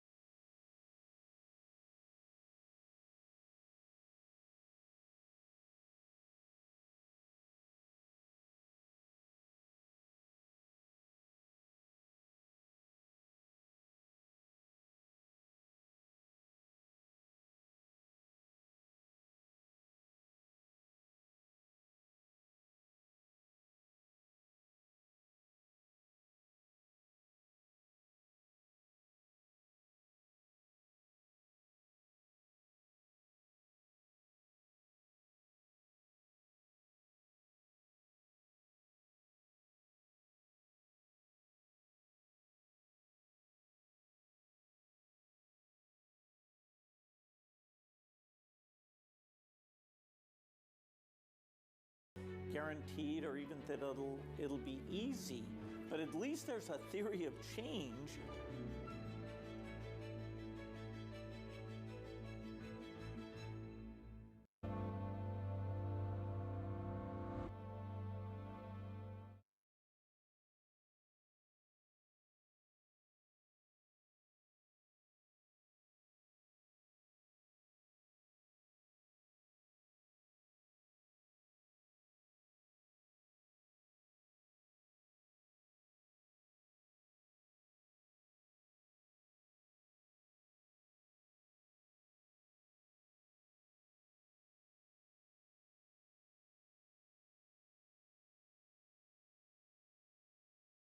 industry. We'll show you what's happening in ETFs like no one else. Bloomberg ETF IQ, Monday on Bloomberg. DOJ or other authorities. Could face bigger challenges next. Fed was going to keep rain World Cup. This is a three. As the economic picture. Covering the intersections of Hollywood, Silicon Valley, and beyond. Welcome to the world of decentralized finance. We thought we'd take a look at Bitcoin versus the S&P 500. Bloomberg's covering all things crypto, the people. A tectonic shift emanating from Washington. It's really a tale of two cities in crypto. Crypto shouldn't be partisan. The transactions. Really a record-breaking moment. Crypto VC is back. And the technology. It's really the beginning of a global on-chain economy. And if America doesn't embrace it, we're going to be left behind. Bloomberg Crypto, Tuesdays, only on Bloomberg.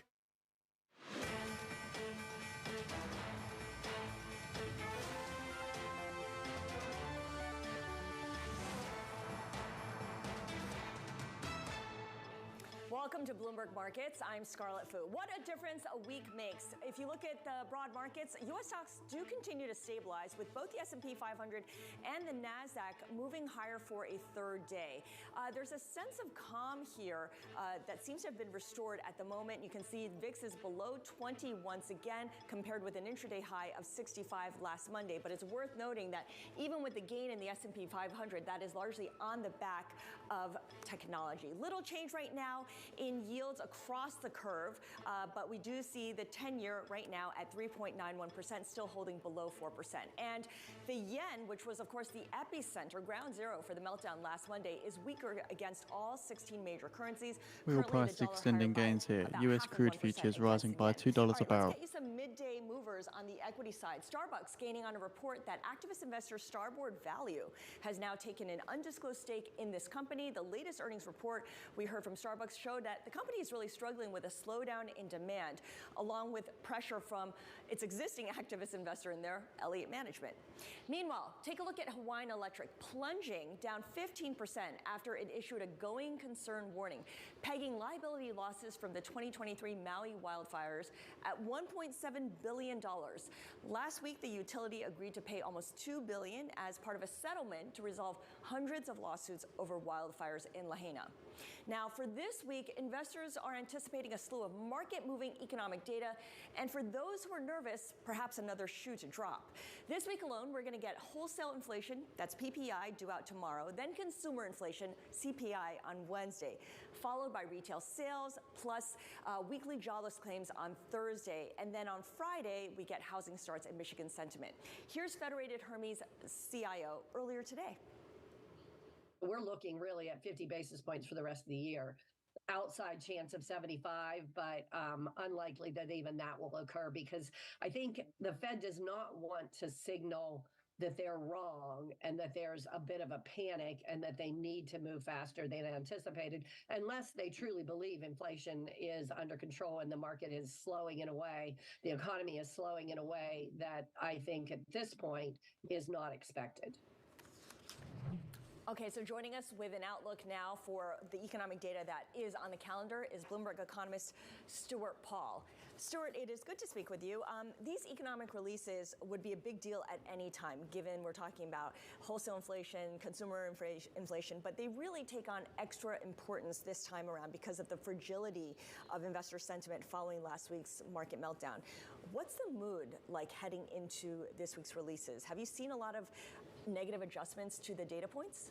We haven't seen broad-based adjustments to the data points. We've seen some upward revisions of other folks in the sell side revising up their expectations for, say, recession risk. We think that the data this week is really going to highlight stagflation risk, which is where the narrative was before we saw the jobs report that showed the uptick in unemployment to 4.3%. We're expecting to see an uptick in the pace, in the monthly pace of inflation, of headline inflation and core inflation. That'll still allow the annual measures to come in, which folks might celebrate.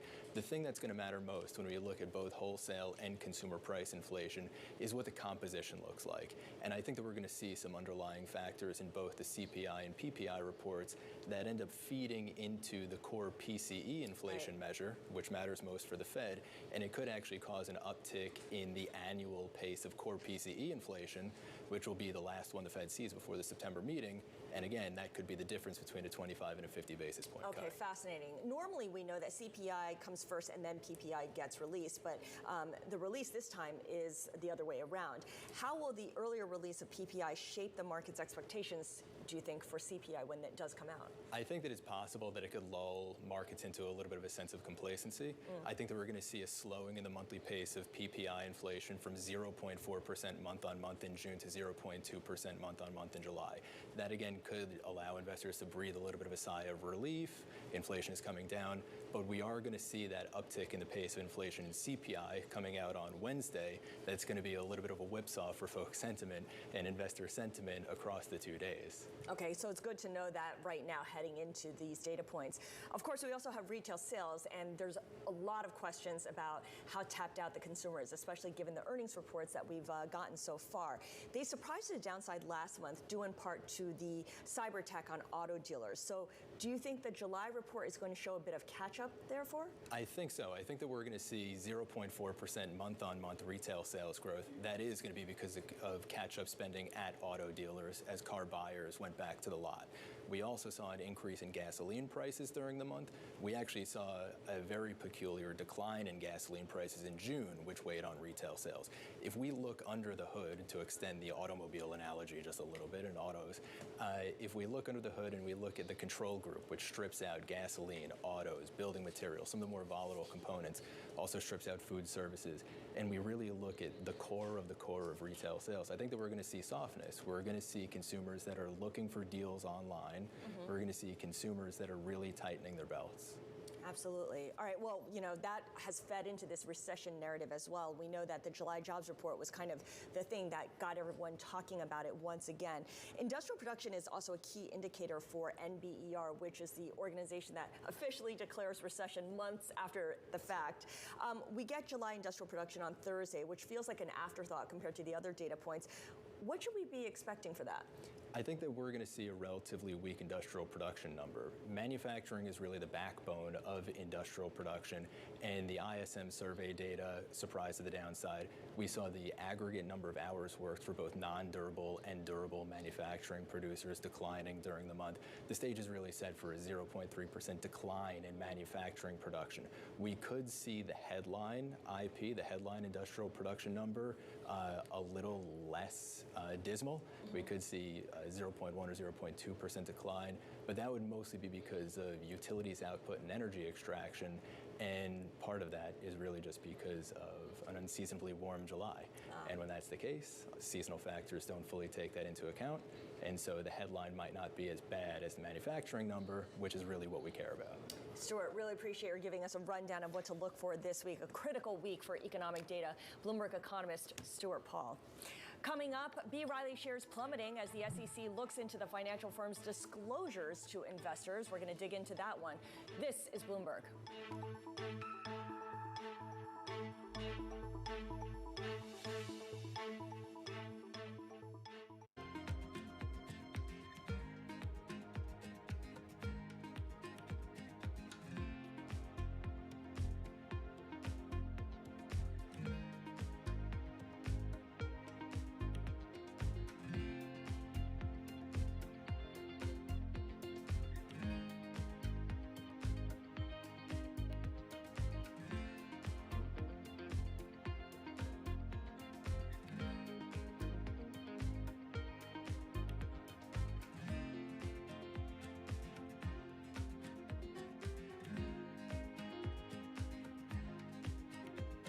CFOs are reshaping the C-suite. Bloomberg's chief future officer shines a spotlight on these dynamic leaders. Our first job is to intimately understand and anticipate the consumer's needs. It's an incredibly fun job for sure. To me, teamwork is key. You need to identify opportunities and push people. It's not about how to say no, it's about how to say yes. Their impact goes far beyond the balance sheet. And on Chief Future Officer, they focus on much more than just revenues and margins. Today's CFO has to be much, much more than a bookkeeper. I talk more about culture today than I talk about numbers. Competition's moving faster. The world is moving faster. It's a lot more than the profit today. It's building the future of tomorrow.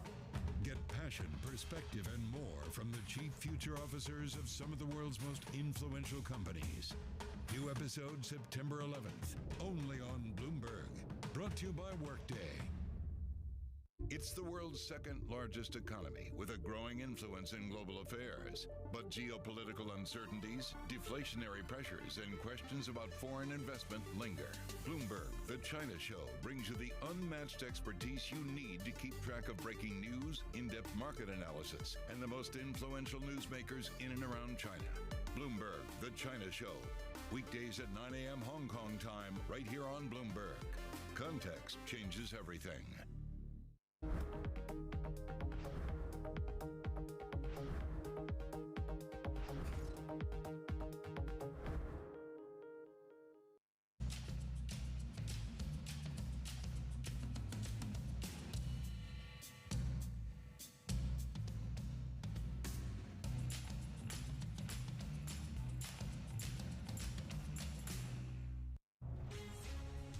From the beating heart of global finance, economics, and politics, and wherever newsmakers are moving markets, Bloomberg brings you conversations that allow for deep discussions and important insights. What do you think the future is for inflation? Is this a new normal? Are markets too optimistic? How do you worry about the things that are outside your control? How does the current fighting completely stop? I'm Francine Lacroix, and this is The Pulse, every weekday at 9 a.m. only on Bloomberg.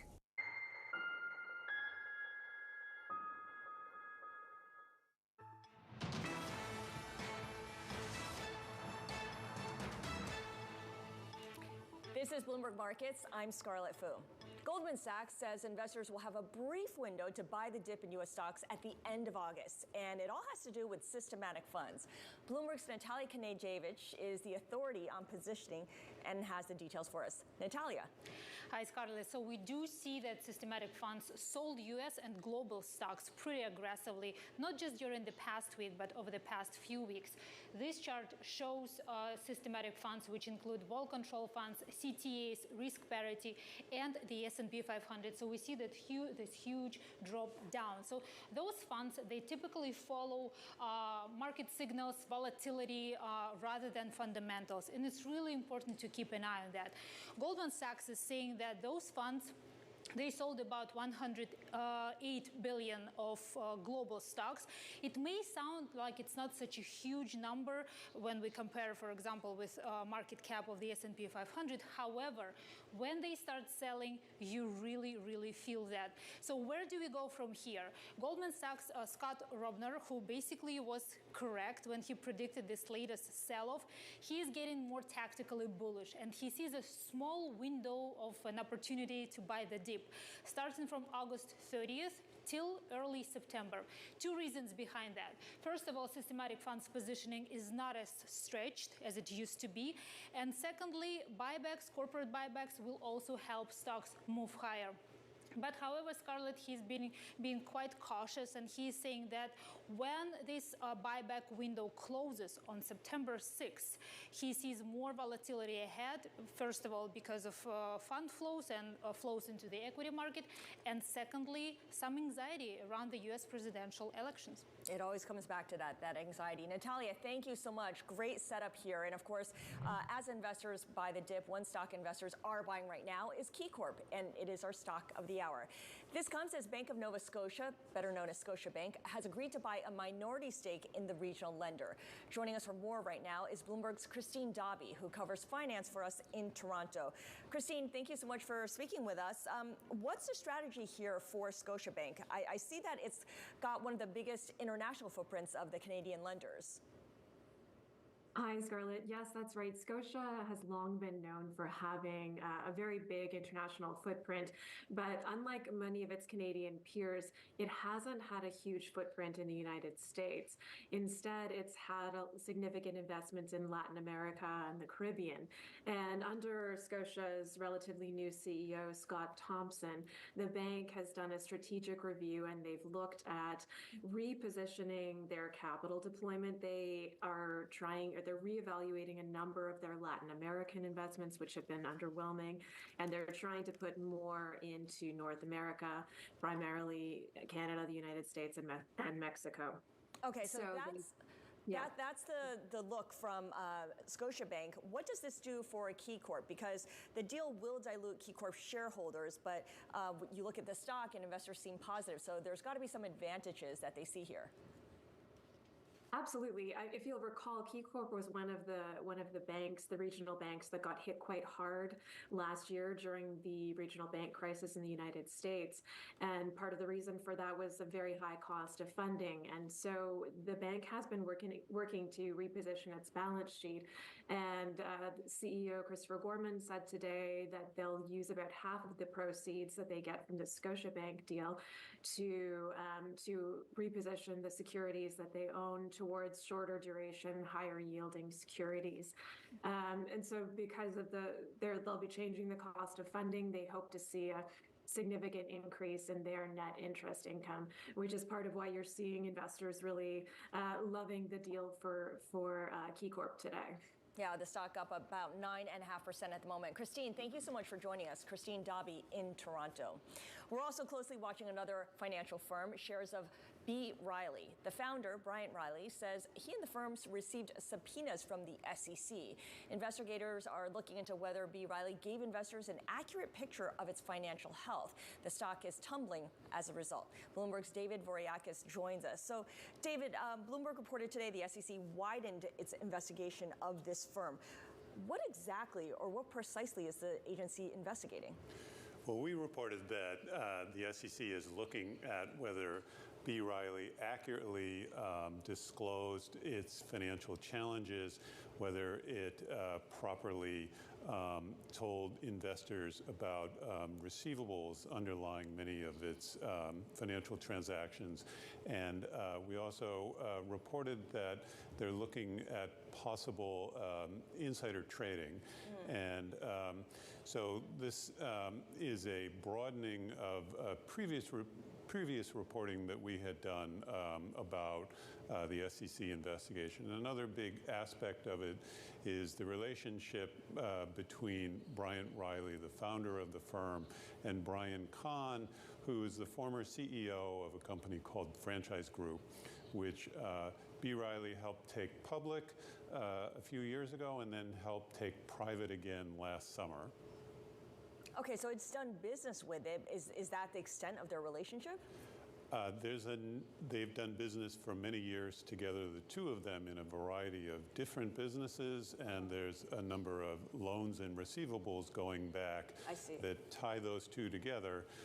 Kahn is of interest because federal prosecutors in New Jersey said that he was an unindicted co-conspirator in a $294 million investment fraud involving a firm called Prophecy Asset Management. Now, B. Riley, the company, has said they had no knowledge of any wrongdoing by Brian Kahn. They had nothing to do with it. But the market, of course, is punishing them pretty badly today. I mean, this is a spider web of relationships that the SEC is investigating, and none of it sounds great the way that you're describing it, how there's these linkages. Where do things stand right now in terms of this is a story you've been reporting on for a while? Does it feel like you're getting to a point where the shoe is dropping, or does it still have a long way to go? It's not entirely clear how long the investigators, the SEC and the prosecutors will continue their work, but investors seem to be moving quickly. Yeah. The debt for FRG has been downgraded again, and there's questions about some of the underlying loans, so they may outpace the investigators from the U.S. government. So in other words, sell first, ask questions later. David Voriakis. Possibly. Thank you so much. David Voriakis, of course, on the beat here on B. Riley, whose shares are down by half today. Coming up, Bloomberg taking a special look at the next big risks. Citadel's head of economic research gives us a warning about Europe's economy. We'll dig into all of that. This is Bloomberg.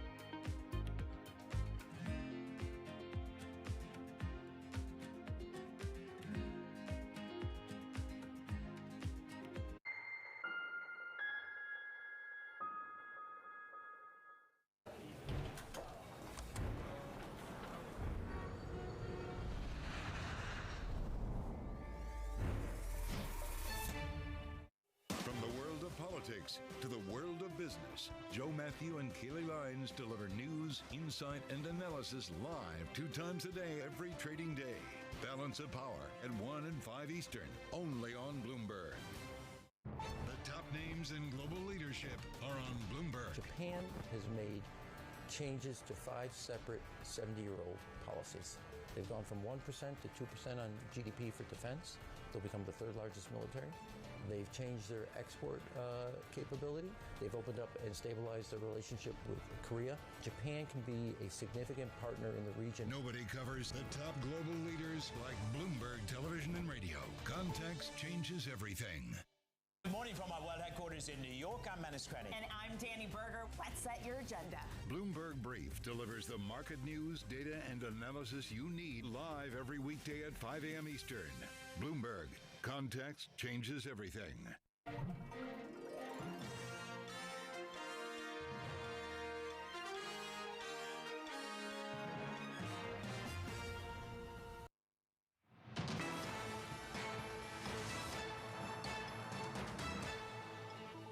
This is Bloomberg Markets. I'm Scarlett Fu. One of the most important things to watch for in the next few years, the strength and sustainability of Europe's economy.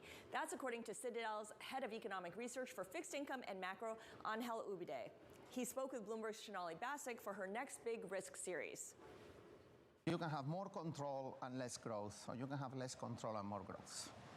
If countries trust each other more and they build more European champions rather than each country having its own national champion, growth is going to be better, productivity growth is going to be better, the welfare is going to be better. But there is going to be less control at the national level.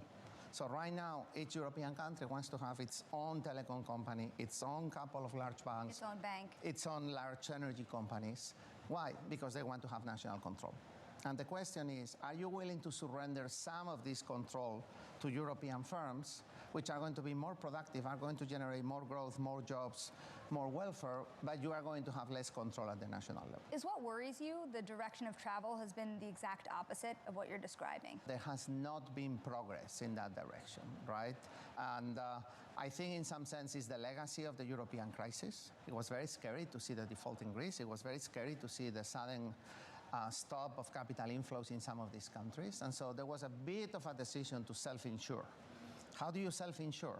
You have your own bank, your own telecom, your own energy. And I think that's the issue. There is still a little bit of this fear from the last decade that is a little bit blocking the thinking about moving forward. When you describe a weaker Europe, you're describing a world that is becoming more bipolar. It's becoming more bipolar between the US and China, yes. What is the ramification of that?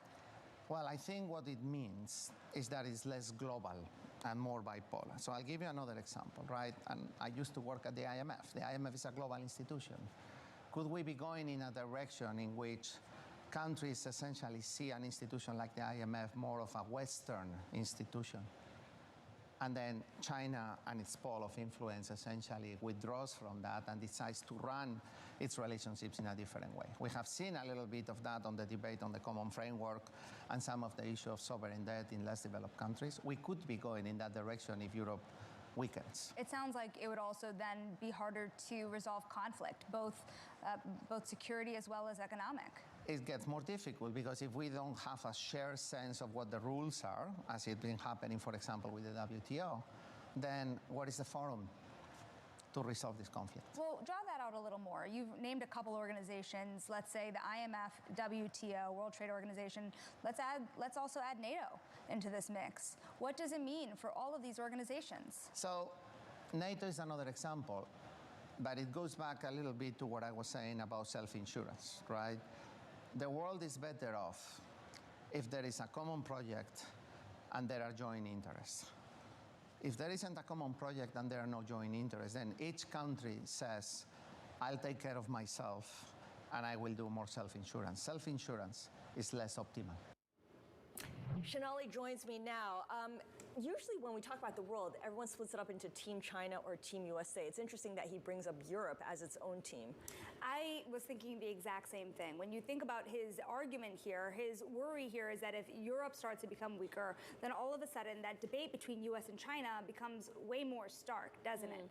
And if you think about the trade flows, there are a lot of reasons that you would think many nations in Europe would still be beholden to China, really forcing them to choose which side. What's more is there was an inkling here that he was talking about where big multilateral organizations, the IMF, NATO even, how strong can they be if Europe begins to weaken at a greater scale?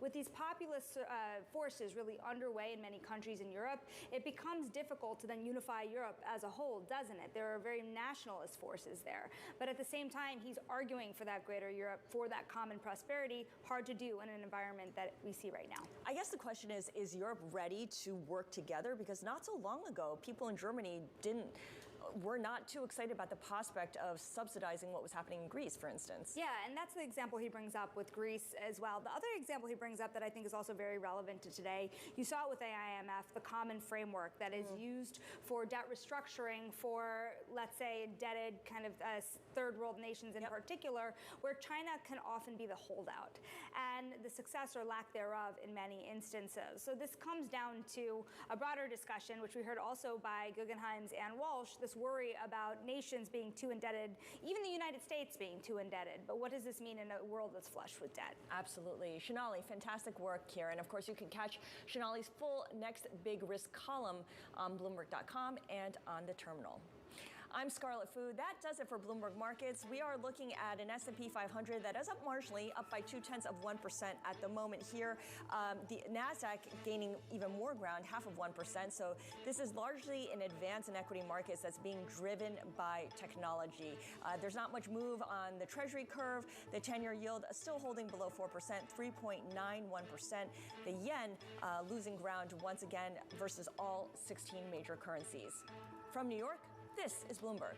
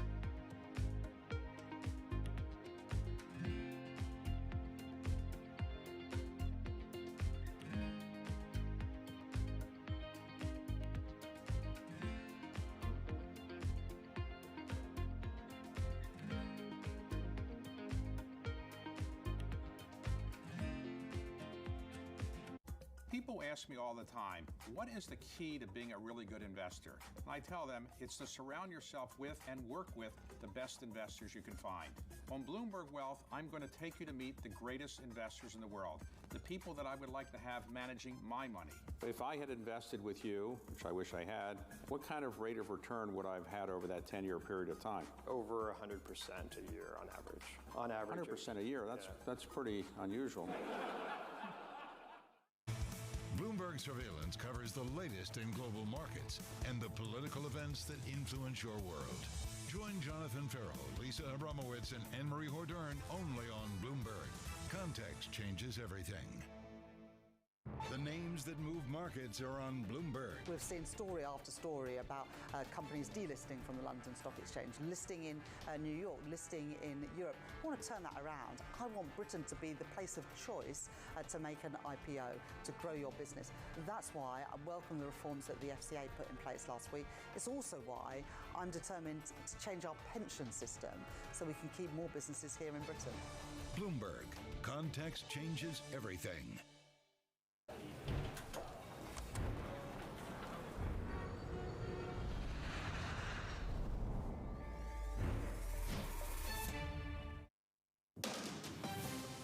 From the world of politics to the world of business, this is So US President Biden has spoke with France, Germany, Italy and the UK regarding the Middle East.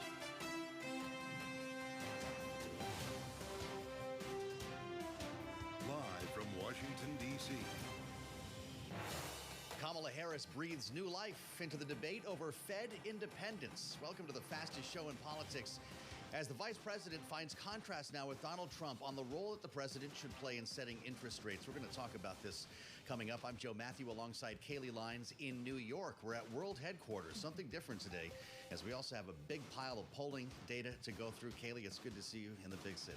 Oh, good to see you too. And speaking of New York, the New York Times in Siena is the one that released the poll over the weekend. Pennsylvania, Michigan, Wisconsin, the blue wall in all three. Harris leading Trump 50-46. We have the margin of error to consider. She's definitely not leading when it comes to the issues of the border or the economy, which makes her Fed comments all the more interesting, especially in a week we're going to get some pretty critical inflation data. That's true. And more where these came from. The poll in the FT this morning confounding us a little bit, as the Siena poll showed that people still trust Donald Trump more when it comes to the economy. The FT finding exactly the opposite. So we've got a lot of noise in the race now with a campaign that has yet to detail a lot of its policy positions going into this convention next week, Kaylee. Although apparently there is one policy that both Kamala Harris and Donald Trump agree on, and that's no tax on tipped wages. Right. When Harris said it, it sounded familiar to a lot of us because Donald Trump did say it first. So we'll see how else she fleshes out her economic policy. We're going to have much more on that this hour, of course. But first, as always, we got to get a check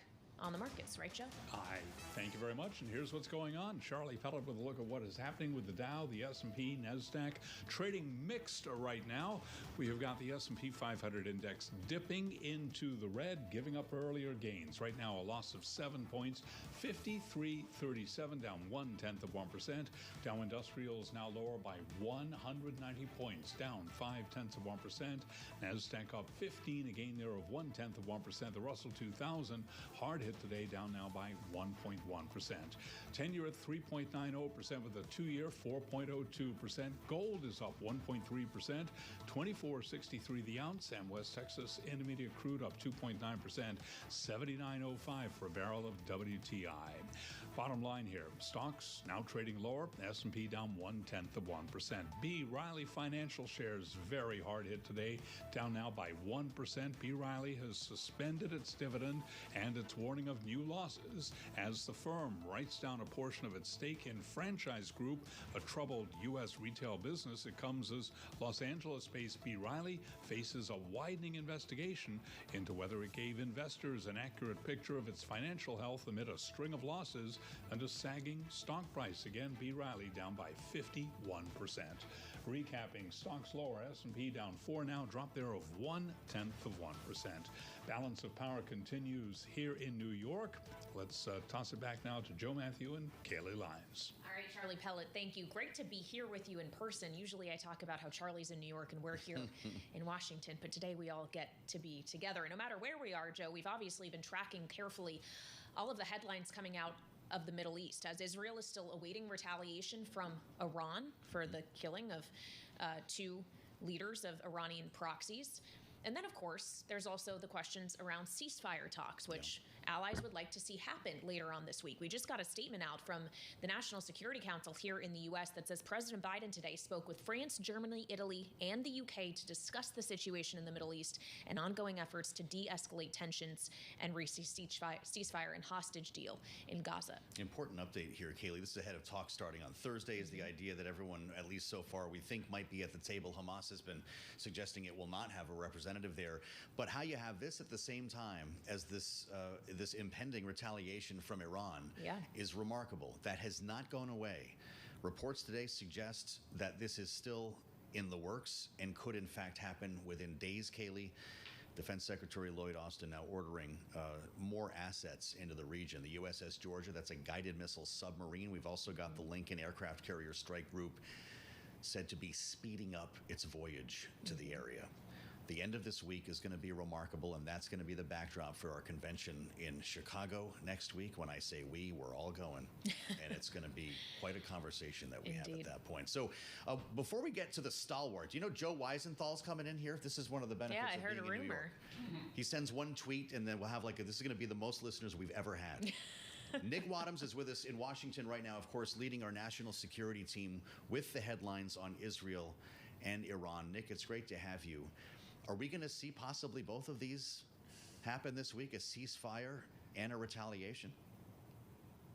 Well, that is definitely the question everybody wants an answer to. I mean, I think these two things are actually linked in the sense that the Biden administration and allies are hoping to get more momentum around the idea of a ceasefire in part to try to head off that Iranian attack. So the idea being that if they can show Iran and others, look, there is a credible possibility that we could get this thing buttoned up by the 15th when there's supposed to be a new round of talks for the ceasefire, that may in some ways deter or shape the Iranian response. If you can basically make the argument, hey, listen, an Iranian response and an attack on Israel will scuttle the chances for the ceasefire. So obviously Iran feels that it's compelled to attack Israel, though Israel has not taken credit for the killing of a senior Hamas leader in Tehran. But these two things are very much connected. We're all waiting to see what happens next.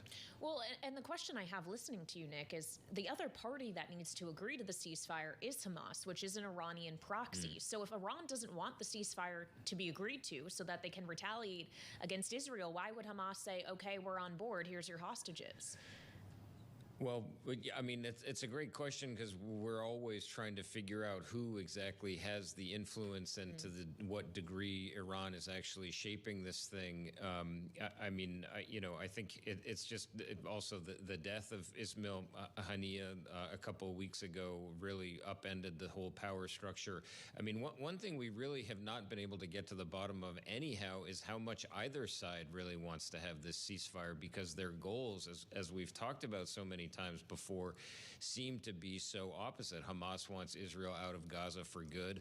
Israel wants Hamas no longer to exist. So it's very unclear where you find an actual resolution when the two sides' demands are so opposite. But I think what you're seeing here really is a sense that what the U.S. and White House's Kirby says the timing of Iran attacks on Israel could be this week, and we have to be prepared for what could be significant attacks. Try to ease some of the pressure out of the situation, avoid the escalation into a bigger war, and then we can figure out what happens next. So many big challenges over the long term, but in the short term, what you really are seeing is let's just get the guns to be silent for the time being, and then kick the can down the road a little bit. Nick, we have to ask you about Ukraine while you're with us just in our last moment here. Massive evacuations in the Kursk region of Russia. As, of course, Ukraine continues this incursion across the border. Vladimir Putin is sending reinforcements. What is this going to turn into? Are they, in fact, moving the border in the process? Well, I mean, a lot of questions about the Ukrainian motivation here, but obviously if they are able to hold, to occupy and then crucially to hold that Russian land, that's not something that they're going to be able to do for a very, very long time, presumably given the number of forces they actually have. But whether that would be some sort of a bargaining chip when you do start thinking down the line about the possibility of negotiations, a little bit of like, hey, you took some of our land, now look at us, we've got some of yours. It gives Ukraine a little bit of leverage, a little bit of something to trade. Obviously, a big shock for Vladimir Putin, makes him look very, very bad. Looks like he's not totally in control. Certainly something that gives a little bit of an advantage to the Ukrainians. All right, Nick Wadhams, who leads our national security coverage in Washington, thank you so much. As always, obviously, President Biden keeping himself apprised with this phone call today of what's happening in the Middle East, surely what's happening with Ukraine and Russia as well. But, Joe, he's also gearing up for later this week to actually appear beside his vice president, now Democratic nominee, on Thursday in Maryland to talk specifically about the economy and bringing costs down for people. This is something we're hearing Harris talk more and more about. I guess a preview of Monday. He's going to be speaking the first night of the convention, Kaylee. This will be the first time we see them together, though, on a stage. Even as they've been both talking around this incredible change that we've seen. He sat down with CBS News over the weekend. Joe Biden suggesting he left because he was becoming a distraction, presumably down ballot. And she's been asked about Fed independence, whether she would continue the line of independence that we heard and saw, of course, from Joe Biden every time we talk to Jared Bernstein. We joke about it. Or be like Donald Trump, who would like to be basically setting interest rates himself. Yeah, well, he said that at Mar-a-Lago. He thinks the president should have a role in setting monetary policy. He had just said that at the end of last week. Obviously, the vice president thinks differently about this. And someone who's thinking always differently or not is Joe Weisenthal, who is here with us in New York. He's co-host of Bloomberg's Odd Lots podcast, also the stalwart on X. Came all the way here from the other side of the room. We can't get you on the show unless we come to New York. I'll come down sometime. No, if just I here, even standing from here invitation. All right, I will call anytime you want me to call in. But I'm thrilled to be here. It's so cool. IRL with you guys. Well, what are we talking about? Fed independence? We were talking about this in our morning editorial meeting. Does the voter care about Fed independence, or is it just us sitting in this room here at Bloomberg and listening to Odd Lots? There are many Fed independent voters, even on Wall Street. I mean, I'll say a couple of things about this. One is that, you know, there is a widespread consensus internationally among economists that economies benefit when there is an entity that is not directly politically sensitive, that the Fed chair doesn't have to stand for re-election, etc. There is a view that, you know, counter-cyclical monetary policy is good, particularly when inflation gets too high. I mean, you see this. Look, right? Like, so right now we're at a period where inflation has come down a lot. But, you know, the talking point that both of you mentioned is the idea of cutting taxes on tipped workers right now. Now, economists would say when the economy is doing really well, that is not a good time to cut taxes. That's an accelerant. It's the exact opposite. But no one wants to talk about that, or no one wants to do that. That's difficult politically to do.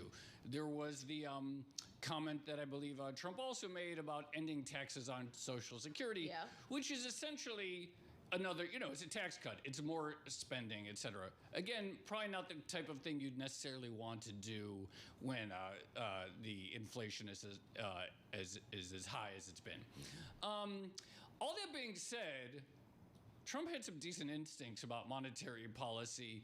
Many people would say he was right, particularly in 2018, 2019, during some of the tightening cycle. And in fact, Powell himself had to walk back some of the cuts prior to COVID. So, you know, there is a sense in which Donald Trump seems to have some pretty good instincts about where the economy is, what's necessary at the time.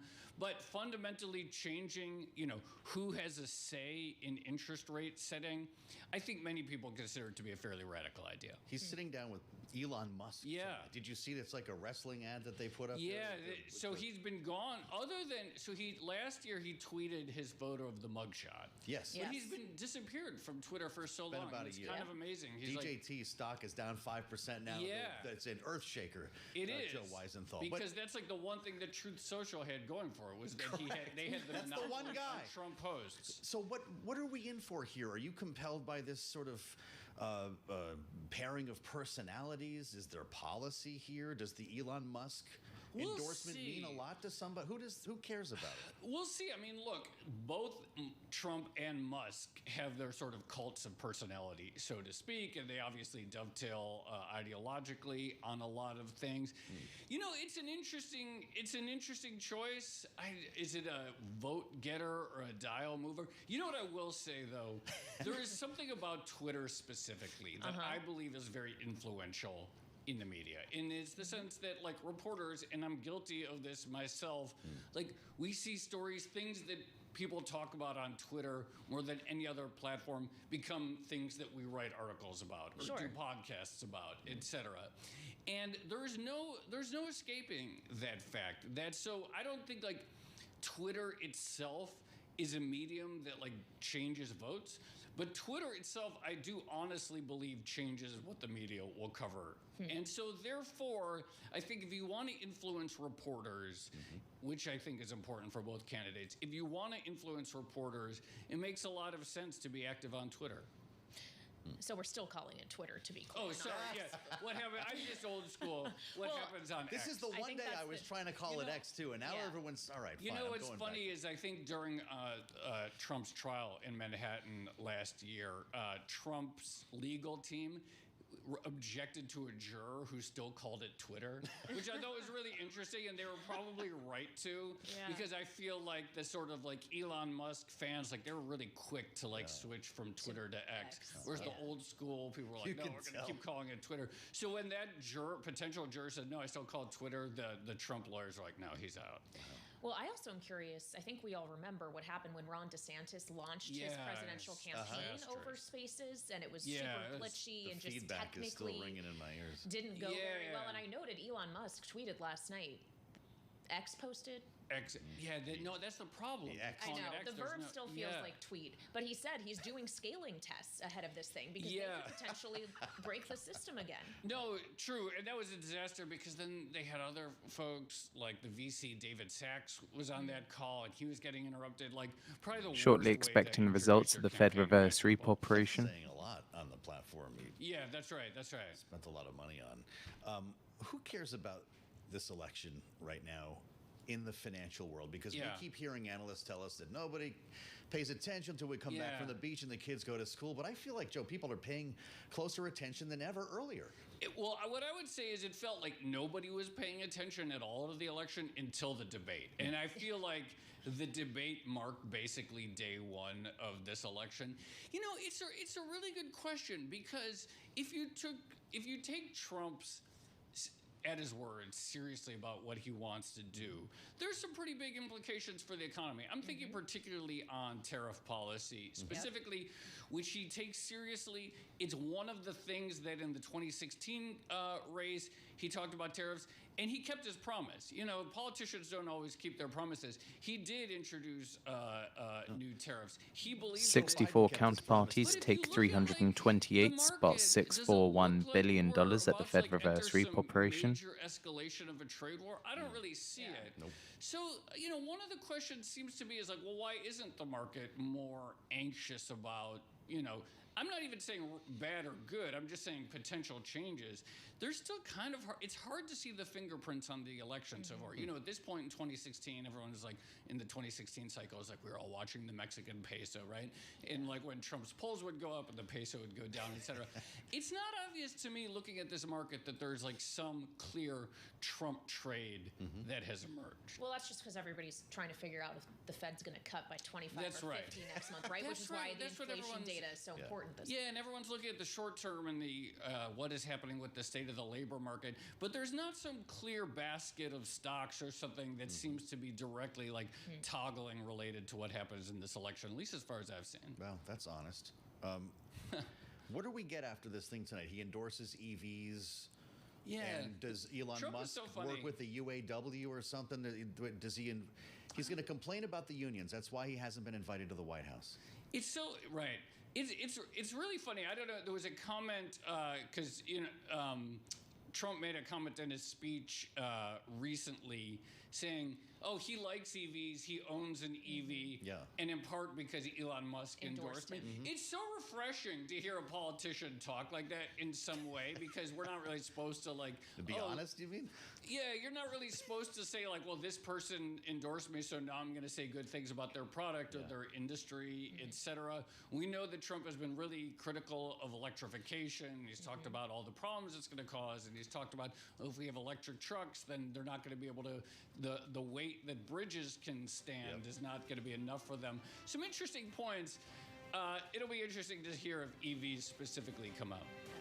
Amazing. He landed the plane just like that. I thought with podcasts, you just talk.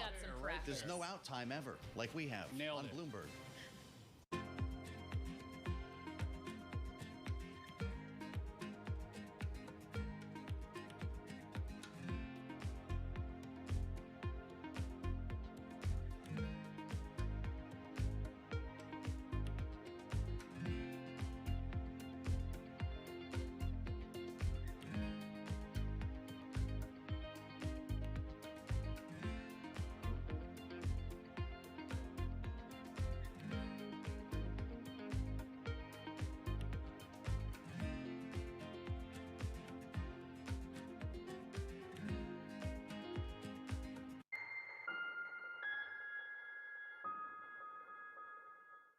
Lots happening on Wall Street. I couldn't have been more wrong. It's going to stay volatile for a while longer. It's a bifurcated market. Need to catch up? This is Bloomberg Wall Street Week. I'm David Weston. We've got the information and insight. Year over year, you could start to see some cracks. It might be overhyped short term, but it's underhyped long term. From businesses most influential and instrumental. A lot of the doom and gloom has been somewhat overblown. If you're not living near the edge, you're taking up too much space. Bloomberg Wall Street Week, live Friday with replays all weekend on Bloomberg Television and Radio.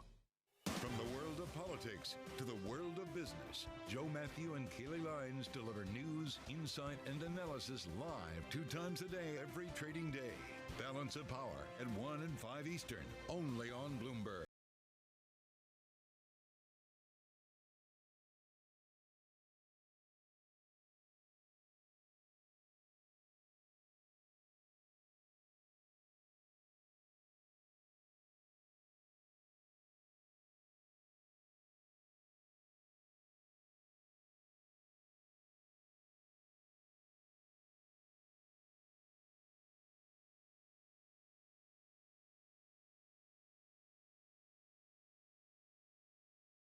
Bloomberg has the report under surveillance with crucial data and expert analysis at terminal speed. Nobody covers Jobs Day like Bloomberg. Welcome to the world of decentralized finance. We thought we'd take a look at Bitcoin versus the S&P 500. Bloomberg's covering all things crypto, the people. A tectonic shift emanating from Washington. It's really a tale of two cities in crypto. Crypto shouldn't be partisan. The transactions. Really a record-breaking moment. Crypto VC is back. And the technology. It's really the beginning of a global on-chain economy. And if America doesn't embrace it, we're going to be left behind. Bloomberg Crypto, Tuesdays, only on Bloomberg. Bloomberg covers the world with unmatched reach and resources. From more than 120 countries, the moment news breaks, 24 hours a day. Bloomberg, context changes everything. It's the world's second largest economy with a growing influence in global affairs. But geopolitical uncertainties, deflationary pressures, and questions about foreign investment linger. Bloomberg, the China Show, brings you the unmatched expertise you need to keep track of breaking news, in-depth market analysis, and the most influential newsmakers in and around China. Bloomberg, the China Show. Weekdays at 9 a.m. Hong Kong time, right here on Bloomberg. Context changes everything.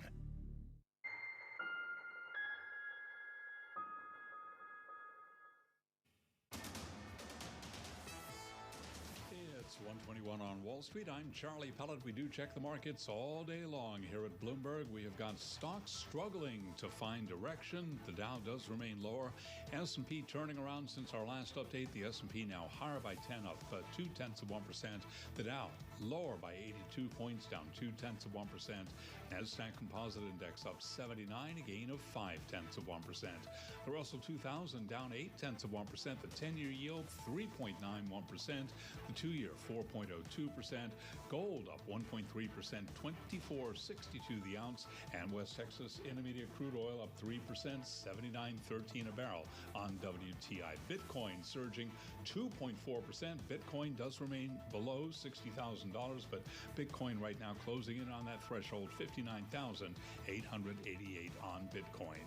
Chevron has begun production at its 6th operated production facility. Fitch Ratings say the U.S. presidential election is unlikely to directly affect corporate ratings. Oil and gas output growth. Chevron says the Anchor project has the capacity to produce 75,000 barrels of oil and 28 million gross cubic feet of natural gas a day.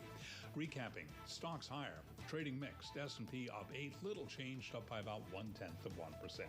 Balance of power continues now. They are here in New York. Once again, Joe Matthew and Kaylee Lines. All right, Charlie Pellet, nice to be here with you. Thank you so much. I am Kaylee Lines alongside Joe Matthew. We are up north in New York today, not in Washington, D.C., but of course we're still following every twist and turn when it comes to the 2024 election, and we've been following Vice President Harris and her vice presidential selection, Tim Walz, as they have bumped from swing state to swing state on this tour in the week after announcing the joint ticket with the selection of Walz. And they were in Las Vegas, where we heard something from Harris that we had heard in Las Vegas before, but from Donald Trump. Joe, she too would like to see no taxes on tipped income. Even though she's got the endorsement of the SEIU already, think Culinary Workers Union, that's service workers backing Kamala Harris here. But why not? I guess Donald Trump was quick to remind her, by the way, that that was his idea. And right at the same time, on the same weekend, Kaylee, as Kamala Harris adopts a Trump proposal, J.D. Vance does the Sunday morning tour calling for an expanded child tax credit, and I can't figure out which party these guys are with anymore. Yeah, calling for $5,000 child tax credit. Of course, that's something that Democrats on the Hill have been pushing, just as Republicans on the Hill have gotten behind this no tax on tip income thing because Donald Trump was behind it. And it does raise the question. We're talking about two tickets here that are really fighting over the exact same group of voters and putting forward similar policies to win them over, which kind of begs the question, what's really going to be the difference between these two potential administrations? Well, and of course, we're waiting to learn a lot of those answers from the Harris-Walz campaign, and let's get into it with our panel. They're back together today, Jeannie Shanzano and Rick Davis. Jeannie, of course, Bloomberg Politics contributor, political science professor, Iona University, and Rick, partner at Stone Court Capital, Republican and Bloomberg Politics. Fitch believes corporate credit profiles under Trump White House is to be most affected by trade protectionism and fiscal pressures, as well as climate policy rollback. Cats and dogs living together? Well, it is interesting that a lot of the suggestions that the Trump campaign have made tread on traditionally Democratic toes, right? And so it doesn't surprise me that Kamala Harris and her team sat down one day and say, hey, we should have thought of that first, right? These are our people, hospitality workers and folks who get tips and get taxed for them. So I think all's fair in this war that is playing out.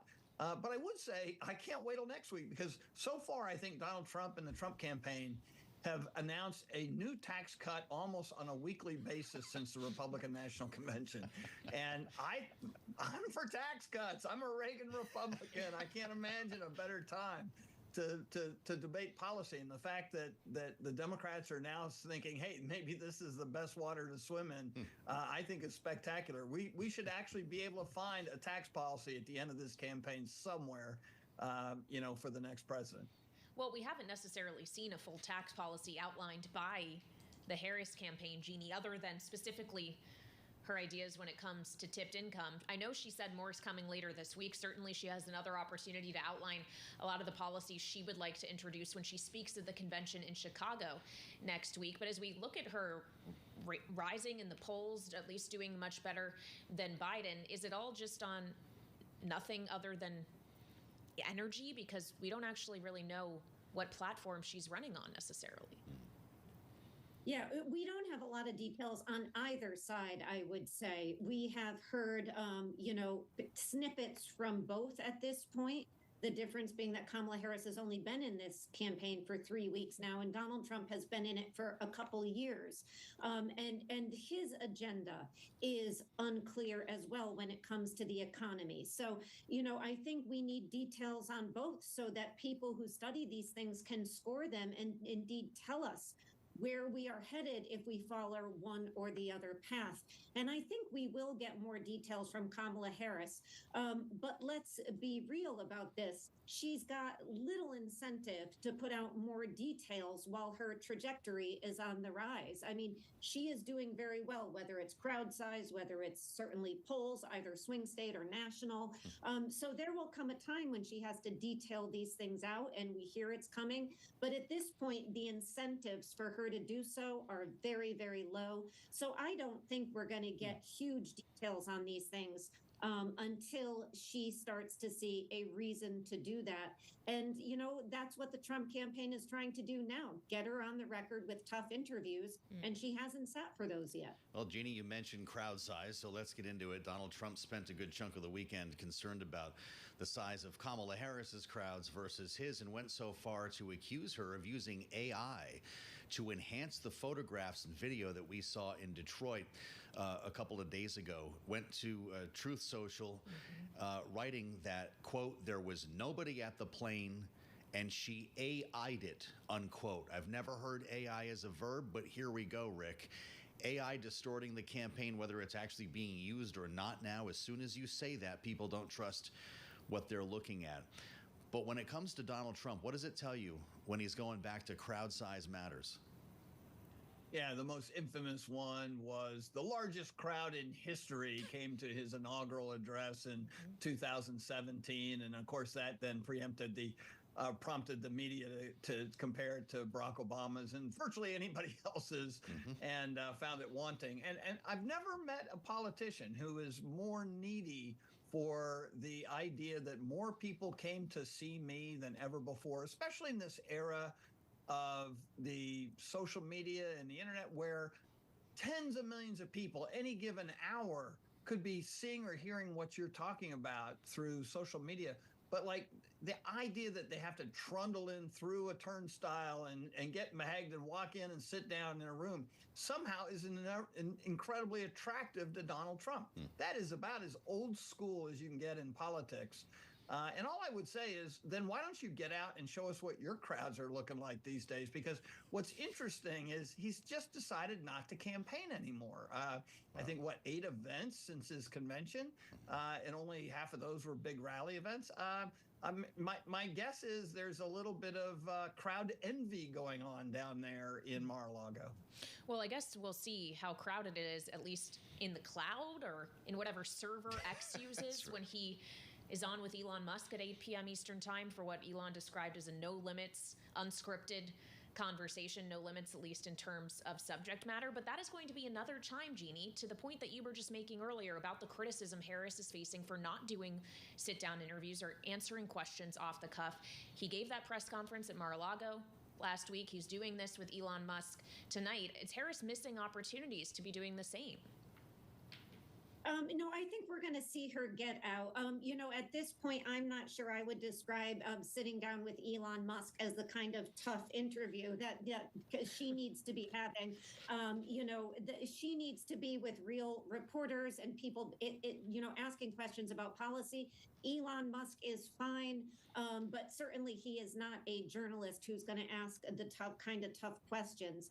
I think the problem for Donald Trump, whether you talk about sitting down in Chicago with the Black Journalists Conference, or you talk about the presser and who knows what happens tonight, is he himself cannot be disciplined enough to take her on things that matter. The economy, inflation, cost of living, cost of housing, immigration, go on and on. So he has been tripping this up, and that's what's gotten people who support him, like Bill Ackman and some others, a bit frustrated. I mean, he went to the Hamptons, and when he was asked what issues he should talk about, he told big fundraisers, he is who he is, he's not going to change. So for anybody who's looking for a change in a disciplined Trump that we thought might happen after the attempted assassination, he himself said it's not going to happen. And that's the problem that the campaign is facing right now. And that's the boon for the Harris campaign, because she doesn't have to be answering tough questions. She can just let the focus be on him and his antics.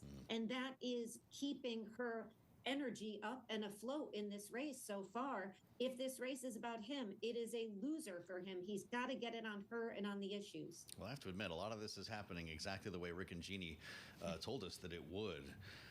Just in our remaining moment here, Rick, I want to ask you about what happens on Thursday. Kamala Harris will be on stage with Joe Biden. She has yet to put out a full economic policy statement here, an idea of what her proposals will be. So people assume that it's going to be Biden 2.0. Does it help her to be at the podium with him? There's got to be a transition. This thing was done in such haste when Joe Biden decided to withdraw from the campaign. And next thing you know, we wake up and almost overnight, she's the nominee of the party. So there does seem to be some repair work that needs to be done. And I think it's smart for them to do it in not a targeted state and just begin that process overall. He'll make his appearance at the convention. They'll say nice things about him. But I would say more importantly, post-Labor Day, he needs to, spend his time managing international crises in the economy and Oval Office. And she hits the road, and it's really not a Biden, Kamala Harris campaign. It's really important she establish herself. I totally think it's appropriate for this kind of transition, but transitions end the day after the convention. Did you hear Kaylee, J.D. Vance on Sunday morning interviews was referring to the Harris administration, not the Biden-Harris administration. Interesting to note the language changes. All right. Rick Davis and Jeannie Shanzano, Bloomberg Politics contributors, thank you so much, as always, for joining us as we're here in New York, but now we want to send it back to Washington, where Amy Morris has a check on world and national news. Hey, Amy. Hi, Kaylee. For the first time, Ukraine's President Volodymyr Zelensky publicly confirmed that his forces have seized a swath of Russian territory, and that's prompted evacuations in Russia's Kursk border region. Reportedly, about 180,000 people who have left or are waiting for help so they can leave. That's about a sixth of the population. Russia says Ukrainian forces have penetrated at least 7.5 miles into Russia and control a border area about 25 miles wide. Columbia University is amping up its campus security ahead of the fall semester, and commuters say they definitely noticed it. It definitely changed my commute route because the plan was to just cut straight through campus to go to the hospital. Now I can't do that. Last week, we were able to walk through. You know, all we had to do was tell them who our contractor was and where we were going. But now it's a different story. Columbia's security level works on a color code. It was relaxed to green over the summer, but now it's back up to orange.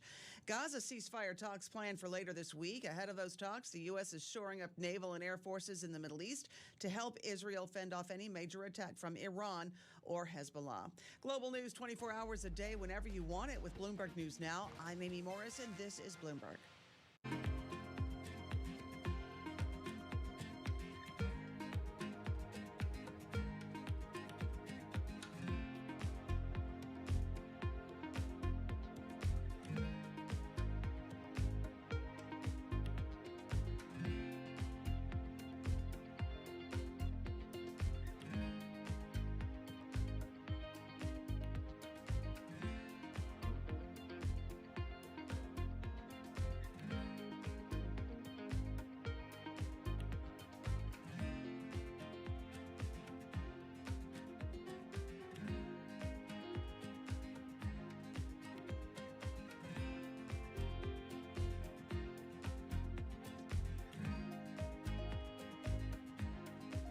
The names that move markets are on Bloomberg. Our role in the world, our role in NATO in supporting the Ukrainians in this war, the unprovoked war that Russia has instigated in Ukraine, our support for the Indo-Pacific, for providing a counterbalance to China. All of that is in our interest, and whoever's president, I'm sure, is going to do what's in the best interest of the United States. It is not a time for America to back off of its commitment around the globe.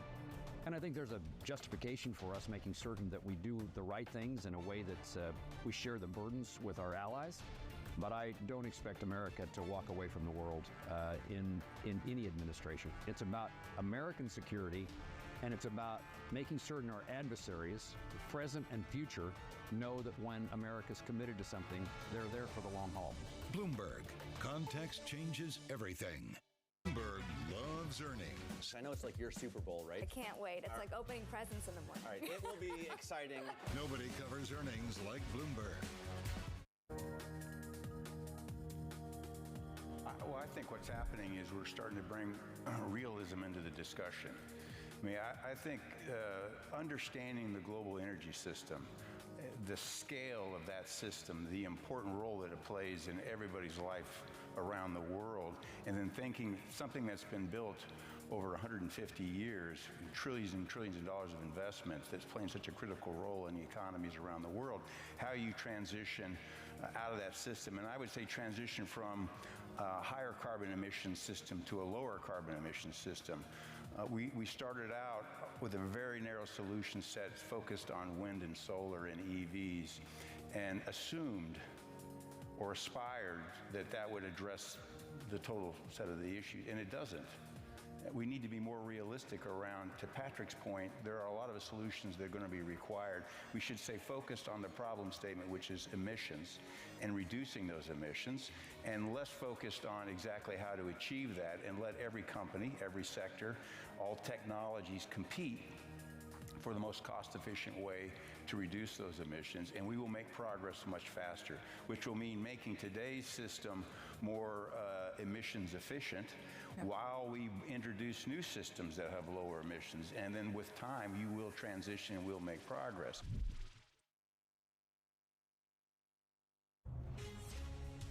from the beating heart of global finance, economics, and politics, and wherever newsmakers are moving markets. Bloomberg brings you conversations that allow for deep discussions and important insights. What do you think the future is for inflation? Is this a new normal? Are markets too optimistic? How do you worry about the things that are outside your control? How does the current fighting completely stop? I'm Francine Lacqua, and this is The Pulse, every weekday at 9 a.m. only on Bloomberg. Always on the heartbeat of the tech sector. Spread across global markets. The real-time data aspect is going to be important. We're going to bring you expert analysis on that. Sure. Don't miss Bloomberg's interview with the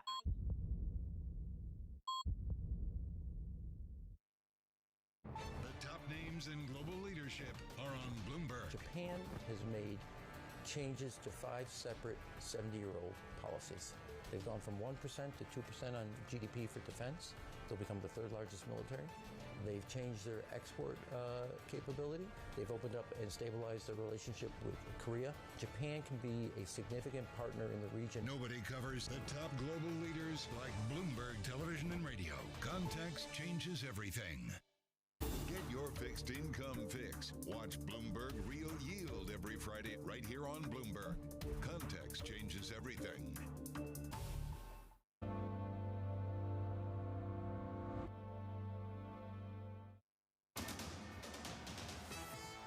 It's 1:40 on Wall Street. We do check markets all day long here at Bloomberg. I'm Charlie Pellet. We are looking at a mixed market right now with the Dow lower, the S&P, NASDAQ. They're both higher. 5-point gain right now on the S&P, up by about 0.1%.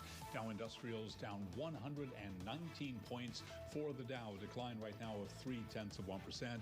NASDAQ is up 0.3%. The NASDAQ 100 index up 0.2%, while the Russell 2000 index of small cap shares down now by 0.8%. 10-year yield at 3.90% with a 2-year 4.01%. Gold up 1.5%. 24,467 right now on spot gold. West Texas Intermediate crude up 3.1%. Bitcoin 59,000 up by 2.1%. 59,725 on Bitcoin. Some of the other stories we're following. JetBlue Airways has kicked off a $2.75 billion bond and loan sale backed by its loyalty program as the carrier seeks to raise reserves and fund general corporate purposes. Shares of JetBlue, they are falling today, plunging by 20%. Recapping stocks higher, S&P up 4, up by about 0.1%. Balance of power continues now, and here they are in New York, Joe Matthew and Kaylee Lines. Live from New York.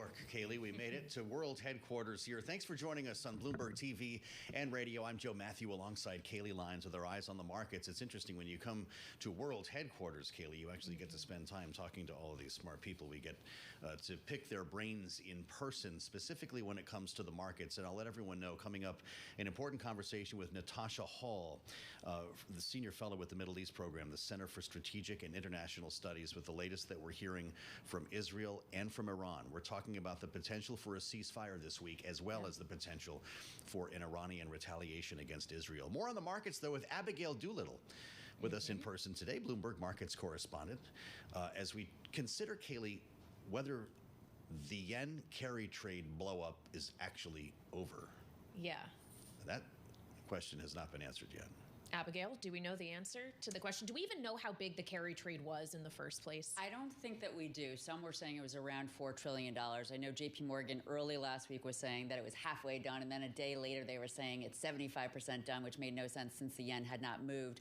One thing I can say from the standpoint of simply taking a look at the chart of the dollar yen, it looks very likely to move back down toward 130, which would suggest it's only halfway through. I could even make a strong case for the yen to strengthen more. What makes this so interesting is if we take a look at bonds, we have the 2-year yield and the 10-year yield breaking down lower. Now, yes, of course, this has to do with the Fed. The last time I looked at WIRP, or the World Interest Rate Probability, in the Bloomberg terminal, it suggested for September 1, maybe even 1.5 hikes, and then in November and December. But let's remember, as you know, bonds are a haven asset class. So if we have another period of risk off and you have the yen rallying and bonds rallying, yes, that could reflect the Fed, but that could also reflect a flight to safety in a big way as people really brace for the next wave of that yen carry trade. So I would say it's not over yet. Right now, all these markets are in pause, and I think that we're going to see the Nikkei sell off pretty dramatically again soon. What the trigger will be for that exactly, I'm not sure, but maybe some commentary out of one of the central banks. I went to Work Go. I love this. I'm getting a tutorial on the terminal while we're at it. Just coming off earnings season, there's been more at play here, and we've got big data this week. Is anything really big going to happen until Wednesday? Well, so taking a look at PPI and CPI due out this week, bringing back into the Fed, I would say that if there's more risk if the number is hot. If the number is better than expected, I think that it could stoke stocks staying kind of where they are, which is the S&P 500 really today not doing much of anything at all. But we're kind of in this pause after that big risk-off period. I think, though, if those numbers come in even slightly hot, PPI or CPI, I think that you could see a real rethinking of yields and the risk assets. It seems less likely, though, at this point. And again, like one of my starting points is simply the charts, which we're obviously not showing right now, but the uptrend, that dramatic uptrend in yields coming out of the pandemic bottom as the Fed, did that amazing historic hiking cycle, it has started to break, which suggests that we could likely see bonds continue to come to rally as yields come in, which would be supportive of this data, basically steady as she goes downward. For PPI, expected to come in at 2.7% for the month of July, 3.2% for CPI ex energy and food. So still not at that 2%, but not moving, quite there. yeah, not quite there. Moving in the right direction, though. Well, and it's interesting to consider as we think about how the market is parsing through its own thoughts around the Fed and around the election. It is worth noting, and Joe and I have been talking about it this hour, it does feel like in two parts of the world, geopolitical risks potentially intensifying as we're waiting for Iran to strike back against Israel, and Ukraine has sent troops into Russia. And Russians are now fleeing the Kursk region. Are you seeing any areas of the market in which you do see that geopolitical risk sensitivity picking up? That's a really great point, Kaylee, because these geopolitical tensions over the last, week to 2 weeks, really frankly all year, but over the last week to 2 weeks have really heightened, and it's not pricing in so much. Although you could make the case that some of last week, that yen carry trade unwinding might have had something to do with that there was some fear that there was going to be some big active reprisal for that assassination of that Hamas leader in Tehran nonetheless. It's unclear to parse it apart, because then on the other hand, there are folks saying that within the Japanese banks on the day of the Nikkei slide, when it was down 12%, were down 20%. Some are saying that there's bad collateral. But to your point, I think that could be a reason to think that maybe we will see bonds rally and the yen rally. When I take a look at the technicals on the charts, I can see generally pretty clearly what direction we might go, but you don't always know what the what is, but that makes a lot of sense that people would want to be in safe havens. Abigail, great to have you. Abigail Doolittle, our star on the markets here on Balance of Power these last couple of weeks, Bloomberg Markets correspondent. Great to see you here in New York. Kaylee, we should talk more about what's happening in Israel right now. Of course, we have the potential at this moment for a ceasefire with Hamas this week. We also have the potential for a new war between Israel and Iran, or at least a retaliatory strike. Joe Biden was talking about it in that CBS interview we discussed, in which he referred to himself as a distraction. That's why he left the presidential race. He also talked about the chances of a ceasefire emerging in Israel. Here's what he said. The plan I put together, endorsed by the G7, endorsed by the UN Security Council, et cetera, is still viable. And I'm working literally every single day and my whole team to see to it that it doesn't escalate into a regional war, but it easily can. So it easily could escalate, and that's the other complicating factor in this, Joe, that yes, they want to achieve a ceasefire between Israel and Hamas, which is a proxy of Iran, and yet the threat of Iran is still very much hanging over Israel. As an Israeli military spokesperson just delivered a televised statement moments ago saying that they are at the highest state of alert.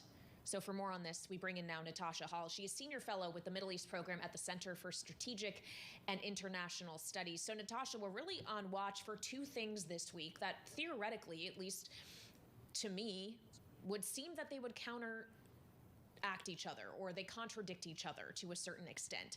Reaching a ceasefire agreement, which would be cooperation, between Israel and Hamas at the same time that Hamas, which is a proxy for Iran, is potentially going to take part, or at least could, in an Iranian retaliation against Israel. What are you actually expecting will go down in the coming days? Well, thanks for having me. I think that's a perfect way to put it. It's essentially a checkmate at the moment between Iran and Israel. As you had mentioned earlier, Israel had assassinated Ismail Haniyeh, who is the top sort of Hamas negotiator, within Tehran in a very highly secure IRGC building. This was a huge humiliation for Iran, and they felt like they probably would have to respond in some way. At the same time, you see a new Iranian government taking shape, which could be delaying sort of a response towards Israel. And you also have these ceasefire negotiations, which are supposed to be jump-started this Thursday. And many of the negotiators have said this is the final step. This is it. There won't be any more real efforts. You don't know what that means, but Iran is in a very difficult situation. They know that any kind of retaliation would likely attract a much larger Israeli retaliation. And at the same time, they also know that it could blow up the ceasefire negotiations. What does it tell you, Natasha, when you see the news that we're at 2 p.m. Eastern Time? We get the U.S. federal budget balance forecast minus $242 billion, from the prior minus $66 billion. Aircraft carrier strike group Abraham Lincoln into the area. What is the Pentagon bracing for? Yeah, I mean, we see aircraft and warships and even a submarine heading into the region. I think a lot of this could be also posturing, making it known that the United States will be there if there is any regional escalation, and hoping to sort of check it before it begins with that predominant posture in the region. That said, it will be there if it needs to be used. But I think that what they're hoping to do is to signal something to Iran and to Israel, I think, that regional escalation should not be in the cards at this point, at this very, very tenuous point of ceasefire negotiations. Well, and considering the parties in those negotiations are not just Israel and Hamas, it is also the U.S. and Egypt and Qatar, and these are the allies who have been pushing for these talks to take place this coming Thursday. What role are they playing here, and how do you expect the diplomatic back channels between these countries and others in Tehran or elsewhere are working right now? Yeah, I mean, this has been the really fascinating part. You actually saw the Jordanian foreign minister go to Tehran for the first time. A high-level diplomat from Jordan has gone to Iran in about 20 years to really try to take the pulse, I think, of the Iranian regime. You saw this unprecedented joint statement from Qatar and Egypt and the United States on Friday, really imploring the warring parties to take these ceasefire negotiations seriously and get it done. So you have a lot of other players here. And that could be who Iran goes to for their response, these other players like the Houthis, to try to demonstrate some kind of plausible deniability for a military retaliation on Israel. And that could be what U.S. forces, the U.S. Defense Department is bracing for at the moment, because it remains to be seen where that response will come from. And so it makes sense to have this sort of overwhelming presence in the region at the moment. Natasha, there was an Israeli strike on Saturday in Gaza against a school, killed nearly 100 Palestinians, and the IDF says there were Hamas fighters operating in that school. But this is just yet another example of why so many people have been upset about what's happening here, calling for restraint, calling for the protection of Palestinian civilians. This is one of the deadliest bombings that we've seen in this 10-month conflict. Is it just part of the day-to-day headline now, or could this in fact jeopardize a ceasefire from being reached this week? I mean, unfortunately, it wasn't a new incident. We'd seen schools that are being used as essentially displacement camps being bombed about 5 times in just the past few weeks. This one was particularly devastating, probably killed around 100 people. There were about 6,000 people that were sheltering in this school mosque compound that had been told to evacuate from other areas by Israeli forces. So I think it just shows the sort of the lack of clarity on how serious warring parties, including Israel, are about ceasefire negotiations and really the way forward. Because at the end of the day, if Israel still sees the elimination of Hamas as the end goal, it remains to be seen how you can get these ceasefire negotiations done with that very same group. And that's why all of these various attacks are so devastating for Palestinians and for their future as well. All right, Natasha, it's always great to have you here on Balance of Power. We really appreciate your time as we are all on watch for what happens Thursday or potentially even sooner. Natasha Hall of the Center for Strategic and International Studies, where she is a senior fellow with the Middle East program. Thank you so much. Of course, that's just one of the things that we are on watch for this week, Joe, and we have plenty to watch out for as we look forward to this evening. Of course, you and I will be back on Bloomberg TV and radio at 5 p.m. Eastern time for the late edition of Balance of Power. And then a little bit after that, 8 p.m. Eastern, is the big event, Trump and Musk, X Spaces. Yeah. Look, it's already having an impact. Donald Trump has not only made his triumphant return to what we used to call Twitter today, he's posted now 3 times, Kaylee. We got a couple videos up there, and I wonder if this is going to be the big transition.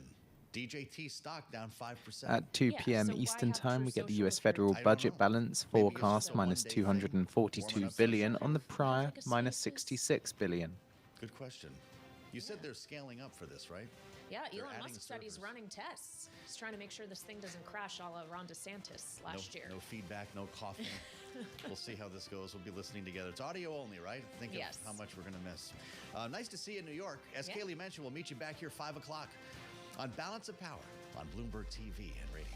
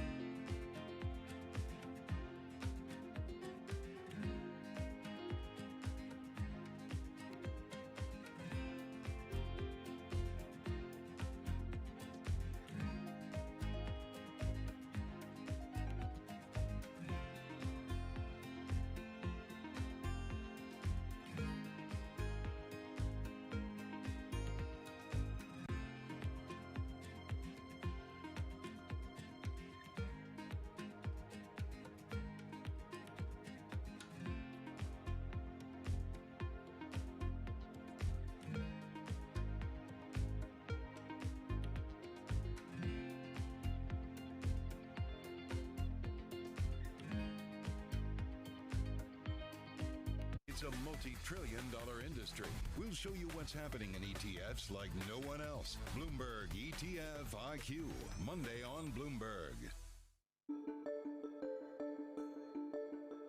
Where do you think the tech world is going? Is artificial intelligence going to eat up the rest of the tech world? And where do you think the future of technology is going in Silicon Valley and elsewhere over the next 5 or 10 years? Well, I think that one thing we talk about when we talk about technology is we have this kind of monolithic idea of what it is, but actually technology is changing different industries at different paces in so many different ways. And if you think about the things, what was technology like 20 years ago before the iPhone, for example, and where it is today, the ability to have, answers in your pocket. Gen AI is going to make it easier to access more information faster. How do we think about all those things, and where is that going to go beyond this?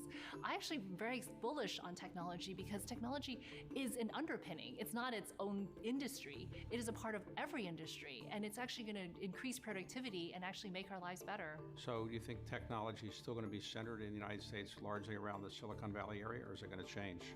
I think that what's amazing about what technology has done over the last 20 years also is that, now you can start an app anywhere in the world. You can live anywhere. You can have, AWS, and you can set up and not have to have a system administrator or a server that you have to build worlds. Now it's made it so much easier with these tools to actually look at a problem that you have and solve it anywhere. And so I actually think that distributes the ability for us to bring technology together any place.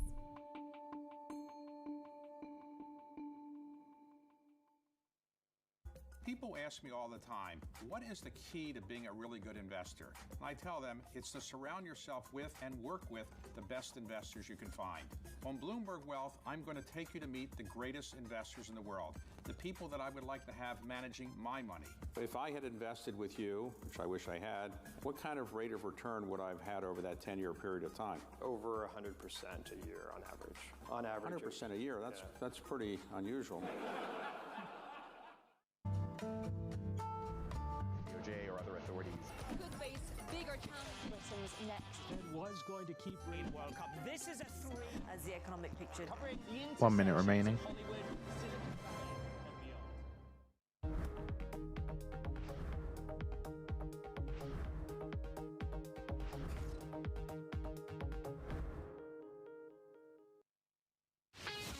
This is Bloomberg Business Week. Insight from the reporters and editors who bring you America's most trusted business magazine. Plus, global business, finance, and tech news as it happens. Bloomberg Business Week with Carol Masser and Tim Stenevec on Bloomberg Radio. And a very good afternoon, everybody, live on radio, TV, YouTube, Bloomberg Originals. This is Bloomberg Business Week for this Monday, August 12th. He's back. I'm back. I heard a lot happened in the markets last week. You missed a lot of stuff. I did. I mean, Monday and Tuesday were pretty 10 big, seconds. And my yes. Yeah. But my understanding is you are spending a lot of time on your phone and reading in on stuff. Oh, yeah, the whole time. Yeah, I know everything. You know that everything? happened. Yeah. Ready to talk the Minus carry trade? 243.7 billion. Minus 243.7 billion. Yeah. That's lower than the expected. Minus All right, everybody, 242 it is billion. Bloomberg Business Week, and it definitely feels like we are in a bit of a wait-and-see mode on this Monday, and definitely different from where we were last Monday. And so what we are coming to over the next 60 minutes, I'll get there. Yep, it's Monday. It's a big economic week, and it's kind of, Tim, at a time when a data point comes out and it can shift the narrative, confirm the narrative, create some volatility. That's where we are. So we're going to kind of get to what you need to know. Yeah, look what happened with that July payrolls report just about 10 days ago, talking about a shifting narrative with one data point. We'll talk about that. Also, we'll talk why Apple's cash flow prospects stand out over other big tech, including those competitors, Microsoft and Amazon. Some interesting research out from our Bloomberg Intelligence team. And then, folks, we're going to get to the CEO of the nonprofit Girls Who Invest on attracting and advancing women investors. You know, women, there's a bulk in investing in the markets, a bulk that own a lot of different investments, but we still have a lot of ground to make up when it comes to those actually women being in the investment management business. Also, speaking of investments, one more thing. Life is too short, and how home buyers are justifying buying risky oceanfront properties. There are deals to be had, people. It's just the ocean might be creeping up on that home. Yeah, living on the edge, the ocean's edge. All right, let's get to it first, though, with a check on the trading day. Your top business stories. Here is Charlie Pellet. Hi, thank you very much. Great to have you, the two of you, back together again with the Dow, the S&P, both in the red right now. We have got NASDAQ advancing up by 30 points now, up 0.2%. Bottom line here, we have got stocks struggling to gain much traction ahead of inflation data. PPI tomorrow, CPI Wednesday, that will help shape the outlook for the Fed's next steps. Equities seeing small moves in another session of tepid trading volume. The S&P down 5 at 53.38, down 0.1%. The Dow down 210, down 0.5%, while NASDAQ is up 25, a gain of 0.1%. 10-year at 3.90%, the 2-year 4.00%. Gold up $35 the ounce to $24.66, up 1.5%. West Texas Intermediate crude oil up 3.5%, $79.54 a barrel, and Bitcoin now higher by 1.4%, 59,316. Sources tell Bloomberg Starbucks is discussing a settlement with Elliott Investment Management that would give the activist investor representation on the board of the coffee shop chain. We've got Starbucks up now by 1.8%. So again, recapping here, we are looking at a down Monday right now. The key takeaway, little changed, with the S&P lower by 0.1%. I'm Charlie Pellet, and that is a Bloomberg Business Flash. It is indeed. All right, Charlie Pellet, thank you so much. Carol Masser, along with Tim Stanovic, live here on Bloomberg Business Week. Now, we know this is a market environment that moves from economic data point to economic data point. And we also know that not all economic data point or data is treated equally by investors, nor economists, nor the Fed for that matter, Tim. Well, this week, though, we do have a few that are watched by all as we get 2 reads on inflation just over the next 2 days. Also a read on retail sales on Friday. Throw in some jobless claims, Carol. The Fed is watching the U.S. labor market closely. All this could make for an interesting week. And then Michael McKee next week goes off to Jackson Hole. Right. So we hear from Fed Chair Jay Powell. We'll see what he has to say, how that shapes the narrative. All right, so let's get to it. With us, our roundtable, Bloomberg News economics editor Molly Smith, along with Bloomberg economics U.S. economist Stuart Paul. Stuart here in studio, Molly on Zoom here in New York City. And so let's get to it. So we do, first of all, Molly, lay it out for us and what matters. And it's actually, forgive me, I think there's 3 inflation reports, although I'm not quite sure. The New York Fed one-year inflation expectations, it already came out. There's 2 more, though, coming our way over the next couple of days. What matters? Yeah, I mean, it's really just going to be CPI, the Consumer Price Index, in full focus that comes out on Wednesday this week. And we also get a look at producer prices. So this is a level of wholesale inflation that comes out on Tuesday. Obviously, the CPI is one of, if not the biggest market moving events in any given month. And I don't think that this will necessarily be too much different from that, but hopefully we won't see nearly the same reaction that we did to the jobs report that you guys mentioned just 2 weeks ago. Pretty fast and furious moves in stocks and treasuries on that front. And I think this one is, I think people are maybe just looking for, okay, let's just get through this. Hopefully it's a fairly as expected reading. Maybe inflation is going to pick up a little bit relative to June, but the broader trend of disinflation is still going to be intact. And I think something like that will just bring, hopefully, a reassuring calm to the market. But that said, it doesn't take that much to tip the scales these days. Like, everybody is just very jittery about the data right now. Well, Stuart, come on in here. Let's talk CPI before we talk PPI here, because you and the team over at Bloomberg Economics argue that July CPI will likely be soft, with the year-over-year change in core CPI edging further down. Take us into your thinking and what you're modeling. So we have a few factors that are going on. First is that the most interest-sensitive categories, things like used autos, are exerting meaningful drag on both core and headline inflation. We have some pretty tame numbers for gasoline, so it's not really boosting the headline all that much. And then if we look at some of the more discretionary services categories, things like airfares, things like hotels, we're expecting to see some pretty meaningful drag on the core. The thing that's going to matter... We've heard that from the earnings front, the earnings picture, whether it was airlines, whether it was Airbnb. I mean, Expedia, nonetheless, their stock rallied because there was a beat, but everybody's talking about softness in the travel sector. That's right. It's really some of those more discretionary services categories where consumers are tightening their belt. We expect to see the same thing in the retail sales number this week. We expect to see folks really looking for discounts and doing some online bargain hunting, as opposed to splurging on food services and some more of the interest-sensitive items like appliances and autos, even though we will get some auto spending after last month's, the June cyber attack on auto dealers. But on the inflation front, it's interesting. This is one of those peculiar months where we get PPI ahead of CPI. And we're expecting to see more softness in the headline PPI number than in CPI. So to Molly's point about folks wanting to take a deep breath, it's possible that when they see the monthly pace of producer prices ticking down, so when we see producer price inflation which is 0.2% on the month instead of 0.4 as they saw last month, folks might breathe that sigh of relief. It might be a little bit too early when they then see the headline pace of CPI increase on the month. So this is one of those peculiar months where the timing of the data has the opportunity to both lull people into a sense of complacency and then give a little bit of a whipsaw just the next day. Well, Molly, what matters in terms of, like, help me through the supply chain, right? PPI are the input prices, right? So is that something then will show up in next month's CPI report? Like, how do you kind of distinguish those two pieces of data? So generally, when the reason why you would, as a typical person, care about the PPI is because what's happening at the producer price level tends to filter through to consumers over time. Over time doesn't necessarily mean 1 month, though. These are trends that can take more time than that to develop. And of course, movements through the supply chain are not always that quick. But it's, of course, like really important to look at for the overall inflation trend, especially, when you're looking at what's happening with commodity prices. And so many of those have been really wild over the summer, with looking at what prices are for coffee and chocolate and other kinds of metals and like things like that, that just, maybe you as a consumer aren't purchasing that as a raw good, but when you purchase it as a final product, then you start to notice how expensive those goods can be.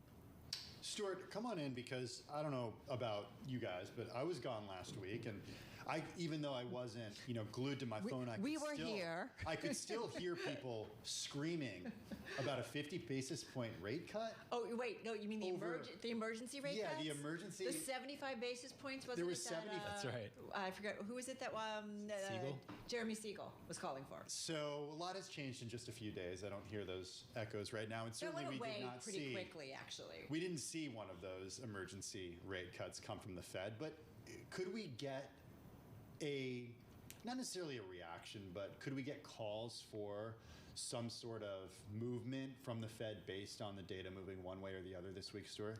I think that this week is going to be one of those odd weeks where you feel a little bit more stagflation risk as opposed to just outright recession risk. So, and I think that because equity markets have recovered, because the feed through into credit markets, when it comes to interest rate spreads, when it comes to default risk, we haven't seen any sort of material move there. So I think that when it comes to what we're going to see this week and how it shapes the narrative, it's going to be more so around the idea of stagflation. We're going to see inflation data that aren't as good as they've been in the last 3 months.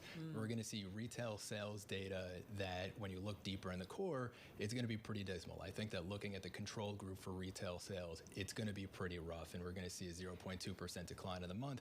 And manufacturing data to round out the week, I also expect that we're going to see a decline, about 0.3% month-on-month decline in manufacturing output. So we're not going to have as good inflation data, and some of the other fundamental concepts are going to show some weakness, and that could be enough to just keep folks on edge, having this 50 basis point, 25 basis point debate for another month. Which makes me want to jump to, and I want to ask both of you, and Molly, let me start with you. So are more people starting to talk about a recession, and that if we get a recession, that, if the Fed possibly is behind the curve, in terms of maybe sparking some growth or catching that we're slowing down maybe faster than we anticipated, could it be a deeper recession? More people definitely are talking about recession since that jobs report came out 2 weeks ago. We've seen JP Morgan and Goldman economists both boost their likelihood of a recession in the next 12 months. So I'm pretty sure both of them are still below 50%, so still fairly low odds. And I think those are the only two that I'm really aware of who have come out and boosted those odds in recent weeks. But right. I'm not really hearing that it would be that it would make a recession any deeper. I think it's just now looking at, is the Fed behind the curve? Like you said, that people are wondering that. And of course, if you get more inflation data that comes in softer than expected, that's only just going to, add fuel to that argument. Stuart, remind us where you guys are, the team, when it comes to recession. So we've been noting that there's been a material slowdown in some of the underlying factors driving growth for a long time. We've also been noting that, again, even if you just look at the Q2 GDP data, about a quarter of the growth that we saw was from inventory accumulation, that folks in firms aren't trying to accumulate inventories. It's just that they're accidentally producing more on the expectation of resilient consumer demand that just isn't there. And so we think that the Fed is behind the curve, and we do think that some of the recession probabilities that have been assigned are probably a smidge too low. But we've always been a little bit more bearish, expecting a 4.5% unemployment rate by year end. And if we continue along this trajectory that we saw in the last month, we'll hit it or exceed it. It's interesting because you guys have been for a long time, and at a time when it almost felt like, really, can you still be calling this? And now it starts to feel like things are falling into place. Guys, perfect setup for us on this Monday. Bloomberg News economics editor Molly Smith, along with Bloomberg Economics U.S. economist right here in studio. Now we got to take all of this together, Tim, and talk about the Treasury and rates market trade. Yeah, among our most read stories on the Bloomberg on this Monday in August, how bonds are back as a hedge after failing investors for years. Finally, contributing to this story, Bloomberg News rates reporter Michael McKenzie. He ended last week with us, and now he kicks off, Carol, the week for us. Welcome back. You can't get away from us. He tries. He works from home to try to get away from us, and we still make him turn on the camera and come hang out with us. So Tim was away, and he did read in. Oh, yeah. But so what All did caught up. He missed nothing, right? Yeah, we're violently unchanged. Violently unchanged. That's a good way to describe the week. How are you thinking about things on this Monday here? We're pretty much, it's interesting too, because we've got the 2-year yield right there on 4%, 10 years at what, 390. So if you think last week we got below 380 on 10s, and we bounced back to 4%, just shy of 4% on Thursday after that very weak 10-year auction. So we're back in the middle of the range, and I think the market's just parked here waiting for what will be, I think, the most important week for data until we get the payrolls report in the first week of September. We've got PPI tomorrow, CPI, and then retail sales and jobless claims. So we're going to see whether or not inflation is trending down, or whether it's actually going to be proved to be stickier than people are expecting in the bond market. That will put pressure on that front end. You should see higher yields if inflation is stickier than people anticipate. That said, if inflation comes in bang in line with expectations, then I think that the focus will turn to, okay, how is the consumer looking for retail sales? And are we seeing any signs of weakness in those initial weekly jobless claims on Thursday? Of the data points that you just mentioned, of all the economic data that we're getting this week, Michael, which one do you think has the biggest implications for the rates curve? I'd say CPI. If CPI is trending in the right direction, that means the bond market can go, right, this is yesterday's story, and let's just focus on the consumer and the labor market. You get that all clear on CPI for this month. Actually, not for last month, it's coming out this month. That means the focus on the Fed's dual mandate, the labor side of things, becomes really, really important now for the bond market. And they'll continue then to really watch carefully for any signs of sort of labor deterioration. You know, we mentioned in the lead-in to you, Michael, about this story that's among the most read on the Bloomberg about bonds are back as a hedge after failing investors for years. We mentioned on Friday in our conversation with you how you had caught up with Dan Ivison, the world's biggest active bond fund manager, who says he's just about ready to start adding to his Treasury positions again. You talk to a lot of investors, big bond investors. Are you increasingly seeing that among them, that they're getting ready to buy or are already buying? They're already long. I mean, if you look at all the positioning surveys, and in PIMCO's defense, when 2-year was back above 5% briefly late April, they were buying. Mm-hmm. So all they've done is they've moderate their duration. They've pulled it back a bit. They're waiting for a backup. So if you get sticky inflation, I think the people will come in and they'll cap the rise in yields. But longer term, I mean, PIMCO tend to take a 3 to 5 year viewpoint of things. So Dan Ivison's point to me was, if you're a long-term investor, you step back, 4% on a 10-year is very attractive.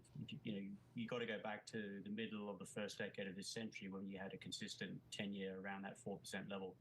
So these are attractive yields for longer-term investors. And it means when you do get a wobble in the equity market, we do get something happening in credit, then that the Treasury market, reclaims its status as being the defensive asset to hold, and it will rally. And I think one of the problems the market's got at the moment is that we had a very extensive haven rally a week ago on Monday when the yen carry trade was being carried out to some extent. And that's why yields fell so quickly and so sharply. And you're now having to come back and sort of find an equilibrium. And it seems to me 4% on 2s and 390s, maybe 4% on 10s seem to be the right levels here. Hey, Michael, before we let you go, as we mentioned at the top, you contributed to a story that is among the most read on the Bloomberg terminal about how bonds are back, and increasingly money managers are hearing from clients about investing in bonds. You talk to professional bond investors each and every day, but talk a little bit about how that's sort of going back to the everyday investor who has their money managed by professionals. Well, I mean, the important thing for investors, I think a lot of people have liked the idea of putting their money in T-bills. What was it? We had T-bill and chill. That was the Jeff Gunlack expression last year.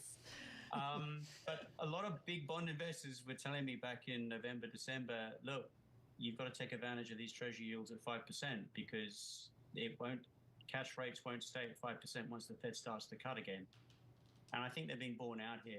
That thesis is being validated. It's taken longer than people thought it would. Don't forget, everyone at the beginning of the year thought the Fed would be cutting in March, and to a certain extent, Chair Powell did kind of hint that was coming. But that said, you've now got Treasury yields with 4% twos and below 4% in 10s and 5s. So if you're still stuck in cash, you're now sitting on, you've got an opportunity loss here because you could have rolled into a 5% 2-year back in April. Right. 475 on 10s back in April. Okay. And again, these bond managers were saying you've got to start thinking about moving out. So I think, got it. Now is the time. So we had a record high in Michael. We got to run. Michael McKenzie, forgive me. This is Bloomberg.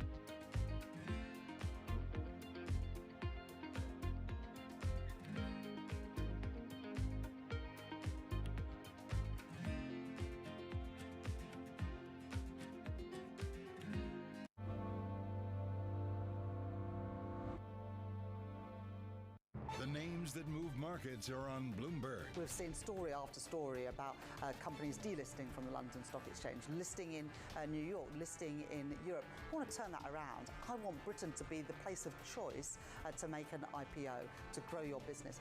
That's why I welcome the reforms that the FCA put in place last week. It's also why I'm determined to change our pension system so we can keep more businesses here in Britain. Bloomberg. Context changes everything.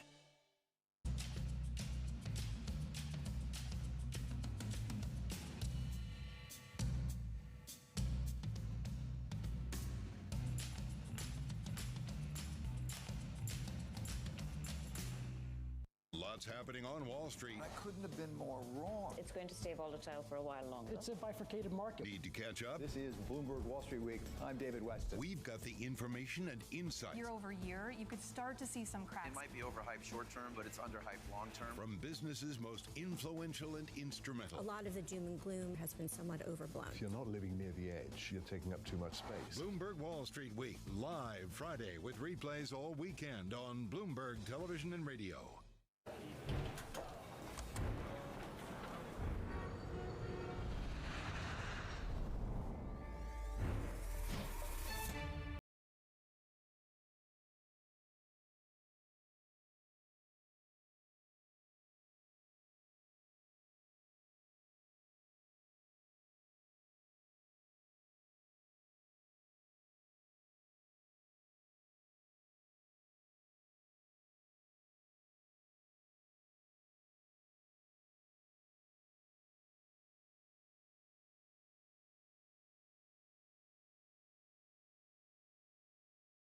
Politics to the world of business. Joe Matthew and Keely Lines deliver news, insight, and analysis live 2 times a day every trading day. Balance of Power at 1 and 5 Eastern, only on Bloomberg. Welcome to the world of decentralized finance. We thought we'd take a look at Bitcoin versus the S&P 500. Bloomberg's covering all things crypto, the people. A tectonic shift emanating from Washington. It's really a tale of two cities in crypto. Crypto shouldn't be partisan. The transactions. Really a record-breaking moment. Crypto VC is back. And the technology. It's really the beginning of a global on-chain economy. And if America doesn't embrace it, we're going to be left behind. Bloomberg Crypto, Tuesdays, only on Bloomberg.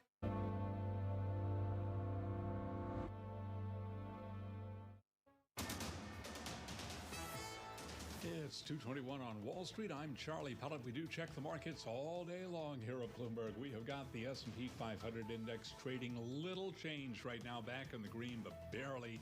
Stocks struggling to find direction here. The Dow down 157 now, down 0.4%. S&P 500 index up by about a point, while NASDAQ up 44, up by 0.3%. 10-year at 3.90%. The 2-year 4.00%.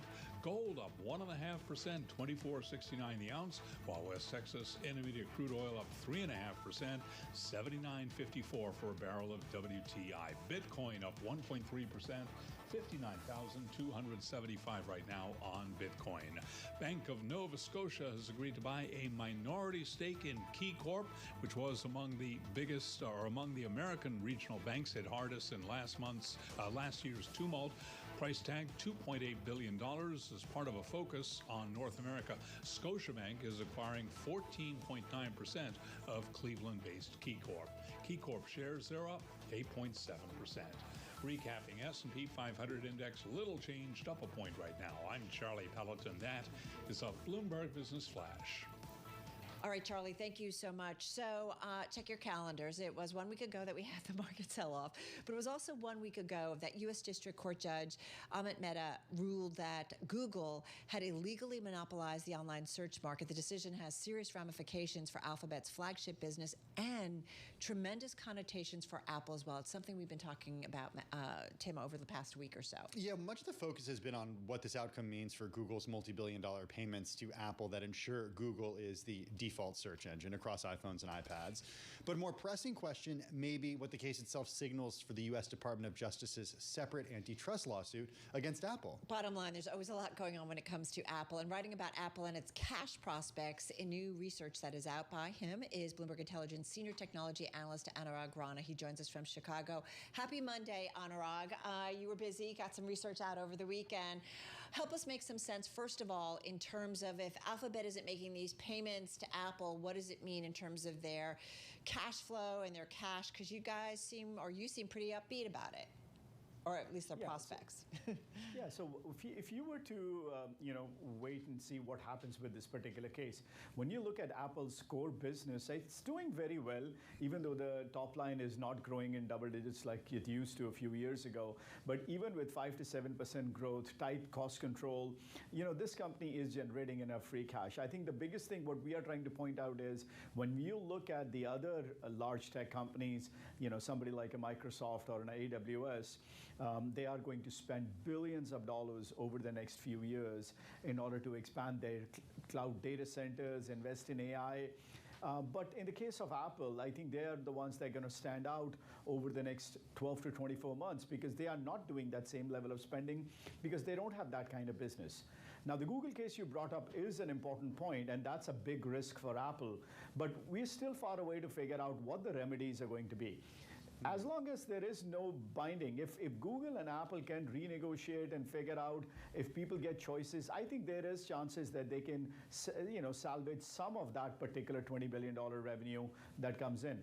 Now, if they are able to, if the judge comes out and says, well, you cannot pay them anything, then that's a problem. But even in that case, I think it'll be a few years before Apple can make up for that revenue loss. I want to go back to this idea of Apple not having to make those huge CapEx investments in AI like Microsoft and Amazon have to do when it comes to infrastructure and actually building out these facilities, Anurag. Is it a risk for Apple that they're partnering instead with other companies that are making these investments and not doing them themselves? Is there a chance that they could run into an issue with a platform taking off that's not their own platform?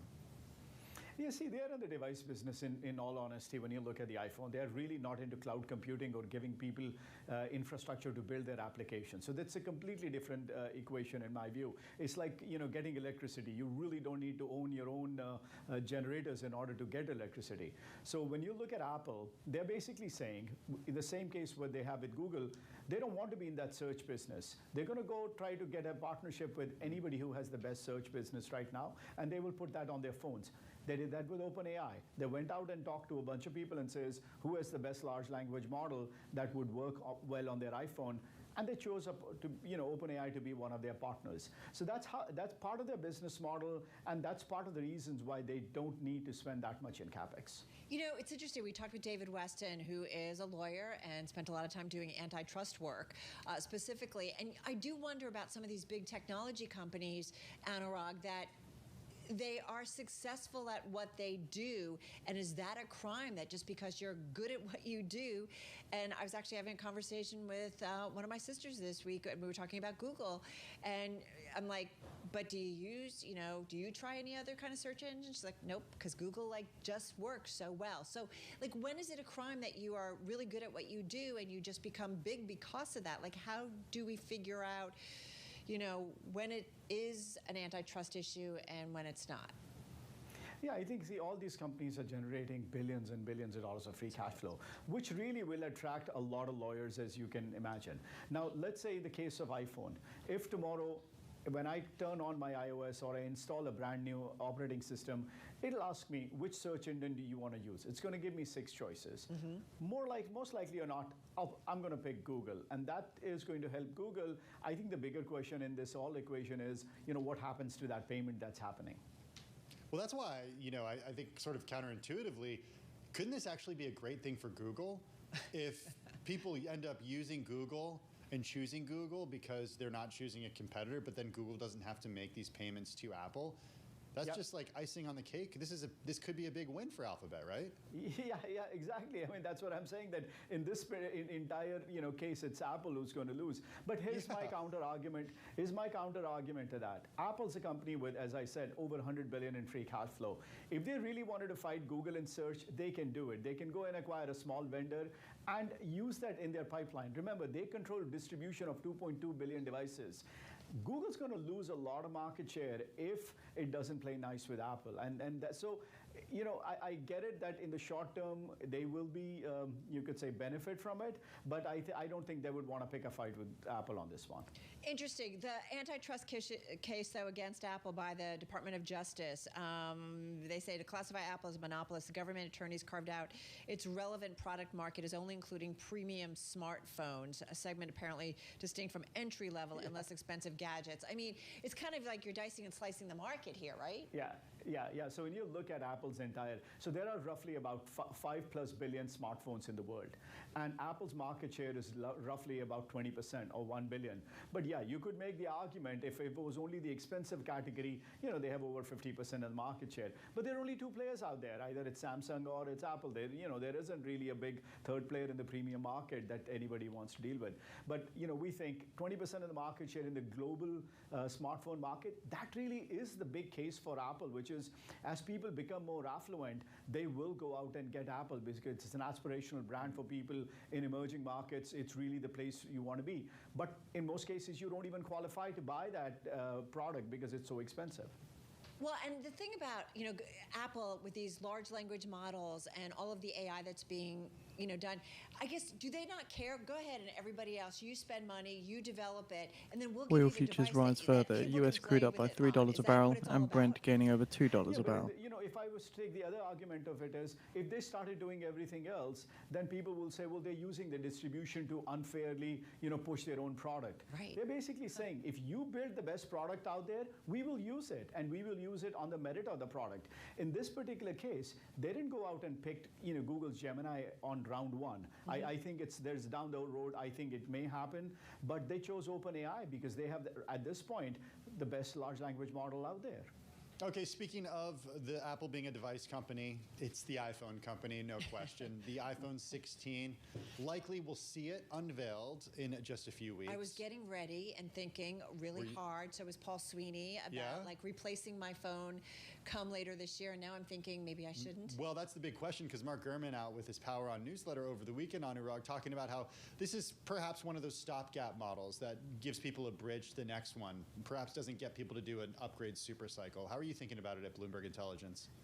Yeah, in a similar vein, we don't think NYMEX WTI crude September futures settle at $80.06 a barrel, up $3.22 or 4.19% on the session.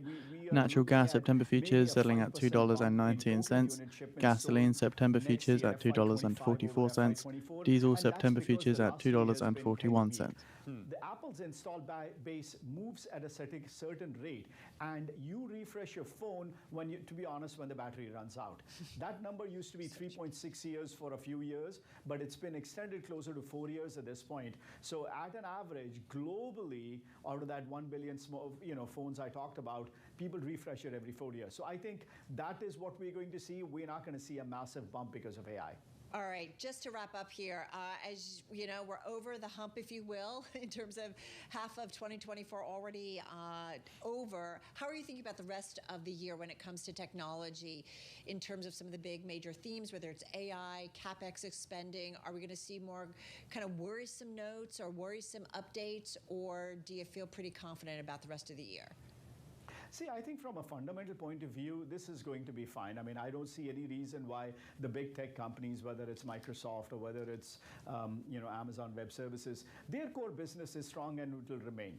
The stock reaction is a very different game because that depends on interest rates and so many other factors. And that's really, we'll see what happens with that. But at the same time, they will spend a lot of money in order to beef up their capacity so that they can grow over the next 3 to 5 years. I think that is really, in our view, a good long-term play, but in the short term, it may have its ups and downs. All right, got it. Listen, Anurag, thank you so much. Really appreciate it. Anurag Rana, he's our Bloomberg Intelligence Senior Technology Analyst, joining us from Chicago. Still to come on Bloomberg Business Week, more than half of all women invest in the stock market or own stocks, and yet their representation in the investment management space continues to lag. Our next guest is working to improve that. So we're going to talk with the CEO of Girls Who Invest. We'll get to that on the other side of the break. This, as we continue to watch the markets, and it's a pretty quiet day. Yeah, speaking of stocks, we're seeing a little bit of red on the screen. The S&P 500 down fractionally, the Dow down close to half a percentage point. Well, the NASDAQ up close to 0.2%. And we mentioned Apple. It was up about 1.5% at its highs. Right now, just about 0.25% gain as we speak. All right, let's get to world and national news. Off to D.C. we go, and Amy Morris. Amy, all yours. All right, thanks, Carol. The U.S. is warning Iran of consequences if they plan to arm Russia. The Pentagon says it is aware of reports Tehran plans to provide Moscow with hundreds of ballistic missiles. We've been warning of the deepening security partnership between Russia and Iran since the onset of Russia's full-scale invasion of Ukraine. This partnership threatens European security and illustrates how Iran's destabilizing influence reaches beyond the Middle East and around the world. State Department's deputy spokesperson, Vedant Patel. Ukraine's military is taking control now of 28 towns and villages in Russia's Kursk border region, prompting a sixth of its population to flee the incursion. And for the first time, Ukraine's President Volodymyr Zelensky publicly confirmed that, yes, his forces have seized a swath of Russian territory. Columbia University is now amping up its campus security ahead of the fall semester, with commuters weighing in on the potential return of pro-Palestinian protesters. Scary, something you never know what you're going to walk into. Everybody's got the right to protest in the United States, so there it is. You have a right to protest. I've been to a few myself. Just you gotta play by the rules. You can't break into buildings, then you're crossing the line, and they got just what they deserve. Classes are set to resume September 3rd. Officials say this new protocol will remain in place. Global news 24 hours a day, whenever you want it, with Bloomberg News Now. I'm Amy Morris, and this is Bloomberg.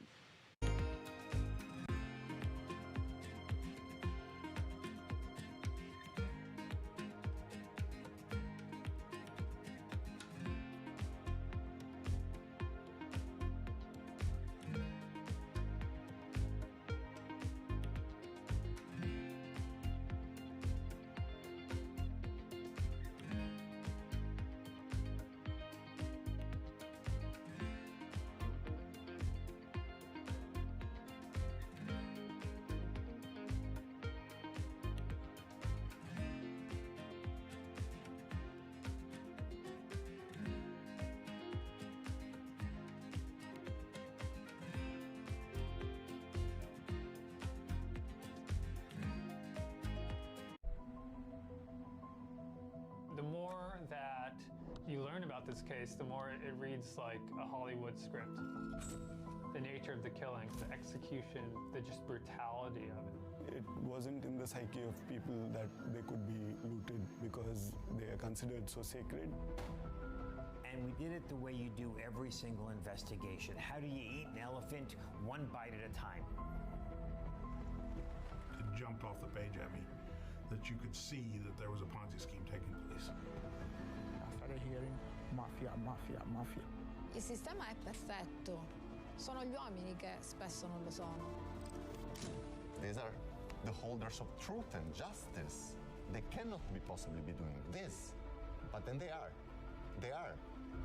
And the evidence is there. It's overwhelming.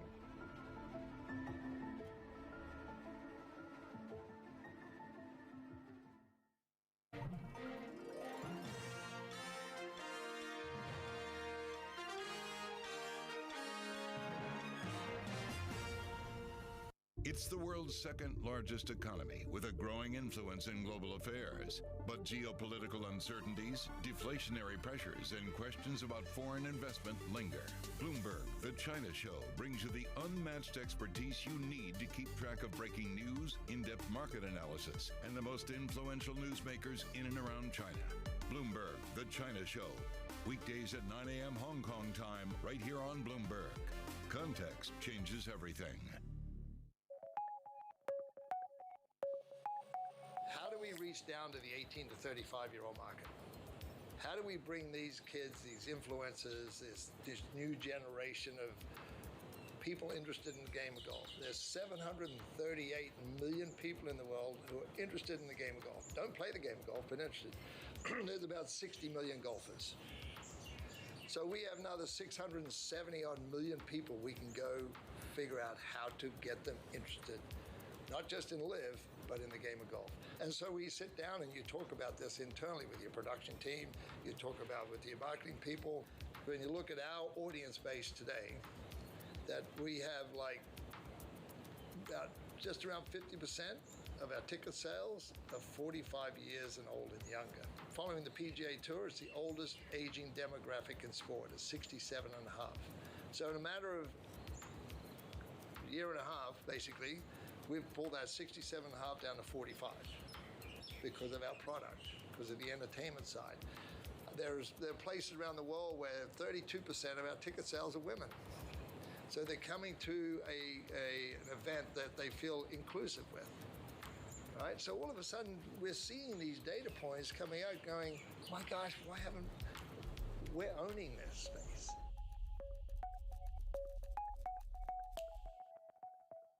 Morning from our world headquarters in New York, I'm Menace Credit. And I'm Danny Berger. Let's set your agenda.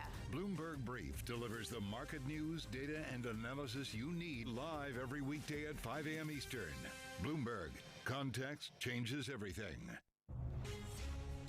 From the beating heart of global finance, economics, and politics, and wherever newsmakers are moving markets, Bloomberg brings you conversations that allow for deep discussions and important insights. What do you think the future is for inflation? Is this a new normal? Are markets too optimistic? How do you worry about the things that are outside your control? How does the current fighting completely stop?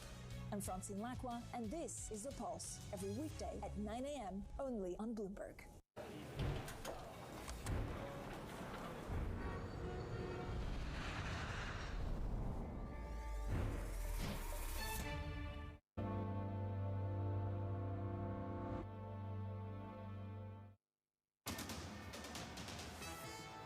It's 2:40 on Wall Street. I'm Charlie Pellet. We do check markets all day long here at Bloomberg. Little change for the U.S. stock market right now. S&P 500 index down 1 point, just about flat on the day. Light volume.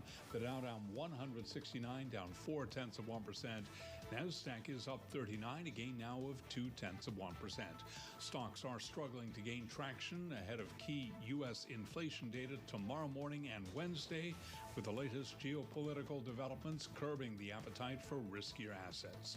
10-year at 3.90%, the 2-year 4.00%, spot gold up 1.6%, $24.70 the ounce, while West Texas Intermediate crude now higher by 3.7%, $79.70 for a barrel of WTI. B. Riley Financial has suspended its dividend. It is warning of new losses as the firm wrote down a portion of its stake in Franchise Group, a troubled U.S. retail business. It comes as Los Angeles-based B. Riley faces a widening investigation into whether it gave investors an accurate picture of its financial health amid a string of losses and a sagging stock price. Today, the stock price is plunging. B. Riley Financial down 51.6%. Recapping, little change on the S&P, a 2-point loss right now. I'm Charlie Pellet, and that is a Bloomberg Business Flash. All right, Charlie, thank you so much. Well, last year, Bloomberg reporting on some research that showed that women make up less than a quarter of fund managers globally. This was actually according to some data put together and also put out by the nearly $50 billion pension fund HESTA. The biennial survey of about 80 listed and unlisted managers shows progress on gender diversity has marginally improved, with women making up 24% of investment managers compared with 22% in 2020. Marginally, not significantly improved. So let's bring in Catherine Jolan-Kolscher, CEO of the nonprofit Girls Who Invest. It's all about transforming the investment management industry by attracting and advancing women investors, change makers, and leaders. And full transparency, Bloomberg is a non-financial supporter of Girls Who Invest. Catherine joins us from New York. Catherine, good to see you. Why do you think improvement has only been marginal and it hasn't been significant? Why is this such an uphill battle? Thank you, Tim and Carol. I think this is an uphill battle because historically there weren't enough entry-level positions for women in investment management jobs, and therefore there literally weren't enough women to move up the ranks in organizations. And this is an industry where rite of passage still gets a lot of credit, so there's less likelihood of lateral moves, let alone at the C-suite level. So what we're seeing is the need to increase the number of women in investment management and entry-level roles, and then of course retaining and advancing those women so that they stay in the industry for the long term. Catherine, how do we do that? We've been having this conversation, forgive me, I'm going to date myself, for a long time, decade over decade over decade, and we get it. Like entry-level, men, women, they're kind of on equal terms, and then as we start to go up the food chain in the investment world, it just doesn't pan out. Either women step away, they don't step up because for whatever reasons, or they're not supported. So, how do we get there? So let me put it into some storytelling and context for you. From a storytelling perspective, very few of us grew up in the dinner table, very few of us women and underserved populations grew up at the dinner table hearing conversations about finance. So first and foremost, from a pipeline perspective, we need to inform individuals about this incredible career. And it is an incredible career. It's stimulating, it satisfies intellectual curiosity, it's well compensated. So there's so many good reasons to join investment management. But the reality is women are not necessarily hearing about this as a career path. And we need it to be dinner table conversation. And I'll put that in some statistics. So we will soon have 3,100 alumni by the end of this summer in just 8 years. For Girls Who Invest, we received 2,700 applications this year for our summer program. So there's tremendous interest in terms of the talent population. And when we look at our alumni population that's working full-time in the workforce, that's 1,200 women and gender non-binary individuals. 75% of them are staying in finance. So Carol, we're looking to take that population that's staying in finance and continue to invest in their long-term career path. Do they have a mentor? Do they have a sponsor? Do they have pay transparency? Do they understand what it takes to get promoted? Are people investing in their long-term skill development? But you're right, it's not rocket science. It just needs to be done, and it needs to be done well. We are not trying to cure cancer. We are trying to give people a chance to advance in the workforce. It's one of those things like, stop talking about it. We know how to do it, folks. Just do it, right? Let's just do it and do it well and get it done. And with 75% of our population staying in the industry, it's clearly achievable. So that, again, this isn't rocket science and let's do it and get it done. And our talent population comes from over 200 different colleges and universities, has over 100 distinct majors. So let's also emulate what current leaders tend to have, which is liberal arts degrees and diverse academic backgrounds. And now it's so expected that people have gone to an Ivy League school and majored in finance. They'll settle for a major in econ, and that's just not the reality of current leadership. Current leadership was allowed to have more of a liberal arts background, and that was celebrated at the time, and it should be celebrated again. So, Catherine, what's the metric that you use to make sure that what works at one end of the pipeline keeps working as a career progresses? So that's exactly right. So we are looking at retention in the industry. First and foremost, our job is to help people enter the industry. And Brent crude futures settle at $82.30 a barrel. That's up $2.64 or 3.31%. We're seeing that happen at 75%. So it's now about working in partnership with our firms. We have over 120 investment management firms with whom we partner to say, okay, this is your GWI, your Girls Who Invest talent population in-house. How are you working with them? We have great examples of organizations creating internal affinity groups for their alumni populations. I was just emailing with one earlier today, and they've divided their alumni population into subcommittees, and they're giving them mentorship and sponsorship opportunities. It really is tactical, but it's not hard. Is it, though, still sometimes difficult for women, young women, who are trying to make their way up in the investment management space? I say that like kind of knowing the answer is yes, but tell me what you hear from the folks that you work with and the women you work with. Absolutely. It's very difficult. And I think the reality is that there's still a lot of moments of being the only in the room. So you have to overcome, right? You're wearing multiple identities when you go into that business meeting or when you go into that room or when you're presenting to the investment committee. And those multiple identities, you have to check live in conversation to make sure that you're not being discounted for any of them. And we hear that from our talent population all the time. What's exciting for us, and we exclusively work with a Gen Z talent population as a function of when we've started. What's exciting for us is Gen Z talent does have the vocabulary to address these issues early on in their career. And sometimes that's scary for managers and feels uncomfortable. But the reality is they're going to walk with their feet if they don't like a job, and they're going to get a really good job in return. And they're going to talk about their compensation, and they're going to talk about the mentorship and sponsorship. That being said, it's very clear that there still are systemic barriers to their advancement, and we're here as a support system to help with that. Catherine, 30 seconds, your advice to a manager in the investment management space.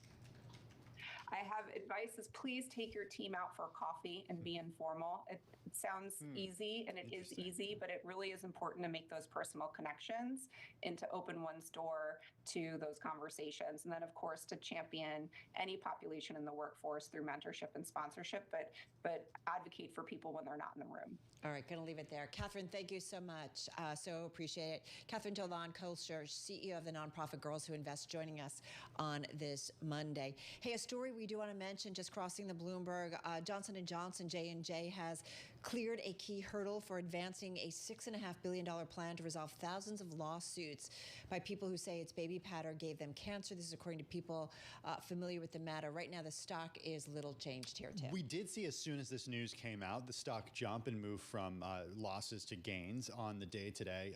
And it is fractionally higher right now and did move a little bit higher on the news. Some more details, though. More than 75% of the group signed off on J&J's proposal through secret balloting that ended in late July. This, according to the people who asked not to be identified, discussing the results that haven't yet been announced as certified. Such a result would boost the company's latest bid to confine liability to a unit it set up as part of an effort to resolve the lawsuits. Keep in mind, J&J has said its talc-based powders never cause cancer and that it appropriately marketed its baby powder for more than 100 years. Last year, the company discontinued the talc-based version of the product and replaced it with a cornstarch-based substitute. Again, J&J shares just up about 0.2%. All right, we're just talking about women in the investment management space. Speaking of investing, how about an oceanfront property at a discount? Maybe at a 1/10 of the price that you would typically find. Sign me up. Nice home in. Is there a catch? There's a catch. We'll tell you about the catch on the other side. Always is. All right, this is Bloomberg Business Week. Carol Massar, Tim Stanovic. This is Bloomberg.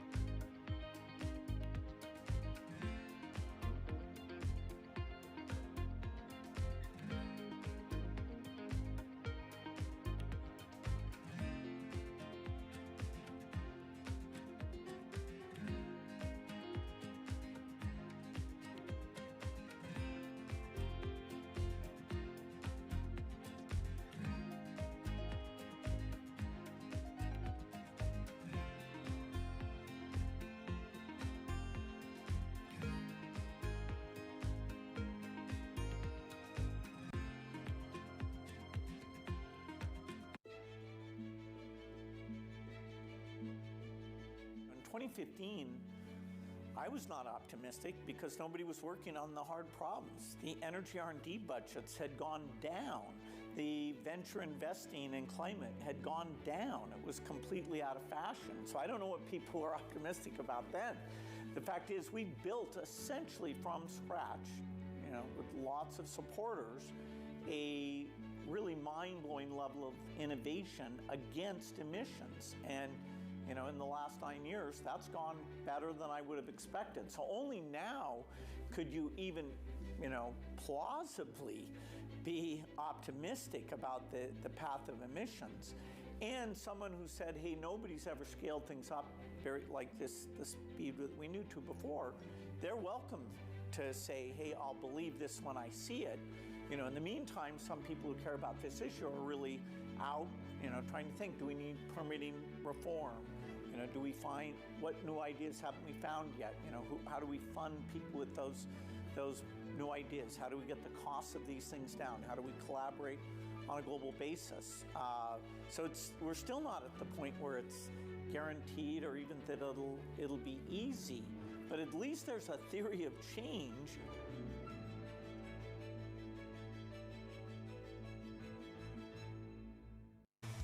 Bloomberg Surveillance covers the latest in global markets and the political events that influence your world.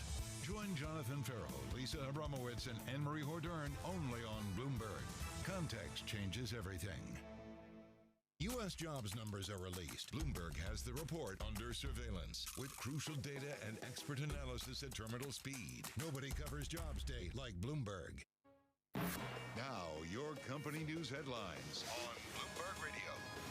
From Bloomberg World Headquarters, I'm Charlie Pellet. Sources tell Bloomberg Johnson & Johnson has cleared a key hurdle for advancing a $6.5 billion plan to resolve thousands of lawsuits by people who say its baby powder gave them cancer. Those sources say more than 75% of the group signed off on J&J's proposal through secret balloting that ended in late July. J&J shares down now by about 0.1%. Some sources tell Bloomberg Starbucks is discussing a settlement with Elliott Investment Management that would give the activist investor representation on the board of the coffee shop chain. They say Seattle-based Starbucks is in talks to add Jesse Cohn, a managing partner at Elliott, to its board of directors. Shares of Starbucks, they're up today by 2.1%. Bank of Nova Scotia has agreed to buy a minority stake in KeyCorp, which was among the U.S. regional banks hit hardest in last year's tumult for about $2.8 billion as part of a focus on North America. Scotiabank will acquire 14.9% of Cleveland-based KeyCorp by buying shares at $17.17 each. Right now, we've got KeyCorp up by 8.6%. Some of the other stories that we're following at this hour: B. Riley Financial shares, they are plunging. B. Riley down 51.5%. It has suspended its dividend, and it is warning of new losses as the firm wrote down a portion of its stake in Franchise Group, which is a troubled U.S. retail business. And Vestas Wind Systems issued a profit warning for its full-year results in a blow to the wind power company's efforts to turn around steep losses in recent years. And those are our top company stories at this hour, and this is Bloomberg.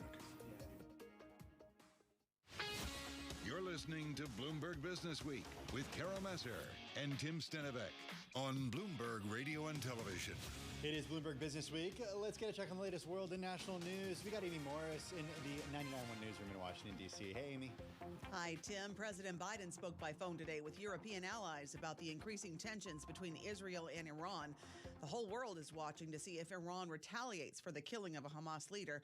National Security Council spokesman John Kirby says it is difficult to know what Iran's retaliation could look like. We share the same concerns and expectations that our Israeli counterparts have with respect to potential timing here. Could be this week. The U.S. has also beefed up its military presence in that region. Secretary of Defense Lloyd Austin ordering the USS Abraham Lincoln Carrier Group, equipped with F-35C fighters, to speed up its arrival in the region, and also dispatched the guided missile submarine USS Georgia. The move bolsters Israeli defenses, and it could deter Iran.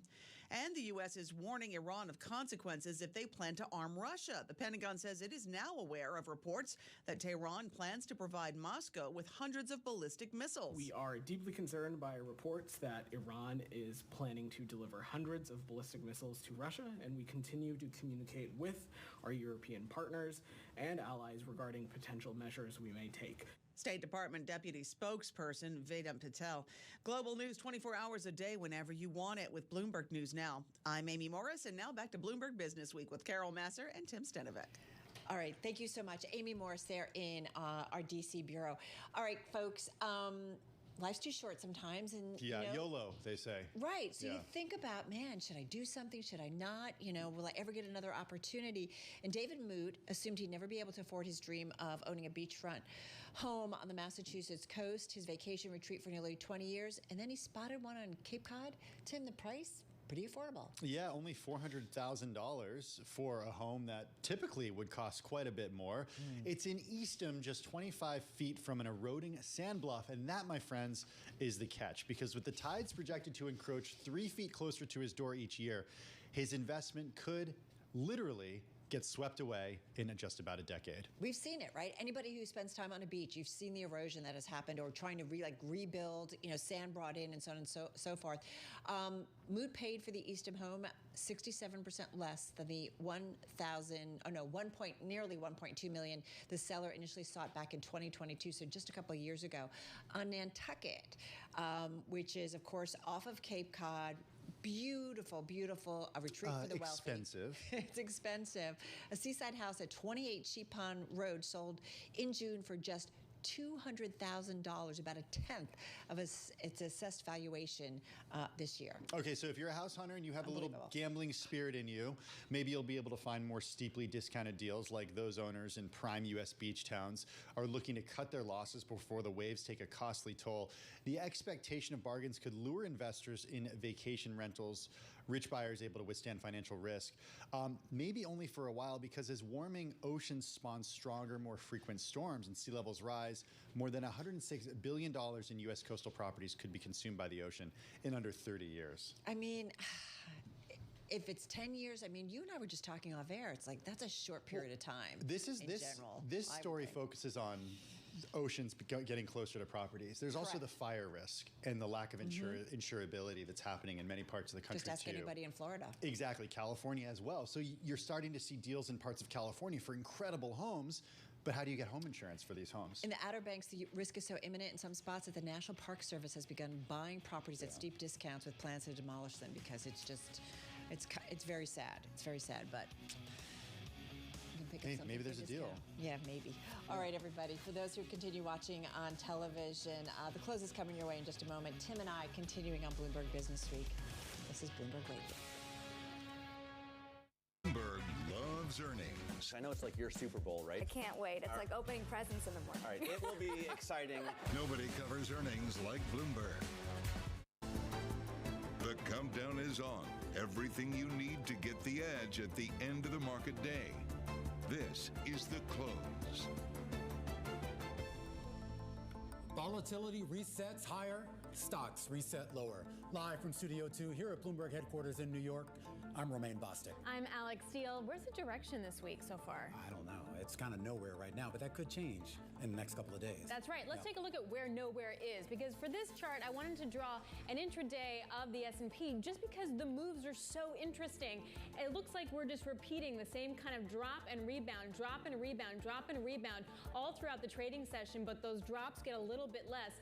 I have no idea what this means. I even asked Abigail Doodle, our resident chart expert. We're just basically looking at a lot of uncertainty, like the directionlessness of the market remain. To your point, we got to kick it until Wednesday and then Friday. Yeah, I think what you're looking at there is maybe the ashes of that big sell-off that we had to start the month. And when we look through those ashes of the past couple of weeks, Goldman tactical specialist Scott Rubner saying that massive sell-off was largely one of systematic funds unwinding positions. That's a viewpoint shared by Bloomberg Intelligence, citing the mismatch between the VIX and spreads on corporate bonds. Tony DeSpirito over at BlackRock also in the same camp, saying that the recent tumult really had more to do with market internals rather than corporate fundamentals.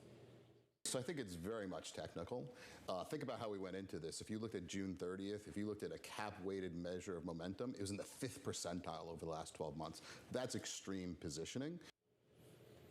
And that extreme positioning has the S&P still down 6% from its record high, but holding above that 200-day moving average, an encouraging sign that Michael Hartnett over at BFA says means that the economic soft landing narrative hasn't quite been broken, at least not for large cap stocks. As for small cap stocks, well, the Russell 2000 continuing its slump, underperforming the S&P for the 8th time now in the past 10 sessions.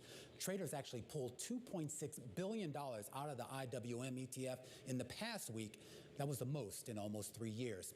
Meanwhile, JP Morgan's trading desk saying that if economic data this week is favorable, it could restore traders' confidence in small and large caps alike.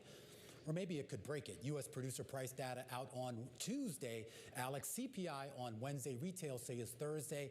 And, of course, we get those UMISH sentiment numbers on Friday. I love me UMISH. I'm really looking forward to that. So you just like to say UMISH. I do like to say UMISH. All right, Joanne, she was also really great. So Romain was talking about Goldman Sachs and sort of the tactical selling. And this comes from Scott Rubner's note over at Goldman Sachs. And I feel like it's a really interesting way of looking at things. So the white line is the systemic funds. So volatility controlled, risk parity, CTAs. When you have momentum sort of begetting momentum, then they have to sell. And then you have the pink line, which is the S&P. What's interesting here is if you take a look at what happened over the last week or so, you have the systemic funds drastically selling more than the S&P fell. Now, the takeaway there from Scott Rubner is that they've oversold a lot. They overshot to the downside, so that maybe now we'll see some stability, maybe a little bit more to go, but we'll see some stability, and that's why he's a tactical buy in the first 2 weeks of September. But, Romain, that does not last. Then he says the last 2 weeks of September are seasonally the worst of the year. So that tactical bull trade is what Scott Rubner is going to be basing his call on. Yeah, and that chart really illustrates, I guess, the data behind that call. Sherry Paul joining us right now live on set, Senior Portfolio Manager at Morgan Stanley Private Wealth Management, helping kick us off to the close here on this Monday afternoon. How are you? I'm great. How are you? I'm great as well, but I'm going to start off with sort of a Finance 101 question here. Lay it on Just kind of explain the difference, because a lot of people are talking about the sell-off that we had over the last couple of weeks as being more technical rather than fundamental. Just kind of explain the difference. Well, the basic difference is one has nothing to do with earnings, and the stock market cares about earnings. And so when money is moving around the globe and unwinding in different hedges, it has nothing to do with earnings, which is why we saw the bounce back so quickly. And I think the gift in Monday was an opportunity for investors to do kind of a mind and a money gut check in terms of how well-structured portfolios are for the inevitability of volatility going forward. And if you haven't taken action on that right now, then you're missing the boat, because that is the gift of Monday, in my opinion. Do a lot of your clients and the other folks you interact with, did they see that as a gift, or were they maybe a little bit more concerned about that? Well, I think whenever you see sort of a downdraft like that, people go back to the last worst moment that they recall, which is the pandemic. Like, I still think that people are in sort of PTSD mode whenever we get sort of a downdraft and people are waiting for a shoe to drop. But as I've said then, and I'll say it again now, that things typically turn out better than people think, and you're better off positioning your portfolio from an opportunity set, because that's the nature of investing. And right now there's tremendous opportunity in the market for people to right-size or course correct if they've been, for example, too much in cash or in the wrong part of the curve of the bond market, or they haven't taken profits, where they've made tons of money in tech and things like that. So where do you want to buy if you want to reallocate and you want to buy the dip? Where do you do it? Well, if you're sitting in cash, which is, a declining value based on what we think are going to happen with interest rates, and you're trying to fund like a brand new cash portfolio, I'd go right down the middle. You want to be 4 to 7 years within the bond curve. You're going to lock in that great yield. You definitely want to be owning utilities and staples for rising dividends and the security of income. I believe every portfolio should be earning money at all times. And then for the innovation kicker, we're not too long in the tooth yet in tech. And I think that people have underplayed the value of this moment of innovation that we're in. And I've been really, I think, on the forefront of that for the past few years. So I wouldn't be afraid to go into the growth areas of the market as well. What do you think is then going to drive the price action going forward? Is it going to be the data and the economic fundamentals, which is exactly kind of what we were talking it not being before? Or is it going to be technical and sort of liquidity? What do you think? Well, I think it's all of the above. But there's a third leg to the stool, which is I always want to go back to earnings, right? And so what will drive earnings are both productivity enhancing, cost cutting, innovation, and capital investment. So that's sort of hedge number one. And that's why we get such a narrow sector performance within the S&P right now, because certain sectors are going to deploy that more rapidly than others. So that would be step number one. And just to remind, viewers and individual investors that, economics is a rearview mirror, right? So I always talk about that we're operating in parallel universes in different time zones. So investing in the stock market is a forward exercise, whereas confirmation of what's happened in the past is what the data is showing us, but it's typically 6 months in arrears. So as a portfolio manager, I'm always pivoting people into forward thinking, and I think then you just really want to focus on earnings and stay out of the mud of political and policy volatility, which often gets people stuck. Can you do that though? I mean, there's always the old joke where somebody says, "Oh, I don't do politics," and it's like, "Oh, well, politics is doing you." and I feel like for investors, that's got to be the same to a certain extent. I know there's not always a direct correlation. I'm getting a T-shirt made. I want a T-shirt. It's not mine, so feel free to see it. I want a coffee mug. Yeah. I think that it takes a tremendous amount of mental strength, and we all have to be honest about that it's getting more and more challenging. But the reality is that the opportunity set is just too good going forward, and what I believe that we are in a secular bull market driven by innovation, where we will have these cyclical setbacks, but politics and policy are volatility unless they directly impact earnings. So, keep your eye on the prize. Keeping your eye on the prize, though, and everything you mentioned is true, and we've seen that historically play out. But of course, as you kind of allude to as well, it's never a straight line. There's always these bumps in between. Right. And I think that's what people are trying to figure out is how much longer are we going to see these types of major bumps before we finally get a little bit more of that tail to the upside? I'm so glad you brought that up, because you're right that people think that things go up in a straight line and they don't. So the answer is we will always have them. Right? This is why the compounding rate of return concept for balanced portfolio investing is so enduring. We were talking here a year and a half ago where it was out in the market that the diversified portfolio is dead and the bond market has no value, and now it's a completely reverse narrative. And so for investors that want to make money, it's the power of compounding returns. And right now, we are in a moment of risk-adjusted innovation, unlike the early days of the internet, which we've talked about in the past, that these were companies that didn't have earnings. Here we're installing tech in proven business models that will improve profitability. And I think it's just too powerful to be frightened out of the market because of a technical unwind.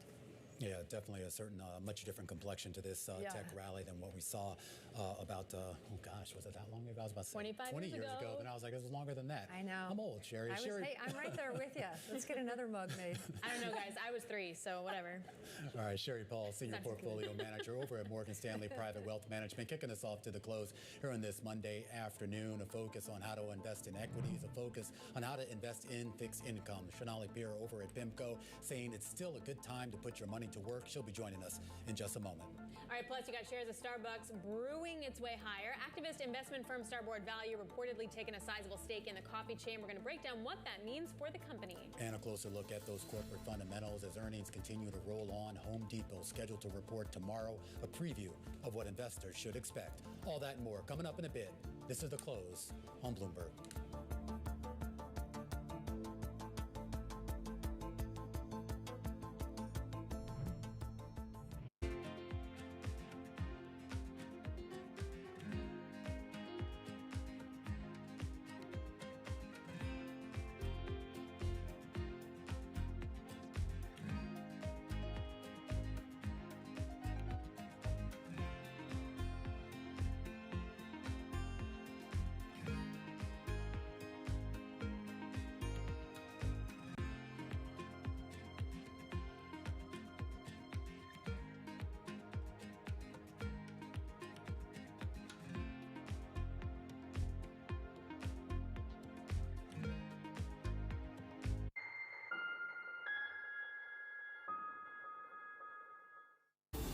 Fixed income fix. Watch Bloomberg Real Yield every Friday right here on Bloomberg.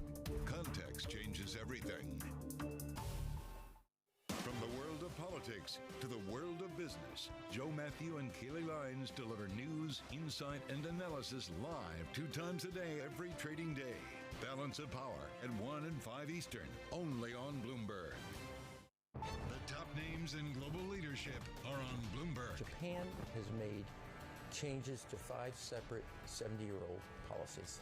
They've gone from 1% to 2% on GDP for defense. They'll become the 3rd largest military. They've changed their export capability. They've opened up and stabilized their relationship with Korea. Japan can be a significant partner in the region. Nobody covers the top global leaders like Bloomberg Television and Radio. Context changes everything. It's a multi-trillion-dollar industry. We'll show you what's happening in ETFs like no one else. Bloomberg ETF IQ, Monday on Bloomberg. Bloomberg covers the world with unmatched reach and resources. From more than 120 countries, the moment news breaks, 24 hours a day. Bloomberg. Context changes everything.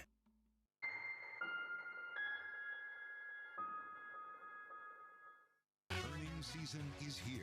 You're seeing back-to-back billion-dollar-plus quarters. The forward indicators were so positive. Bloomberg is first to break the numbers. Texas Instruments out, folks. Goldman Sachs. Taking a look at Mattel. There is something for everybody. With the smartest insights. People are whitewashing AI. Wallets are under pressure. We are committed to EVs. They're going to happen. Earnings season in full swing. We will have full and instant analysis. Continuing coverage on Bloomberg. Context changes everything.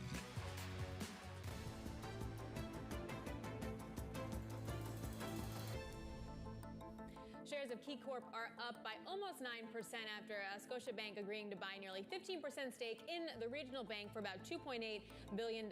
Bloomberg's Matt Monks joins us now, who used to be in the M&A team and is now moonlighting in the finance team. But this is like a perfect example for both of your worlds. What did you make of this? Is this going to be like an eventual takeout by Scotiabank? I thought this was weird. And this is what you see when you don't see normal bank M&A. In a normal bank M&A environment, Scotiabank, which has ambitions to grow internationally, would simply buy KeyCorp. Why is it not doing that? Well, it's nervous that if it buys it, it will two things. The deal might get rejected, and it's going to have to eat a big loss on its bond portfolio. So what is it doing instead? It's just taking a 15% stake. What does this allow KeyCorp to do? KeyCorp is going to use this money, about half of it, to eat the losses from selling from selling bonds and rolling it over into higher yielding investments. It's like a real common thing going on right now. A bunch of banks have these unrealized losses in their bond portfolios. 15%, is that where it stops here? I mean, this is a 5-year deal effectively, and there's been a lot of chatter that when that expires, this could become a full-on acquisition. It could. Now, if you look closely at what they said in the press release today and in their commentary, they said it gives them optionality. But I think, it's a win-win for them either way, right? So they get into the States, they get some exposure into the States. It's going to be a good investment for them. They're going to make money on it. And then is there a chance for them to buy the other 85%? Sure, maybe. Will they? Who knows? At 15%, do regulators care?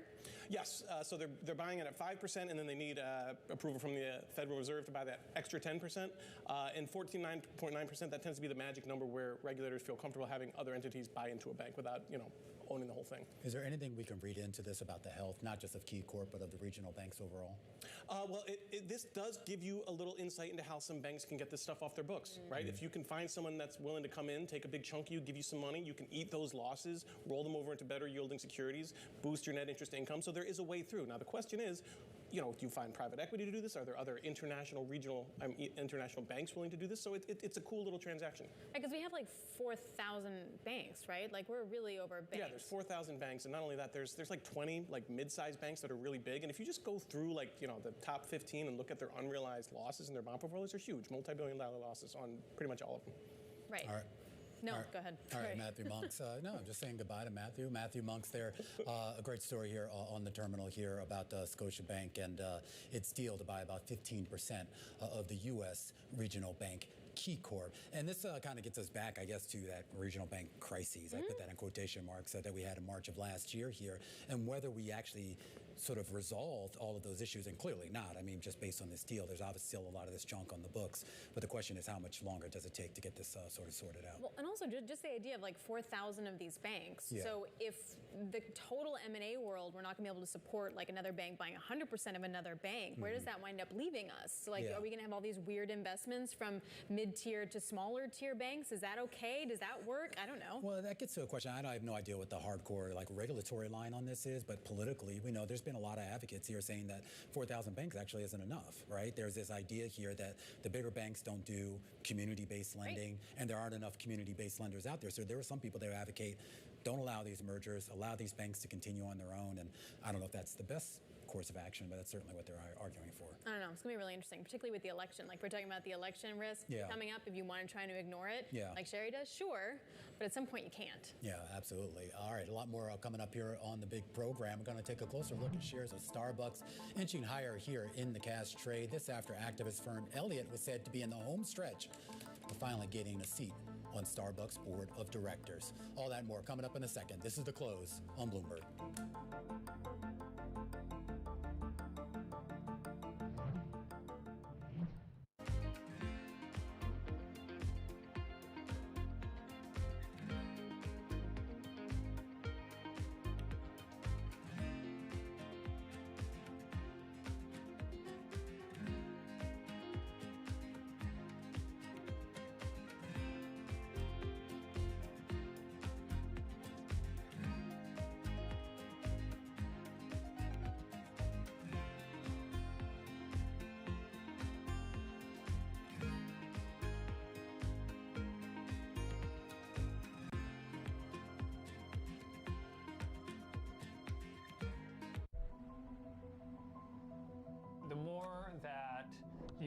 about this case, the more it reads like a Hollywood script.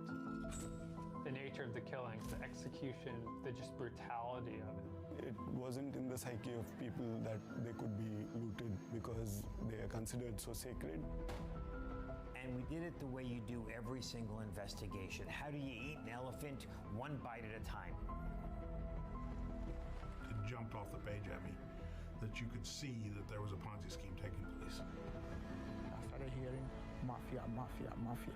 Il sistema è perfetto. Sono gli uomini che spesso non lo sono. These are the holders of truth and justice. They cannot be possibly be doing this. But then they are. They are. And the evidence is there. It's overwhelming.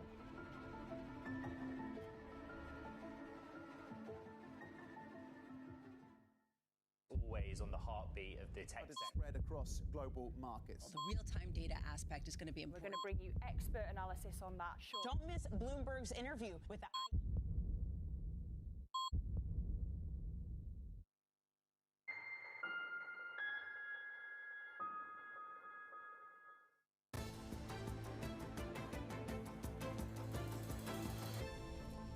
All right, time now for our top calls. The big movers on the back of analyst recommendations, and we start off today with Qualcomm.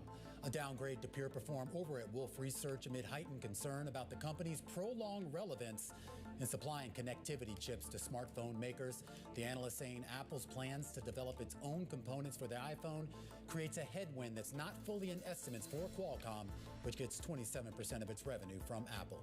Shares down about 1% on the day. Next up, Coherent, the maker of lasers, optics, and other materials for semiconductor manufacturing, upgraded to buy at Bank of America. The analyst says the market's desire for AI optical devices can drive growth. He also credits the new CEO, who is expected to unveil operational improvements and expand gross margins. Those shares up by about 3%, 4% on the day. And finally, Take-Two Interactive, leveling up to buy from hold over at HSBC, a price target going to 179 from 154, and an analyst citing an improved outlook for mobile gaming in the wake of those solid first quarter results. He also cites encouraging guidance for the anticipated release of Grand Theft Auto 6. Those shares higher by more than 2%, and those are some of our talk calls. Now, let's turn to one of the most talked about movers on the day, and that is Starbucks. Bloomberg reporting that the coffee chain is in talks with Elliott Investment Management for a seat on its board of directors. Sources telling us that Elliott also wants Starbucks to review its business in China. Our next guest recently turned into a fireside chat with the Starbucks CFO. Let's bring in Andy Barish. He's the managing director of equity research over at Jefferies. He's got a hold rating on the shares. All right, Andy, it does look like, at least based on the reporting, that Elliott might actually finally get a more formal say in what's going on at Starbucks. Based on the call that you had a chance to listen in on here, how much do you think could change if that does happen?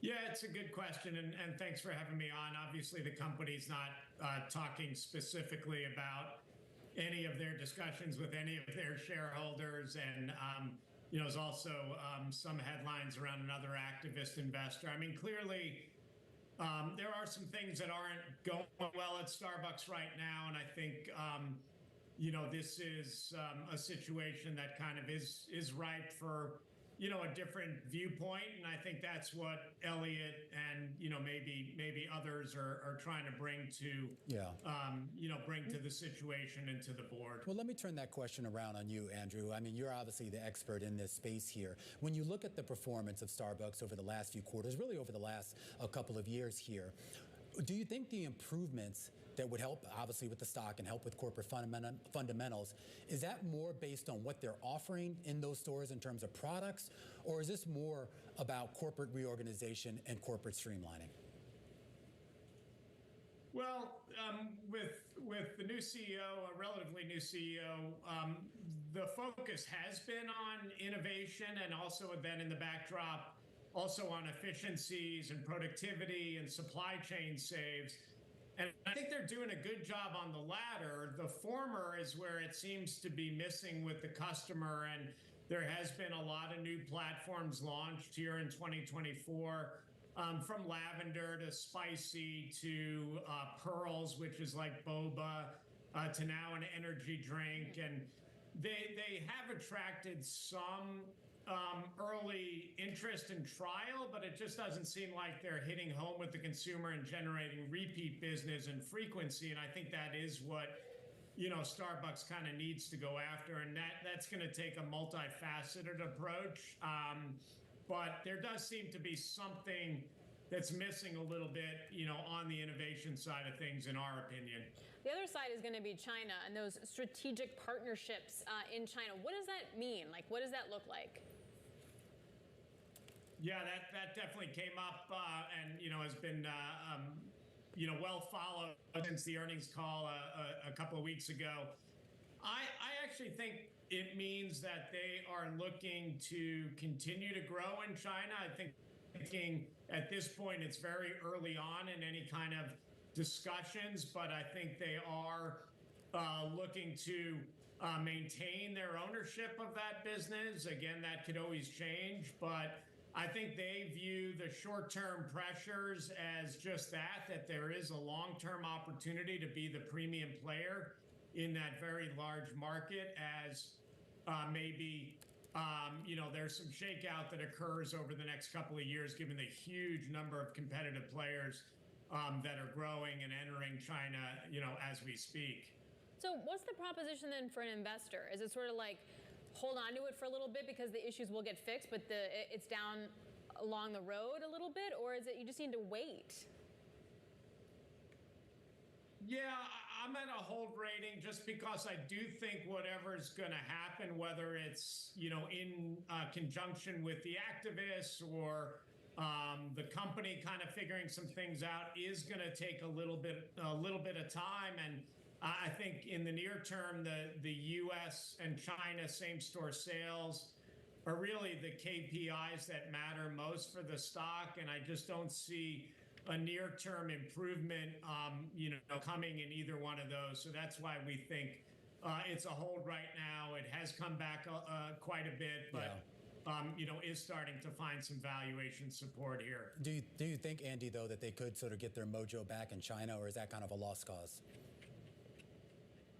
I think it's going to take a while, just given some of the recent pressures and some of the average unit volumes that they've been showing in China. I know it's a different cost structure over there, but it just feels like that business is, is having some real issues and will take a shakeout in the broader market and probably an improvement in the economy over there to, really propel that business back to anywhere close to what it was in pre-COVID days.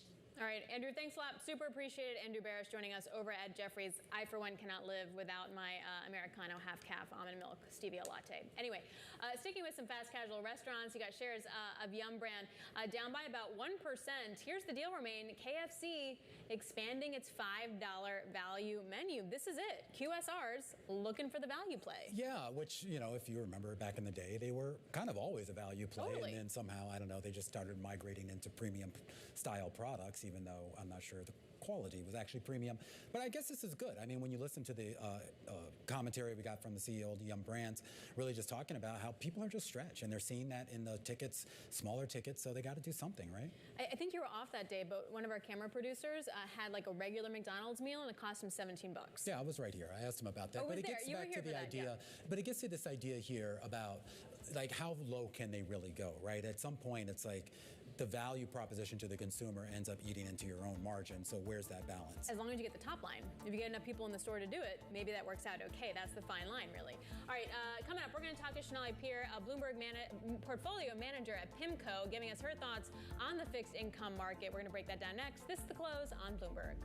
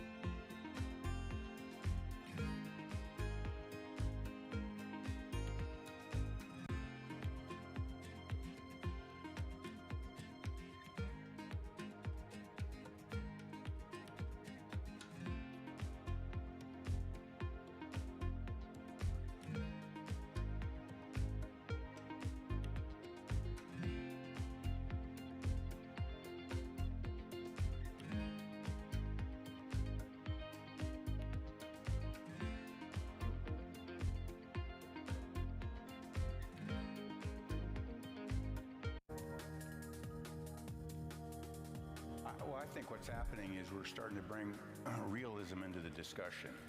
I mean, I think understanding the global energy system, the scale of that system, the important role that it plays in everybody's life around the world, and then thinking something that's been built over 150 years, trillions and trillions of dollars of investments that's playing such a critical role in the economies around the world, how you transition out of that system. And I would say transition from a higher carbon emission system to a lower carbon emission system.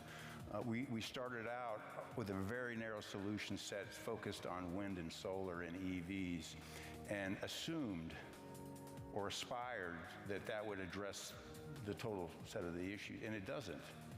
We need to be more realistic around, to Patrick's point, there are a lot of solutions that are going to be required. We should stay focused on the problem statement, which is emissions, and reducing those emissions, and less focused on exactly how to achieve that, and let every company, every sector, all technologies compete for the most cost-efficient way to reduce those emissions, and we will make progress much faster, which will mean making today's system more emissions efficient, while we introduce new systems that have lower emissions. And then with time, you will transition and we'll make progress. People ask me all the time, what is the key to being a really good investor? And I tell them it's to surround yourself with and work with the best investors you can find. On Bloomberg Wealth, I'm going to take you to meet the greatest investors in the world, the people that I would like to have managing my money.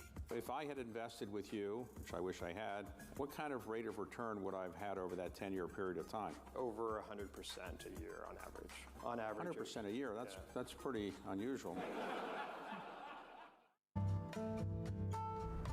DOJ or other authorities could face bigger challenges. Britain's next. Fed was going to keep rating World Cup. This is a three. As the economic picture. Covering the intersections of Hollywood, Silicon Valley, and beyond.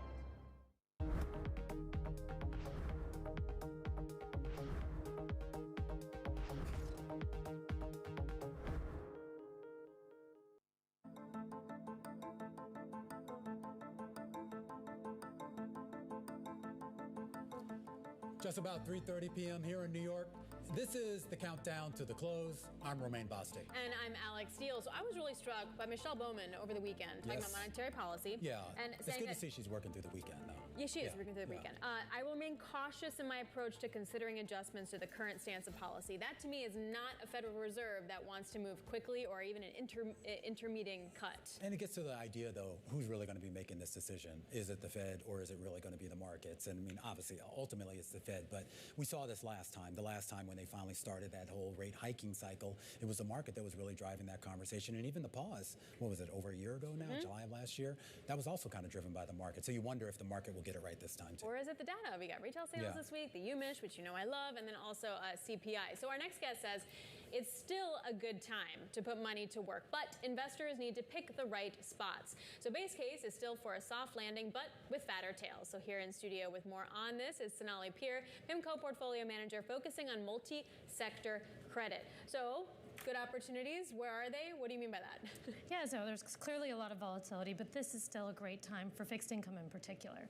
Between the fact that we are looking at potential rate cuts, you know, it's a good time to move out of cash, even though there is some volatility out there, and get into fixed income and really be able to benefit from the capital appreciation when we get those cuts. But on the other side, you know, with equities, there's a lot of volatility, whether it's geopolitical, whether it's politics here in the U.S., whether it's, you know, some concerns around unemployment ticking up, and, you know, that could certainly disproportionately affect the equity market. So to that point, a lot was made by the VIX jumping to 65 and the corporate bond spread like not blowing out to the same extent that we might have expected. Why was that? Yeah, you know, fixed income has held in pretty well, and especially the credit markets when you look at the kind of volatility we saw in both the VIX, equity markets, and the like. But I think part of the reason it's holding in so well is that that level of starting yield generates a fair amount of income.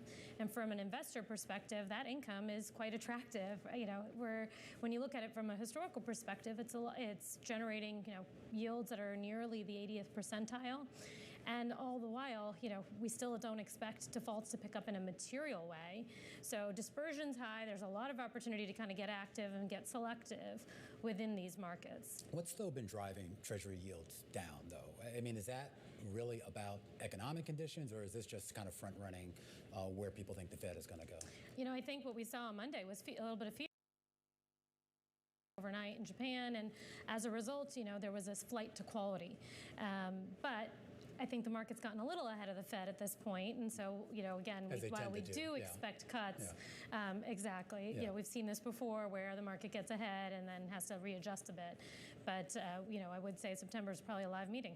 I know you're primarily focused on fixed income and credit, but when you look at the tea leaves in the fixed income credit space, is that sort of singing the same song as what we're seeing in the equity space, or are we going to start to see more of a divergence in the outlook on equity investors versus fixed income investors? You know, equities have had a strong run, and it's been tempting to sort of go in and follow that. But I think the reality of where we are today, and with the volatility that's possible, and like we saw on last Monday, you know, fixed income tends to become that sweet spot of where you can get the upside of, you know, in a multi-sector context of over 7.5% yield, and yet have capital appreciation if we have cuts, and so you have some upside to that, and clearly some downside protection. So, you know, from our perspective, fixed income is still looking quite attractive, although, you know, there is certainly volatility ahead. Sure. The starting level of yield can cushion some of that potential spread widening down the line. Well, then to that point, I was reflecting back on the record issuance of investment grade that we did see last week once things calmed down for a hot minute. You think that the yields will compensate for the flood of supply that we see when things calm down? I think that highlights also the conundrum from the issuer's perspective, which is, you know, it's better to get financing when you need it, and you know, rather than trying to time it and be so precise. And so, you know, what I would expect, you know, as long as we don't have the same type of high levels of volatility and we've come back in, that we will see issuance. And you know, we've kicked off this Monday also with a fair amount of investment grade issuance and some announcements in high yield and loans as well. So exogenous shocks, what are you paying more attention to? Is it sort of the U.S. election? Is it geopolitical risks? I mean, oil today spiking by 4%. Like, there's something happening here. What do you pay more attention to, or none? So yeah, you know, I think as fixed income investors, we're kind of always paying attention to all of it. You're always scared. We get you. But I do think the reality of what could really change things in a dramatic way would be more the geopolitical risks, because I think on the political side, you know, while at PIMCO, we make our portfolios kind of stand the test of time and really make sure we're looking through the scenario analysis. So it's robust, not just for one scenario or a base case, but through, you know, whether it's a downturn or a surprise on the upside. But the real risks where you can get some sort of binary movements really would be around geopolitics. I'm going to ask you a kind of a stupid question, and it kind of goes to the chart we were just showing, which kind of shows the blowout in spreads. And of course, they were all correlated. The most recent ones were correlated with the recessions that we went through, including the pandemic. How much sort of foresight do you get of that when it's coming? Is it sort of an immediate thing where you just kind of wake up one day and everything's blowout, or do you sort of get a run-up of weeks or even months where you could kind of see that spread widening occurring? Yeah, you know, it's quite interesting too right now with the Fed about to cut, and you know, historically we haven't been able to get out of that type of situation with the soft landing, and yet that is kind of the base case. So we're sort of always aware of those tails, and you know, in terms of trying to forecast where there could, you know, I would say at the moment we don't see a singular excess that's likely to sort of burst. It's much more around the fact that we could see some concerns around politics, geopolitics, growth, and that can over time. And so, you know, just like the Fed, we're also watching the data closely to see if there's some indications. Do the elections matter that much? I know equity investors and strategists always say, at least for equities, at least in the short term, really it doesn't have a whole lot of impact. What about in the fixed income space? Yeah, you know, in the fixed income space, where we're most focused on is obviously, you know, any sort of sweep would have a bigger impact than a divided Congress. But, you know, as I mentioned, since we want the portfolio to be able to perform regardless, what we're often looking at is kind of under the hood. What's the next level of ramifications? And so, for example, areas where we do expect to see policy differences depending on who's in power would be energy, healthcare, financials. And so that's kind of where we're continue to refine positioning and make sure we're kind of being able to capture that upside and have downside protection at the same time. So what are the favorite sectors right now in corporate credit that you have? Yeah, so in corporate credit, especially in investment grade, we do prefer financials over non-financials, given the fact that they're serial issuance, they're trading wider than non-financials, and so there's some opportunity there. within high yield, looking at more of the defensive credits, where the cash flows are a bit more predictable than, say, in wireline retail, where you've got a lot of cyclical headwinds. All right, thanks so much. We really appreciate it. It was wonderful to have you here, Sonali Pierre, Portfolio Manager, focusing on multi-sector credit over at PIMCO. So much uncertainty, though. Let's be honest, Romain. Anywhere you look, it's hard to know where to put it. Yeah, and I mean, it gets to this idea, too. I mean, I think that was partly when you kind of had all that erraticism in Scott Rubner's latest note here, things will be great for 2 weeks and bad and that. Yeah. And it gets to the idea of not only the earnings season, but, of course, also the election cycle as well. Of course, everyone is still focused on the big tech trade and the AI trade. That remains in the spotlight, particularly with some of the moves we're seeing today in NVIDIA and Lumen. We're going to take a closer look at those stocks in our Stock of the Hour. That's coming up next. This is The Close on Bloomberg.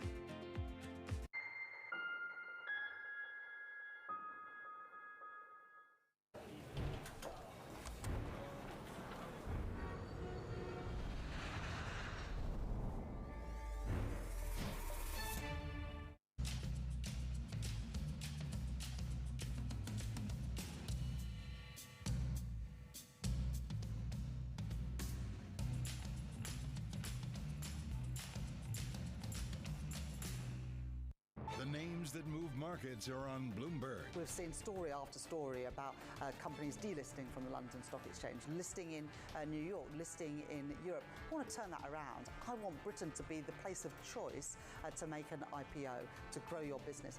That's why I welcome the reforms that the FCA put in place last week. It's also why I'm determined to change our pension system so we can keep more businesses here in Britain. Bloomberg. Context changes everything.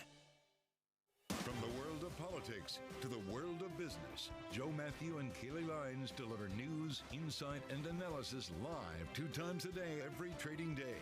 Balance of Power at 1 and 5 Eastern, only on Bloomberg. A lot's happening on Wall Street. I couldn't have been more wrong. It's going to stay volatile for a while longer. It's a bifurcated market. Need to catch up? This is Bloomberg Wall Street Week. I'm David Weston. We've got the information and insight. Year over year, you could start to see some cracks. It might be overhyped short term, but it's underhyped long term. From businesses most influential and instrumental. A lot of the doom and gloom has been somewhat overblown. If you're not living near the edge, you're taking up too much space. Bloomberg Wall Street Week, live Friday with replays all weekend on Bloomberg Television and Radio. All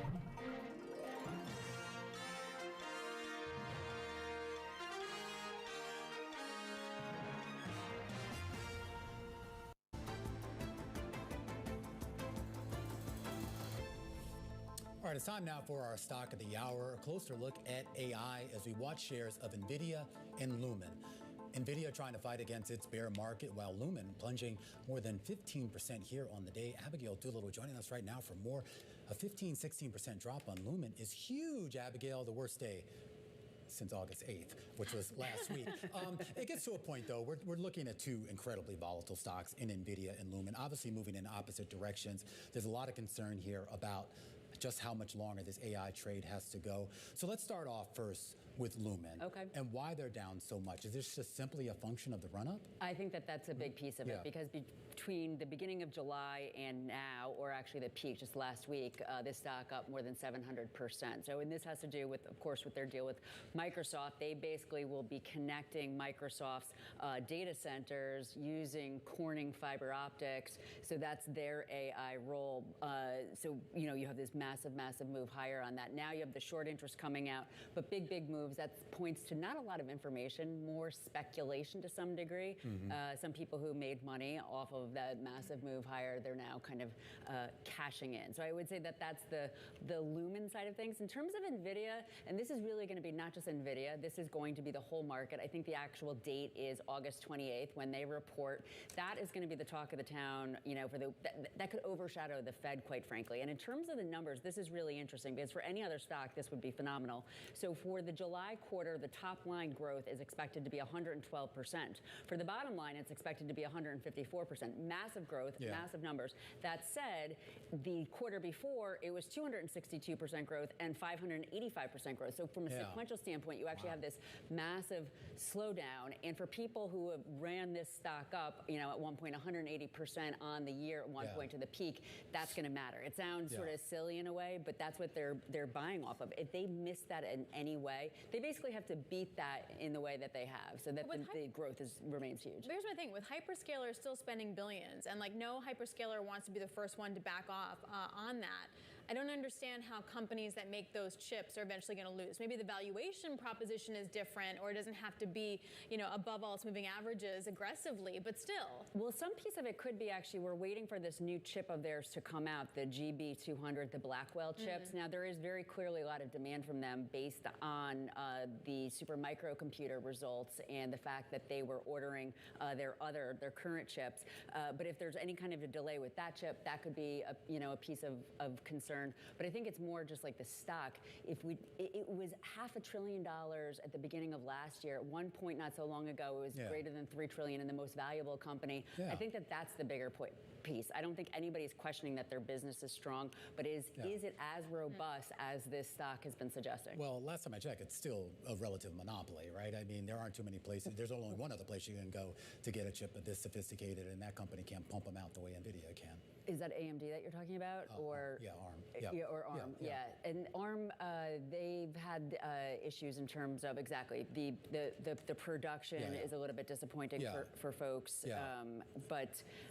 And look, that'll change, and we all know this will change at some point. NVIDIA will have a more formidable competitor, but investors, of course, seem to be all on board because, like I said, I mean, where else are you going to get these things right now? Going to have to leave it there, Abigail. Abigail Doolittle there with our stock of the hour. Closer look at shares of NVIDIA and shares of Lumen, moving in opposite directions here, Alex, with the market also looking really soft here as we get closer to the closing bell. I honestly, that intraday dip of the S&P is one of the weirdest things I've ever seen. It's like the same U, but just gets less and less every time. I don't know what that tells me. It's like the volume is super light. It doesn't feel like a lot of people came back to work today, except for us. And not a lot of conviction in the buying, but of course we get PPI tomorrow, CPI the next day, and retail sales on that, and then a couple of big earnings in between that. So we do have a few catalysts here that can move the market. Yeah, you have to wonder though, is it really going to be about NVIDIA and Jackson Hole? All right, coming up, we're going to count you down though to the closing bells with Jonathan Krinsky, Chief Market Technician at BTIG, coming up on the close.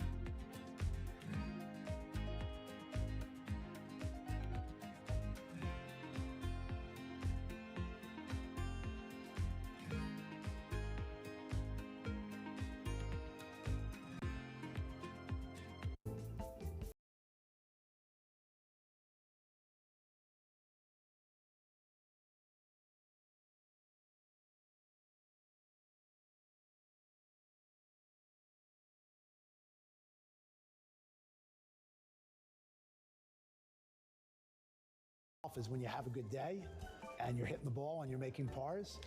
I mean, that's what brings you back.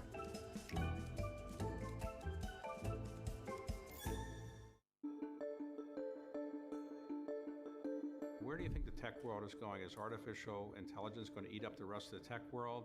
And where do you think the future of technology is going in Silicon Valley and elsewhere over the next 5 or 10 years? Well, I think that one thing we talk about when we talk about technology is we have this kind of monolithic idea of what it is, but actually technology is changing different industries at different paces in so many different ways.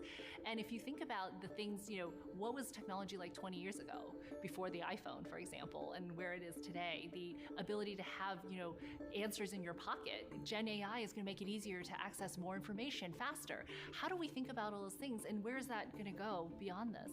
I actually am very bullish on technology because technology is an underpinning. It's not its own industry. It is a part of every industry, and it's actually going to increase productivity and actually make our lives better. So do you think technology is still going to be centered in the United States largely around the Silicon Valley area, or is it going to change? I think that what's amazing about what technology has done over the last 20 years also is that, now you can start an app anywhere in the world. You can live anywhere. You can have, AWS, and you can set up 1 minute remaining for the not have to market have on a closing systems balance. administrator or a server that you have to build. Now it's made it so much easier with these tools to actually look at a problem that you have and solve it anywhere. And so I actually think that distributes the ability for us to bring technology together any place.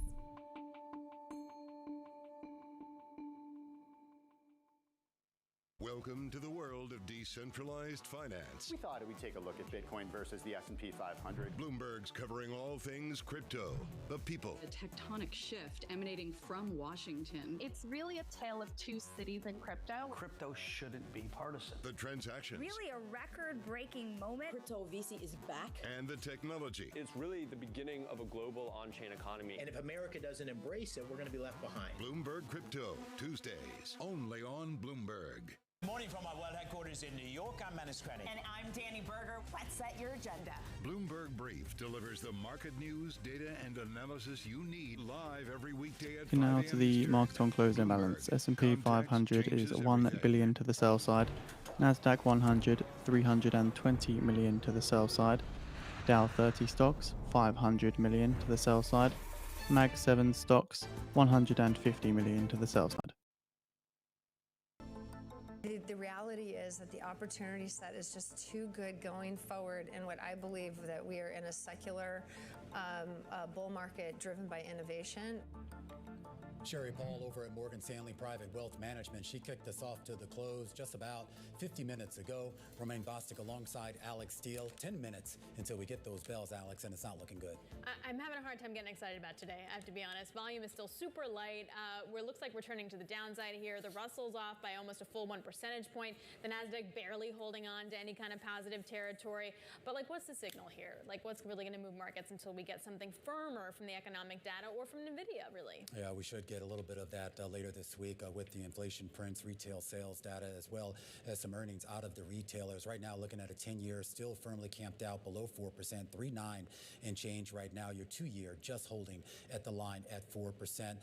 Bitcoin trying to rebound here, and the VIX remains slightly elevated, though a far cry from that big spike that we saw last week. Jonathan Krinsky joining us right now, Chief Market Technician over at BTIG. With about 9 minutes until we get to the closing bells. And Jonathan, all everybody wants to talk about is that big sell-off that we had to start out the month of August, and the idea that that was much more technical of a sell-off than it was fundamental. When you look at the technicals, do you find credence to that argument?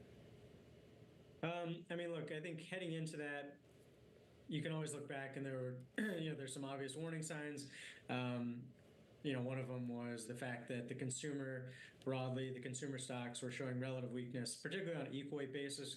Equal weight consumer relative to the S&P had been trending lower for several months.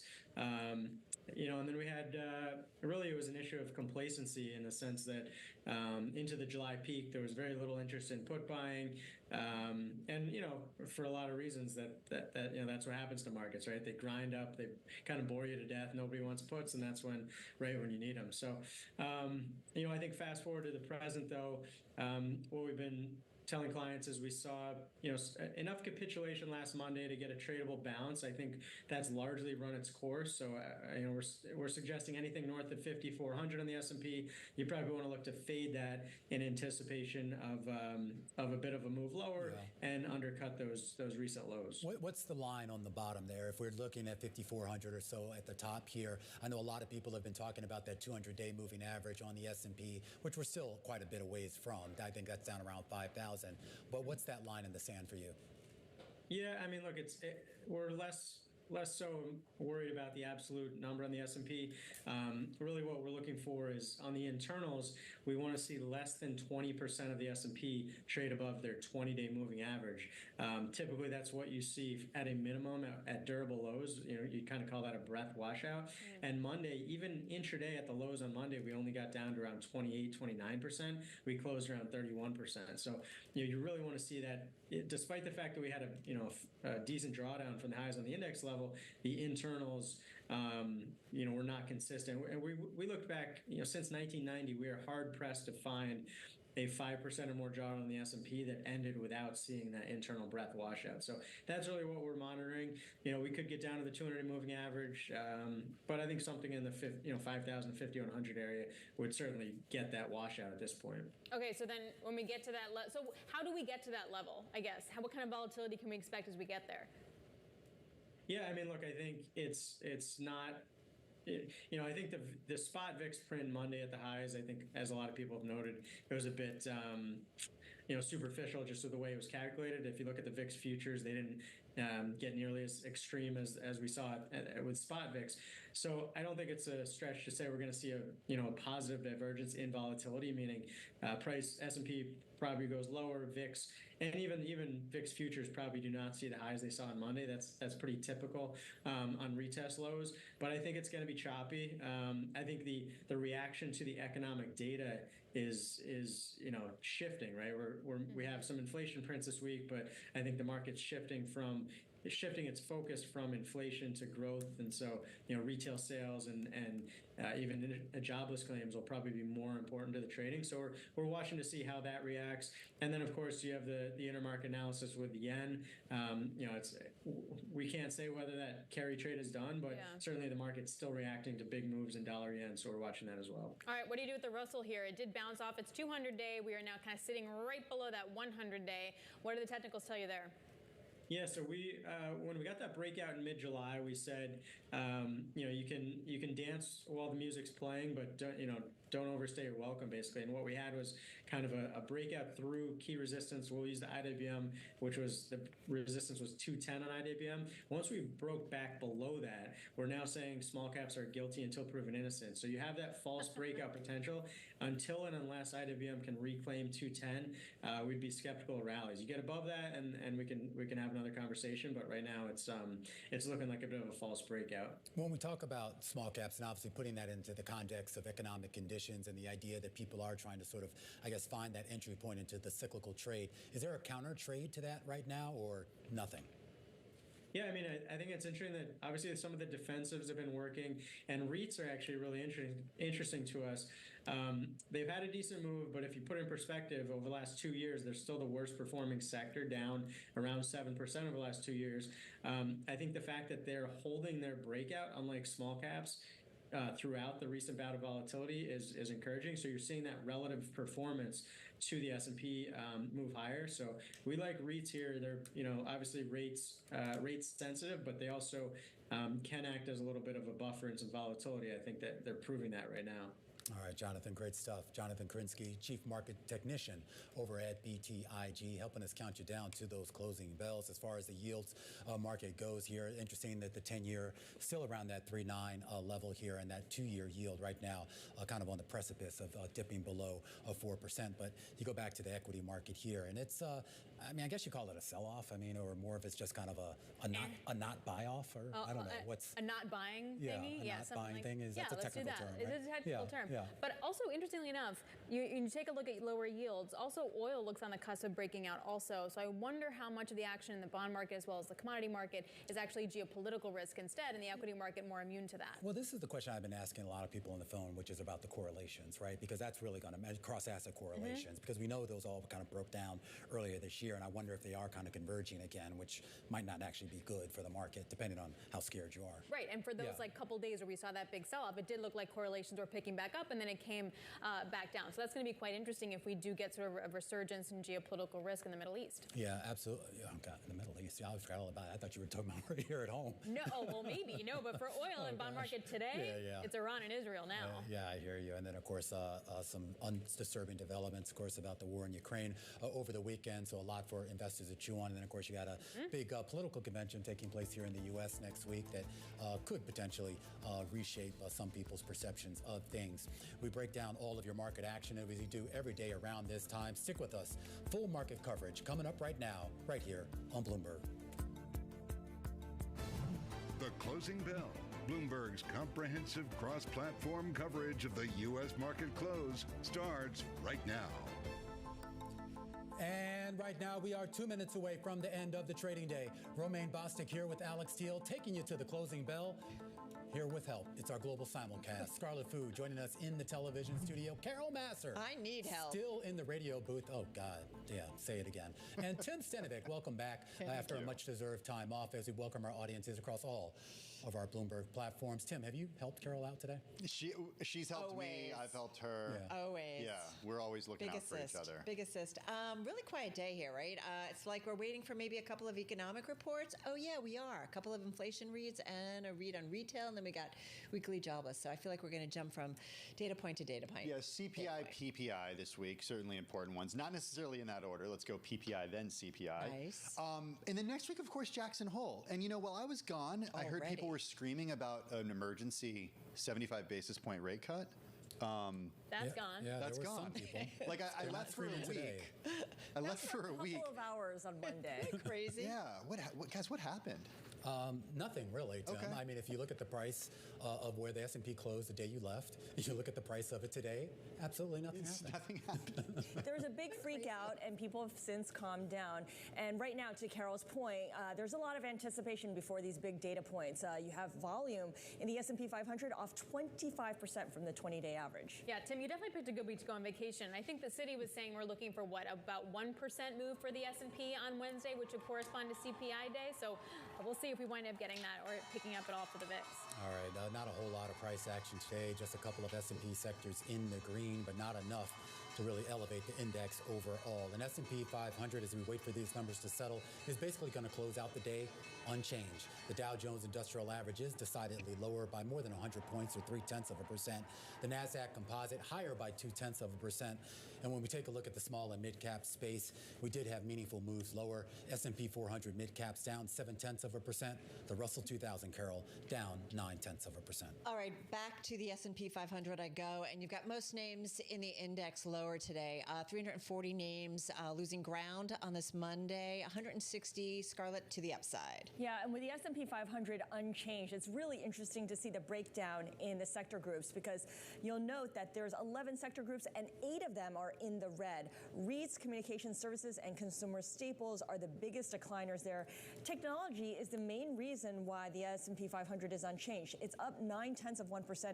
Energy also holding up its end of the bargain, gaining about 0.5%. Utilities, which have become a favorite safe haven, up by just 0.2%. All right, guys, to the individual gainers we go. NVIDIA, it's a top gainer in both the S&P 500 and NASDAQ 100 on this Monday, up about 4% here at the close today. BofA making it one of its top rebound stock picks, outlining why a rebound scenario makes sense for the semi sector. And if the semiconductor sector bounces back, NVIDIA stock looks like a good play. And he assumes a sector rebound. He says likely in the fourth quarter of the year. Seasonal headwinds could fade by then. And so let's not forget that NVIDIA does report earnings at the end of the month later on. So liking this name. And so we did see a pop in it. Starbucks also trading